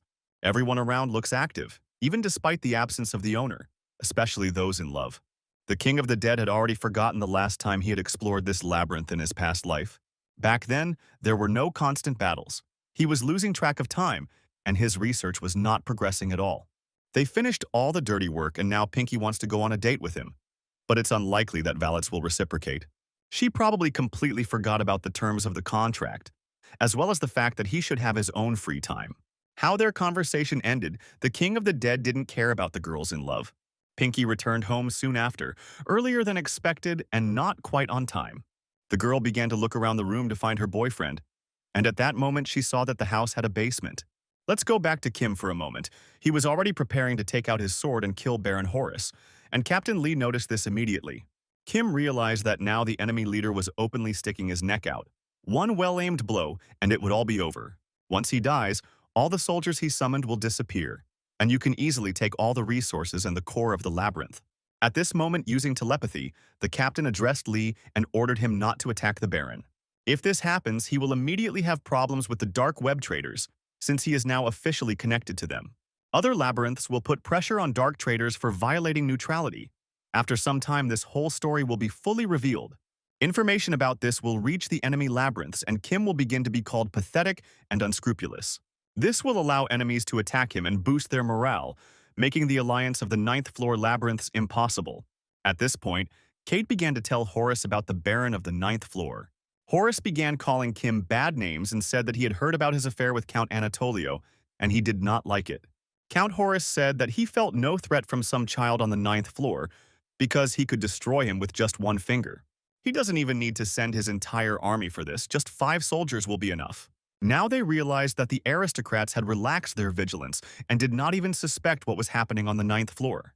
Nevertheless, Kim was still able to contain his aggression and remained calm. A little later, they found themselves in a cave near a maze of shadows. Now they can analyze the situation. Lee was very scared. He almost regained his sight for fear that Kim would start attacking the Baron. He was right not to attack Horace, because there would have been far greater losses if that had happened. Lee agrees that Horace seems like a simple fool without much talent. However, few people know that there is a reason why he holds a monopoly on the richest lands on the 10th floor, as well as the title of Baron. Until the darkness that envelops his entire body dissipates, no one can kill him, no one except Count Anatolio. If Kim attacked him, the Baron's body would split into 2 immediately after the attack. All of this would be an illusion because, as a result, only impenetrable darkness would remain before Kim. This is called the fiery darkness of the abyss. This technique belongs exclusively to one being, the scorched Horus. Kim suggested shining a flashlight on him, but this advice can hardly be taken seriously. Meanwhile, Pinky opened the basement door and saw something she wasn't supposed to see. The King of the Dead had already prepared his new body and was getting ready to celebrate. This body holds all the miasmas he could find in this place. This body will allow him to regain 60% of his strength. He still doesn't have enough miasma to transition to another body, so he must have been in too much of a hurry. The King of the Dead has only one chance. He must focus on restoring the miasma. As soon as he turns into an undead, he will immediately lose his taste and hunger for regular food, and will have to say goodbye to all the employees. He turned his head and saw that he was not alone in the room. He had never felt such fear as a dead person. Pinky stood there as if hypnotized and unable to move. She was as shocked and scared as he was. Valets realized that he was caught red-handed. She saw everything, so Pinky must die. He immediately began to attack her with miasma energy. The girl became even more scared and didn't know what to do. She began to suffocate and lose consciousness, but the King of the Dead had no other choice. All of this will take a long time. He will also suffer health problems after this attack. But Pinky cannot be left alive. He should kill her right now. But at this moment he feels uncertain, although he cannot explain these emotions. Maybe he's become too sentimental lately. He needs to forget about these feminine things and become a man again. She shouldn't have come back, shouldn't have forced him to do it. She promised to give it to him in her free time. Oddly enough, the King of the Dead still hesitates and cannot finish off his victim like an experienced predator. He can't understand why this is happening. Maybe because it's just a little girl who brought him lunch. She began to cry and apologize, asking for forgiveness and promising never to interfere with his affairs again. Pinky even said that she just wanted to spend some free time with him, just to be there for a few moments of relaxation. These words turned out to be the most powerful spell in the world. These words were enough to make the King of the Dead abandon his original goal. His miasma level ran out and he was immediately seriously injured, but it didn't matter. He should have killed her, but he couldn't. And now his entire work is in jeopardy. When he opened his eyes again, after losing consciousness, he saw that he was in a cozy and warm place. It was something like the central center of the Nagi temple. He saw that there was a maid nearby. They talked about how too much miasma had been found around the cemetery, but that this energy shouldn't have harmed the workers. It seemed that Pinky would tell everything now. And then, a terrible future would await the King of the Dead. It turned out that everything was completely wrong. He actually took all the blame and said that she had forgotten about safety precautions. Her words were enough to calm the Dominican and the sorcerer. They soon revealed that Pinky was seriously injured but showed her heroic heart. Even despite the intense pain, she took Valets on her shoulders and slowly moved towards the central labyrinth. In simple words, she saved her partner, and now, after some time, they will fully recover from their injuries. The King of the Dead immediately said that he wanted to continue his treatment on his territory so as not to leave the cemetery unguarded. Pinky decided to go with him, and soon the doctors let them go home.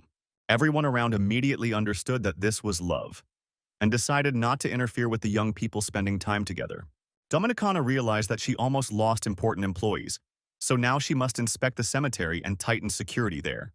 The sorcerer also noticed that this whole situation was very strange. In order to receive such injuries, it was necessary to gather an incredible concentration of miasma. This could not have gone unnoticed, meaning it was all done deliberately, and this is worrying. It's also a strange fact that the worker rescued Pinky from a room filled with miasma, but he only has injuries to his hands. This means that there are traces of magic in this case. The worker is using a necromancy spell. Valet saw that Pinky had injuries all over her body and ordered her to climb onto his back. She was incredibly happy, and within a few minutes he was carrying her like a real princess. Now it's time to talk about what happened. He wants to understand why she didn't tell Dominican the truth. Pinky replied that she didn't think anyone needed to know about it. She didn't want him to have any problems. She believes that while working with the miasma energy, her boyfriend gained incredible strength and can now become a hero too. She found an explanation for all his actions and now feels at peace because she believes in all this nonsense. They agreed not to tell anyone about all these secrets, and Valets also asked Pinky to never again interfere with his free time in the basement. Back to Kim and the Fallout team, they're talking about the mana flowing through Kim's body. Most likely this power is much greater than Baron Horace's mana. Kim is probably at the level of a count now, or even higher. This does not mean that he has a higher level of mana than Anatolio. It is not that simple. Kim tried to recreate the circulation of mana in his body and strengthen his arms. Everything worked almost instantly. He continued to improve his energy control skills and attack various stones. Such training is necessary in order to fully master the technique and learn all the subtleties of this game. Right now, his movements are quite clumsy because he is too focused on circulating mana, which means he is not yet used to controlling his own energy. You don't need to consciously control mana. This process is natural, like the flow of water in a river, that is, it is a passive ability. They cannot use mana from birth like geyser beasts, so Kim will appear to have a new set of arms and legs. You need to learn to control them as part of your own body. It will take some time, but then it will add many possibilities. You have to remember that even if you have an ocean of mana, if you don't use this energy correctly, it won't help. We need to receive a whole waterfall from the paradise within ourselves and not be satisfied with a small stream. This is the only way to learn to fight on equal terms with the Barons of the Abyss, and there is no need to rush to do so. If Kim continues to improve his skills, soon all of Geyser will be afraid of him. He can discover a technique like the tsunami, and then Count Anatolio will never treat him like a small insect again. Upon seeing this training, all the other team members immediately ran away because they thought they had been attacked by monsters. It turned out that this was just a honing of Kim's skills and nothing more. It was like an attack by the Queen of Giant Worms, but you can find cons anywhere. The captain approached Kim and took his hand. She was seriously injured, and now they needed to call Eugene for help. Apart from Eugene, no one is able to control the regeneration skill, as it is a very difficult technique to control. Kim decided to try to do it on his own. He's always too cocky, but that's what makes him such a cool guy. The captain noticed some problems. The power of Kim's punches is incredible, but there is a critical flaw in how he does it. For a few seconds after his attack, his body strength is no different from that of an ordinary person. All creatures that have mana also have stronger bodies, even if they don't like it. The level of power is proportional to the amount of mana, so the closer they are to the abyss, the stronger they become. A wound that can kill a person from the surface will only leave a scratch on a person from the abyss. The deep crystal acts as a storage, so a large amount of mana is always within the body. On top of the inactive energy that a person draws from within themselves, there is mana, which is used to strengthen the body. Kim's defenses dropped as he prepared to strike, and within seconds his body was as weak as a surface person's. It may seem like a minor problem because it only lasts a few seconds, but that's very misleading. If the enemy is strong and conscious enough, he can take advantage of this opportunity and kill Kim. This attack should only be used if there is no other choice. You must be sure that this blow is enough to kill the enemy. After the conversation was over, it was time to relax a bit and enjoy a delicious dinner. They found themselves in the center of the wasteland labyrinth after 3 days. An underground labyrinth that reaches the 11th floor. It is called the Dry Pit. This labyrinth is very clean and colorless. It is made of marble, and all the soldiers here are just ordinary insects. Most of them are slow beetles, but they are very strong because their exoskeleton is also covered in marble. This place looks minimalistic compared to Horace's labyrinth. Probably the owner of the labyrinth doesn't care about the appearance. Soon they finally met the local boss, this one being Baroness Valatus. or the antlion. Although she is an ordinary geyser insect, she looks like a human, which is a sign of her intelligence. The Baroness is very lazy and constantly does nothing. She lies in her place under the blanket and watches Netflix. Veladas buys electronics and games from black market traders, and you can even spot a regular generator here. If Uther regularly goes outside, then this lady is a real recluse who plays offline games because there is no internet here. She doesn't look like a threat at all. So our heroes continued their journey and came to a maze of jungles and mountain ranges. There is also a forest on the 9th floor, although this place is more like an ordinary jungle without any special nuances. The soldiers here are therianthropes. Instead of different species, there are only harpies, and they are all extremely fat and can hardly fly. Xanax of the Blue Sky lives here. She is the boss of this labyrinth. This Baroness is as fat as all her soldiers, and she is also very lazy and impudent. In general, Xanax constantly buys food from shady dealers. It's frozen food from their grocery store. They calmly left this labyrinth without receiving any useful information, and lately they have been getting little benefit from these travels. Now they will go to the Boreas laboratory because they want to visit all the labyrinths on this floor. The eternally frozen lands of Baron Bore are next on their list, for this Baron is the only being on this floor who truly deserves his title. Captain Lee once again asked his partner not to show aggression in any way, even if the Baron decided to attack him. 4 days later, they found themselves near the entrance to the permafrost on the 10th floor of Geyser. They are surrounded by frozen mana, which is why it is not slippery or like regular ice. The labyrinth took the form most suitable for its master, just as Xanax has an overgrown jungle because her army consists of harpies. Baron Bore is a frost ogre, and it is already known that he rules over several snowmen. Soon, the captain ordered all crew members to immediately wear masks. Ahead, they saw the corpse of a recently killed beast, with a spear sticking out of its back, meaning it had been killed. This spear has a huge amount of mana, so the owner of this territory may be nearby. Boreas is known for his love of battle. He kills all the beasts around him out of his thirst for blood, and even kills his slaves who steal his prey. That is why most of his warriors are ordinary scouts. He is the only hunter in his own army. Soon, Baron Bore pulled out his list and saw the dark merchants approaching. They arrived earlier than expected. He approached them so quickly that some almost fainted from fear. If it weren't for the demon's red skin, he would have killed her almost as soon as he noticed her. He warned that everyone must carry a flag with the symbol when they come to him, and he would not forgive any more such mistakes. Kate said that they lost most of their treasure when they were ambushed by giant worms. The Baron is not going to believe this nonsense. There are enough of them to destroy even the aristocrats, so he understands that everything she says is a lie. One of the team members kept standing with his head held high, probably because Kim did not respect the Baron's authority.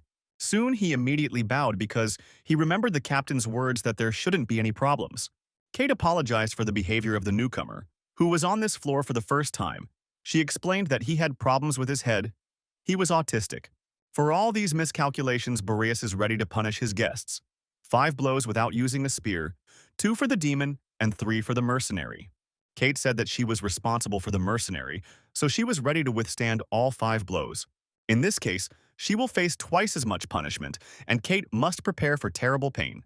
She didn't even have time to blink when the master of this labyrinth approached her and struck the first blow. This continued over and over again until all 10 strokes were performed. You may not like demons, but right now it's hard not to sympathize with this little creature. Kim looked at her and completely understood that it was his fault. If he hadn't been distracted, Kate wouldn't have been hurt. He remembers that he shouldn't show his aggression even if the Baron starts attacking. The captain has been very active in asking for this. With each subsequent blow, Kate looked even worse. This small body could not withstand such pressure. Kim looked at this with aggression in his eyes. It seemed to him that the Baron had decided to kill Kate. Even Baron Bore understood that the demon would die from the next blow. He doesn't understand why her guards don't intervene. Dark merchants hired them to protect Kate, but they don't even do anything. Captain Lee explained that the orders of the labyrinth leader take precedence, which is why they do not want to interfere in this conflict.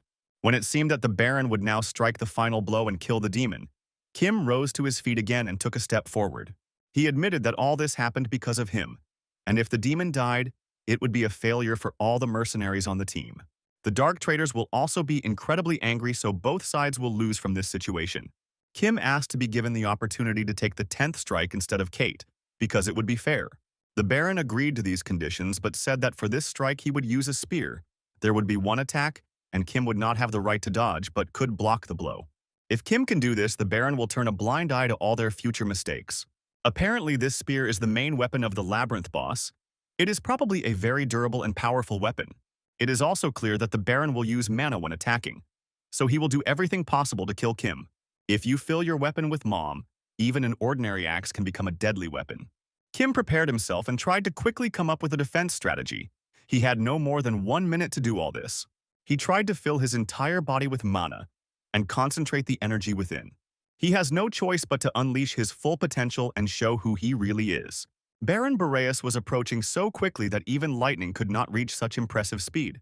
Two energies collided in one place. This explosion could be similar to a hydrogen bomb. The surrounding rocks were immediately damaged, and the mercenary team, along with the demon, barely managed to escape the explosion. They are lucky that they know how to use magical skills, otherwise they would all be crushed like an orange. Kate lost consciousness after all these injuries, but she's still breathing, and that's the main thing. Meanwhile, the Baron began to laugh like a madman, the whole situation refreshing his mind, as if he had eaten something cool. This attack should have killed his opponent, but the common mercenary blocked his blow. This doesn't mean that Kim was able to avoid internal injuries, but he is alive and still standing on his feet. The punishment is over. As promised, the Baron will no longer consider their mistakes. When they finish their treatment, they can come to him for talks. He will leave the entrance open. After a few hours, the mercenary team found a safe place and began to rebuild their strength. Now the Baron will consider Kim a useful mercenary because he withstood his blow and remained alive. Now the captain admits that he was wrong. Kim did the right thing by intervening, because otherwise Kate would have died. On the other hand, the failed have always survived because they did not intervene in conflict situations, which is why they are still alive. They always choose safe paths and avoid conflicts, and they also ignore those who need help because they are a selfish group. During all this time, Kate has regained consciousness and can now walk independently. She decided to hug her savior and thank him for helping her in a critical moment. Now she loves Kim even more. Kim was also surprised. He believed that all dark traders had no feelings, and he was pleased to see another side of these creatures. The captain said that the dark traders didn't just change the person responsible for the abyss. Previously, an imp did this, but imps often die, while demons, on the contrary, can withstand a much greater load. The aristocrat would not be guilty if the dark merchant died during the punishment. If the dark traders wanted to start a war, the system that has existed for many years would collapse. That's why they turn a blind eye to all these aristocrats and their inappropriate behavior. Kate knows that Kim is preparing for war, which is why she is ready to tell him all the necessary information about Boreas. The price of this information was her life, and he had already paid for it when he saved her. After resting, they set off forward until they were frozen to death. According to Eugene, the demon was completely cured, but they probably have some side effects when the recovery process begins. She said it was too hard for her to walk, and so she was on Kim's back the whole time, and in this way they walked to the Boreas Labyrinth for 3 whole days. The goods that interested the Baron were conventional weapons, or rather, surface fire rifles. His reaction was cold. He said it was all just rubbish, even when he was shown the bombs. As a result, Boreas did not buy anything and they left his territory. The result was again unsatisfactory. That's why shady dealers usually don't come to his labyrinth, and similar mistakes shouldn't be made in the future. There are 2 more mazes to go through, but Kim doesn't have to worry, because the other aristocrats are just plain losers. This doesn't mean that Kim can forget about her manners. She still needs to keep herself in check and not attack anyone.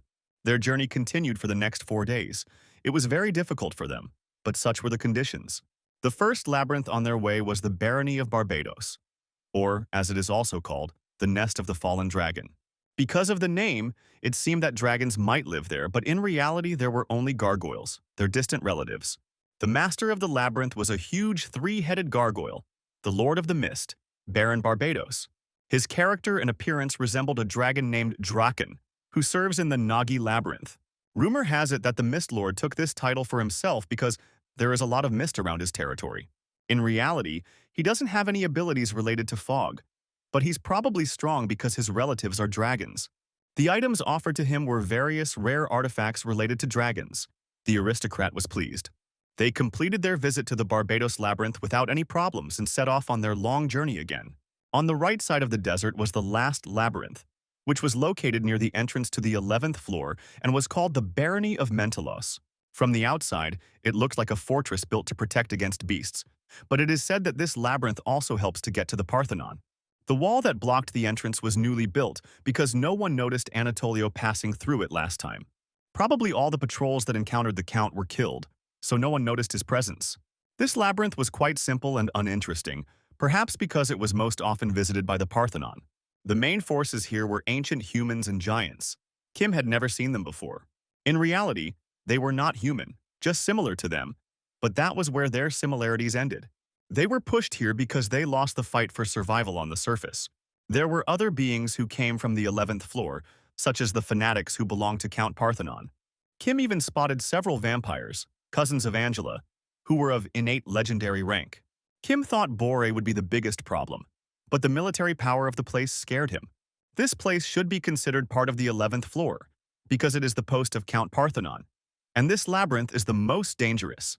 The master of this labyrinth is Mentalos, the lord of intrigue and the occult, who doesn't seem like a loser, as Kate said. On the other hand, he also doesn't look like a tyrant like Baron Boreas. He doesn't have the dignity you'd expect from an aristocrat. He's an ordinary Parthenon soldier, nothing more, nothing less. He's in a bad mood today, and from the very beginning he told the shady trader that it would be better to stop trading on the 11th and 9th floors. This is just confirmation that the Parthenon is indeed going to invade the 9th floor. But let's forget about that for now. It was time for a little rest and a friendly lunch. They hadn't rested for a long time during their long travels. This takes place near Kim's house. The guy decided to treat them to some delicious food and pizza. Of course, the inhabitants of the dungeon are not used to such delicacies. For them, even sunlight is happiness. While the Crash team enjoys a delicious lunch, Kim will check on the demon. Kate is still in the dungeon. According to the rules, she cannot go out into the real world. Kim didn't forget about his friend and brought her not only food but also a warm blanket. He also took some new clothes for her, because after the punishment from Baron Boreas, her clothes were almost completely destroyed. Kim is upset because he would like Kate to rest with them, on the surface. He had to explain that there was an agreement between heaven and earth that demons could not climb the mountain.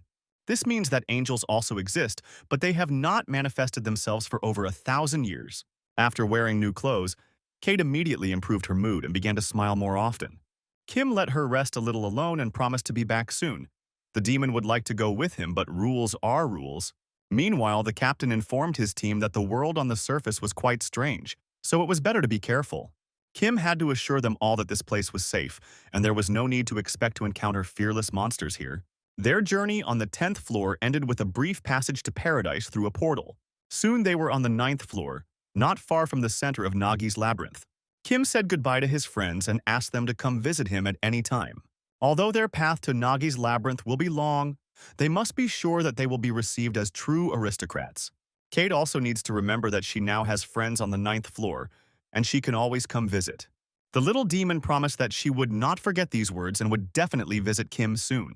It seemed that everything was over, but at that moment the parasite again took possession of Captain Lee's consciousness. The prototype is still dormant, so it's not too late to talk and say everything it has been holding back for a long time. He doesn't have much time now. He will soon lose control of Lee's consciousness, but we need to talk now. He appeared to warn Kim about his parasite, also known as the prototype. Kate thought something bad was happening and tried to protect the Baron, because this parasite almost killed him last time. The best way to kill the prototype would be to kill its owner, but the parasite doesn't want to do that. He asked Kim to calm down, and explained that now they had the opportunity to talk while the prototype slept inside him. First, we need to explain who parasites are. They are a species that broke away from the prototype colony, and they have their own mission. They choose vessels and make them stronger in order to begin dreaming of the second coming of the king. Simply put, they are the seeds of the king, his remains and particles. The existence of aristocrats and Gazer is already known. Kim is even one of them, but no one has told him about the king. Even Kate doesn't know who currently runs this deep dungeon with different floors. This information is hidden. They are born with little intelligence, and their sole purpose is to find a vessel to grow into a future king. The more the host evolves, the more the parasite evolves, with abilities and consciousness evolving at the same time. As a result, they betrayed the prototype. This happened due to the development of their own mind and intelligence. They abandoned their mission in order to simply enjoy life in their master's body. Most of them severed all ties with the colony and completely forgot about their life mission. The prototype quickly ran out of steam, lost most of its followers, and did not manifest itself for 10 years. They thought he was dead, but now he is in the body of the Baron from the 9th floor. Speaking of the creature inside Kim, it is the main body of the prototype. There is a theory that this creature divided itself into parts, after which it had to choose the carrier with the greatest potential for awakening. He should not rely on the powers of his prototype, because the more he uses them, the more he loses himself. You don't need to feed the prototype brains. This is not only about Kim's brain, but also about the victim's brain. The prototype uses the active mana in the host's body, but cannot reach the deep crystal. That's why he can only receive mana from external sources. In any case, Kim shouldn't even think about becoming king. As a result, the prototype will take all the power, and Kim will be left with nothing. As soon as the parasite finished speaking, it immediately returned consciousness to Lee and disappeared. The captain also agreed that parasites cannot be trusted because he was also able to control this creature before, and now he is having difficulty with it. Kim will definitely think about all these problems, but right now he has other tasks, so it's time to say goodbye. Let's move to the northern wall of the Nagi Labyrinth Gate, just as a hero named Quintus began to shout that they were being attacked. He ordered them to immediately take up battle positions and prepare for battle, and also ordered the Dominican to find a safe place. They believe that unknown individuals with great power have come to their territory, and they are heading very quickly towards the labyrinth. No one could even warn that these forces were approaching. Perhaps the horned rats were destroyed because there is no signal from them. At this moment, the snail felt like a leader and said that there was no need to be afraid. They had already destroyed 2 labyrinths and were ready to do it again. Their ally is the great king of gluttony, and when he is around, they can forget about fear. While Uther talked about his strengths, everyone else looked at him as a mentally retarded child. Judging by the amount of energy of the rivals, an aristocrat is approaching them, perhaps even a count. If it were Count Anatolio, there would be a vibration on the ground, but there isn't. So it's someone else. Uther felt safe until an unknown creature approached him and grabbed him by the head. All his friends looked scared, but no one decided to get lost in this situation. They can be understood because the king of the labyrinth, Nagi, the baron of the 9th floor, Kim, has appeared. Soon everyone realized that he was the same threat, calmed down, and bowed to the king. More than 3 weeks and several days have passed since Kim set out to explore the abyss. Dominicana is happy to see him and immediately feels the incredible strength with which the master has returned. They even confused him with Count Anatolio, and were happy to see that it was only their beloved king. Kim should have hidden his powers much better, but he hasn't learned to do that yet. The Dominican immediately said that at the king's behest, the Nagi labyrinth had been expanded. The number of troops remained the same, but the maximum army size was increased 4-fold. After they have received additional territories, they can begin construction of new facilities. Construction of the Horned Rat Colony is also underway. It is half completed, under the leadership of Rickshaw. Construction has also begun on underground tunnels that connect the Nagi labyrinth to other labyrinths. The horned rat population has changed and is now much larger. This happened thanks to stable nutrition and regular rest. Now there are 10 times more of them, and they can perform a greater amount of work. Kim allowed the construction of tunnels under the Great Forests of Dreams. The main thing is not to approach the enemy labyrinths and to act carefully. With only 4 days left until the round table, Kim has a lot to prepare, so he'll have to come to the surface. He hopes that there will be at least a month left before the war begins, but perhaps everything will start earlier. Kim is sure that soon the aristocrats of the 10th floor will begin to attack the 9th floor. War is only a matter of time. This won't be a fight between 2 mazes. It will be a full-blown and bloody war between different floors. They will all be driven into a dead end, and to win, they will have to fight without honor. For a long time, Geyser was quite peaceful, but soon these glorious times will end. The plans are already in place, and now all of his closest friends will hear the war strategy. After all this, Kim returned to the surface and decided to call his family. He hasn't spoken to his father in a long time and now has to explain his long absence from home. The guy decided to write a message and explain that he had gone to Australia for research, along with other university students. After that, he saw that Lenara had been calling him repeatedly, and for the past few months they had completely lost touch with each other. As soon as he called her, he immediately heard many unpleasant words addressed to him. She was angry that he was missing her calls and said it could have cost her her life. Lenara has been in too many troubles lately. She is still in the dungeon, along with her team of researchers. Kim said that recently he has had almost no time for research and is busy with his own business. Lenara said that together with the team she found a rather interesting dungeon in which there are many deep crystals. If Kim wants to make some easy money, he can join her team and help explore this place. From the very beginning, they saw that there were unknown monsters in this dungeon, so they needed immediate support. The entire team is excited and hopes that the strong warrior Kim will join them. They all remember his extraordinary skills and strength. Kim promised to think about this proposal, but lately, he has so much work that he has no free time at all. A little later, the guy returned to the labyrinth naked and began discussing current problems. Spies from the 8th floor were spotted near the eastern fortress, and Rickshaw was immediately ordered to find them and bring them to the king. She is the intelligence commander and must be responsible for all such situations in the labyrinth. Dominicana has also received orders to strengthen the defense of the eastern land. Recently, there have been more and more spies in the territory of the Nagi labyrinth. As soon as the conversation was over, Kim returned to his throne and met with the horned rats. They are all happy because in this labyrinth, they have received not only protection and shelter, but also love and a real family. Kim is happy that all his slaves are satisfied. He understands perfectly well that their further achievements depend on this. It turned out that Tretch had come to him, but it was not the same king of horned rats, but his son. We already remember this glorious warrior who became the first rival of the Nagi labyrinth. A lot of time has passed since he died. Now his son is happy to serve King Kim and assures that all his warriors are ready to die for Nagi.